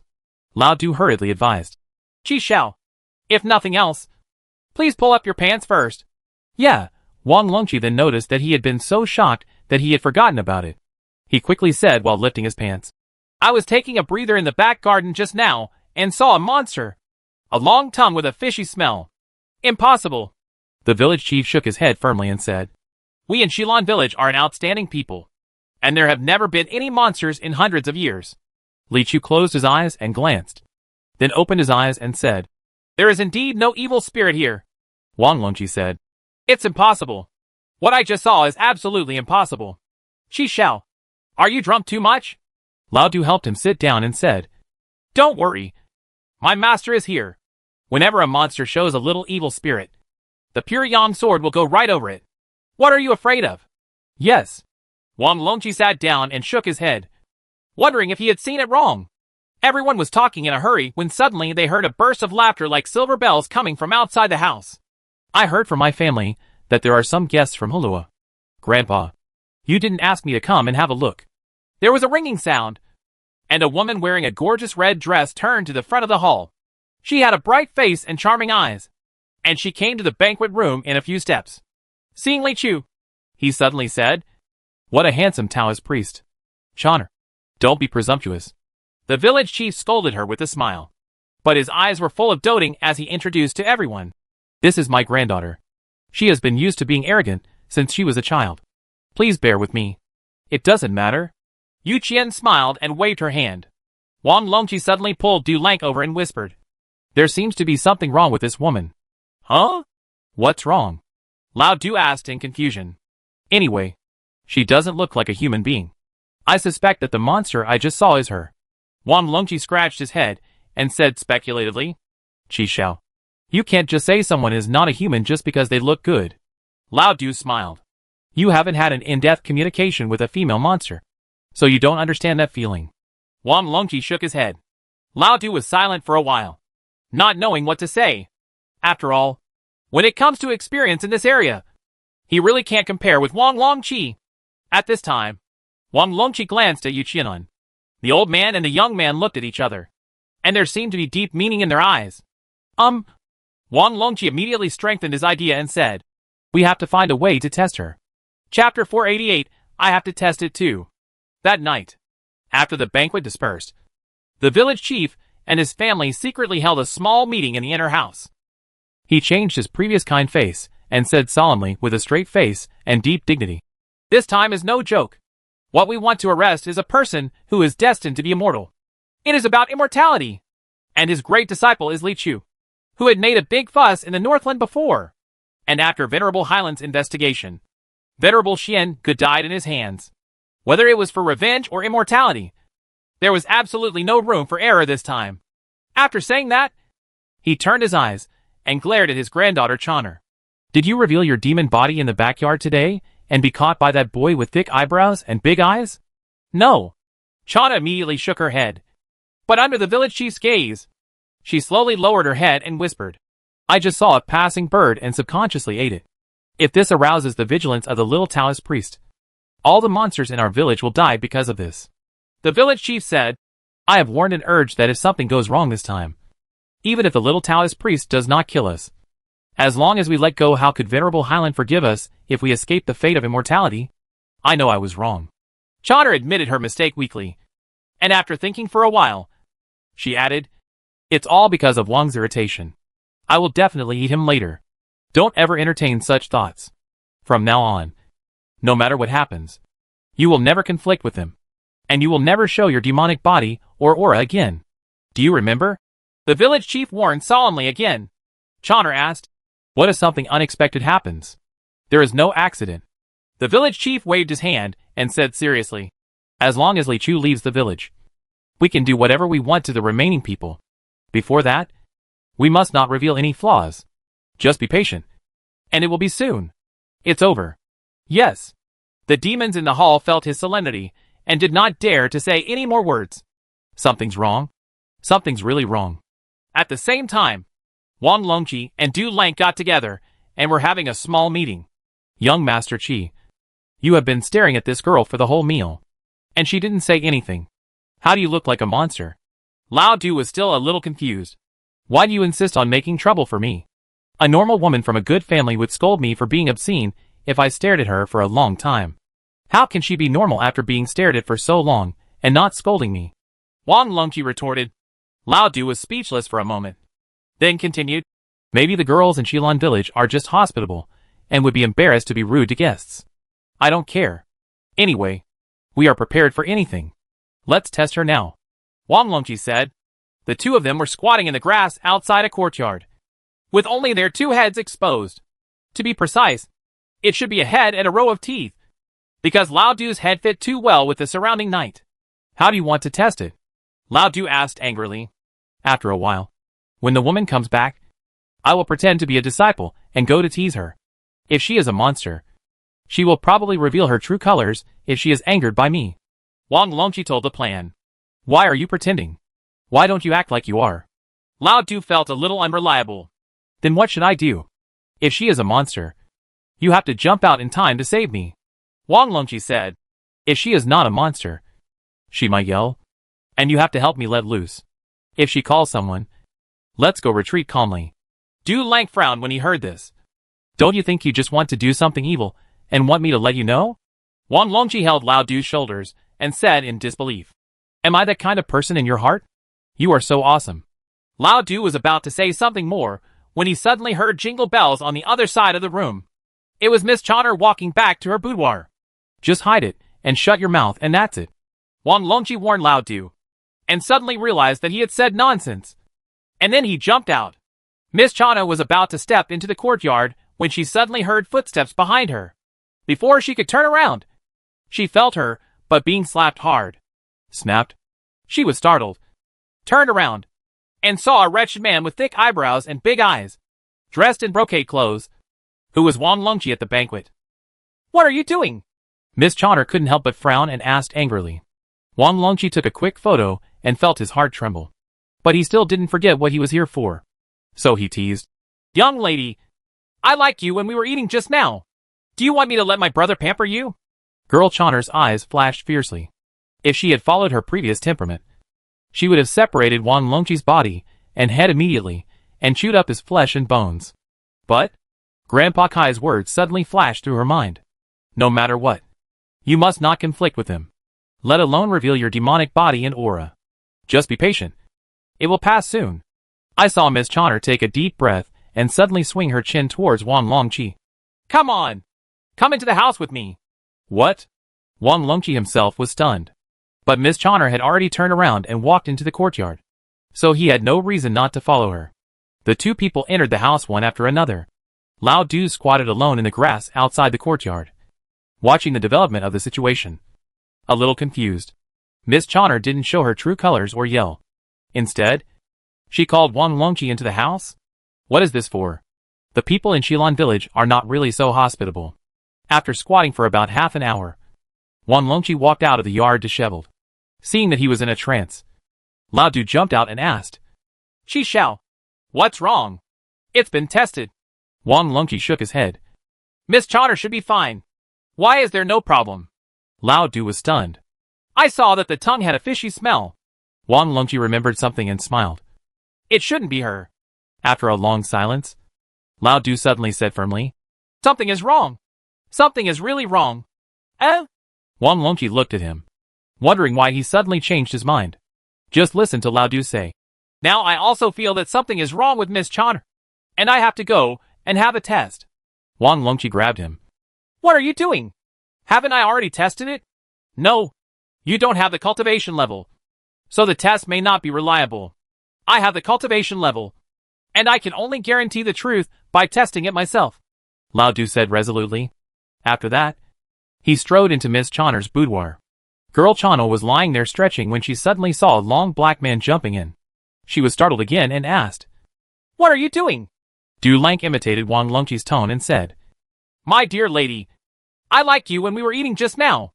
I wonder if I can pamper you a little bit. After hearing this, Miss Chonner slowly looked behind Du Lank. At the door of the room, the village chief led Yu Qian and Li Chu to get a closer look at the scene. Silence. There was a long silence. After a long while, Lao Du asked in a trembling voice, Master, why are you here? Yu Qian sighed and said, Oh, the village chief said that there might be an invasion of foreign monsters in their house. So he led us to check around to see if there were any monsters anywhere. Unexpected. Wan Longqi behind him also sighed sadly. Old Du, I really can't believe that you, who are usually so loyal and honest, can actually do such a thing. Chapter 489, Master. Please don't step out of this circle. Village chief, don't worry. Our Taoist priests at Diyun Temple are all good Taoist priests who are honest and healthy. The person who committed this crime was transferred from another Taoist temple. He is still a temporary disciple. Maybe his moral education was not so perfect since childhood, contaminated with the bad habits of some mainstream Taoist priests. Yu Qian looked at Du Lank sadly, and at the same time explained or cleared the relationship with the head of Shilan village. Guanji Yu is right. One look at you in Taoist priestly. You are a clean and upright person. The village chief waved his hand magnanimously. Li Chu looked at the village chief and then at the master. He felt that this juxtaposition seemed a bit inappropriate, but it was not easy to refute it at the moment. You can't let people think that this is how we watch the wind in Diyun Temple. Wan Longqi was also there and said, Old Du is very old and quite pitiful. Master Yu, old village chief, please give me some face, and don't care too much about him. A small punishment is enough. A big punishment is enough. If you don't want to quit, I believe he already knows he was wrong. The old village chief sighed and said, You are all distinguished guests of our Shilan village. We don't want something like this to happen. I believe, Master, you can handle this matter. It's up to you. The village chief is very angry. We will definitely give you a satisfactory answer. Yu Qian also nodded and said, If we can't solve it, then we will get out of Shilan village overnight. No. The old village chief quickly reached out to stop him. Don't hurt everyone's harmony over a trivial matter. As soon as these words came out, he immediately became anxious. It seems that the plaintiff is more unwilling to pursue the case than the defendant. In a few words, with both parties trying to settle the matter as quickly as possible, the turmoil was quickly eliminated with lightning speed. In the end, Everyone discussed and decided that Lao Du's punishment would be a verbal warning and a stay for observation in the future. Let him conduct a public review at the entrance of the village tomorrow. If the review is not profound enough, he will be expelled from Guanji. Although it is not serious, it is conceivable that at least for a period of time in the future, the title of molesting women of the people and Diyun scum will not be removed. Back in the courtyard, Wang Longqi patted Lao Du on the shoulder and said comfortingly, "It's not bad. In the end, you didn't give me your brother. Lao Du, you are really a good person, and you can deal with it." Du Lang said with a grimace, "I'm not stupid. If I don't confess you, you can still help me talk and work to get a reduced sentence. If I confess you, who will speak for us too? Oh, you understand everything." Wang Longqi couldn't help but admired. All the way back to the house, Lao Du looked sad. After all, he hadn't written a self-criticism in many years, and he still had to read it out in public. After a long time, he wrote the first line of words on the paper. "Dear ancestors, masters, dear villagers of Shilan village, and other idle people, etc." Unexpectedly, the next morning, he received good news that made him breathe a sigh of relief. Of course, it may not be so good for others. 3 villagers from Shilan village went up the mountain to cut firewood and bumped into a monster. 2 villagers were eaten by the monster on the spot, leaving only one running back covered in blood. My Shilan village is full of outstanding people. How could there be monsters? The village chief still didn't believe it. It's really a monster. That monster has a bloody mouth. Its eyes are as big as lanterns, and its tongue is like a red light. It swept them both away and ate them. I rolled down the hillside and crawled, and I escaped with my life. The villager who came back cried and howled at the entrance of the village, telling his horrific experience, and soon the whole village gathered to watch. A group of masters and disciples from Diyungwen also came out to join in the fun and saw this scene. Seeing them coming, the village chief's eyes suddenly lit up. "Guanji, Taoist priest Shaoli, please save Shilan village. I know that several of them are practitioners who can subjugate and catch monsters. There is a monster near Shilan village. Can you go up the mountain and help us get rid of this evil spirit?" The master and disciples just came to watch the excitement. They ran to the center of the stage in an instant and were a little surprised. But he could not refuse the request to exorcise evil spirits. Li Chu pondered and said, "If there is really a monster that eats people, then I have to go up the mountain and help clean up Shilan village." He looked at the master again. After what happened last time, he was worried about his master's safety. It's not convenient to take a group of people with you as you go up the mountain to slay demons and run around. If you stay in Shilan village, he frowned slightly. In fact, he had felt a little strange since he entered the village. It would be okay if he stayed here all the time, but if he went out by himself and left the master and the others here, he would definitely be worried. At this time, Lao Du saw Li Chu's concerns. He took the initiative to stand up and volunteered to make meritorious service. "Master, why don't you stay here to protect the master? Let me do the work of going up the mountain to slay demons." Li Chu looked at Lao Du and said with emotion, "You and I are worried." After a pause, he thought of a way. At Li Chu's request, Diyungwen and his party came to a guest room. Li Chu placed a bell with a traveling talisman in the center of the table, and then said to everyone, "After I leave, you must not leave this room. Master, especially you." Although the walking talisman can be regarded as Li Chu's eyes and ears, it is not that convenient after all. Because after all, his brain is not a machine. He needs to actively explore it with his mind in order to see the corresponding picture of each line of characters. It's okay to use it for special occasions, but it's not practical as a daily real-time monitoring method. Just like Li Chu now, there is a traveling talisman placed in the box where Diyun Guan hides his money. If nothing happens, he should close his eyes and take a look at it to ensure the safety of his property and life. If 4 or 5 more walking talismans were separated, he would have to keep closing his eyes and switching perspectives. Cut the screen too much and people will faint. If you go out to fight monsters, it will be difficult to keep an eye on every place. So the best thing is to gather everyone together so that everyone is within his sight. And he can use a walking talisman to keep an eye on him at all times. As long as you don't leave the 10-foot radius circle, which is the scope of this room, I can always protect your safety. If something happens, I will be back as soon as possible." Before leaving, Li Chu warned again. "Don't worry, Master." Lao Du patted his chest and said, "I will keep an eye on the big guys, and won't let them leave the room for even half a step. Yuqian also nodded obediently and said, Don't worry. You go fight some monsters and you'll be back soon. We'll just stay here and don't move around. Li Chu felt relieved and turned around to leave. All that was left was a firm and worried figure from behind. Chapter 490. You men are all big fools. Taoist priest Shaoli. This way. The villager who was lucky enough to escape fearfully took Li Chu back to the mountain, stepping on broken leaves along the way. It could be seen that there were indeed scattered traces of monsters traveling around. After a long time, the villager pointed to a cave hidden in the jungle ahead and whispered, That seems to be the monster's lair. We didn't pay attention before and accidentally got close to this place. And the monster suddenly jumped out. Li Chu searched with his mind and found that the place was indeed filled with evil spirits. It seemed that there were indeed demons here. So he nodded and said, Leave it to me. The villager took a few steps back and said, Well, Taoist priestly, you kill the demons and eliminate them. I won't cause any more trouble. I'll go back now. Seeing that he was scared, Li Chu didn't stay much and let him stagger down the mountain, then walked towards the cave. As soon as I stepped into the cave, I suddenly heard a rumbling sound.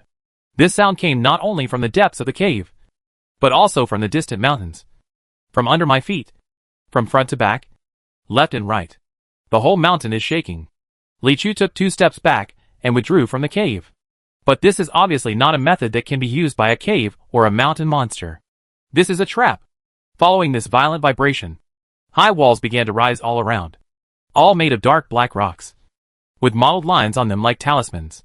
A layer of dense black light shrouded the top, seeming to block the way to the sky. After a while, the tremor finally subsided, and Li Chu was surrounded by the layers of high walls. He opened his mind and looked at the mountain as a whole, and found that he was trapped on the top of the mountain. The entire mountain had lost its top layers of rocks, vegetation, and turned into a complex, layered structure. Maze? Ha! In this Tianyuan maze, it took even the extremely clever old man Wan Tian 3 days and 3 nights to find the correct path. Even if this little Taoist priest has great abilities, he can't be faster than the old man Wan Tian. Bar? A mountaintop in the distance. Zigongzhenren sat on the lotus platform with a proud look in his eyes. Hailanzi and Pianzi were in front of it, ready to attack. The 3 of them all stared at the light curtain emitted from a black orchid in front of them. When they saw that Li Chu was trapped in the maze, they all felt relieved, and Hailanzi even spoke directly. Master Zigong glanced at the 2 demons approvingly and said, Well done. If you can win the immortal fate this time, you 2 brothers will each take half the credit. Kuranzi turned around and said, It was only under the wise leadership of Master that this plan could go so smoothly. Not to be outdone, Pianzi also hurriedly said, Without Master's many years of teaching, we would not have the wisdom and cultivation we have today. In the final analysis, it is all the credit of Master. Don't flatter me, Zigongzhenren said, but actually showed a very helpful smile on his face. Then, he changed his mind and said, Since the little Taoist priest has been trapped in the maze, you should take advantage of this time to catch the fairy, so as not to have long nights and dreams. Pianzi looked at the maze and the light curtain, still quite worried. He really can't get out, can he? Ha ha. Don't worry, junior brother, Hailanzi said. This thing penetrates Tianyuan and is extremely complicated. Once he steps in, he will never be able to get out for a while. We must be careful. Careful and careful again. Yuqian looked around at the people around the table and said seriously, Don't take it seriously. When traveling in the world, dangerous things are hard to guard against. Now I will tell you what you need to be careful about. Master, you need to be the most careful. Right. The monsters in the western regions are all here after your immortal meat. Wan Longqi said. What the HL? Don't monsters have to eat meat on a platter? If they come, they can't just eat me. Yuqian said angrily. Du Lang said. Master is right. There is no harm in listening. So Yuqian slowly said. In our current situation, since we are protected by my disciple's walking talisman, as long as we don't leave the house by ourselves, we can guarantee safety. What tricks will the monster use? I think their first choice is illusion. The old Taoist priest stroked his beard. All the information we have about the outside world comes from the 5 senses. The scary thing about illusion is that it can deceive your senses and make you feel that what you hear and see is true. Indeed, illusions are ever-changing and pervasive. Du Rank agreed. Then what should we do? Wan Longqi asked. But illusion is not without its weaknesses. The so-called illusion is just a blinding trick. It cannot control your behavior. As long as we remain firm in our hearts, we will never go out. Even if we see floods, fires, streaking, etc. outside. If you don't take a step outside even if there is an earthquake, then those monsters will have nothing to do with you. Yu Qian calmly said how to deal with it. Okay. Wang Longqi nodded in agreement. The second possibility is that if you don't force it, they might launch a conspiracy. Yu Qian added. What conspiracy? Conspiracy is nothing more than deception. Using all kinds of tricks to make you think that there are some great benefits outside, or that you will die if you don't go out. Yu Qian sneered. But don't be afraid. I am here. Let it use all kinds of tricks. I can tell you every move. Du Lank lost no time in licking his lips and said, It's so reassuring to have an old Jianhu-like master here. There is no need to be afraid of any swords, mountains, seas of fire, or any conspiracies. Haha, Yu Qian smiled slightly. We will never go out anyway. Absolutely not going out. Du Lank also nodded in agreement.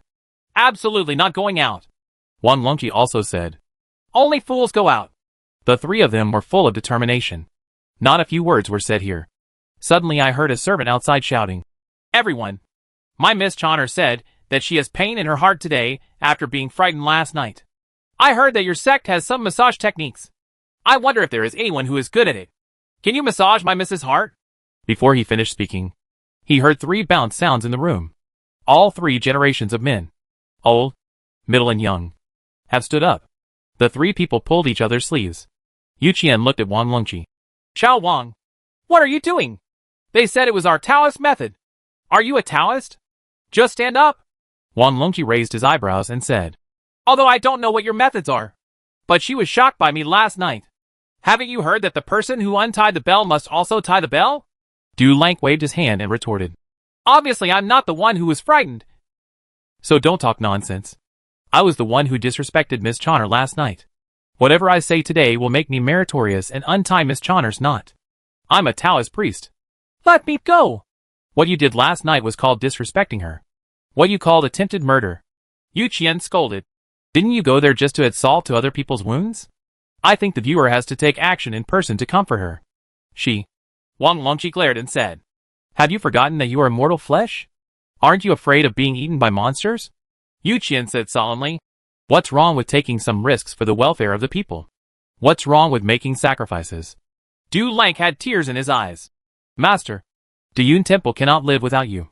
No matter what you say this time, I have to sacrifice myself. The little koi opened his eyes wide and looked at the three people who just now were talking about dangers and scheming and plotting to never go out. Now they didn't need these at all. They just said a word and started to rush out.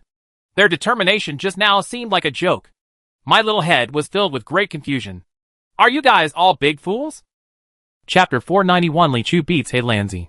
Just when the three of them were arguing fiercely and couldn't decide who should go first, just as a gust of wind howled outside, a black wind swept in from the distance and turned into a man in black with a handsome face on the ground. His eyes full of sinister and greedy eyes. Venerable Highland! The village chief rushed out of the house, bringing with him several servants who were full of awe. Are you ready to directly seize the immortal fate when you come here? Of course. He Lanzi did not look at them, but stared straight at the house in front of him, and said, In the future, we will reward you based on your merits, and you all can have a bite of the immortal meat.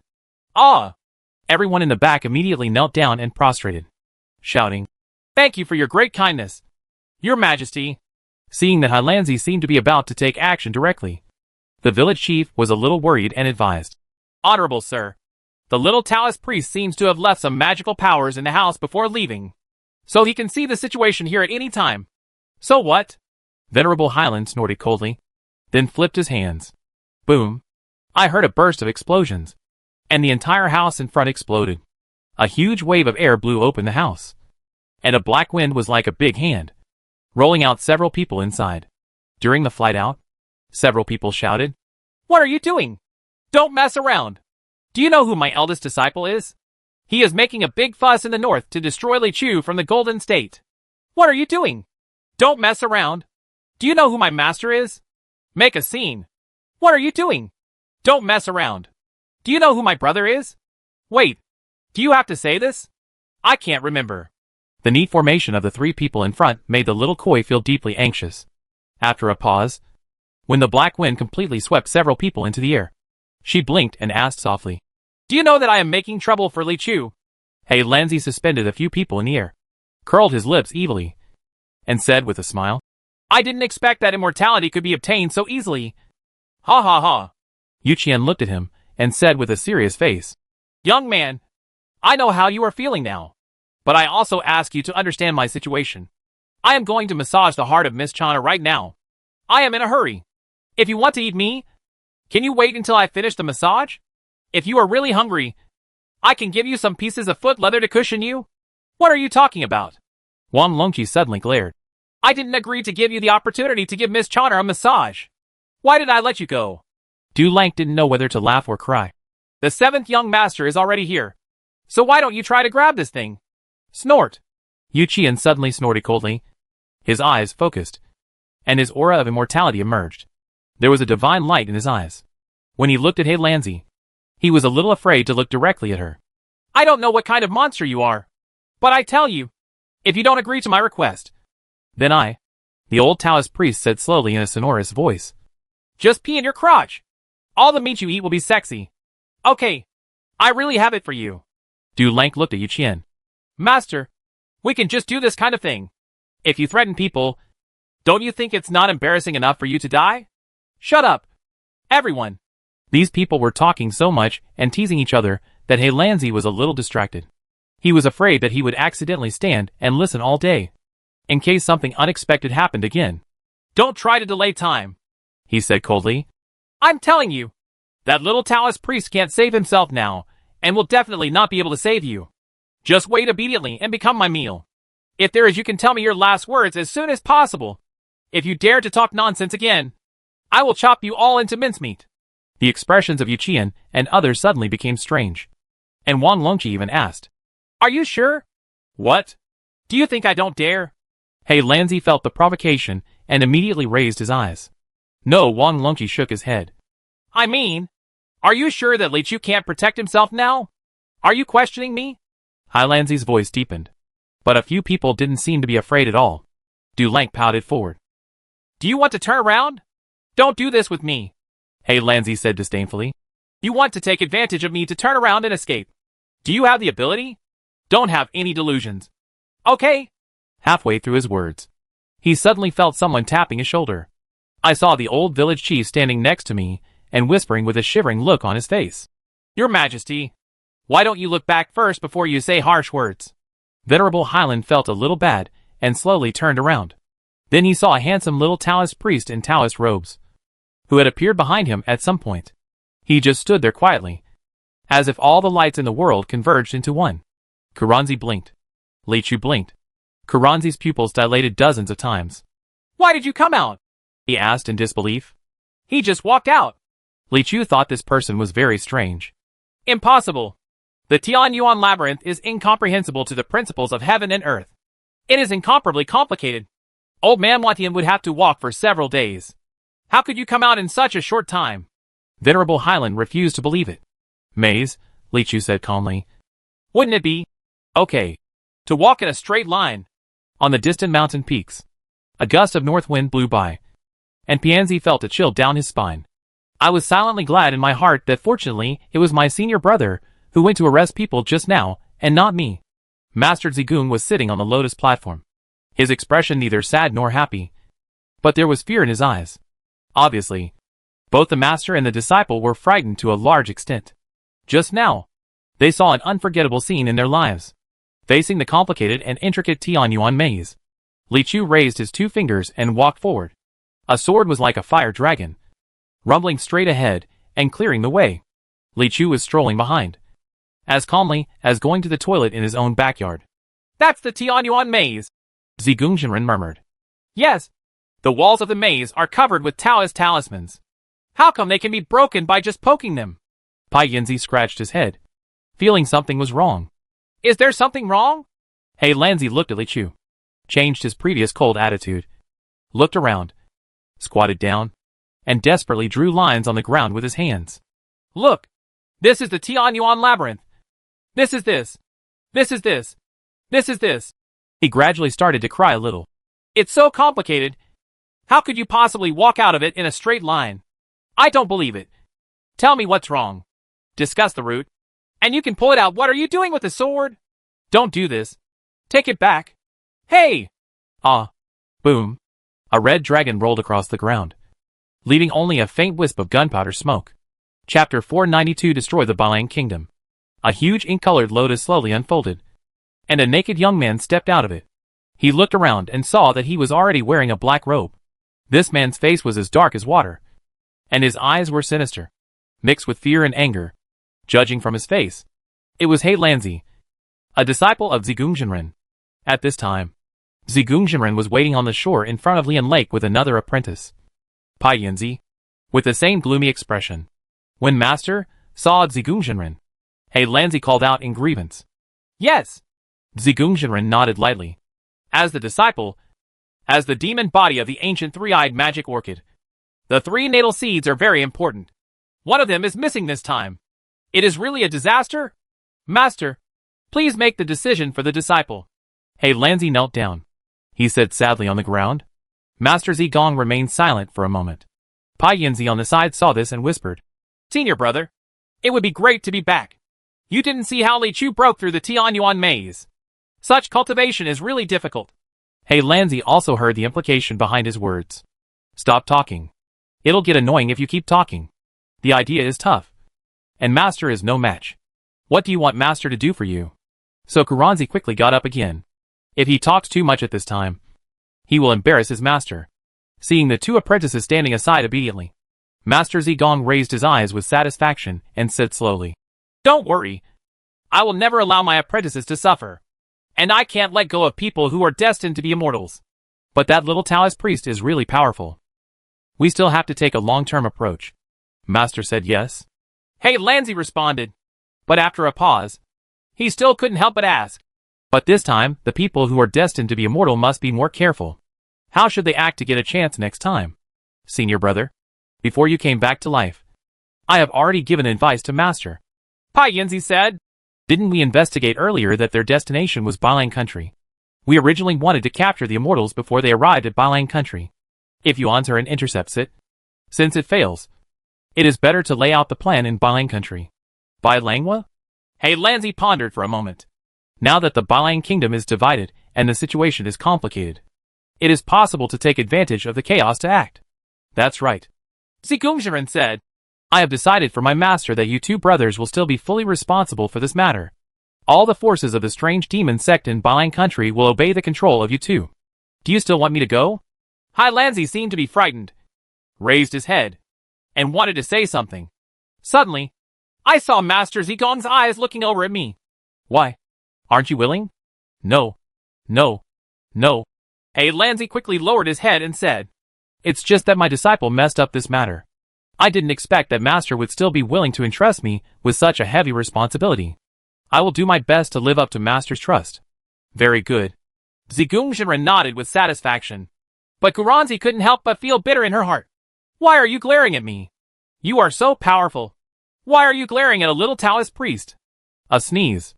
Li Chu sneezed lightly. Master, what's wrong? Du Lank on the side quickly stepped forward to show concern. It's okay. Li Chu shook his head. The wind in Balang Country is a bit cold. I've been tired from traveling around recently. Disciple, you should be careful not to catch a cold. Yu Qian in front also expressed concern. Yes. Yes. Wang Longqi also said from behind. Anyone can get into trouble. But Li Chu, you can't get sick. After all these exchanges of greetings, it seems that after what happened in Jinke Country and Shilan Village, everyone has a deep understanding of the importance of Li Chu. At this moment, several people just got off their mounts and let it go back to Jinke Kingdom. The big bird flapped its wings and happily left the group of dangerous passengers who always wanted to eat barbecue. Ahead, a huge white city was in sight. There is the capital of Balang Kingdom, Garura City. Balang Kingdom is indeed a big country in the western region. Even though it experienced war some time ago, there is still a lot of traffic outside the capital gate and the flow of people is very dense. Like other cities in the western region, most of them are occupied by business travelers from all over the world. But not far outside the city, There was another eye-catching team. The reason why it attracts attention is that the main body of this team is wearing Taoist robes. They are actually 100 Taoist priests in tattered clothes. They are all unkempt and full of dejection. Each of them is pushing or carrying bricks, huge trees, etc. things. On the outer edge of the team were more than a dozen monks holding whips, rods, and other objects. Whenever they found any Taoist priests in the team slacking off, they would immediately step forward and start a fight, which was very fierce. What is this for? Lao Du muttered when he saw this scene. Are the Taoist priests of Bailang Kingdom so low status? How do I remember that the Bailang Kingdom used Taoism as its state religion? I don't know what happened. Yu Qian shook his head gently. The master and apprentice didn't say a few words. Just as they were about to enter the city gate, they felt that the people around them looked at them very strangely. I originally thought it was because of Li Chu, so I didn't pay much attention. Unexpectedly, just as he was about to enter the city gate, someone suddenly shouted, "3 Taoist priests have escaped here."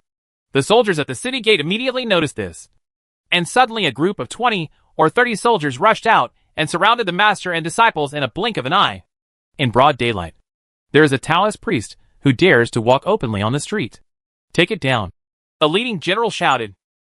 No. What is this for? Du Lank was very surprised. But the situation was critical at the moment. If the situation was allowed to develop, there would inevitably be casualties due to the Bailang soldiers rushing towards him.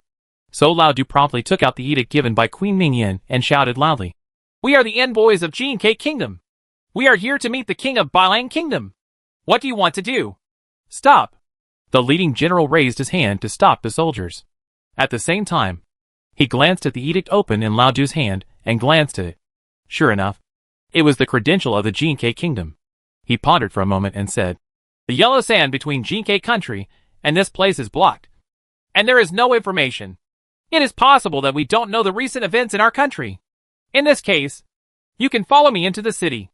After that, he led a group of soldiers to surround a few people and led them into the capital street.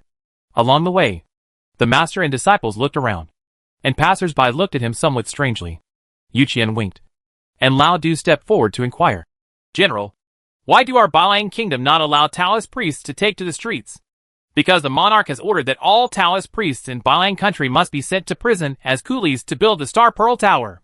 If you walk on the street, you will inevitably be regarded as fugitives who escaped from the Star Pearl Tower."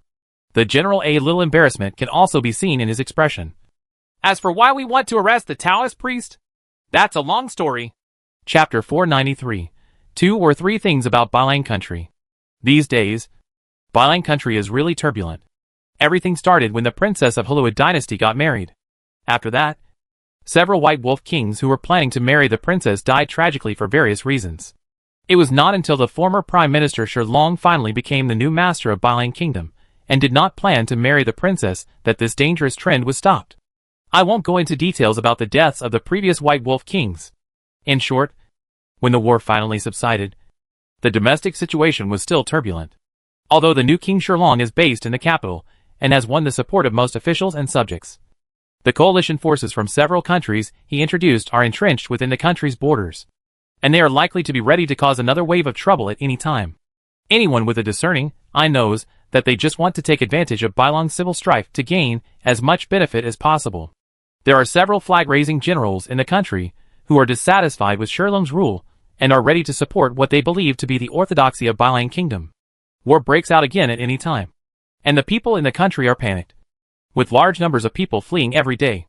At this moment of internal and external troubles, 3 powerful Zen masters appeared. They are the 3 disciples of the treasure generation under the Aurora Bodhisattva of the Western region. Now they say goodbye to their masters and enter the world to experience, and are called the 3 treasures national master in Bailang. Among them, Baoan, the great national master, has boundless magical power. He is a disciple whom Aurora Bodhisattva once evaluated as possibly surpassing himself. The master of the 2 countries, Bao Jie, has unimpeded eloquence and profound wisdom. Not only does he have extremely high cultivation, he is also a capable person in governing the country. Bao Lilong, the master of the 3 kingdoms, is a dragon of noble birth. He is willing to practice and serve under the seat of Aurora Bodhisattva. Now he has cultivated the true way and is in trouble in the world. As soon as these 3 people entered Bailang Kingdom, They were like a sea-fixing needle dropped on the rough sea. With their sharp tongue and the reputation of the Aurora Bodhisattva, the three Zen masters managed to persuade the incoming armies of the four countries to retreat without even using a single soldier. The Balang Kingdom did not lose even an inch of its territory. Immediately afterwards, the three men took action again, beheading all the self-reliant generals overnight, leaving only one general, Nan. The next day, the heads of all those generals were hung on the capital city by stone dragons. You know, those generals who can dominate the Balang Kingdom also have many masters under their command. The three Zen masters did this almost effortlessly, which shows their terrifying strength. Upon seeing this, General Nan stopped the stalemate and directly led his troops to the capital for a final duel with Long. Of course, the content of the duel is not a confrontation of swords, but a battle of skills. Buddhism has always been revered in the Western regions, and many countries in the Western regions regard Buddhism as their national religion. It is precisely because of this that Aurora Bodhisattva is supremely respected. There are actually very few countries, like Jinkei's state, that use Taoism as their state religion. Most of them can only be found in countries close to Halua.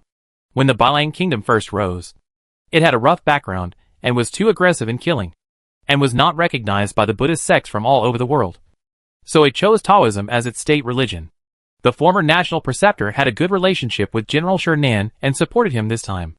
This battle took place between the former national master and three Zen masters. The three Zen masters did not bully the smaller ones, but one by one, they fought 3 times with the former imperial master, in full view of the public. The former national master actually lost all 3 games. This battle was a complete defeat, and Nan recognized Long as the new king as agreed. As a side bet, the state religion was converted from Taoism to Buddhism, and the original disciples of the state religion had to work as coolies to build a star pearl pagoda for the new king to enshrine the same national treasure presented to the new king by the 3 national masters. From then on, there was a scene that the master and disciples saw when they entered the city gate. Taoist priests were driven into slavery by monks. After listening to the general story, the group will arrive in front of King Bailong's palace. Du Lang sighed and said, "Why is the dispute between Buddhism and Taoism so serious?" Yu Qian shook his head and said, "It seems to be a dispute between Buddhism and Taoism. But in fact it is just a struggle for power. Those 3 Zen masters who have practiced in the world want to establish their own authority in Balang Kingdom. So they will naturally overthrow the old one. State religion. What I'm more concerned about is..." He looked at the general and asked, "General, may I ask if this pagoda is called the Star Pearl Tower? Could the national treasure enshrined in it be the legendary Star Pearl?" Wang Longqi smiled and said, "How fresh. Can there be no star beads in the Star Bead Tower?" Yu Qian didn't look at him, but asked, "Is there a wife in the wife cake?" After a moment of silence, the general replied, "Although there is no wife in the wife cake, there are indeed star beads in the Star Bead Tower." It seems, the old Taoist priest touched his chin. This Balang Kingdom really came to the right place. Before arriving at the palace, after the general made a briefing, he handed the group over to the palace guards and went back to guard the city gate. The palace attendant leading the way didn't say much. He just said, "The monarch is busy with government affairs and has no time to meet with the envoys. Now I want to take you to meet the eldest prince of our country. The eldest prince is also very good." Yu Qian smiled lightly. Anyway, no one is sincerely sending envoys, so naturally they don't care who they meet. Not long after, he passed through many palace corridors and came to a large hall. Sitting in front of the hall was a handsome young man with handsome features, wearing the unique aristocratic attire of Balang Kingdom, waiting for everyone alone. The palace man had previously introduced that this was the eldest son of the new King Long, named Shijia. That is, the newly promoted eldest prince in Balang Kingdom. After arriving, he stood up enthusiastically. He probably wanted to say something welcoming, but when he saw the appearance of the envoy, he was a little stunned. 3 generations of Taoist priests, old, middle and young, a wretched man with thick eyebrows and big eyes, and a little girl who seems to have a low IQ. This combination is more like dragging family members to sit at the table. When it comes to envoys, it is difficult to tell which one is the leading envoy at the moment. In the end, it was Lao Du who spoke first, saluted, and said nondescriptly, "The envoy from the kingdom of Jinkei has met the eldest prince of the Balang Kingdom." Fortunately, Shijia was also a prince who was trying to catch up, and he was not familiar with any national rituals. He was originally afraid that he would be embarrassed, Seeing the other party be so casual is exactly what he wants. He also waved his hand loudly. Ha! My name is Shurjia. The day before yesterday, I was accepted as a disciple by the Great Kingdom Master and became a registered disciple of Aurora Bodhisattva. I was given the name Shuji Jia. Li Chu couldn't help but take another look at him, and felt that this man was even more noble. After both parties agreed on their names, they presented their credentials. Queen Ningyan's certificate of credence states that the purpose of sending the mission is to inform the countries in the western region that she is about to ascend the throne and become a queen from a queen. This is hereby announced. But Yu Qian came up with an impromptu idea and said, in addition to announcing the queen's enthronement, the queen also sent us to Bailang Kingdom with the intention of letting us watch the completion of the Star Pearl Tower. Hearing this, Shurjia smiled and said, That's just right. The Star Pearl Tower will be completed in less than 7 days. You can just have some fun in my Bailang Kingdom. As he said that, he suddenly glanced at Wang Longqi and said with a smile, If I'm not mistaken, this envoy is also a senior literati. Ha ha, Wang Longqi nodded immediately and clearly. I could tell as soon as I entered the door that His Highness the Prince must be the same. The two people looked at each other, showing a smile of sympathy between literati and refined scholars. I will entertain you all in Duchen when I have free time these days. Let's have tea together at our leisure. Shurjia finally left a promise between men, and sent the delegation out of the palace to the Guani residence. After sitting down in the post, Wang Longqi praised. This eldest prince is really a wonderful person. I am very optimistic about him. Yes, our eldest prince is a bold and cheerful person, and he has been quite praised in the capital in his early years. The palace servant said. The king was still saying in court the day before yesterday that he would ask the eldest prince to marry Princess Halua as soon as possible, and then just establish the crown prince position. The subjects of Bailang Kingdom all feel that the eldest prince will definitely be a good king. After that, the palace man explained some more things and set off back to the palace. After closing the door, Wang Longqi suddenly became expressionless. What's wrong? Lao Du asked. Wang Longqi said in a murderous voice. This eldest prince is not a good person at first glance. I hope he dies quickly. Chapter 494 Night Detective. Seventh young master didn't praise the eldest prince just now. Why did he change his attitude now? Lao Du asked with a smile. I thought he was a scholar, but I didn't expect you to want to compete with us. Absolutely not. Wang Longqi waved his hands and said. After thinking for a while, he slapped the table again. How about we kill him now and rescue my child? Ha ha. Young man, don't be so impatient, Yu Qian said with a leisurely smile. We are not necessarily here to take her back. What do you mean? Wang Longqi was stunned. Why did I come all the way here to eat sand if I didn't just take her back? Yu Qian said. You must understand that it doesn't matter whether she is Princess Halua. It doesn't matter who she is married to. And it doesn't matter whether she is the mother of your child. What matters most is whether she wants to leave with you. That's right. Li Chu thought about the same thing as Yu Qian. And at this time, he also understood what the master meant. And said, I am here, so naturally I can help her. But in order to help her, I must respect her. Will, she has given birth to my child, so she naturally wants to reunite her family. Right, Wang Longqi said to himself. She is a royal princess, not one of those good girls in a brothel. She will need your status as a wealthy man in a small town. The old Taoist priest said without mercy. Why does she want to marry you? Do you think you are a good person? A man? Hiss. Wang Longqi took a breath. His eyes suddenly lost confidence. The old Taoist priest asked again. Then do you think you are a scumbag? That's pure. When Wang Longqi mentioned this, his eyes suddenly became confident again. So, you'd better find an opportunity to meet the girl first. Ask her about her wishes, and see what she really thinks. Maybe she just wants to have a child for fun. But it's not convenient for her to raise it by herself? The Taoist priest said. It is said that there is a nation outside the territory with strange customs. As long as a woman is pregnant with a child, the man will run away and not bear the responsibility of raising a child. Since men can do this, it is natural for women to think this way. The old temple master is right. I really don't have much experience in this area. Thank you for always being here. Wang Longqi nodded in agreement, and suddenly asked, Isn't this the case with you? Bar? Ahem. Yu Qian suddenly coughed twice, glanced to the side, and said repeatedly, The weather is nice today. Seeing this, Du Lang quickly interrupted and said, I have just inquired that the Bailang Kingdom has built a special palace for Princess Halua. People in the Bailang Kingdom have been in panic recently, and no one should pay much attention to it. Tonight you can go explore it. Okay. Wang Longqi said, pounding his fists. The so-called sneaking into the night with the wind.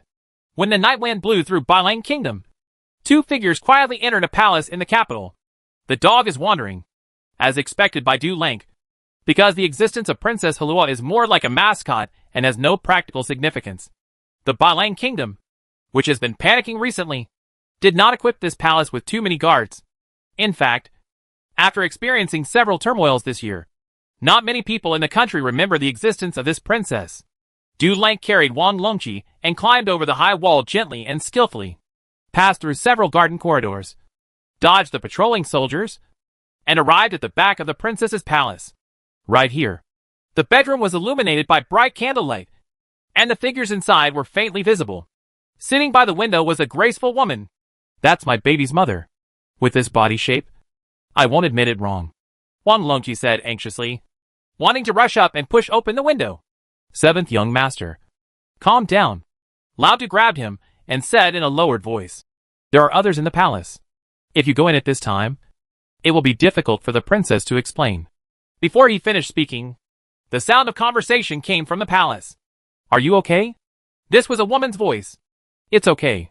It was a man's voice. It's Ji Yuan's voice. That's right. Wang Longqi stared. Why is there a man in her bedroom? Don't think too much. It should be nothing. Just listen and talk, Lao Du said. The two people squatted down under the window wall. Immediately, Ji Yuan asked, are you okay there? The man replied, I was already recovering, but I was a little overdrawn last night. My legs are a little weak when I walk today. Outside the window, Wang Longqi felt his scalp numb as soon as he heard this and immediately wanted to get up and rush in. Young Master Qi, calm down. Lao Du quickly covered his mouth and advised, it's probably nothing. It's okay. Let's listen again. His legs are weak. Maybe you're tired from running. Wang Longqi stared, and finally nodded. And then Lao Du let go of his hand. Then, I heard the conversation continuing in the room. Are you coming tonight? Ji Yuan asked. I'm coming, the man replied. I'm not just coming by myself, but I'm also bringing a few people with me. What? Ji Yuan was startled, and her voice was slightly worried. Isn't it not good to have so many people? Princess, please be considerate. Brothers really can't bear it anymore, the man said. Outside the window, Wang Longqi had his hands firmly clasped against the wall. I'll kill him, and how many more people will he bring with him? Young Master Qi, calm down. Lao Du grabbed him tightly. Maybe he's a water pipe repairman. Let's listen again. That's nothing. Wang Longqi gritted his teeth. But he was really no match for Lao Du and couldn't break away. So he simply continued to listen. Inside the house, it was quiet for a while, with only the crackling of candlelight. Ji Yuan hesitated for a while and then said, if there are many people, it's not that convenient for me to go through the front door. You can let them use the back door. Okay, the man responded. Thanks to the princess. Outside the window, Wang Longqi almost went crazy. Why don't you go through the back door? He thumped his chest. Old Du, let me go. I want to go in and die with him. Young Master Qi, are you so confident that we can beat him? Lao Du continued to persuade. Wait a little longer. Don't be impulsive. Inside the house. By the way, the man suddenly said, there are more than a few people, and there should be a dog. I wonder if it's not convenient for the princess here. And there are dogs? Ji Yuan's voice hesitated for a moment, and finally said softly, well, okay. Outside the window, Wang Longqi burst into tears and bit his arm. Don't promise him. It's too much. Don't promise him. Lao Du was about to burst into tears because Wang Longqi bit his arm. Qi Xiao, go in and fight with him. I can't stand listening to him anymore. If you are not your opponent, I will definitely ask my master to avenge you, he said indignantly. When Wang Longqi heard this, he could no longer bear it. He stood up suddenly, pushed open the window sash, and shouted, Ji Yuan. Ah! The graceful and beautiful woman by the window, wearing a corseted brocade dress with velvet embroidered on the collar and placket, is none other than Ji Yuan, whom she has not seen for many days.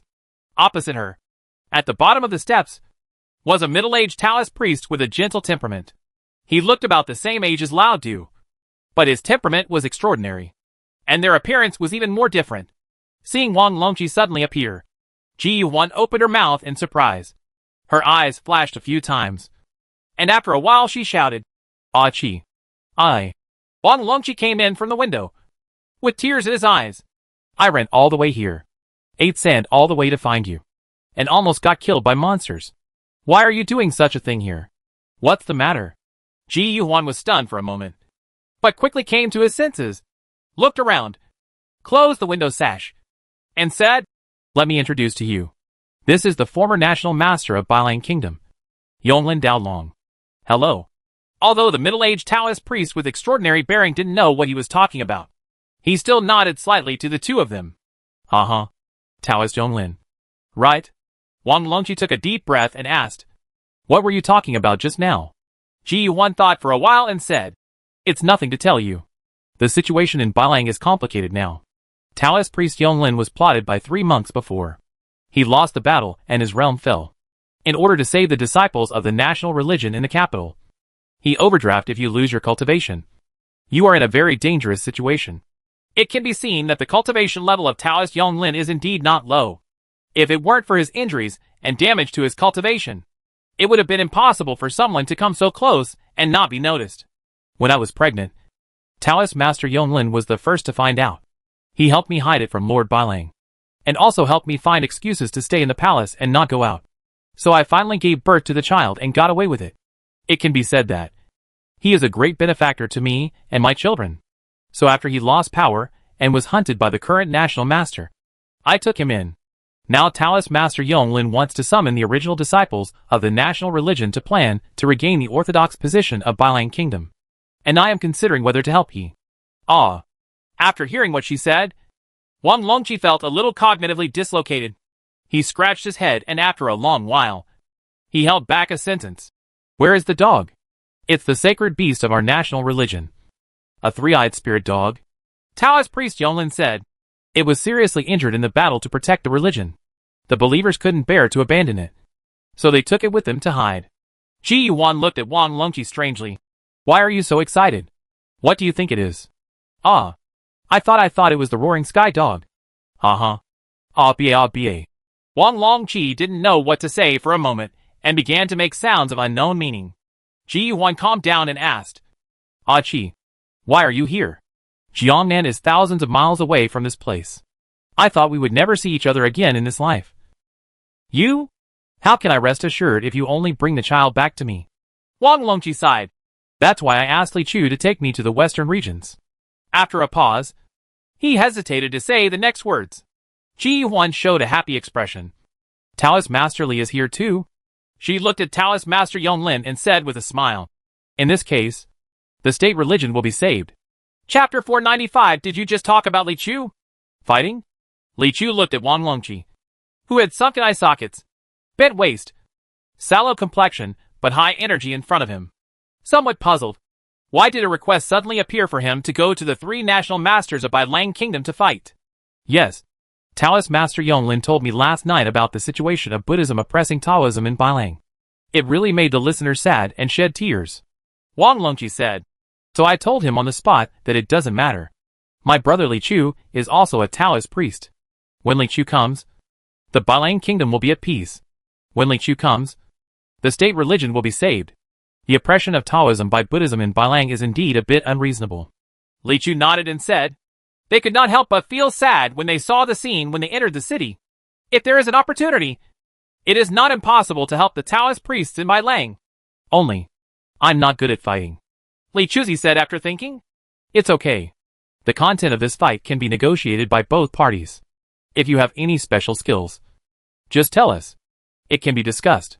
Wang Longqi is also reliable in doing things, and he has become very familiar with the process in a short period of time. Li Chu replied without hesitation. "Become a big tree. Judging from the effect of growing a tree in the past, it is indeed a masterpiece. After all, the fairy tree that turned into a big tree last time is still being watched by Diyun." "Well?" Wang Longqi blinked. "Isn't this a bit too awesome? There are not many people except you who can do it. Is there anyone else?" The way I attack is always relatively simple. Li Chu thought for a moment and said, How about I give him a sword? And he gives me a sword. And let's see who wins. Wang Longqi's expression changed. And he quickly said, How about another one? In exchange, he will give me a sword first. And then I will give him a sword. Li Chu replied, How about turning into a big tree? Wang Longqi scratched his head and said distressfully, If you want to kill someone, you can just say it. But you don't have to use such a tactful way. At the same time, Lao Du asked in confusion, Why are you so enthusiastic about this matter? She shall? Wang Longqi chuckled. You want to ask me for help. And I can't refuse. After all, I want a second child in 2 years. Oh! Lao Du shook his head. It's so difficult to raise children now. But you have a high level of awareness. They were chatting here, but someone was talking about serious business over there. The comparison is secondary. My disciple can crush them with his cultivation. He can win easily in any comparison. Yu Qian next to him waved his hand and said with deep meaning in his eyes, It's just. The person talking to him was Taoist Master Yonglin, who came to visit Wang Longqi next to him. Taoist Master Yonglin understood the idea and said hurriedly, Master Yu has something to say. But there is no harm in saying it. It's just that although we are Taoist priests from Halua, we can be considered the same sect. But now we hold the title of envoy of the Jinke Kingdom. It is not easy to casually participate in the power struggle in your country. This is not good. But it is a matter of diplomatic relations. Ah, the old Taoist priest said leisurely. It was not the first day that Taoist Yonglin came out to hang out. When he heard this, he immediately understood the implication of Yu Qian. He immediately smiled and said, If our state religion comes back to power, then our position will be that of the Bailang Kingdom. And naturally there will be no diplomatic issues. Of course, this is only from our perspective. And from your perspective from a perspective. You must take some risks. I just don't know how to make it possible for you to take this risk. Seeing that the other party was very Taoist, Yu Qian said directly, I heard that the 3 national masters squeezed the Taoist disciples of Bailang Kingdom and asked them to build the Star Pearl Tower. This Star Pearl Tower. To you, it is simply a mark of humiliation that must be erased sooner or later. I think it is better to add a star bead to the conditions of this fight. If we win, the 3 national masters will hand over the star bead to us. How? Taoist priest Yonglin felt relieved when he heard this. He was also worried about what kind of reward the opponent lion would ask for. For a long time, he had been eyeing the star beads of the 3 national masters. Although these star beads are precious, they are not your own.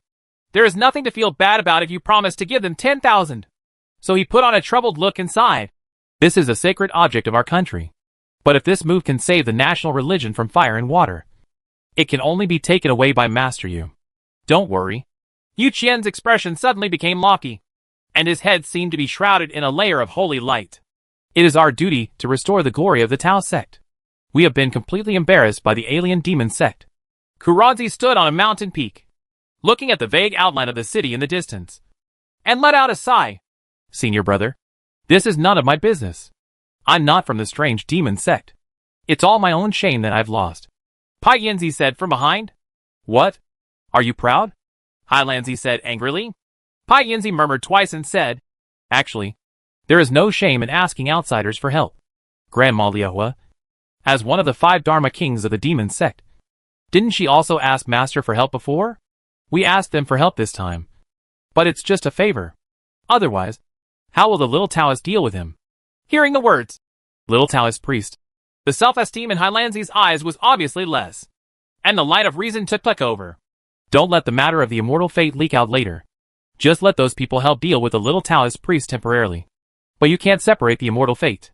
Hai Lanzi warned again. Don't worry. Junior brother knows. Pai Yinzi nodded quickly. Be careful. The grandson of Grandma Liahua is here to meet us today. Hai Lanzi said. I heard that this grandson is a bit smart. After saying a few words, I saw a fire cloud floating in the distance and landing in the blink of an eye. The firelight dissipated, leaving only 2 figures with great contrast. A thin young man, wearing a large water and fire robe, with his hands in his sleeves and a smile on his face, looked a bit strange. Behind him followed a strong man with a body like an iron tower, and his body was extremely terrifying. You must be the 2 seniors Hai Lanzi and Pai Yinzi, who are under the command of Zigung Master. Right. The young Taoist priest approached with a smile on his face. Huajuga? Hey Lanzi also smiled. That's right. The young Taoist priest introduced the strong man behind him again. This is my best friend, Vadra Slave. Pai Yinzi said. You two have become quite famous in the western regions these days. The talents of young people are limitless. Senior. That's ridiculous. Huajuga shook his head and said, I heard that Zigung Master wants us to open the Suzaku's secret realm to deal with a master for you. Not bad. Hey Lanzi nodded and said, I hope nothing will go wrong. Ha ha ha. Don't worry. Huajuga laughed loudly. No one in the world can come out of the Suzaku's secret realm alive. Without this confidence, how could my grandma dare to take on someone who even Zigung can't deal with? No matter it is, whoever leaves will never come back. Okay. With your words, I feel relieved. Hey Lanzi hammered his palm hard. I don't believe that Li Chu can get out as easily as the Tian Yuan maze after entering the Suzaku's secret realm, etc. When Huajuga heard this name, his ears suddenly trembled, as if something deep in his memory had been pulled. Did you just say Li Chu? Yes, what's the matter? Hey Lanzi looked at Huajuga strangely. Huajuga looked back at King Kong Nu. Did he just say Li Chu? That's right. The Madras slave also nodded. The young Taoist priest in front of me was stunned for a moment, then suddenly turned around and said something crisply. Go home. Chapter 496 adding notes. Today's Balang Kingdom looks a little strange in the court hall. 1, 2, 3, 4. One of the courtiers in the middle began to count the number of Taoist priests in the main hall out of boredom. And when they counted 4, they couldn't help but take a breath of cold air. The concentration of Taoist priests in this hall today is too high. The courtiers in the front row were very nervous and looked ahead with wide eyes, because they were all highly respected officials in the court and had to deal with the monarch's questions at any time. Especially this kind of new monarch who has just taken office. Once his mind suddenly gets stuck, he likes to ask questions to relieve his embarrassment. The courtiers in the back row are much more relaxed. Some people say that they are unsatisfactory and their political achievements are not as good as those in the front row. But they also have a lot of freedom. You can sneak away, chat, fall in love, sleep, or even sneak out to use the toilet quietly during court time without being discovered. Next to the monarch, next to the steps, is the legendary position of the immortal. It can be seen at a glance that his status is higher than that of other people in the palace. And it is a place that everyone envies. There were 3 monks standing there at this time. The first one is tall, with a round head, and his eyes are shining like bright lights, which makes people look in awe. He is the disciple of Aurora Bodhisattva and the current great master of Balang Kingdom, Bowen. The second person is tall and tall, wearing a platinum and 2-color cassock, with thin eyebrows and phoenix eyes. He has a somewhat feminine appearance, and looks like a true Bodhi under the light of the Buddha. It is the second national master of Balang Kingdom, Baojia. The third one is a strange man with a different appearance, with a head as big as a bucket, an appearance like an ox, a pair of huge vertical pupils, and golden fireworks flashing in his eyes, showing great majesty. It is Bailalong, the master of the 3 kingdoms of Balang Kingdom, who was born as a true dragon. Directly ahead, on the dragon chair, sits a burly old man wearing a white dragon robe, with white eyebrows and white beard, showing no anger or authority. This person is Shirlong, the new king of Balang Kingdom, who succeeded in ascending to the throne after some turmoil, because the Balang Kingdom was originally from the White Wolf clan in the High Mountains, and all the high-ranking officials and dignitaries were actually from the Shir clan of the White Wolf clan. So the Shirlong Kingdom did not have much impact on the original forces. Now His Highness and the courtiers have almost retained most of the original people, and there is no major change of blood when the new king takes office, except for the state religion. The 3 newly appointed national teachers were condescendingly looking at the former national teacher, Taoist Master Yonglin. Yes, Taoist Master Yonglin also appeared in the hall today. He came with the Jin K Kingdom's envoy, and the uniform robes of the envoy were quite eye-catching. In addition to Taoist Master Yonglin, there are also elderly Taoist priests, middle-aged single black Taoist priests, and handsome young Taoist priests. Taoist priest Yonglin came with a delegation this time, naturally for his own reasons. When he proposed to Shirlong that they should fight again on the spot, the new king refuted the suggestion without hesitation. Yonglin, are you dreaming? Shirlong sneered. At the beginning, Taoist priest Yonglin had good relations with the general and supported the general Shirnan. Thanks to the help of 3 national masters and winning the battle, he was able to secure the throne. Now that Yonglin suddenly jumped out and wanted to have another fight, He naturally disagreed. Your Majesty, Taoist Master Yonglin seemed to have anticipated his performance, and said calmly, I am willing to admit defeat in the previous fight. Of course, I will not question your throne again. But this time, I want to fight with the three kings. Let's fight again for the position of state religion. Oh. Sure Long looked at the three national masters on the side. Then it's okay if they agree to it. After a while, the Grand Master slowly spoke. Taoist Master Yonglin, since you want to fight, you should have prepared something worthy of our fight. If you come empty-handed, you'd better invite us back as soon as possible. Since I'm here, I will naturally be prepared. Taoist Master Yonglin nodded. Although you have taken the position of national teacher, you still don't have what is most needed to become a national religion. And that is the human heart. Taoism operates in Bailang country over the years. There are many believers. Even if you bear the name of the state religion, it is difficult to shake the most fundamental belief. If I win this time, let Taoism return to the position of the state religion. If you win, then I can completely admit defeat, and let me my disciples will go with you to teach the Dharma. If you change your ways, you can at least save 10 years of teaching the Dharma. Hearing what he said, the three national masters looked at each other. The second national master looked at Taoist Yonglin first and nodded. Okay. When he spoke, he obviously represented the three of them. Taoist priest Yonglin smiled faintly. Then it's settled like this. Sure Long was about to make a decision. At this moment, Yu Qian stood up from behind. Wait a minute. I want to add some bets. Yu Qian said, if we win, you have to give us the star beads in your hands. Who are you? The great imperial master frowned and said, when will it be your turn to speak? The one who is going to fight with you this time is my disciple, so I am naturally qualified to speak. Yu Qian raised his head and showed off his noble demeanor, which no one dared to despise. The second master said again, your identity doesn't matter. If you want to get the star beat for nothing, you must have a corresponding bet.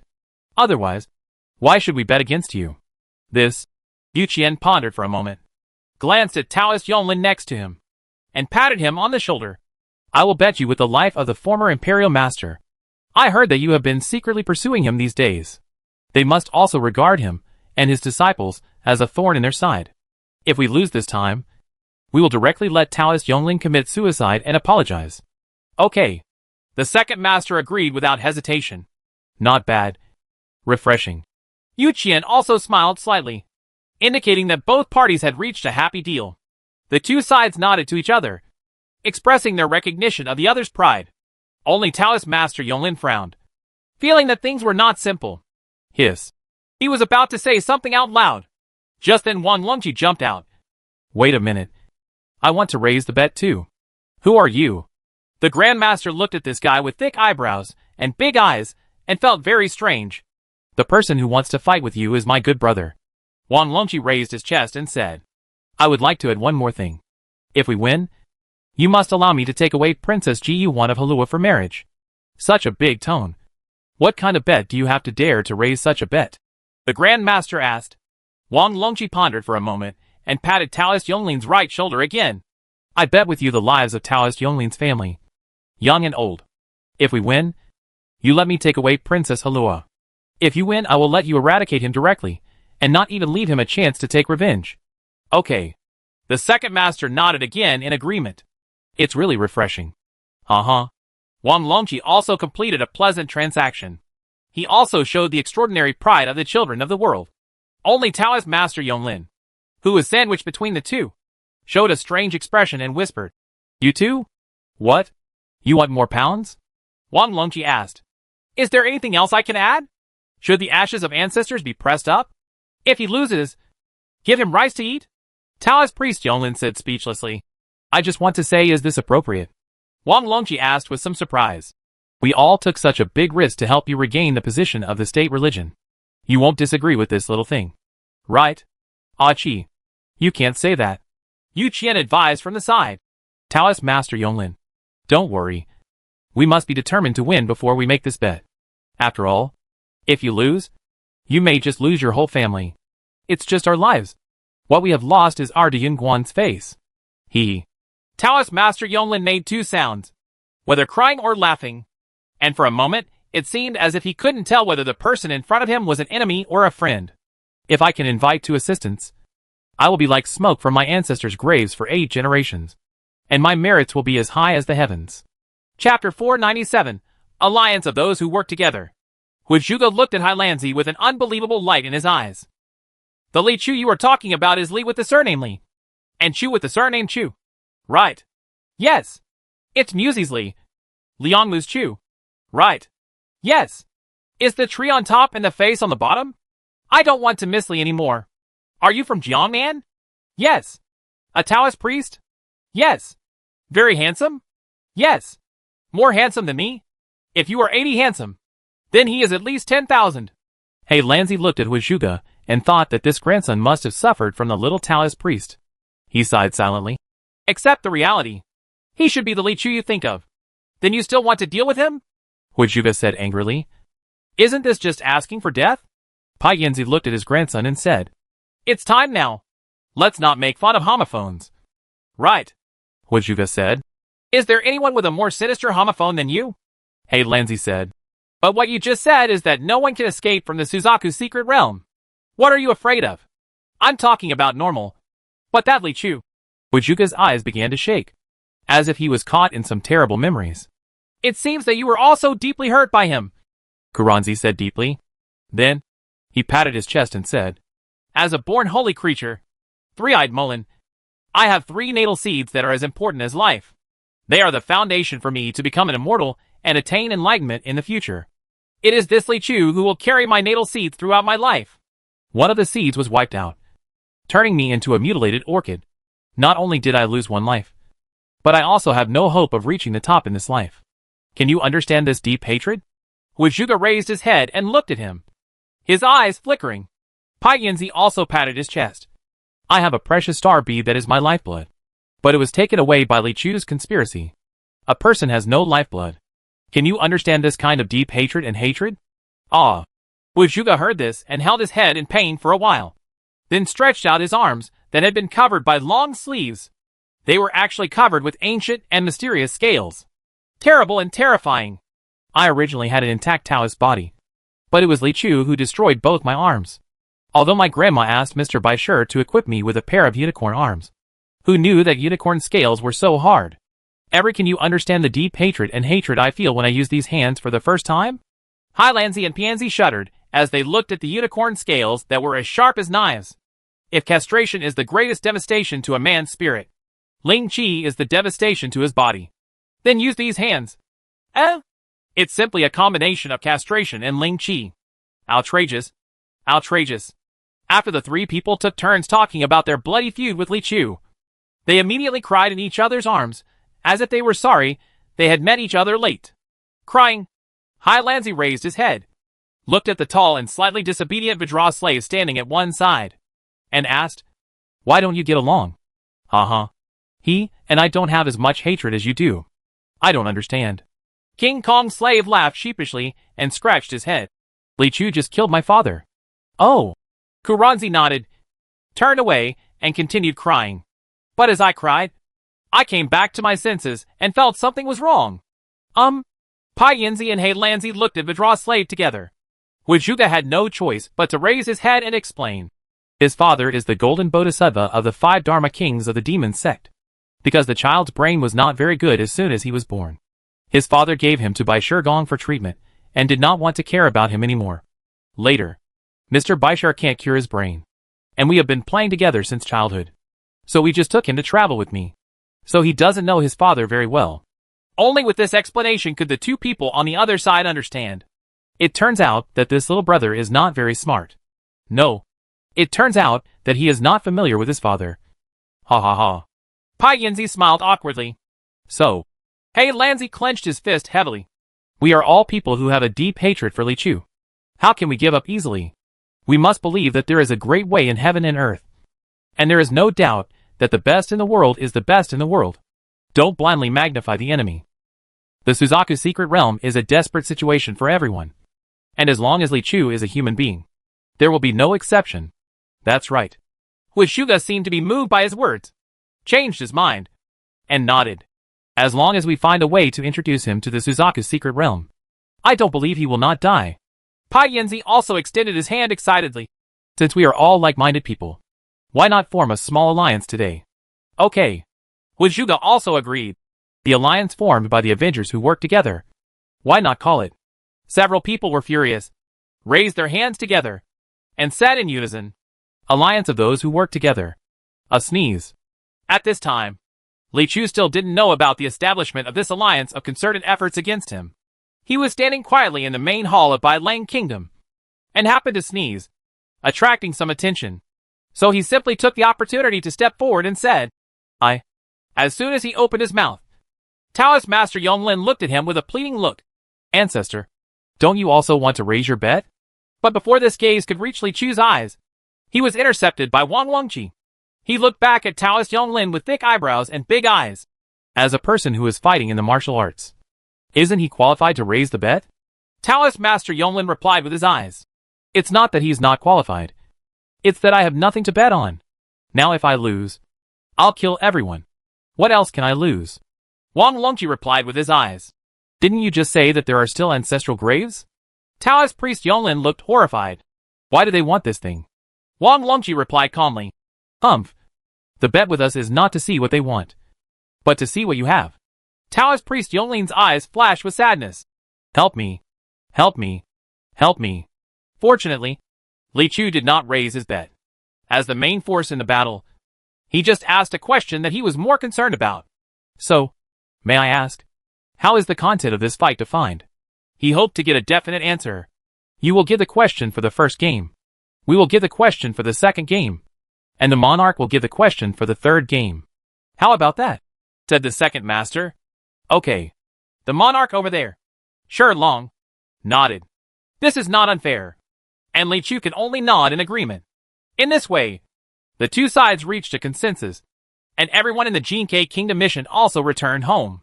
But as soon as I returned to Guani, I heard some important news. Maybe the citizens of Balang country don't care very much, but the people in the mission are particularly concerned. Did you lose the star beads in the star bead tower? Chapter 498 Fire Cloud Cave. Unlucky. In the evening, the old Taoist priest sat in the post house and got angry. I Ching said that in the early morning, a fire suddenly broke out on the Xingzhu Tower for no reason. The fire was so fierce that even the cultivators could not put it out. In just a short time, the huge Xingzhu Tower was burned down to only a scorched, withered layer. He pretended to be false. And the star beads also disappeared. A sacred object with the power of stars cannot be damaged by ordinary fire. It must have been stolen.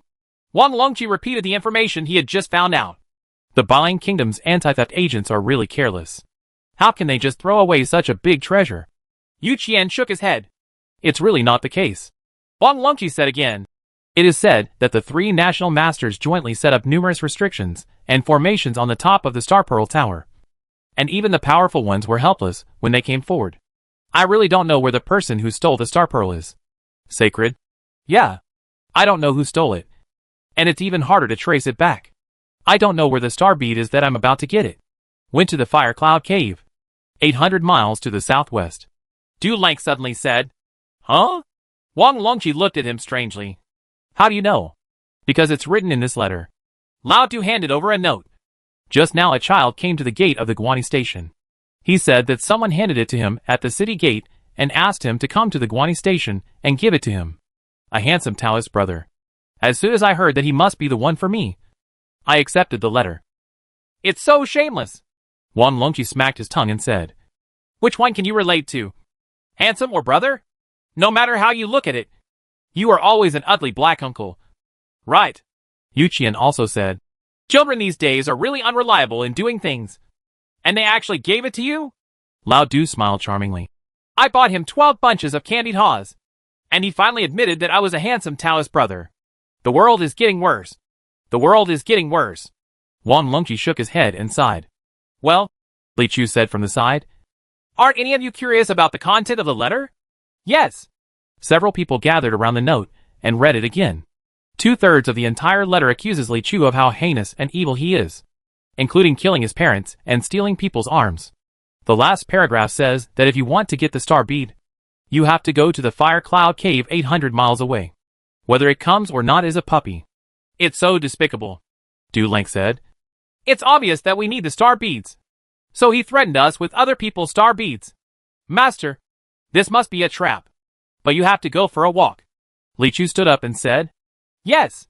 Wang Longqi nodded. He can't be called a puppy. This is too vicious. Li Chu said. What I mean is that if you don't go, you will completely lose the whereabouts of the Xingju. Disciple Yu Qian was quite moved, looked at Li Chu, and said, This time you have really made great efforts for my teacher's affairs. I promise you that after my death, the foundation of Diyun Temple will be. I'll leave it all to you. Li Chu raised his eyes keenly and asked, Didn't you originally plan to give it to me? Ah he. Yu Qian stroked his beard and said with a smile, I originally considered giving some of it to Xiao Yuer. Li Chu glanced at his competitor, who was eating cakes in the corner, turned around and left calmly. He won after all. There are countless long stretches of yellow sand in the western regions, which are always very hot. But if you want to name the hottest place, I am afraid everyone will mention Huiyun Cave. The area around Huiyun Cave is 100 miles away, and it is a place that neither humans, beasts, nor demons want to set foot on. The air was filled with fiery evil energy that could almost turn into human flesh. Therefore, few people can see the true appearance of this legendary cave entrance. Li Chu saw it today. It's more like a volcano than a cave. A ring-shaped mountain peak with a deep red pit in the center. It's like a heavy spicy pot that hasn't boiled yet. And on the edge of this mountain peak, there are 4 huge golden birds or chickens standing at the moment, covered in golden feathers. He stood there majestic, completely unafraid of the heat in the air, and his 8 chicken eyes were as bright as the sun. If you can survive here, you are definitely not an ordinary monster. Seeing Li Chu's pure yang sword landing here, these golden roosters saw it and were not afraid. Instead, they looked over with warlike eyes. Could it be that these chickens are what I am looking for? Li Chu couldn't help but wonder. At this moment, a light flashed nearby, attracting his attention. Walking over and taking a look, it turned out that there was a table there with a simple mirror on the table. The appearance of that magical weapon was not unfamiliar to Li Chu. The mirror that I usually use to communicate with my master is similar to this. The brilliance of the Dharma mirror flashes. Is someone trying to teleport over? Li Chu picked up the object. Call out. The brilliance in the mirror turned into a terrifying face with a red mask. There was also an evil, character painted on the solid-colored mask. Ha ha ha, the red-faced man laughed coldly. Li Chu, you must be very curious about who I am. But don't ask. I won't tell you. I just want you to suffer in endless confusion. All torture. Huijuge. Li Chu suddenly called out the other party's name briefly. The person on the other side was silent for a moment, and then laughed awkwardly. What are you talking about? Ha ha. Who are you calling Huijuge? Although the name sounds like Yushu Linfeng, I don't recognize it at all. Grandma Lia was grandson. Jian and Wangji Bashu's military advisor. A newcomer to the Yanyu sect. Listen, Li Chu began to report each other's identity information one by one. Okay. Stop reading. Stop reading. Huijuge pulled off his mask and said angrily. It's so boring. How did you know it was me? Because you wrote in your letter that among the bad things I did, one of the bad things I did was taking someone's arms. Li Chu said. There are not many people injured here, and you are the only one who lost his arms. To the north. Huijuge cursed, and then said angrily. So what if you guessed it was me? Let me tell you. The star pearl is now in the belly of one of these 4 golden roosters. Ha ha, he said, suddenly snapping his fingers, as if some magical power had been exerted. The 4 golden roosters standing motionless on the side suddenly spread their wings and jumped into the fire cloud cave below with a few pops. By the time Li Chu looked over, it was too late. Don't worry. These 4 golden chickens are all raised by my grandma. Grandma Liahua. They are the most famous chickens in the demon sect. They will not be harmed by the flames of the fire cloud cave. If you want to find the star pearl, go down, catch them one by one. Having said that, Huijuge unilaterally cut off the image transmission. With a hiss, the screen disappeared. Li Chu turned his head and looked at the Goyulu fire cloud cave below, showing a slightly pensive expression. The next morning, Taoist priest Yonglin stood at the entrance of the hotel with a smile. Everyone, the battle is about to begin. Let's set off together with full spirit. But Du Lank looked into the distance worriedly. Master hasn't come back yet. What?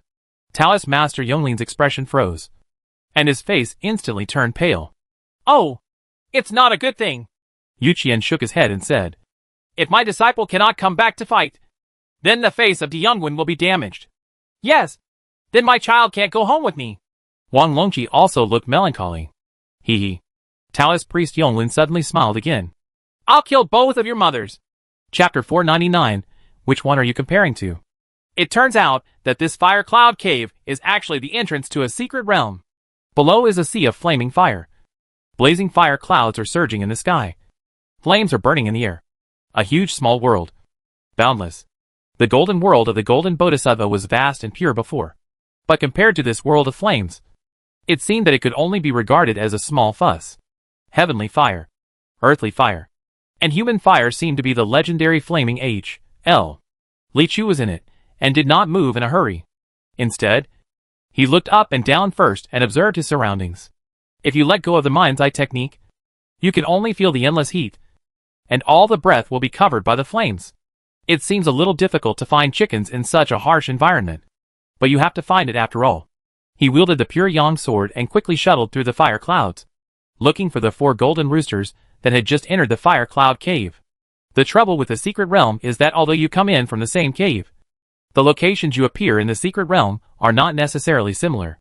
Otherwise, with the speed at which he chased them, those golden roosters might not have been able to run very far. The whole process is a bit boring. But this is what Li Chu is not afraid of the most. He has always understood that success requires enduring tedious moments.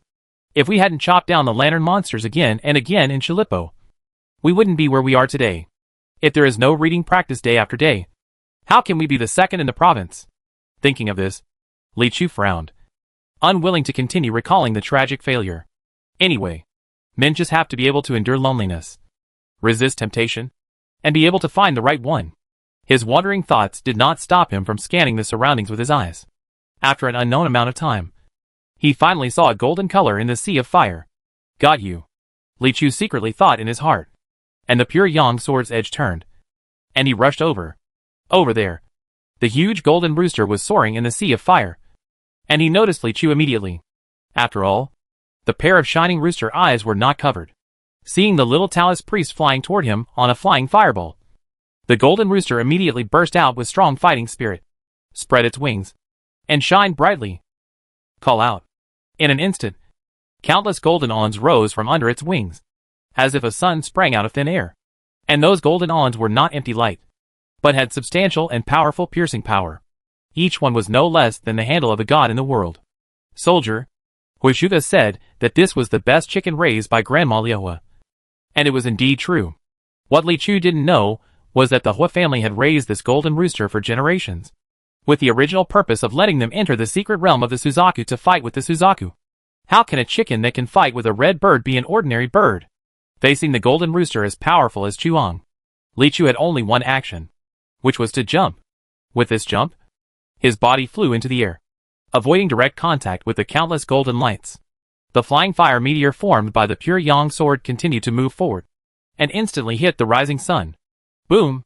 The endless golden light first burst out with a bit of crimson, and the next second, a huge rainbow light rolled around, and all the golden light suddenly turned red from the inside out, turning into a rolling red tide, blending into the sea of fire, creating a wave that was even hotter than the sea of fire. So much so that the surrounding flames were dimmed for an instant. It was like the sun exploded. Li Chu felt relieved now. This chicken looked very fierce, but it turned out that it would break into pieces at a touch. At this time, his body was still falling, and the Chunyang sword had already flown back to catch the fallen Li Chu again.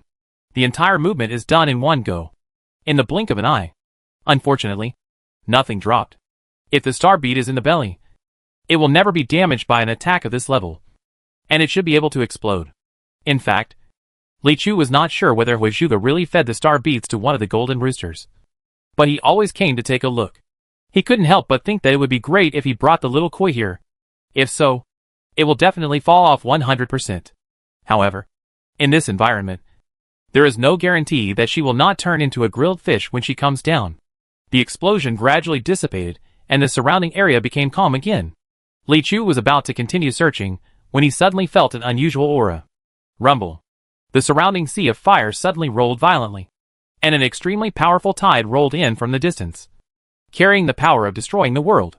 The sky, the earth, and the sea are all exploding. For a moment, Li Chu seemed to have fallen into a boiling hot pot. And it seems that what caused this drastic change was just a breath. Something woke up. Sober up. Taoist Yonglin. Without Li Chu, it will be difficult for us to win. Wang Longqi patted Taoist Yonglin on the shoulder. What's the use of fighting at this time? In terms of success or failure, life is heroic. If you fail, you have to start over again. Yu Qian also advised. How can I start over again if I fail? Taoist Master Yonglin looked at the two people with empty eyes. Use the only remaining ancestral grave in my family? Well, Lao Du was holding back his desire to say something to comfort him. He held it there for a long time and finally said, My condolences. I don't care. I will drag you two to be buried with me before I die. Taoist priest Yonglin looked at the old man and the young man indifferently.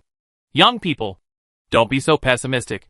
Yu Qian laughed sarcastically and said, Actually, we may not be doomed. Ha ha. Taoist Master Yonglin glanced at the remaining people. Then who among the rest of you will go out to fight? The one with the highest cultivation level is a waste in the Shinha realm. Hey, I didn't recruit you. Lao Du glared. My cultivation level has been greatly damaged and has never been restored. Taoist Master Yonglin sighed again and looked up to the sky. That's it. Let me fight with those 3 monks again. If heaven destroys me, people can't. What can I do? Don't worry. The mountain man has his own clever plan. Yu Qian waved his hand, and with a confident smile, he and the whole delegation left the hotel. Taoist Master Yonglin looked at his sudden self-confidence and found it unbelievable. However, looking at the old Taoist priest's superior demeanor, he felt that he might really have some hidden skills. Inexplicably. But you feel like you can give it a try? Today's fight was arranged in a square outside King Bailung's palace. A high platform had been built in advance, and at least tens of thousands of people were watching. Taoism still has a mass base in Bailang, and most ordinary people still hope that Taoist Yonglin can regain the position of national teacher.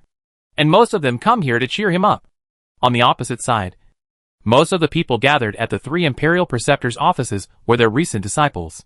Although there are not many people, the momentum is very strong. The royal family and bureaucrats of Bailang Kingdom were also sitting close to them. Seeing the delegation's team coming, Grand Master Baoan slowly opened his eyes, but frowned again. It seems that the little Taoist priest who said he wanted to fight was not here? I don't know what the tricks are. The second state master also said. After saying that, he stood up and asked in a deep voice. Everyone, since you are here, it is time to announce the topic you are preparing to fight. Right. As long as both parties agree that it is fair and equitable. Your Majesty witnessed it with the people of Bailang country. And you can start. His voice was soft and not loud. But with the blessing of his cultivation, it could reach the ears of everyone present steadily. Okay. Taoist Master Yonglin responded. After saying that, he turned around and asked. Old Taoist Master, don't be so pretentious and tell me what you want to compare with him. Just say, Old God, Yu Qian replied on the ground. Compare yourself with him. Are we competing with you? Taoist Master Yonglin was about to send a message, but suddenly turned back with confusion in his eyes. We are just fighting. Do you think it is a casino? And you are just here to compete? That's right. The old Taoist priest spread his hands. Just ask him if he dares. We are competing with you. Taoist Master Yonglin said bravely.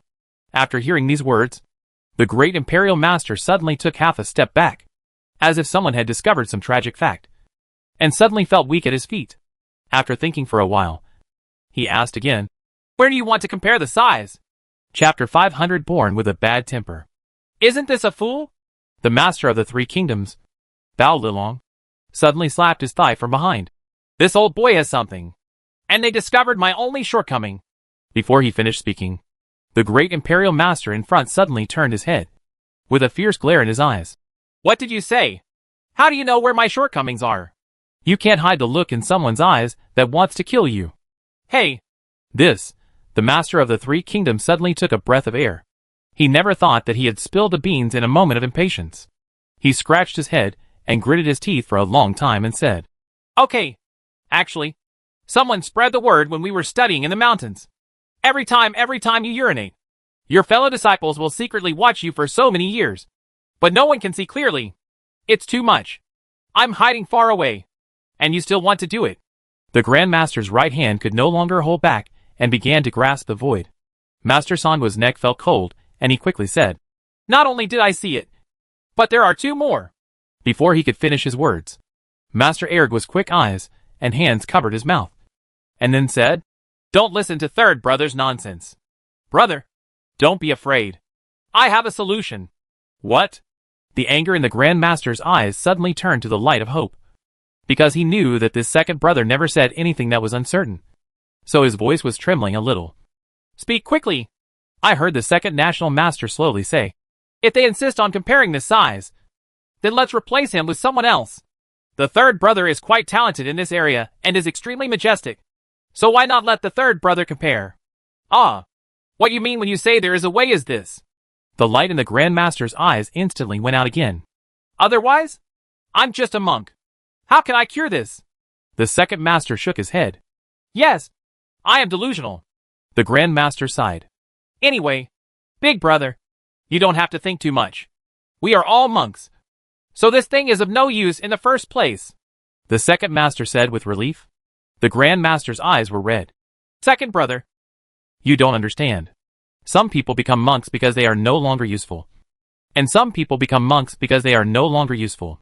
The second Master patted him on the shoulder and said, "Brother, I understand."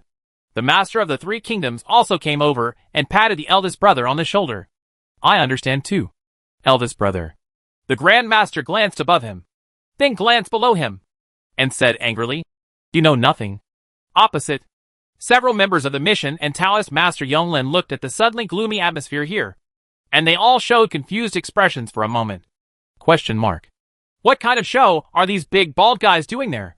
Taoist Master Yonglin couldn't help but take a deep look at Yu Qian, thinking that this old Taoist priest was indeed Li Chu's master. There was something mysterious about him. Just saying this comparison caused the opponent's morale to drop instantly. After struggling for a while, the great master over there wiped the corners of his eyes, then reorganized his appearance and stood up. "Okay, then let's compete." "Okay." Taoist Master Yonglin raised his hand to Lord Bailang and said, "Your Majesty, please take out 18 dice from the palace. We will each have 9 dice, separated by 3 and 3. After throwing them in the dice cup, place them on the table. Together, use the Chi talisman to isolate them, and then open the competition points in 3 rounds. Whether each round of competition is greater or smaller will be randomly decided by His Majesty.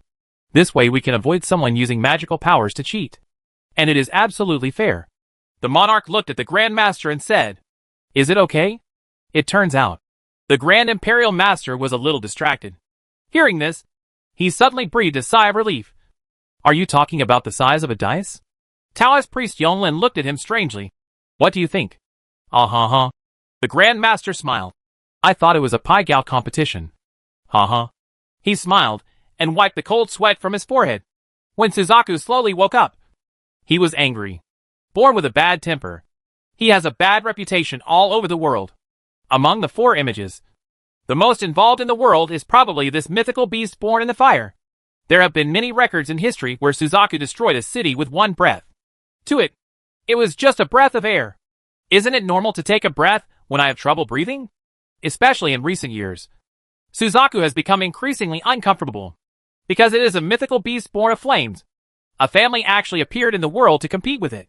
The people of that family have been cultivating for generations, and they want to use their own divine fire from heaven to subdue Suzaku, the divine beast of fire. They tried every means to suppress themselves, but the Suzaku, the most powerful divine beast in the world, actually failed to kill them despite repeated attempts. After experiencing several battles in which even it felt threatened, Suzaku decided to hibernate in the secret realm for a while. But it doesn't know yet that the new location of Suzaku's secret realm has been discovered. It was woken up by a chicken. Anyone who wakes up and opens his eyes and suddenly sees a chicken will not be in a good mood, even if it is a golden rooster, the best among roosters. So Suzaku stood up and spread out a pair of huge flame wings that covered the sky and the sun.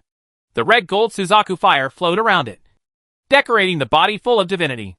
If Suzaku could speak human language, it would probably say, "I'm very angry right now."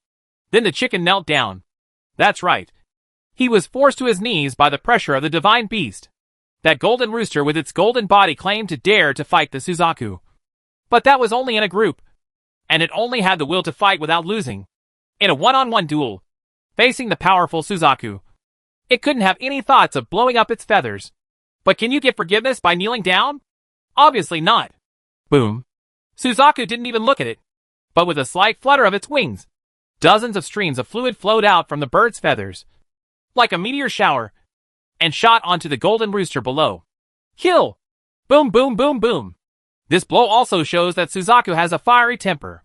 It only takes one stream of flames to kill the golden chicken, but it has to send out dozens of them, just to shake the place upside down before it can vent its anger. The anger. I am a Suzaku, born with a bad temper. Without saying a word. It's just killing.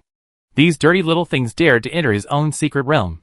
This seemed to Suzaku a naked humiliation. Then it exhaled a deep breath. Call. Only then did the raging tide of the entire flame world begin. So the Suzaku fluttered its wings. And it was going to kill all the ants that dared to invade this world, leaving not a single particle of ashes behind. Unlike Lichu, it knew its own world very well. And in an instant, it found the next golden target. Another golden rooster. Got you. Boom. Suzaku's figure covered the sky and sun, and instantly landed in front of the golden rooster. Kill. Just when Suzaku was about to vent his anger again, he suddenly felt a strange aura. When he raised his head, he saw a small figure. Although he is small, the aura from that world is flowing around him. Why does this kind of person appear in your own world? So it restrained its wings in an instant, looked at the person carefully, made a decision in an instant, and passed on a message of goodwill. Hello! Chapter 501 I fed the chickens. Feeling of oppression. A legendary beast that is as big as a mountain and as powerful as a god suddenly appears in front of you. If you say you don't feel a sense of oppression, you would be lying. The best in the world. But after all, Lichu had experienced this several times. In his impression, the Xuanwu, Bing Qilin, Tong Wudi, etc. he had met before were all sensible and polite. So he didn't feel particularly scared. Really. After a brief second of confrontation, Suzaku took the initiative to transmit a spiritual thought. Moreover, he actually spoke the Halua language, which surprised Lichu.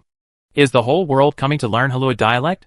In fact, judging from the intelligence of the 4 elephant divine beasts, it is not that they do not understand human language. It's just their pride that prevents them from using the languages of other species, but instead uses the sounds of their natural destiny. But facing Lichu, Suzaku still chose a language that was more acceptable to him. This is the world. The weaker you are, the more important the foreign language is. Since the other party is so elegant and easygoing, Lichu will naturally not be rude. He nodded slightly to the Suzaku in front of him, and then pointed to the golden rooster in front of him, which was already frozen in place. I came here after them. No offense, but I want this chicken, Lichu said directly. Suzaku understood his intention instantly. Did the boss want this chicken? I told you earlier. I'll give it to you. It flapped its wings and assumed a pushing posture, indicating that the chicken should be pushed to Lichu. You first. You first. Lichu nodded again. Thank you. Suzaku waved his wings again, indicating that there was no need to be polite. As the saying goes, if you have a chicken, everyone can play with it and become popular. The golden rooster, who was dumbfounded on the spot, finally reacted at this moment. If I don't refuse, I'm afraid something bad will happen to me. Then it flapped its wings and made a loud cry. But there was a hint of despair in this cry. Immediately, it spread its wings and flew towards Lichu. The power of this attack, the golden light covering the top, is not weak. It is like a ray of light overwhelming the sky. Unfortunately, Lichu had already drawn his sword. The sword rises.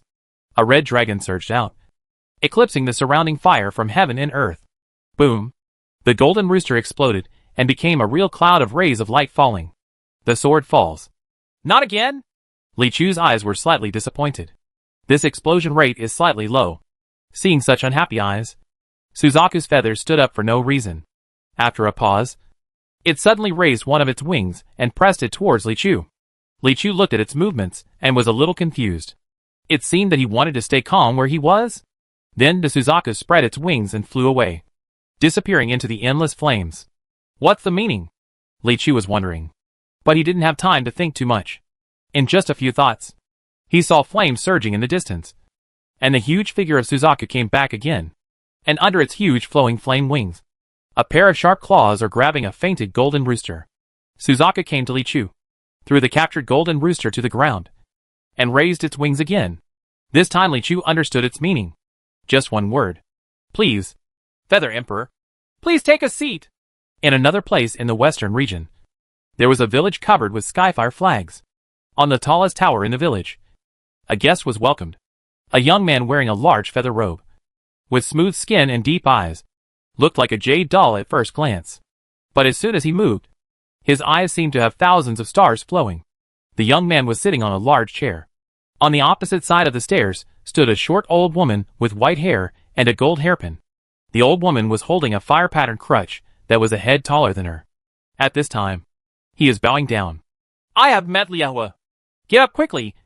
Dharma King Agni is older than me in the Yenyu sect, and I don't dare to rely on him.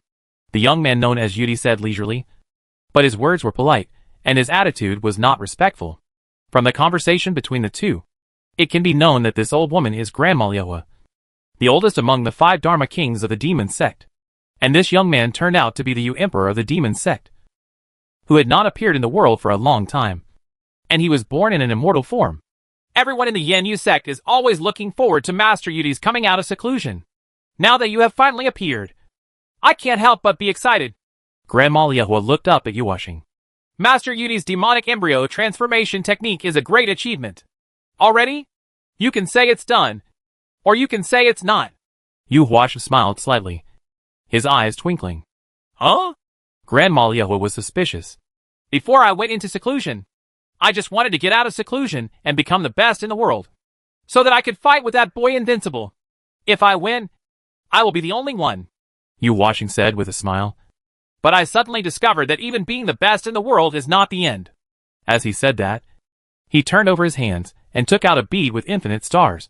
Can you recognize this thing? Is this the Big Dipper bead that came out of the divine ruins the day before yesterday? It is said to be the supreme treasure. Grandma Liehua acknowledged. That's right. Yuwash nodded and said, It's just that ordinary people don't know how to use this supreme treasure. I asked Mr. Baishur to help me research, and finally figured out how to extract the star power from it. Do you know why the best in the world is the best? Yuwashing suddenly changed the topic. Grandma Liehua said, Because the great avenue of heaven and earth limits the power of the human world. Yuwashing said, It can also be said that because of the spiritual energy in the human world, the so-called spiritual energy, demonic energy, and true energy can only reach this level. Once it reaches the so-called extreme, there is no progress. If you want to make further progress, you must rely on things that are not in the human world. Strength. This star bead contains such power. With the power of a star bead, I directly saved decades of hard work and achieved the ultimate success in one fell swoop. But what about being the best in the world? Ha ha. As long as I can get another star bead, then I will reach the top. Bang. The hall suddenly became quiet. The crutch in Grandma Liehua's hand fell to the ground in shock, making a muffled sound. But no one picked it up. Only when she reaches this stage can she understand the weight of these 6 words. I will break through to the top. In all the human history, has anyone ever realized such an ambition? Even those who ascended in the legend reached the legendary fairy world with extremely strong bodies. It is still unclear whether there will be any breakthroughs in the future. What would it mean if there was someone who could achieve extreme power in the human world? It is the truly invincible world throughout the ages. So I came to you. On the one hand, because the magic kings have been lost one after another recently, and I can no longer lie dormant. On the other hand, you have been operating in the western region for many years, and I need you to help me find other lost star beads. Yuwash broke the silence and said, As long as I get one more star bead, I can break through the current situation. At that time, I can kill Jiang Yi first, and then kill Tong Wudi, suppress the 4 Cs of Kyushu, Qinglong, White Tiger, Suzaku, Xuanwu are nothing more than things that can be suppressed by turning the palm of one's hand. The human world will become a demonic world. Star Pearl, Star Pearl. Grandma Liehua said excitedly twice before saying, I do know one. Where? Yuwashing's eyes lit up. The road to breakthrough is right in front of him. Even if he is as good as him, he cannot maintain a perfect state of mind. Just as he was talking, the door was pushed open with a bang, and Huajuga walked in quickly with an excited look on his face. Master Yudi! Grandma! When I received your news, I immediately put down what I was doing and came here. As soon as Huajuga entered the door, he knelt down and saluted, then stood up and looked at Yuwashing excitedly. Master Yudi has finally come out of seclusion. Got it! As an outstanding newcomer to the demon sect, he was initially favored by the Yuwashing, who even allowed him to take charge of his role early on. It's just that the Jianan mansion was a huge failure, and Yu Hua was in seclusion. He hadn't seen Lord Yu Emperor for a long time, and he was inevitably uneasy. Let's not mention this. Grandson. Grandma Lia what grabbed Wajuga's hand. You said earlier that you were going to steal the Star Pearl from Bai Lang Kingdom, but you succeeded in getting it? Wajuga smiled proudly. Grandma, you know me well. If I said I wanted to get it, then of course I got it. Where is the star bead? Take out the star bead quickly. Grandma Liahua's eyes were about to burst out with fire, and Yu watching next to her also clenched her fists unconsciously. The grand hegemony is right before our eyes. The next second, then Wajuga Yun waved his hand lightly and said with a smile, Ah, I'm feeding the chickens. Chapter 502 Big has never won. Bai has never lost. What am I going to do? The little koi asked nervously. In the square outside Beilongguo Palace, a square table has been set up on a high platform. There are 6 dice cups on the table, each of which has 3 jade dice taken from the palace. All this was done under the eyes of tens of thousands of people. On the one hand, the 3 national masters sent the big national master Baoan to roll the dice. And on the opposite side of him was the little koi sent by the envoy. Little Koi was obviously unprepared for being suddenly assigned to take on this important responsibility, and his big eyes were full of panic. Just shake it and it's done. Yu Qian reminded in a low voice from the audience. Oh. The little koi nodded quickly. Then, she raised a finger on each hand and shook it carefully to the left, and then to the right. Shake your waist to the left, then to the right. Then gradually increase the amplitude and start shaking your head. There seemed to be a voice of 857. 857. Inch somewhere in the air. The people watching around were a little surprised. This little girl actually started shaking on the stage? Hey! Hey! Wang Longqi shouted quickly. I'm asking you to shake the dice, not shaking your head. Ah? Like this. The little koi was excited, and then quickly looked at the dice cups in front of it, and started shaking them one by one, finally on the right track. In the audience, Yu Qian looked strategizing. As the saying goes, it takes 1,000 days to raise fish, but only a short time to use fish. Now, it's time for the little koi to come into play. The Grand Master on the other side was a little confused. The other side actually sent a fool to compete with me. What's the mystery in this? But in full view, he was not allowed to think too much. Immediately, the Great Master also shook the 3 dice cups in sequence, and then signaled the end. The 2 of them retreated to the audience, and immediately someone from the palace came forward, affixed 4 talisman papers to each of the 6 dice cups, and then placed them in front of Lord Bai Lang. Because for a cultivator of this level, it is very easy to change the dice in a mere dice cup. Therefore, the talisman can only be sealed with talisman paper. The function of the chi talisman is that as long as the chi comes into contact with the dice cup, the talisman paper will immediately turn red, which can avoid cheating. This can turn this battle back to the level of luck. It's just that when he shook the dice cup before, if he did anything, it would definitely be inevitable. But it does not matter. 6 dice cups have been placed in front of Lord Bai Lang. According to the rules, the monarch must first indicate whether the ratio is bigger or smaller, and then randomly open a dice cup on both sides for a test. The monarch glanced at the 3 national advisors. Although his heart was in that direction, it was not easy to deliver the message directly. So he simply said loudly, Then the first round. The competition. Then, he opened the first dice cup of the little koi with one hand. 666. Yeah. There was a burst of cheers from the delegation, and Wang Longqi raised his head. Have you ever heard of Shalipo Gambling Saint? The little koi felt that everyone was cheering for him, so he scratched his head in embarrassment and smiled shyly. Humph. We may not win yet, the Grand Master said with a gloomy expression. Just as he finished speaking, the monarch over there opened a dice cup on his side. 111. Ah. Bailalong patted his thigh. Brother, you are too young. Huh? The Grand Master's eyes suddenly lit up. I'm talking about dice. Master Sangwa emphasized hurriedly. The Great Imperial Master said in a deep voice. How do I know that your majesty just picked this? It's okay. There are still 2 more rounds. The second state master raised his hand to signal. Be patient. The monarch rubbed his hands, a little embarrassed, glanced at the three national masters, and said, Then the second round will be smaller. After that, he opened the dice cup of the Great Master with one hand. One by one again. It seems that the Grand Master must have used some tricks before. Otherwise it would not be possible.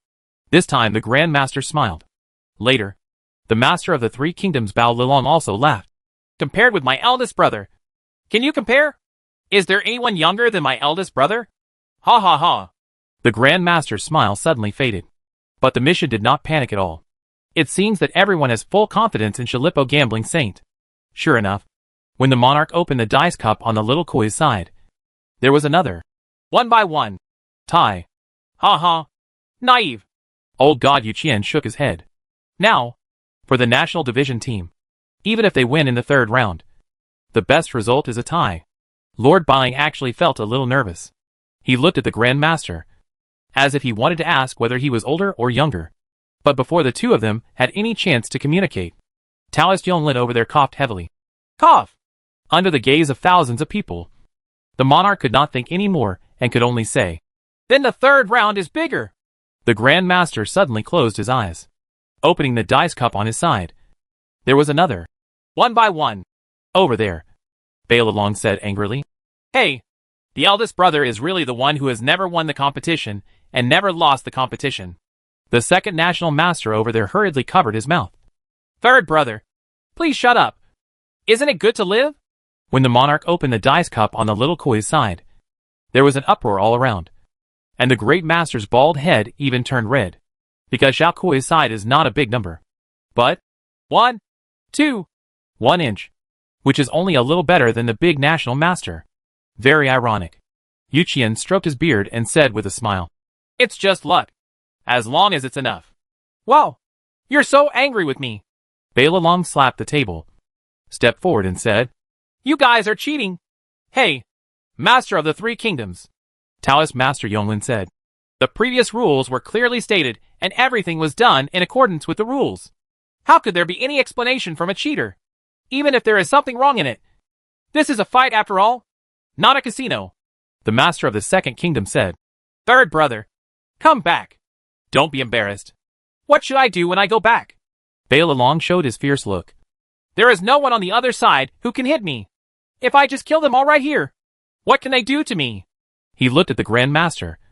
Brother, do you think so? The second master obviously didn't like this way of doing things, and frowned slightly. But the great Imperial Master seemed to be slightly moved, his eyes flickering. His mentality had gone through quite a bit of torture just now, and he might have just wanted to vent his anger by flipping the table over. At this time, suddenly, a loud cry from Xiatian in the northwest was heard. The sky and the earth change colors, and fire fills the wind and clouds. An extremely huge bird flew high in the sky. Its wings spread out, covering the sky and the sun, blocking the sky of the entire city. This giant bird is as powerful as a god, with golden wings flowing with fire, and feathers and a tail of fire. It's the legendary bird Suzaku.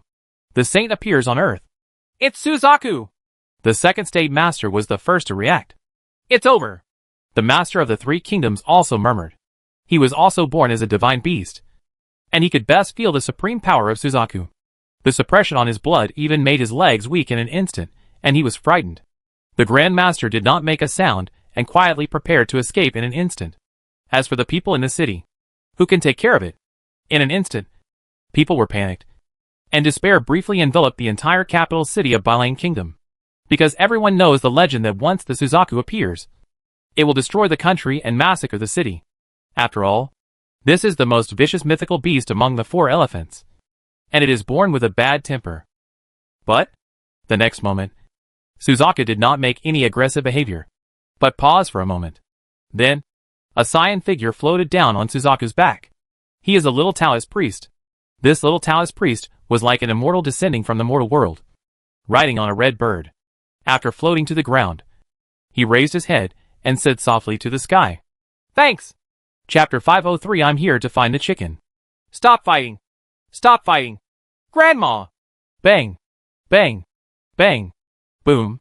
In the village of the Fire Clan, Huijuga's miserable screams came from the tower. The guards around him turned to look over, but immediately turned their eyes away, not daring to look further. You don't need to think about it to know that it's probably Grandma Liehua who is fixing people again. Inside the palace, Huashuga was lying on the ground like a shrimp, with his body hunched and his abdomen shrinking. A heavy flaming crutch was hitting his stomach one after another, making a banging sound. Yu Huasheng stood beside him with a calm expression and did not stop him. Instead, after Grandma Liehua stopped, he asked quietly, I haven't been to the western region for a long time.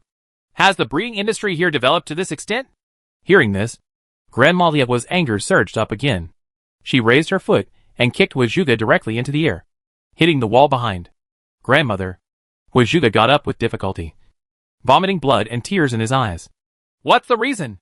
Do you know how important that star bead is to our Yenyu sect? Grandma Liehua asked suddenly. Grandma, I've checked it all, Huashuga said. Although that star bead is rare in the sky and rare on Earth, no one knows how to use it. Bring the useless thing. As the grandson spoke, he saw his grandma's face getting darker and darker.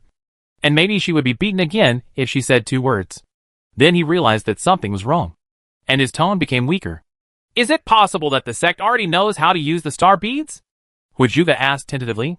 As long as you get one more star bead, Lord Yudi can break through the current realm and become the first supreme master in history, Grandma Liehua said. After hearing this, Huashuga's legs couldn't help but soften. Above all, of course he knew what this meant. If you reach the top of the human world and then go up, wouldn't that mean you are an immortal? You evil beast.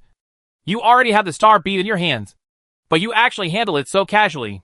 Grandma Liehua cursed a few more times and said, What chicken did you feed that star bead to? It's those golden chickens you raised, Huashuga said weakly. Where's the chicken? Grandma Liehua shouted. I threw those golden roosters into the secret realm of Suzaku in Fire Cloud Cave, Huashuga said again. Silence. There was a long silence. Yu Huasheng's complexion finally turned ugly. I originally thought that I might be able to get the star bead back with just a little more trouble. But the star bead was put in the belly of a chicken and thrown into the Suzaku secret realm. He couldn't help but glare at Huashuga. What kind of performance art was this guy doing? Seeing that the situation was not right, Huashuga quickly knelt down again and said, It was the little Taoist priest Li Chu who came to the western region, and their masters and apprentices were also collecting star beads. Then I took advantage of his desire for star beads and introduced him to the Suzaku secret realm. With the golden rooster as a guide, he will definitely anger the Suzaku. In this way, he can get rid of the powerful enemy. Grandma Liehua looked at her grandson with helplessness. The reason why she rushed to make Shuga angry was because she wanted to give him an explanation in front of Emperor Yu. You know, everyone in the demon sect is a ruthless person. And how can someone who can sneak into the demon sect and become the emperor from that kind of environment be a kind person? If Yu Huasheng was a little angry, Huashuga might not be able to survive. Grandma Liehua then beat Huashuga first. In this way, Yu Huasheng had to take her face into account if she wanted to have another attack. But what Huashuga did was really annoying. If this great cleverness hadn't been her own grandson, she would have been the first to kill him. Now how to do? The old man was a little undecided for a while. But what surprised her was that Yu Huasheng did not care about Huashuga, but looked into the distance. Fire Cloud Cave! Suzaku's secret realm! Yu Huasheng's eyes turned cold. Facing the Xingju so close at hand, he had to think about taking a chance. If you win against true immortal Daluo, if you lose, you will not know whether to live or die. But go too. With this thought in his mind, Yu Huasheng smiled instead.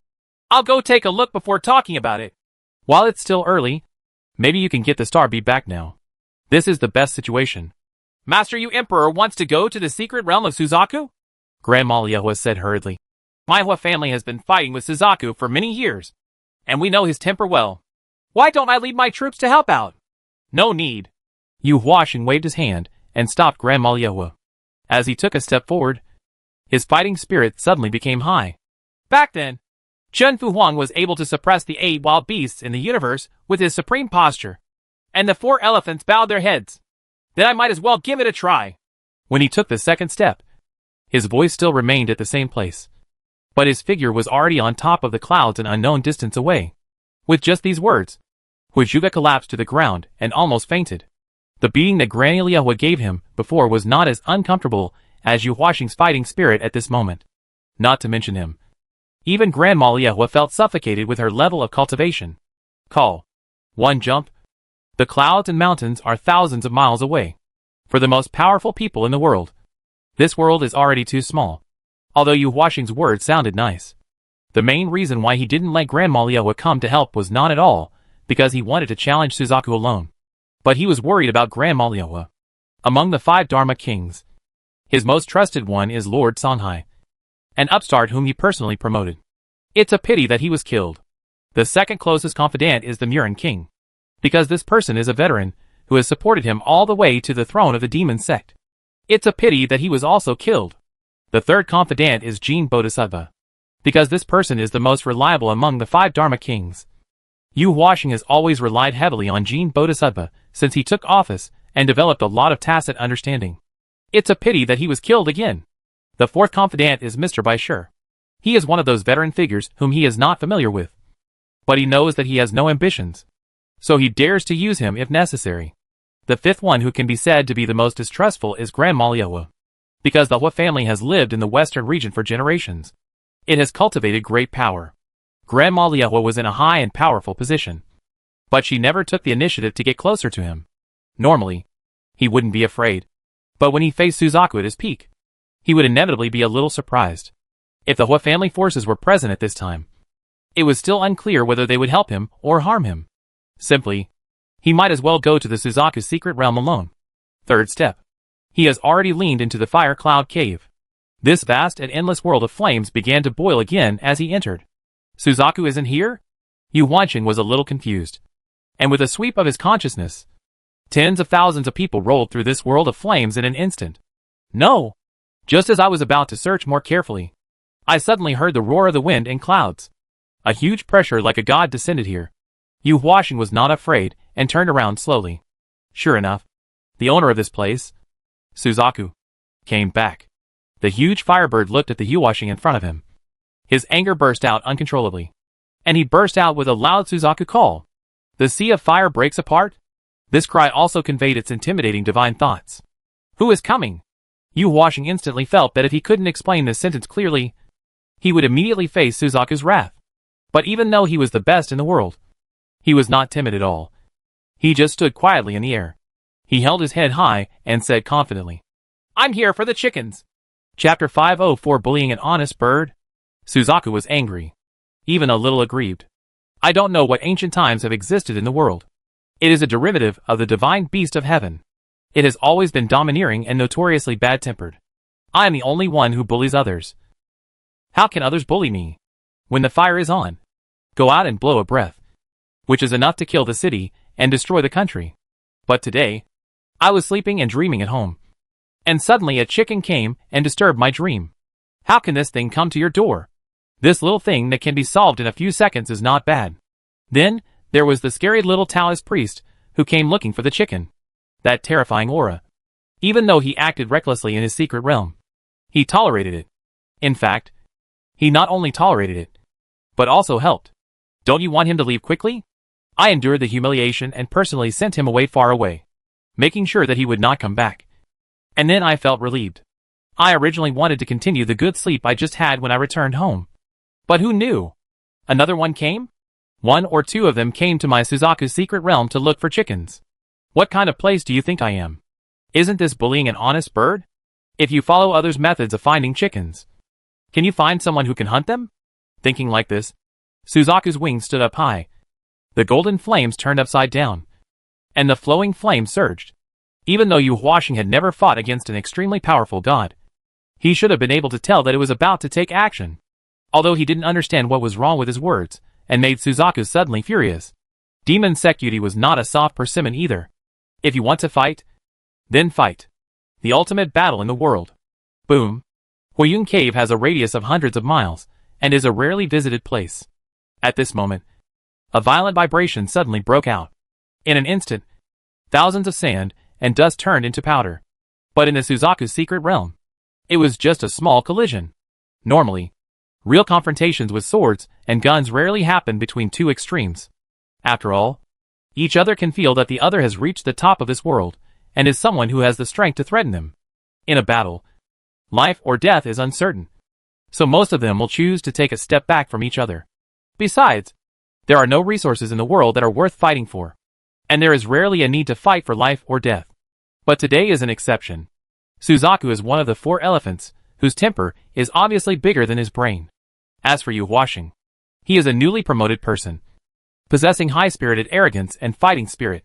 He was even vaguely looking forward to this ultimate battle. Rumble rumble. Suzaku took a deep breath. His chest suddenly expanded.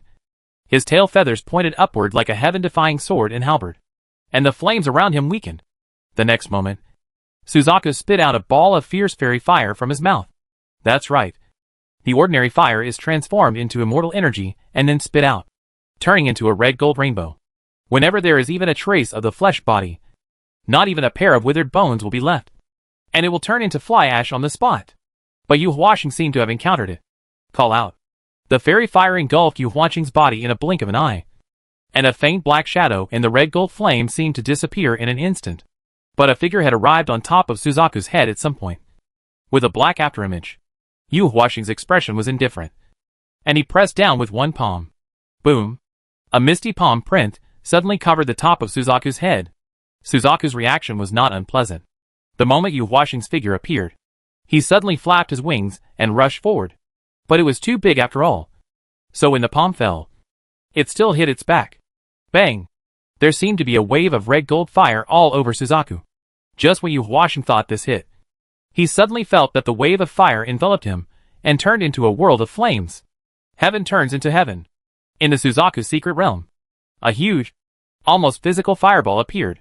Inside the fireball, there was already another world.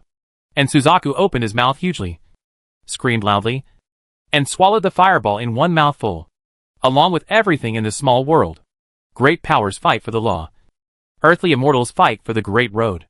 A superb fight, fighting for heaven and earth. Although Suzaku is reckless, he is not stupid. On the contrary, it has the richest combat experience among the 4 elephants.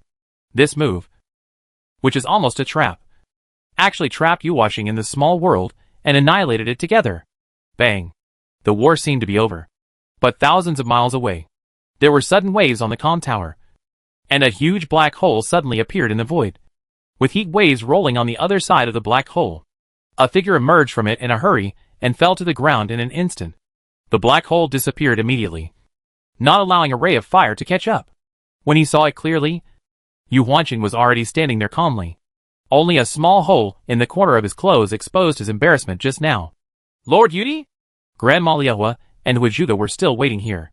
When they saw Yu Huaxing coming back, they immediately stepped forward to ask. But seeing his appearance, they were a little afraid to ask. It seems like he didn't win. Before the 2 of them could ask, Yu Huaxing had already spoken calmly. They all say that Suzaku is ferocious and barbaric. I have seen it today. I said I was looking for a chicken, and it beat me. Senior Suzaku has a really good character, Li Chu said to the stunned people. Huijuga threw the star bead into the Suzaku's secret realm. I went in to look for it and met it. Not only did it enthusiastically help me find the star bead, it also insisted on coming in person when I said I wanted to leave. Give me a ride. It's hard to refuse such kindness. After all, little Suzaku has lived for tens of thousands of years, so he still understands how to deal with birds. Yu Qian stroked his beard and said with a smile, What a little Suzaku! Du Lang said with lingering fear. That's a mythical beast.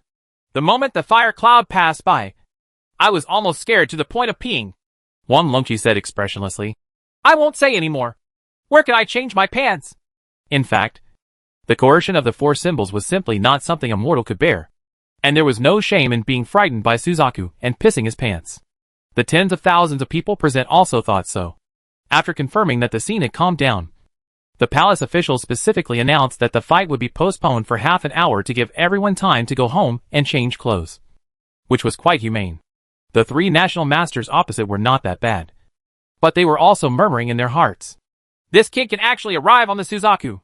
The master of the 3 kingdoms, Bao Lilong, scratched his big head. It's too scary. Whether he is based on strength or background, he is quite terrifying. The 2nd national master also nodded in agreement. The great imperial master also nodded with deep understanding, and said, We will lose after a short battle, and peace is more valuable. The Grand Master who had wanted to flip the table just now suddenly became afraid of the other party flipping the table. But there is nothing that can be done. Suzaku may not go far at this moment. What if the other party gets angry after losing and calls it back? Brother, you must think highly of me. Even if I want to win, I have to think of a way. The second master smiled calmly. However, if you give in too deliberately, you might even offend the other party, who doesn't have a little pride in his heart. What should we do? Master Sanwa asked. I'm just going to ask a question that a master knows how to fight. Don't make it too obvious. And then compete with him.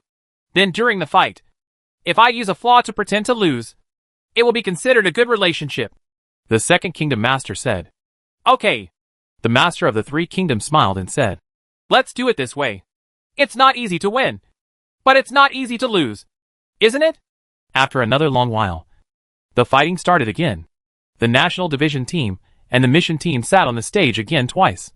Wang Longqi, who was wearing new pants, was in high spirits.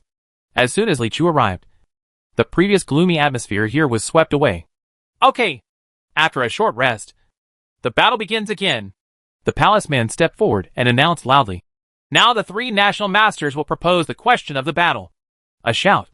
The second master stood up, saluted Li Chu gently, and then said warmly to the audience.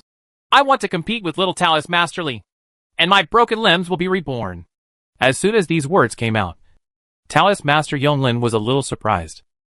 Because for people with great power and above, the physical body is full of spirituality, and rebirth of broken limbs is a natural thing. But the speed may be different. Ordinary magical powers may not be available. But there is no need to learn how to regenerate a severed limb. It was not difficult at all for the other party to ask such a question. For a moment, he also thought, could the other party intend to give in? Thinking back to the previous arrival of Suzaku, he probably had some concerns in his mind. Sure enough, it was Taoist Priest Li who everyone had high hopes for. As soon as he took action, the other party was ready to admit defeat. When he looked at the second state master, the second state master smiled with a kind expression, which seemed to confirm this suspicion. Ha ha! Taoist Master Yonglin couldn't help but look at Li Chu with joy, and was already ready to thank him. Immediately, Li Chu raised his eyes to look at the second kingdom master and said softly, Okay, you win.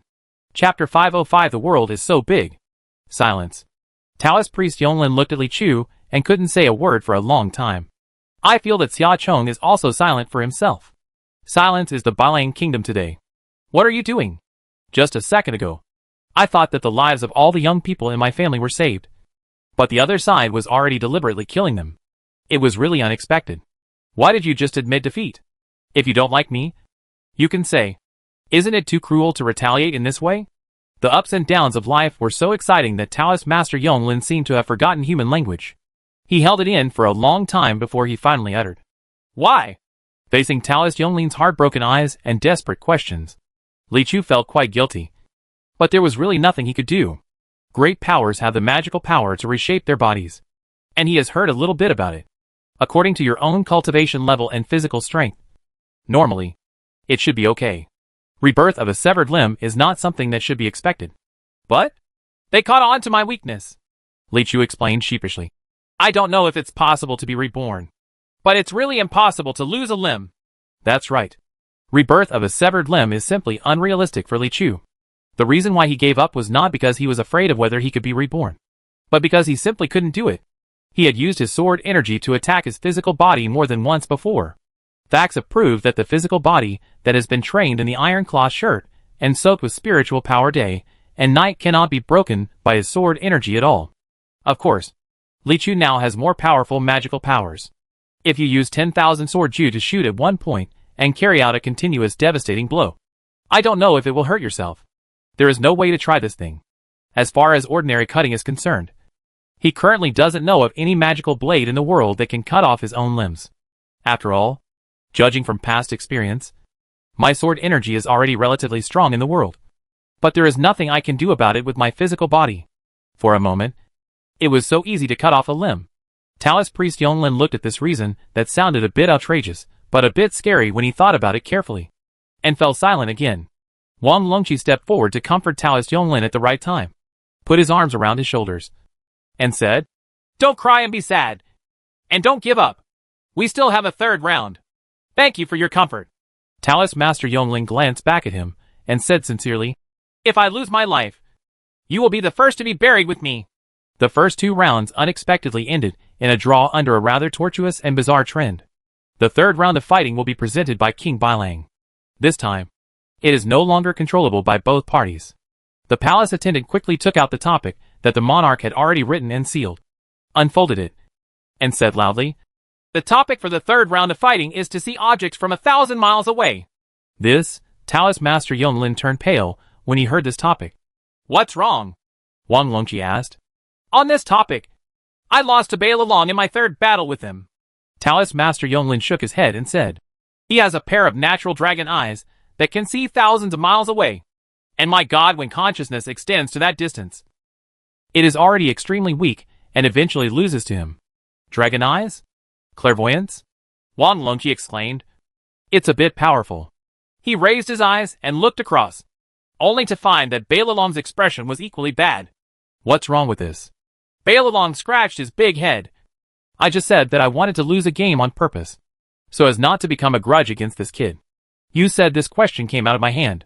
The Grand Master looked at the monarch and found that the monarch was throwing a look at him, which seemed to be intentional. He simply deliberately favored his own side.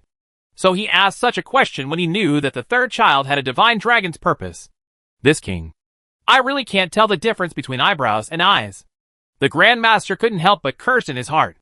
It's already this time.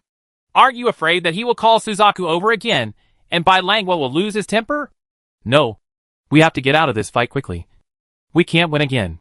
The Grand Master said firmly. We can't lose this game again. Du Lang looked at Li Chu. You can see things from 1,000 miles away. Master, can you? Probably not possible.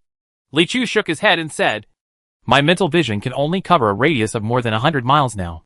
If I want to see things farther away, I can only use the walking talisman to arrange it in advance. But this kind of arrangement obviously does not work. The method is used in this round of fighting. But I fought Bailalong once. And even if I were to fight, I still couldn't beat him. Taoist priest Yonglin frowned. What should I do? At this moment, Yu Qian looked at Li Chu and suddenly asked, Disciple, why don't you use your spiritual consciousness? Li Chu replied, I don't have one. It was because he had no spiritual consciousness that he used the mind's eye technique to replace it. The master also knew about this. So Li Chu was a little puzzled when he answered. Have you not? Or have you never turned it on? Yu Qian asked with a smile. Turn it on? Li Chu asked. Yes. When ordinary cultivators reach the realm of divine union, they will use some special methods to open up their own spiritual consciousness. Yu Qian said, Because your practice has never followed an ordinary path. So you should not have experienced it. I've never tried this step before after breaking through to the divine harmony realm. But I'll give it a try. Maybe it will work? Ordinary gazing techniques can only see things within the line of sight. But you can cover hundreds of miles. If you activate your spiritual consciousness, maybe the range can be a little larger than that of gazing techniques? Li Chu looked at the master and felt that he was right. Does Taoist Master Yonglin know the method to unlock spiritual consciousness? He turned around and asked. Ah? Taoist priest Yonglin was a little surprised. Isn't it a bit ridiculous to only plan to open up spiritual consciousness now? But Li Chu asked. And he had to tell him. So he had to say. The method of unlocking spiritual consciousness passed down by my master is called Liuhe Divine Technique. It is considered to be the first-class method in the Western region. After it is opened, it can at least cover a radius 10 feet. As he said this, he felt discouraged. Li Chu sat cross-legged on the ground, and after listening to him finish reciting the instructions, he closed his eyes and fell into concentration. Taoist Master Yonglin was pacing on the spot. Well, no matter how high your cultivation level is, it will take 3 to 7 days to reach the maximum range of spiritual awareness. But now there is no way to delay the fight. If it doesn't work, I can only go up. It's just once. But I lost last time. How can I win now that my cultivation has regressed? But there is nothing we can do. Someone has to come on stage. If the opponent is willing to give in, maybe we can win. As he was talking, he suddenly discovered why Li Chu had not opened his eyes, and asked curiously, Xiao Taoist Priestly, are you asleep? Could it be that you have gone crazy? Of course. Li Chu didn't fall asleep, let alone get carried away. Instead, the billowing spiritual consciousness swept across, lighting up the mountains and rivers of Kyushu. And he was following the boundaries of his spiritual consciousness to expand forward. There seems to be a rumbling sound in my mind. Western regions. Chaoga. Central Plains. Northland. Tianan. Jiangnan. The world is deserted. The human world is so big. Chapter 506 Quack. Among the people watching the battle below, in addition to the people of Bailang Kingdom, there were actually other people with ulterior motives. For example, two friends near the top of the mountain on the right periphery. Senior brother, what should we do? Pai Yanzi said with an ugly expression. Standing next to him was his younger, but older senior brother, Kuranzi, looking at Li Chu, who had just arrived on the stage on a Suzaku. He Lanzi also looked like he had eaten a fly. The two made a good plan and used Huashuga to deal with Li Chu. As long as Huashuga's plan can contain Li Chu for a while, they can come here quietly and attack the people who are destined to be immortal. In fact, the two of them did exactly that. However, after arriving at the fighting venue here, since the three national masters of Bailang Kingdom and masters such as Taoist Master Yonglin were present, it might be dangerous for the two of them to rashly reveal their demon bodies and attack Yuqian. After all, the three national masters are the disciples of Aurora Bodhisattva. With the combined efforts of the three of them, even if Master Zigong arrives, they may not be able to successfully rob the immortal fate. So the two decided to observe again. And when the battle was over, Yuqian returned to the post before taking action. Who knew that this observation would actually lead to a missed opportunity? In fact, we can't blame them for being hesitant. Who would have thought that Li Chu could break into the Suzaku's secret realm and come out alive? What's even more terrifying is that not only did he come out alive, he also came out riding a Suzaku. Isn't this too ridiculous? Suzaku. The whole world knows that this creature is born with a bad temper. After tens of thousands of years of research, how many people have been on the back of the Suzaku? What's the reason for this? No matter how hard He Lanzi and Pai Yanzi tried to figure it out, they couldn't figure it out clearly. The shock of the two people was more profound than that of the people around them. So much so that the people around them went home and changed their pants before they came back. Only then did the two brothers recover from their stupor. He must have some skills to communicate with Suzaku, Pai Yanzi said in disbelief. Otherwise, could he be stronger than Suzaku? Kuranzi said with a dark face. Although the tone was negative, the brothers were inevitably beating drums in their hearts. No. No. No. No. Is he really better than Suzaku? This is unreasonable. There must be some special animal training skills. I don't know if he is better than Suzaku, but what we do know is that Suzaku really can't handle him. How about we give up? Pai Yanzi said. Give up? Are you going to let him fly when the immortal meat reaches his mouth? He Lanzi said angrily. Is the meat of immortality at our mouths? Or are we at the mouths of little Taoist priests? Pai Yanzi looked at his senior brother helplessly. He Lanzi patted Pai Yanzi and said, This little Taoist priest may be a little evil, but what we need is not to defeat him. We just need to find someone to restrain him, so that we can attack the people who are destined to be immortal.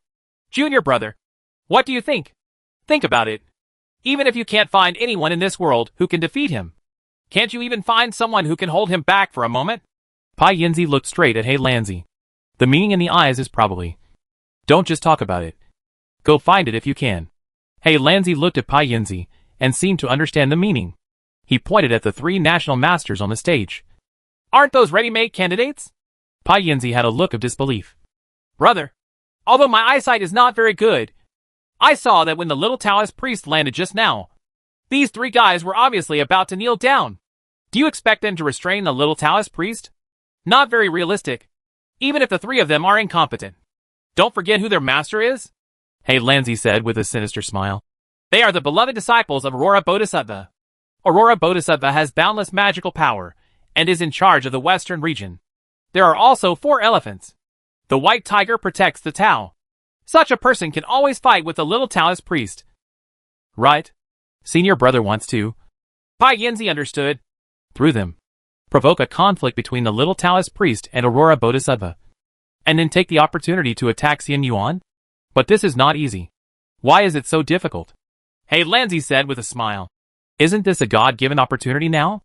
If the little Taoist priest loses this battle, will he become angry and attack the 3 national masters? Not necessarily. Pai Yanzi hesitated. He didn't dare to say. In fact, this little Taoist priest looks quite civilized. Then if the 3 national masters cheated and caused the little Taoist priest to lose the fight, do you think he would let it go? He Lanzi asked again. This Pai Yanzi immediately understood what his senior brother meant. Immortal brother, give it a try and live forever in this life. The third round of the battle is about seeing objects from 1,000 miles away. Next, 3 cultivators sent by the palace will go to the target location thousands of miles away. Each of them will bring a magic weapon treasure box that can isolate the breath and spiritual consciousness. Only after arriving at the designated location will the treasure box be opened and reveal take out the items inside. At that time, the 2 participants in the battle will need to describe a designated item thousands of miles away. The one with a more detailed description wins. The palace attendant stepped forward, announced the rules loudly, and then walked away in small steps. In fact, except for the mission, everyone else understands the rules. Because this battle of skills is exactly what 3 Kingdoms Master Bao Lilong is good at. A palace guard left on his mount, heading to a designated location thousands of miles away. Li Chu and Bao Lilong walked up to the fighting stage together. The ferocious and strange-looking Bao Lilong looked at the handsome Li Chu, and both sides showed kind smiles.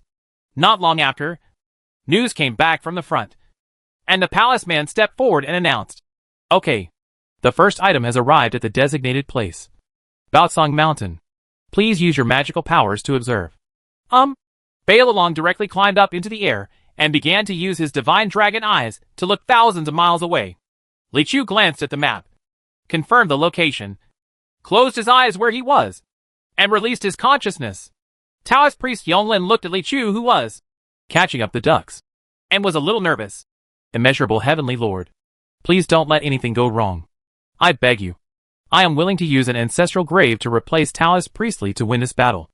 Of course nothing will go wrong with Li Chu. With his spiritual consciousness released, he quickly covered a 1,000-mile radius and clearly saw a palace guard on a treasure house mountain thousands of miles away. The palace guard was opening the box. Inside the box was a pair of exquisitely carved golden dragons and jade phoenixes. The glazed lamp should be a treasure in the Bailang Palace. So Li Chu observed carefully and wrote his answer on the paper. After 1 stick of incense passed, the palace attendant came forward again and said loudly, "Okay, 1 stick of incense. The observation is over. The guards are rushing back. Please show your answers first." A palace maid took away Li Chu's answer and handed it to him. The palace lady read, "Little Taoist priest Li's answer is a pair of gold, dragon, jade, phoenix and glazed lamps." Hiss. King Bailang's face looked a little ugly, because he put the things in the box with his own hands. He naturally knew whether the question was correct or incorrect. He looked at Bao Lilong again, and could only hope that the 3 Kingdoms Master would write in more detail, so that he would have reason to favor the other party. Bao Lilong gave him a look of approval. Then, I heard the palace man loudly announcing the answer of the 3 Kingdoms Master. The answer given by the Master of the 3 Kingdoms is that it is a big goose with a stripped tail, bald feet, and excrement on its feet.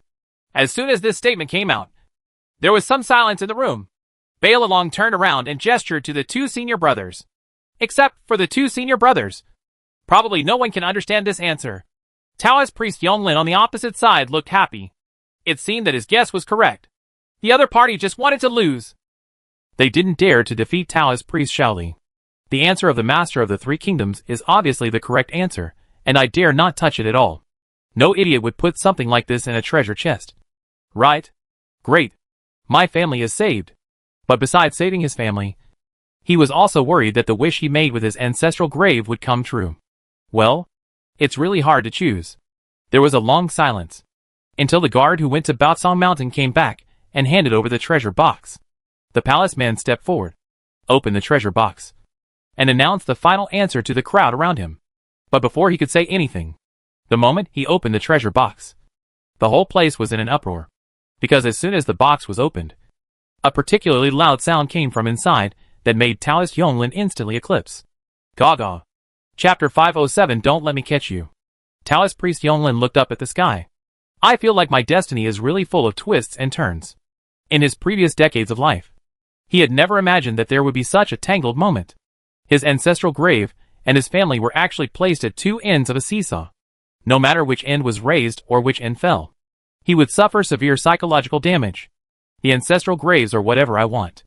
My family is what I want. You can't have both. If the decision on this matter was in his own hands, he would definitely sacrifice his ancestral graves for his family. But unfortunately, that is not the case. But even if you don't let me decide, you still have to be reasonable. Right? Taoist priest Yonglin looked at the treasure box in confusion, his eyes ranging from disbelief to despair. Because there really was a big white goose in the box that screamed sharply. Had bald fur, a short tail, and a lot of shit on its paws. How did this thing appear in there? Play with me. Right? He looked at Lord Bailang, extremely suspicious of what the other party had in mind before stuffing this thing into the treasure chest. The king of a country has no shame? He was not the only one who was confused. In fact, King Bailang was also confused. The king on the throne felt very angry when he first looked at the answer written by Bao Lilong. He thought to himself that only a fool would put such a thing into a treasure chest. Right? Even if you are blind, you should be more reliable. What does the master of the three kingdoms mean? But now, looking at the big goose that appeared inexplicably in the treasure chest, he couldn't help but nodded slightly. That's right. I put it there. The master of the three kingdoms has great magic power. Seeing the monarch's approving gaze, Bao Lilong was also confused. What is this? He never imagined that the answer he wrote down for fear of getting involved would come true. Looking back at the two senior brothers, their expressions were not very good. Bao Lilong understood what they meant. The king is immortal. He doesn't know how powerful Suzaku is. Don't you know that too? If you win the little Taoist priest, will you bear it if he really gets angry with Suzaku? Bao Lilong is in trouble. If I say something at this time, I just wrote it blindly, and I don't know how I can win. Will the little Taoist think I'm mocking him? He glanced at Li Chu for the last time, and saw that Li Chu's face was deep in thought, and he seemed to be thinking about something. Bao Lilong's heart couldn't help but thump. Isn't this kid thinking about how to get angry later? The subtle eye contact on the high platform will not be noticed by anyone except those who are interested. There happened to be a thoughtful person in the audience. Pai Yinzi looked at the subtle and complicated atmosphere on the stage, and showed a strange smile. Yes. That's it. Fight! Fight! Just as he was nodding, Kuranzi appeared next to him again at some unknown time. Senior brother is really amazing, Pai Yinzi praised sincerely. In a short period of time, he was actually able to steal a big white goose with a short tail and bald hair. It turns out that it was none other than these two monsters who were causing trouble just now. Humph! After all, senior brother has not been wandering around in the western regions for nothing for so many years. Hey Lanzi smiled proudly. It's just a small deception. With a gust of evil wind, the guard can't tell the difference between east, west and north. When he comes back to his senses, I have exchanged the contents of the box a long time ago. With my level of cultivation, how could he find it? The most difficult part is to find the big white goose. Wait a minute. Pianzi covered his mouth and nose with his hands. Senior brother, what do you smell like? Hey, don't mention it. Hai Lanzi waved his hand. You don't know? Time is short. There is no shit around the big white goose. I will just do it by myself. Are you using your own? Pai Yinzi's eyes widened immediately, and he took 3 steps back. What are you thinking about?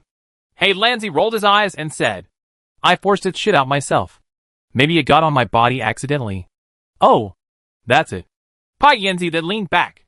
Hey Lanzi calmly put his hand on Pai Yinzi's shoulder, rubbed it twice, and said with a smile, I didn't expect this old bald ass to write such a thing. And almost failed. Pai Yinzi smiled simply. It's really impossible to stump senior brother. The corners of Hai Lanzi's lips raised high. I'm not bragging.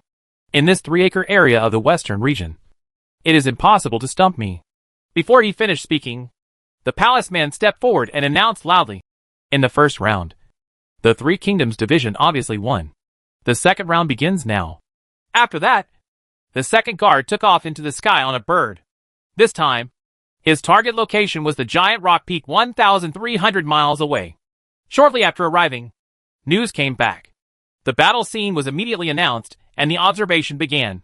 Both the Great Imperial Master and the Second Imperial Master looked at the Third Imperial Master solemnly, their eyes full of earnestness. Taoist priest Yonglin looked at Li Chu with great hope as well. The difference is probably that one hopes his teammates will win, and the other hopes his teammates will lose. Bao Lilong nodded solemnly, and then took off into the air. His eyes were wide open, fearing that he might not be able to see clearly what the treasure looked like. Li Chu also closed his eyes and concentrated, and his spiritual consciousness roared out. Something must have gone wrong in the link just now.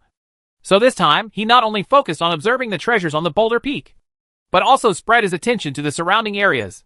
Multitasking, What he didn't know was that this was already an extremely difficult skill to achieve in the control of divine consciousness.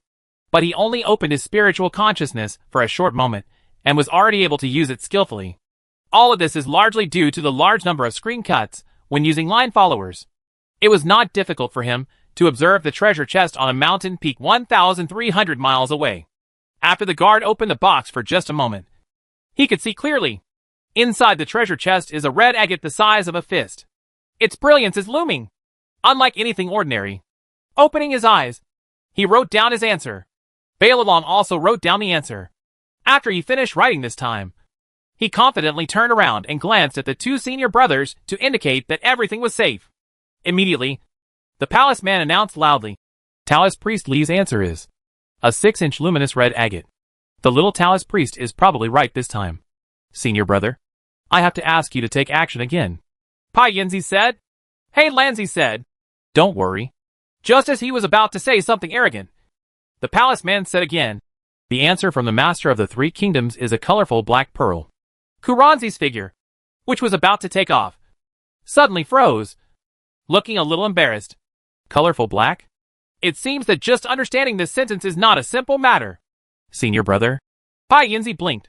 In this 3-acre area of the western region, it's impossible to stump you. Right? Uh-huh. Kuranzi suddenly smiled and said through gritted teeth, don't let me catch this force-balled donkey. Chapter 508 Li Chu Air beats Hey Lanzi. Junior brother, you may have to think of a solution for this. Hey Lanzi looked at Pai Yinzi and said helplessly, I don't usually have the habit of collecting rare treasures. Where can I find this for him? That's outrageous. Pai Yinzi also shook his head speechlessly. Although I usually collect rare treasures, I have never come across something like this. How can anyone imagine such a colorful black thing? Even if it's not colorful, just a little bit of black will do. Hey Lanzi compromised. Anyway, as long as it's closer than what the little Taoist priest described, this big-headed bald donkey can win. Thinking that this bald donkey was making things so difficult for him, and that he had to find a way to let him win, Kuranzi couldn't help but feel itching with hatred. I do have black pearls. Pai Yinzi thought for a while, and suddenly nodded. There was a pop. He took out a black pearl the size of a fist from his back. It seemed to be filled with light-absorbing magic power, making it completely black. He shook it off and handed it to his senior brother. As expected of my junior brother. Hey Lanzi smiled and took the black pearl. He straightened up. A breeze blew by, and he disappeared silently into the crowd. The black wind swept thousands of miles away in an instant. At this time, the guards who were going to the second location were returning on the birds. Hey Lanzi used his magical power, and a black wind suddenly blew through the sky, making the guard feel slightly dazed. I have regained my clarity without ever feeling anything wrong. What happens? The guard just murmured in his heart, but did not dare to delay for a moment and continue his return journey. Midair, Hey Lanzi stood on top of the cloud, holding the red agate in his hand, and sneered. Uh-huh. I want to see what you are going to do this time. Little Taoist priest. Unexpectedly, a reply suddenly came from behind him. You call me? Huh? Kuranzi turned around and felt a sting in his eyes. Ah. So handsome. It hurts the eyes. The person in front of him was none other than the little Taoist priest he feared and hated. Li Chu. Kuranzi was so frightened that he staggered and almost fell off the cloud. You did not die last time. Li Chu looked at Hey Lanzi calmly. Ah. Have we met before? Hey Lanzi sneered twice and scratched his head. You must have mistaken the person. I have a twin brother. We look exactly the same, and we are often mistaken. But my brother does all kinds of evil. I'm a completely good person. Even the breath is exactly the same. Li Chu exposed his lie calmly. I just felt something was wrong. Someone must be playing tricks on this fight. I didn't expect it to be you. Misunderstanding? It's really all misunderstanding. Hey Lanzi shook his head repeatedly and said in a tone that was almost begging for mercy. I'm just a handsome guy who happened to be passing by. Li Chu looked at the large red agate in his hand and said nothing. I just happened to pick up a treasure while passing by. Isn't it illegal? Hai Lanzi said in a tearful tone. Li Chu looked at the cloud head at his feet again. I just happened to pick up a treasure in the sky when I was passing by. Isn't it illegal? Kuranzi added. Forget it. I don't know what your purpose is. But you have bad intentions after all. Li Chu slowly drew out his sword. I'm still in a hurry. No. Don't do this. Hey, Lanzi looked around, and it seemed that no one could help him. Li Chu was unmoved. He simply turned into a black wind, turned around and ran away. But, as we all know, you can't escape normal attacks. In the blink of an eye, this black wind swept out of Li Chu's sight, which was not unpleasant. But a red dragon followed him like a shadow and attacked fiercely. Boom. A grand firework exploded in midair. It is vaguely in the shape of an orchid. On the high platform, the returning guard opened the box, and everyone was surprised by what was inside. A black pearl. Although it is not as outrageous as colorful black, it is obviously Beilalong's answer that is closer to the correct answer. Seeing this pearl, there was an uproar below. Taoist priest Yonglin's vision went dark, and he almost fainted. He thought about dying, but he never thought that he would kill his whole family in such a tortuous and bizarre way. Ancestral graves are valuable, and family members are even more valuable. For the sake of national religion, I can throw away both? He has never had such an awakening before. He has reached this point only because of the old Taoist priest and Wang Longqi. Yes, mention these two types of damage. He turned around sadly and saw the two of them gathering together and whispering. Wang Longqi said, "Oh, why did we still lose? I really didn't expect it." Yu Qian said, "Time is also destiny, and there is no way." Wang Longqi said, "My mother won't be able to take her back for a while. What should I do?" Yu Qian said, "Let's discuss it some more." Li Chu came back on the Suzaku just now with a strong momentum. Even if he loses the fight, I know he's scared when I see him on the other side. Maybe we can let you take the princess away after we discuss it. Wang Longqi said, "That's right. The star beads you want are now in Li Chu's hands. I guess they don't dare to ask for them back." Yu Qian said, "Yes, that means you didn't lose." Wang Longqi also smiled and said, "Yes, I didn't lose." The old man and the other said a few words, and then both showed open-minded smiles. Taoist Master Yonglin looked at the smiles of the two people and couldn't hold back his tears. "Yes, you took your wife home. He took the Xingju on the road, and I took the whole family to the ancestral grave. We all have a bright future. You haven't lost. So I'm the only one who's going to lose?" When the person on his side looked gloomy and gloomy, the face on the other side didn't look good either. Why is the little Taoist priest missing? The second master keenly noticed that Li Chu's figure had disappeared. "Have you already gone to shake people and prepare to retaliate against us?" The great imperial master frowned, feeling a little worried. "Then what should we do? Do we want to go back to find Master quickly?" Master San was said. "Master has a white tiger to protect him after all. As long as the white tiger can hold off Suzaku and buy time for Master to challenge the little Taoist priest, then how can such an unprecedented battle between the most powerful people be fought so easily?" The second national master shook his head and said, "For the sake of safety, we should go back to the mountain to avoid the limelight. It's not all your fault." The Grand Master glared at the Three Kingdoms Master. "You can't handle such a thing." The Master of the Three Kingdoms slapped his bald head with great grievance. "Don't blame me, brother. There are bad people." Just as he was talking, the palace people over there were already about to announce the results. In the second round of competition, the Three Kingdoms division won again. This result was beyond the expectations of everyone below. No one could have imagined that the colorful black pearl could win. At this moment, a flying fireball suddenly appeared in the sky and landed on the high platform. The handsome little Taoist priest reappeared and said, "Wait a minute." Li Chu landed and said loudly, "There was something wrong with the competition just now. There was a demon who interfered with it and changed the items in the treasure box." As he spoke, he raised a red agate high and said, "This is the original item in the treasure box." Ah! As soon as this statement came out, everyone around him was a little surprised. And some were not so surprised. I was surprised that someone actually cheated during the battle of wits. It was not surprising because the original answers were indeed too outrageous.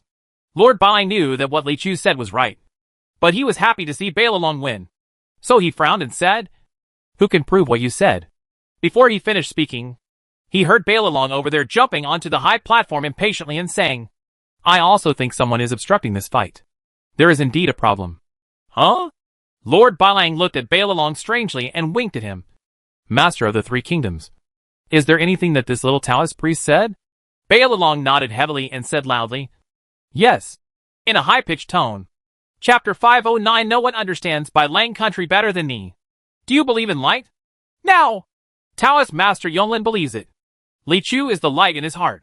In his opinion, what the handsome little Taoist priest on the stage was holding was not a shiny red agate, but his family. Lord Bailang looked at Beilalong, who was focusing on his big head for fear of being slowed down, and began to realize that something was wrong. Of course he knew that Suzaku was powerful. At that moment when the pressure covered the whole city, he was actually not immune. He could only say that it was because the dragon robe was yellow and he happened to get angry. But the monarch also weighed the pros and cons.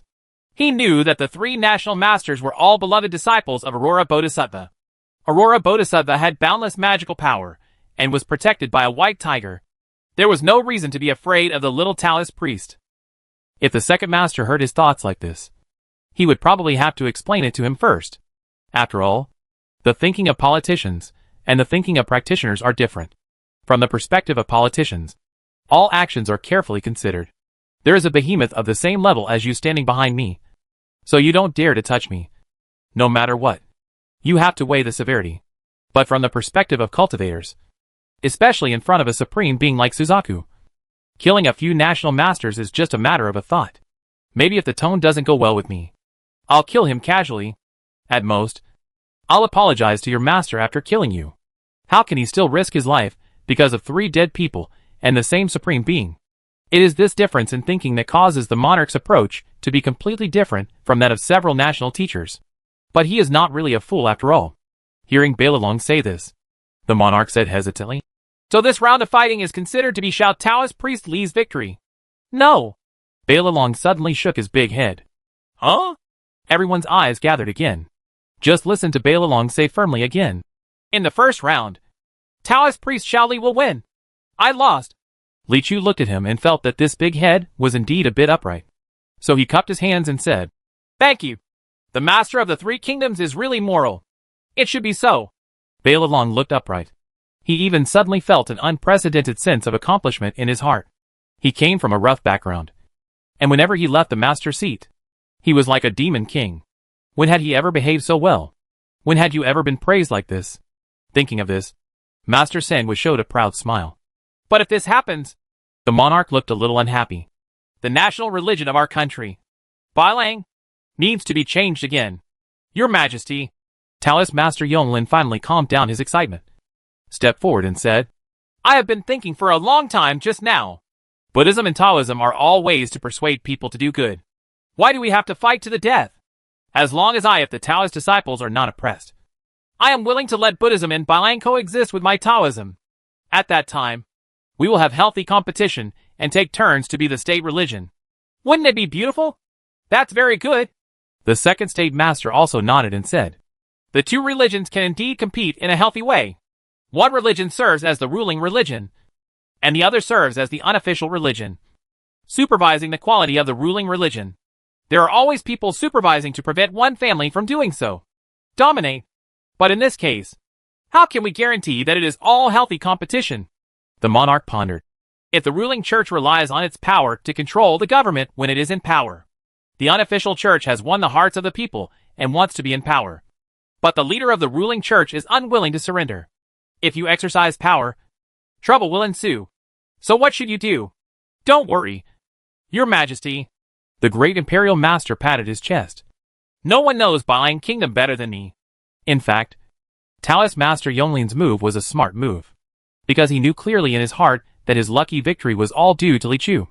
When master and disciple Diuguan were together, the 3 imperial masters did not dare to act arrogantly. But what about Li Chu leaving? The Bailang national Dao sect led by him is still unable to compete with others. Even if they turn around today, they will still be attacked again in the future. It is better to strive to create a situation where the 2 religions coexist and peacefully coexist. It seems that I have taken a step back and given Buddhism room to survive. In fact, it is only right that I take a step forward and give Taoism a living space in the future. After being a national teacher for so many years, his mind is still extremely clear at critical moments. In addition, it may be that the burden on his shoulders today is too heavy, which puts a lot of pressure on him. Now I am relieved and my ambitions are gone. I had never known that having family while alive and going to the graves of ancestors after death could be such a happy thing. Anyway, the dispute between Buddhism and Taoism in Bailang Kingdom has come to an end.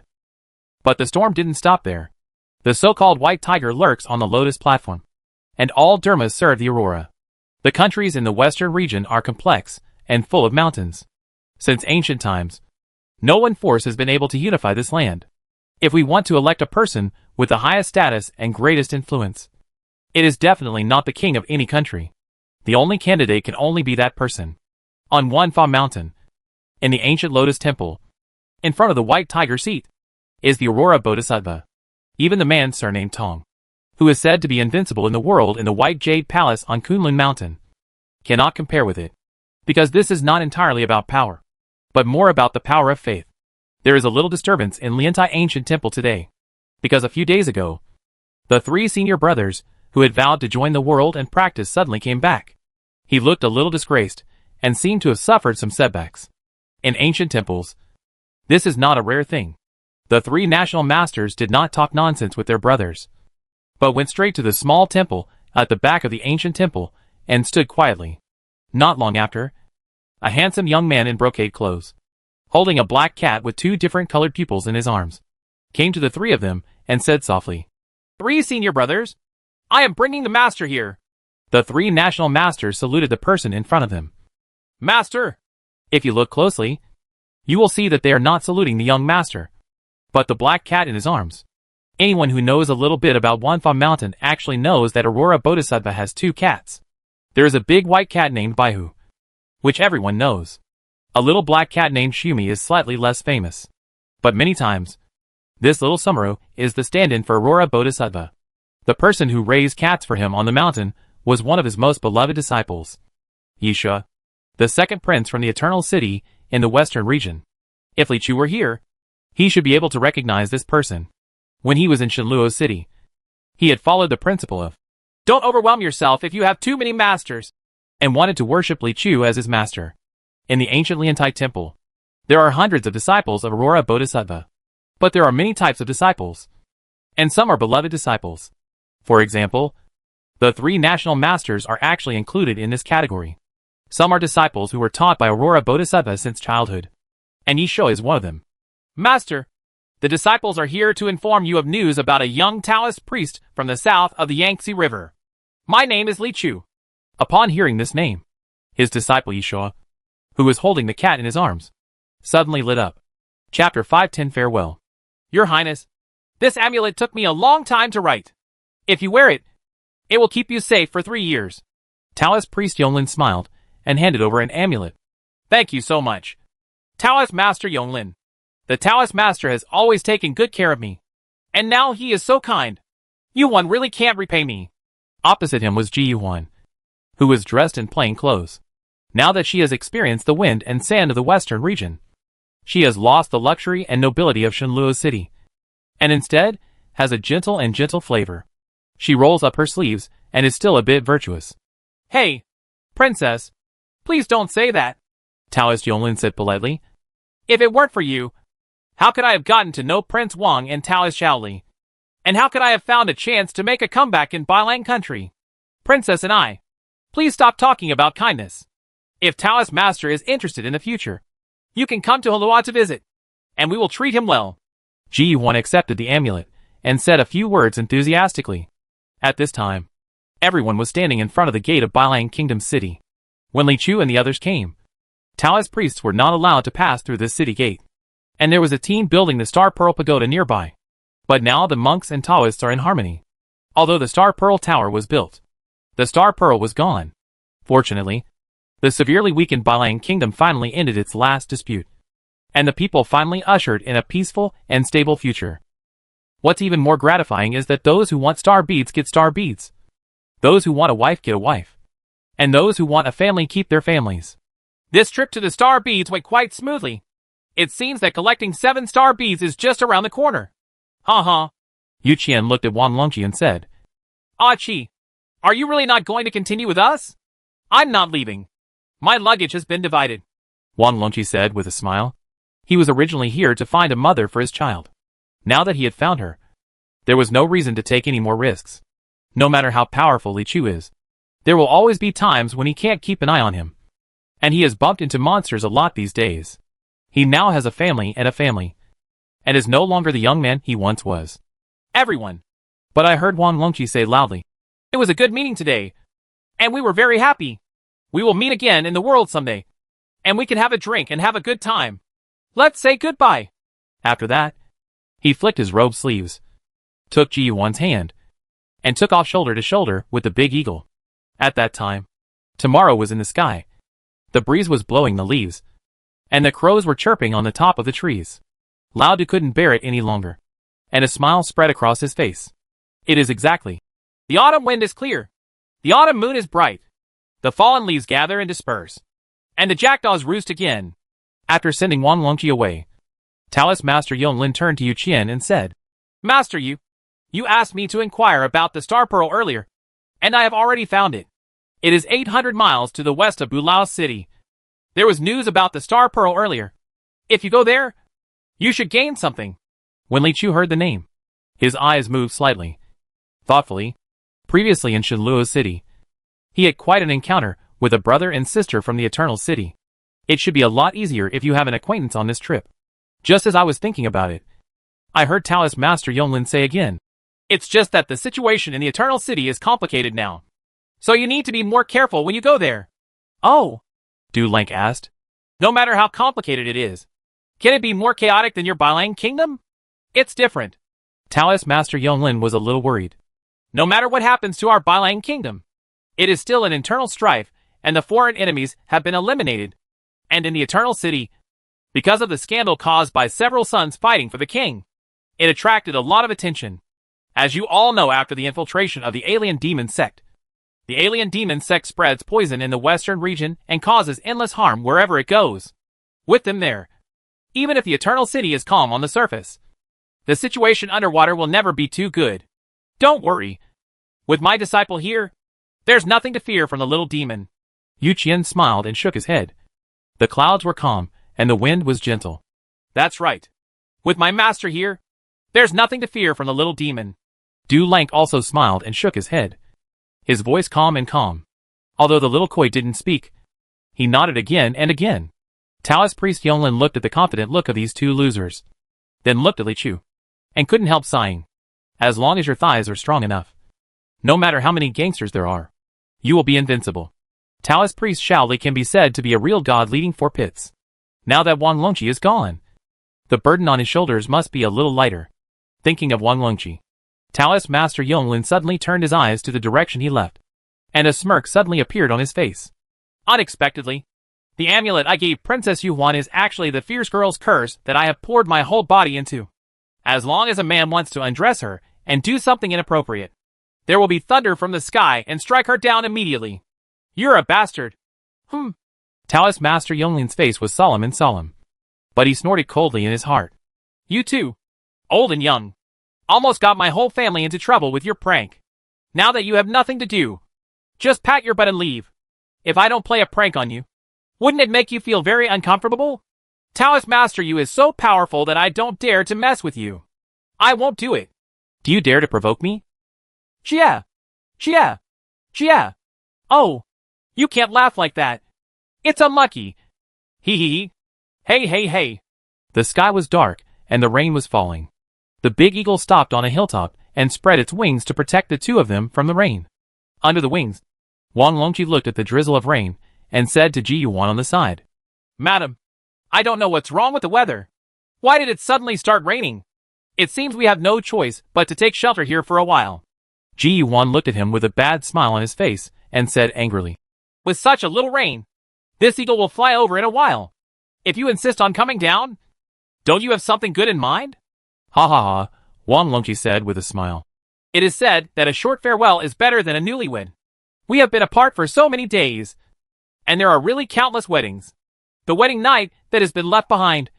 No matter what, we have to make up for it. No, if this little eagle stops, how can it be my big eagle's turn?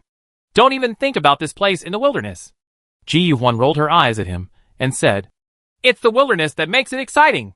Wang Longqi was gearing up, and Ji Yuan wanted to refuse, but then welcomed him.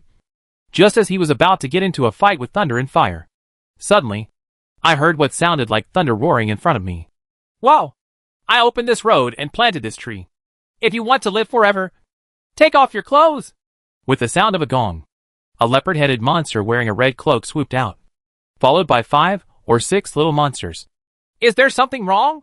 Wang Longqi heard the strange incision and sneered. A little ghost who has not yet transformed dares to rob me. The seventh son of the Wang family? I'm afraid you don't know. My brother. Bang. Before he finished speaking, Wang Longqi fell to the ground. The last memory I have is of a fist as big as a casserole being placed in front of my eyes. The leopard-headed demon king curled his lips in disdain. You can't beat him. He talks a lot of bullshit. Ji Yuan was so frightened that she turned pale and said hurriedly, We have brought a lot of treasures, which we can give to you. Please let us go. Ha ha, the leopard head laughed and said, Your Majesty, I don't have money, so I can only be beautiful. Boys, come and tie these two back. The female will be my wife, and the male will be my ration for tonight.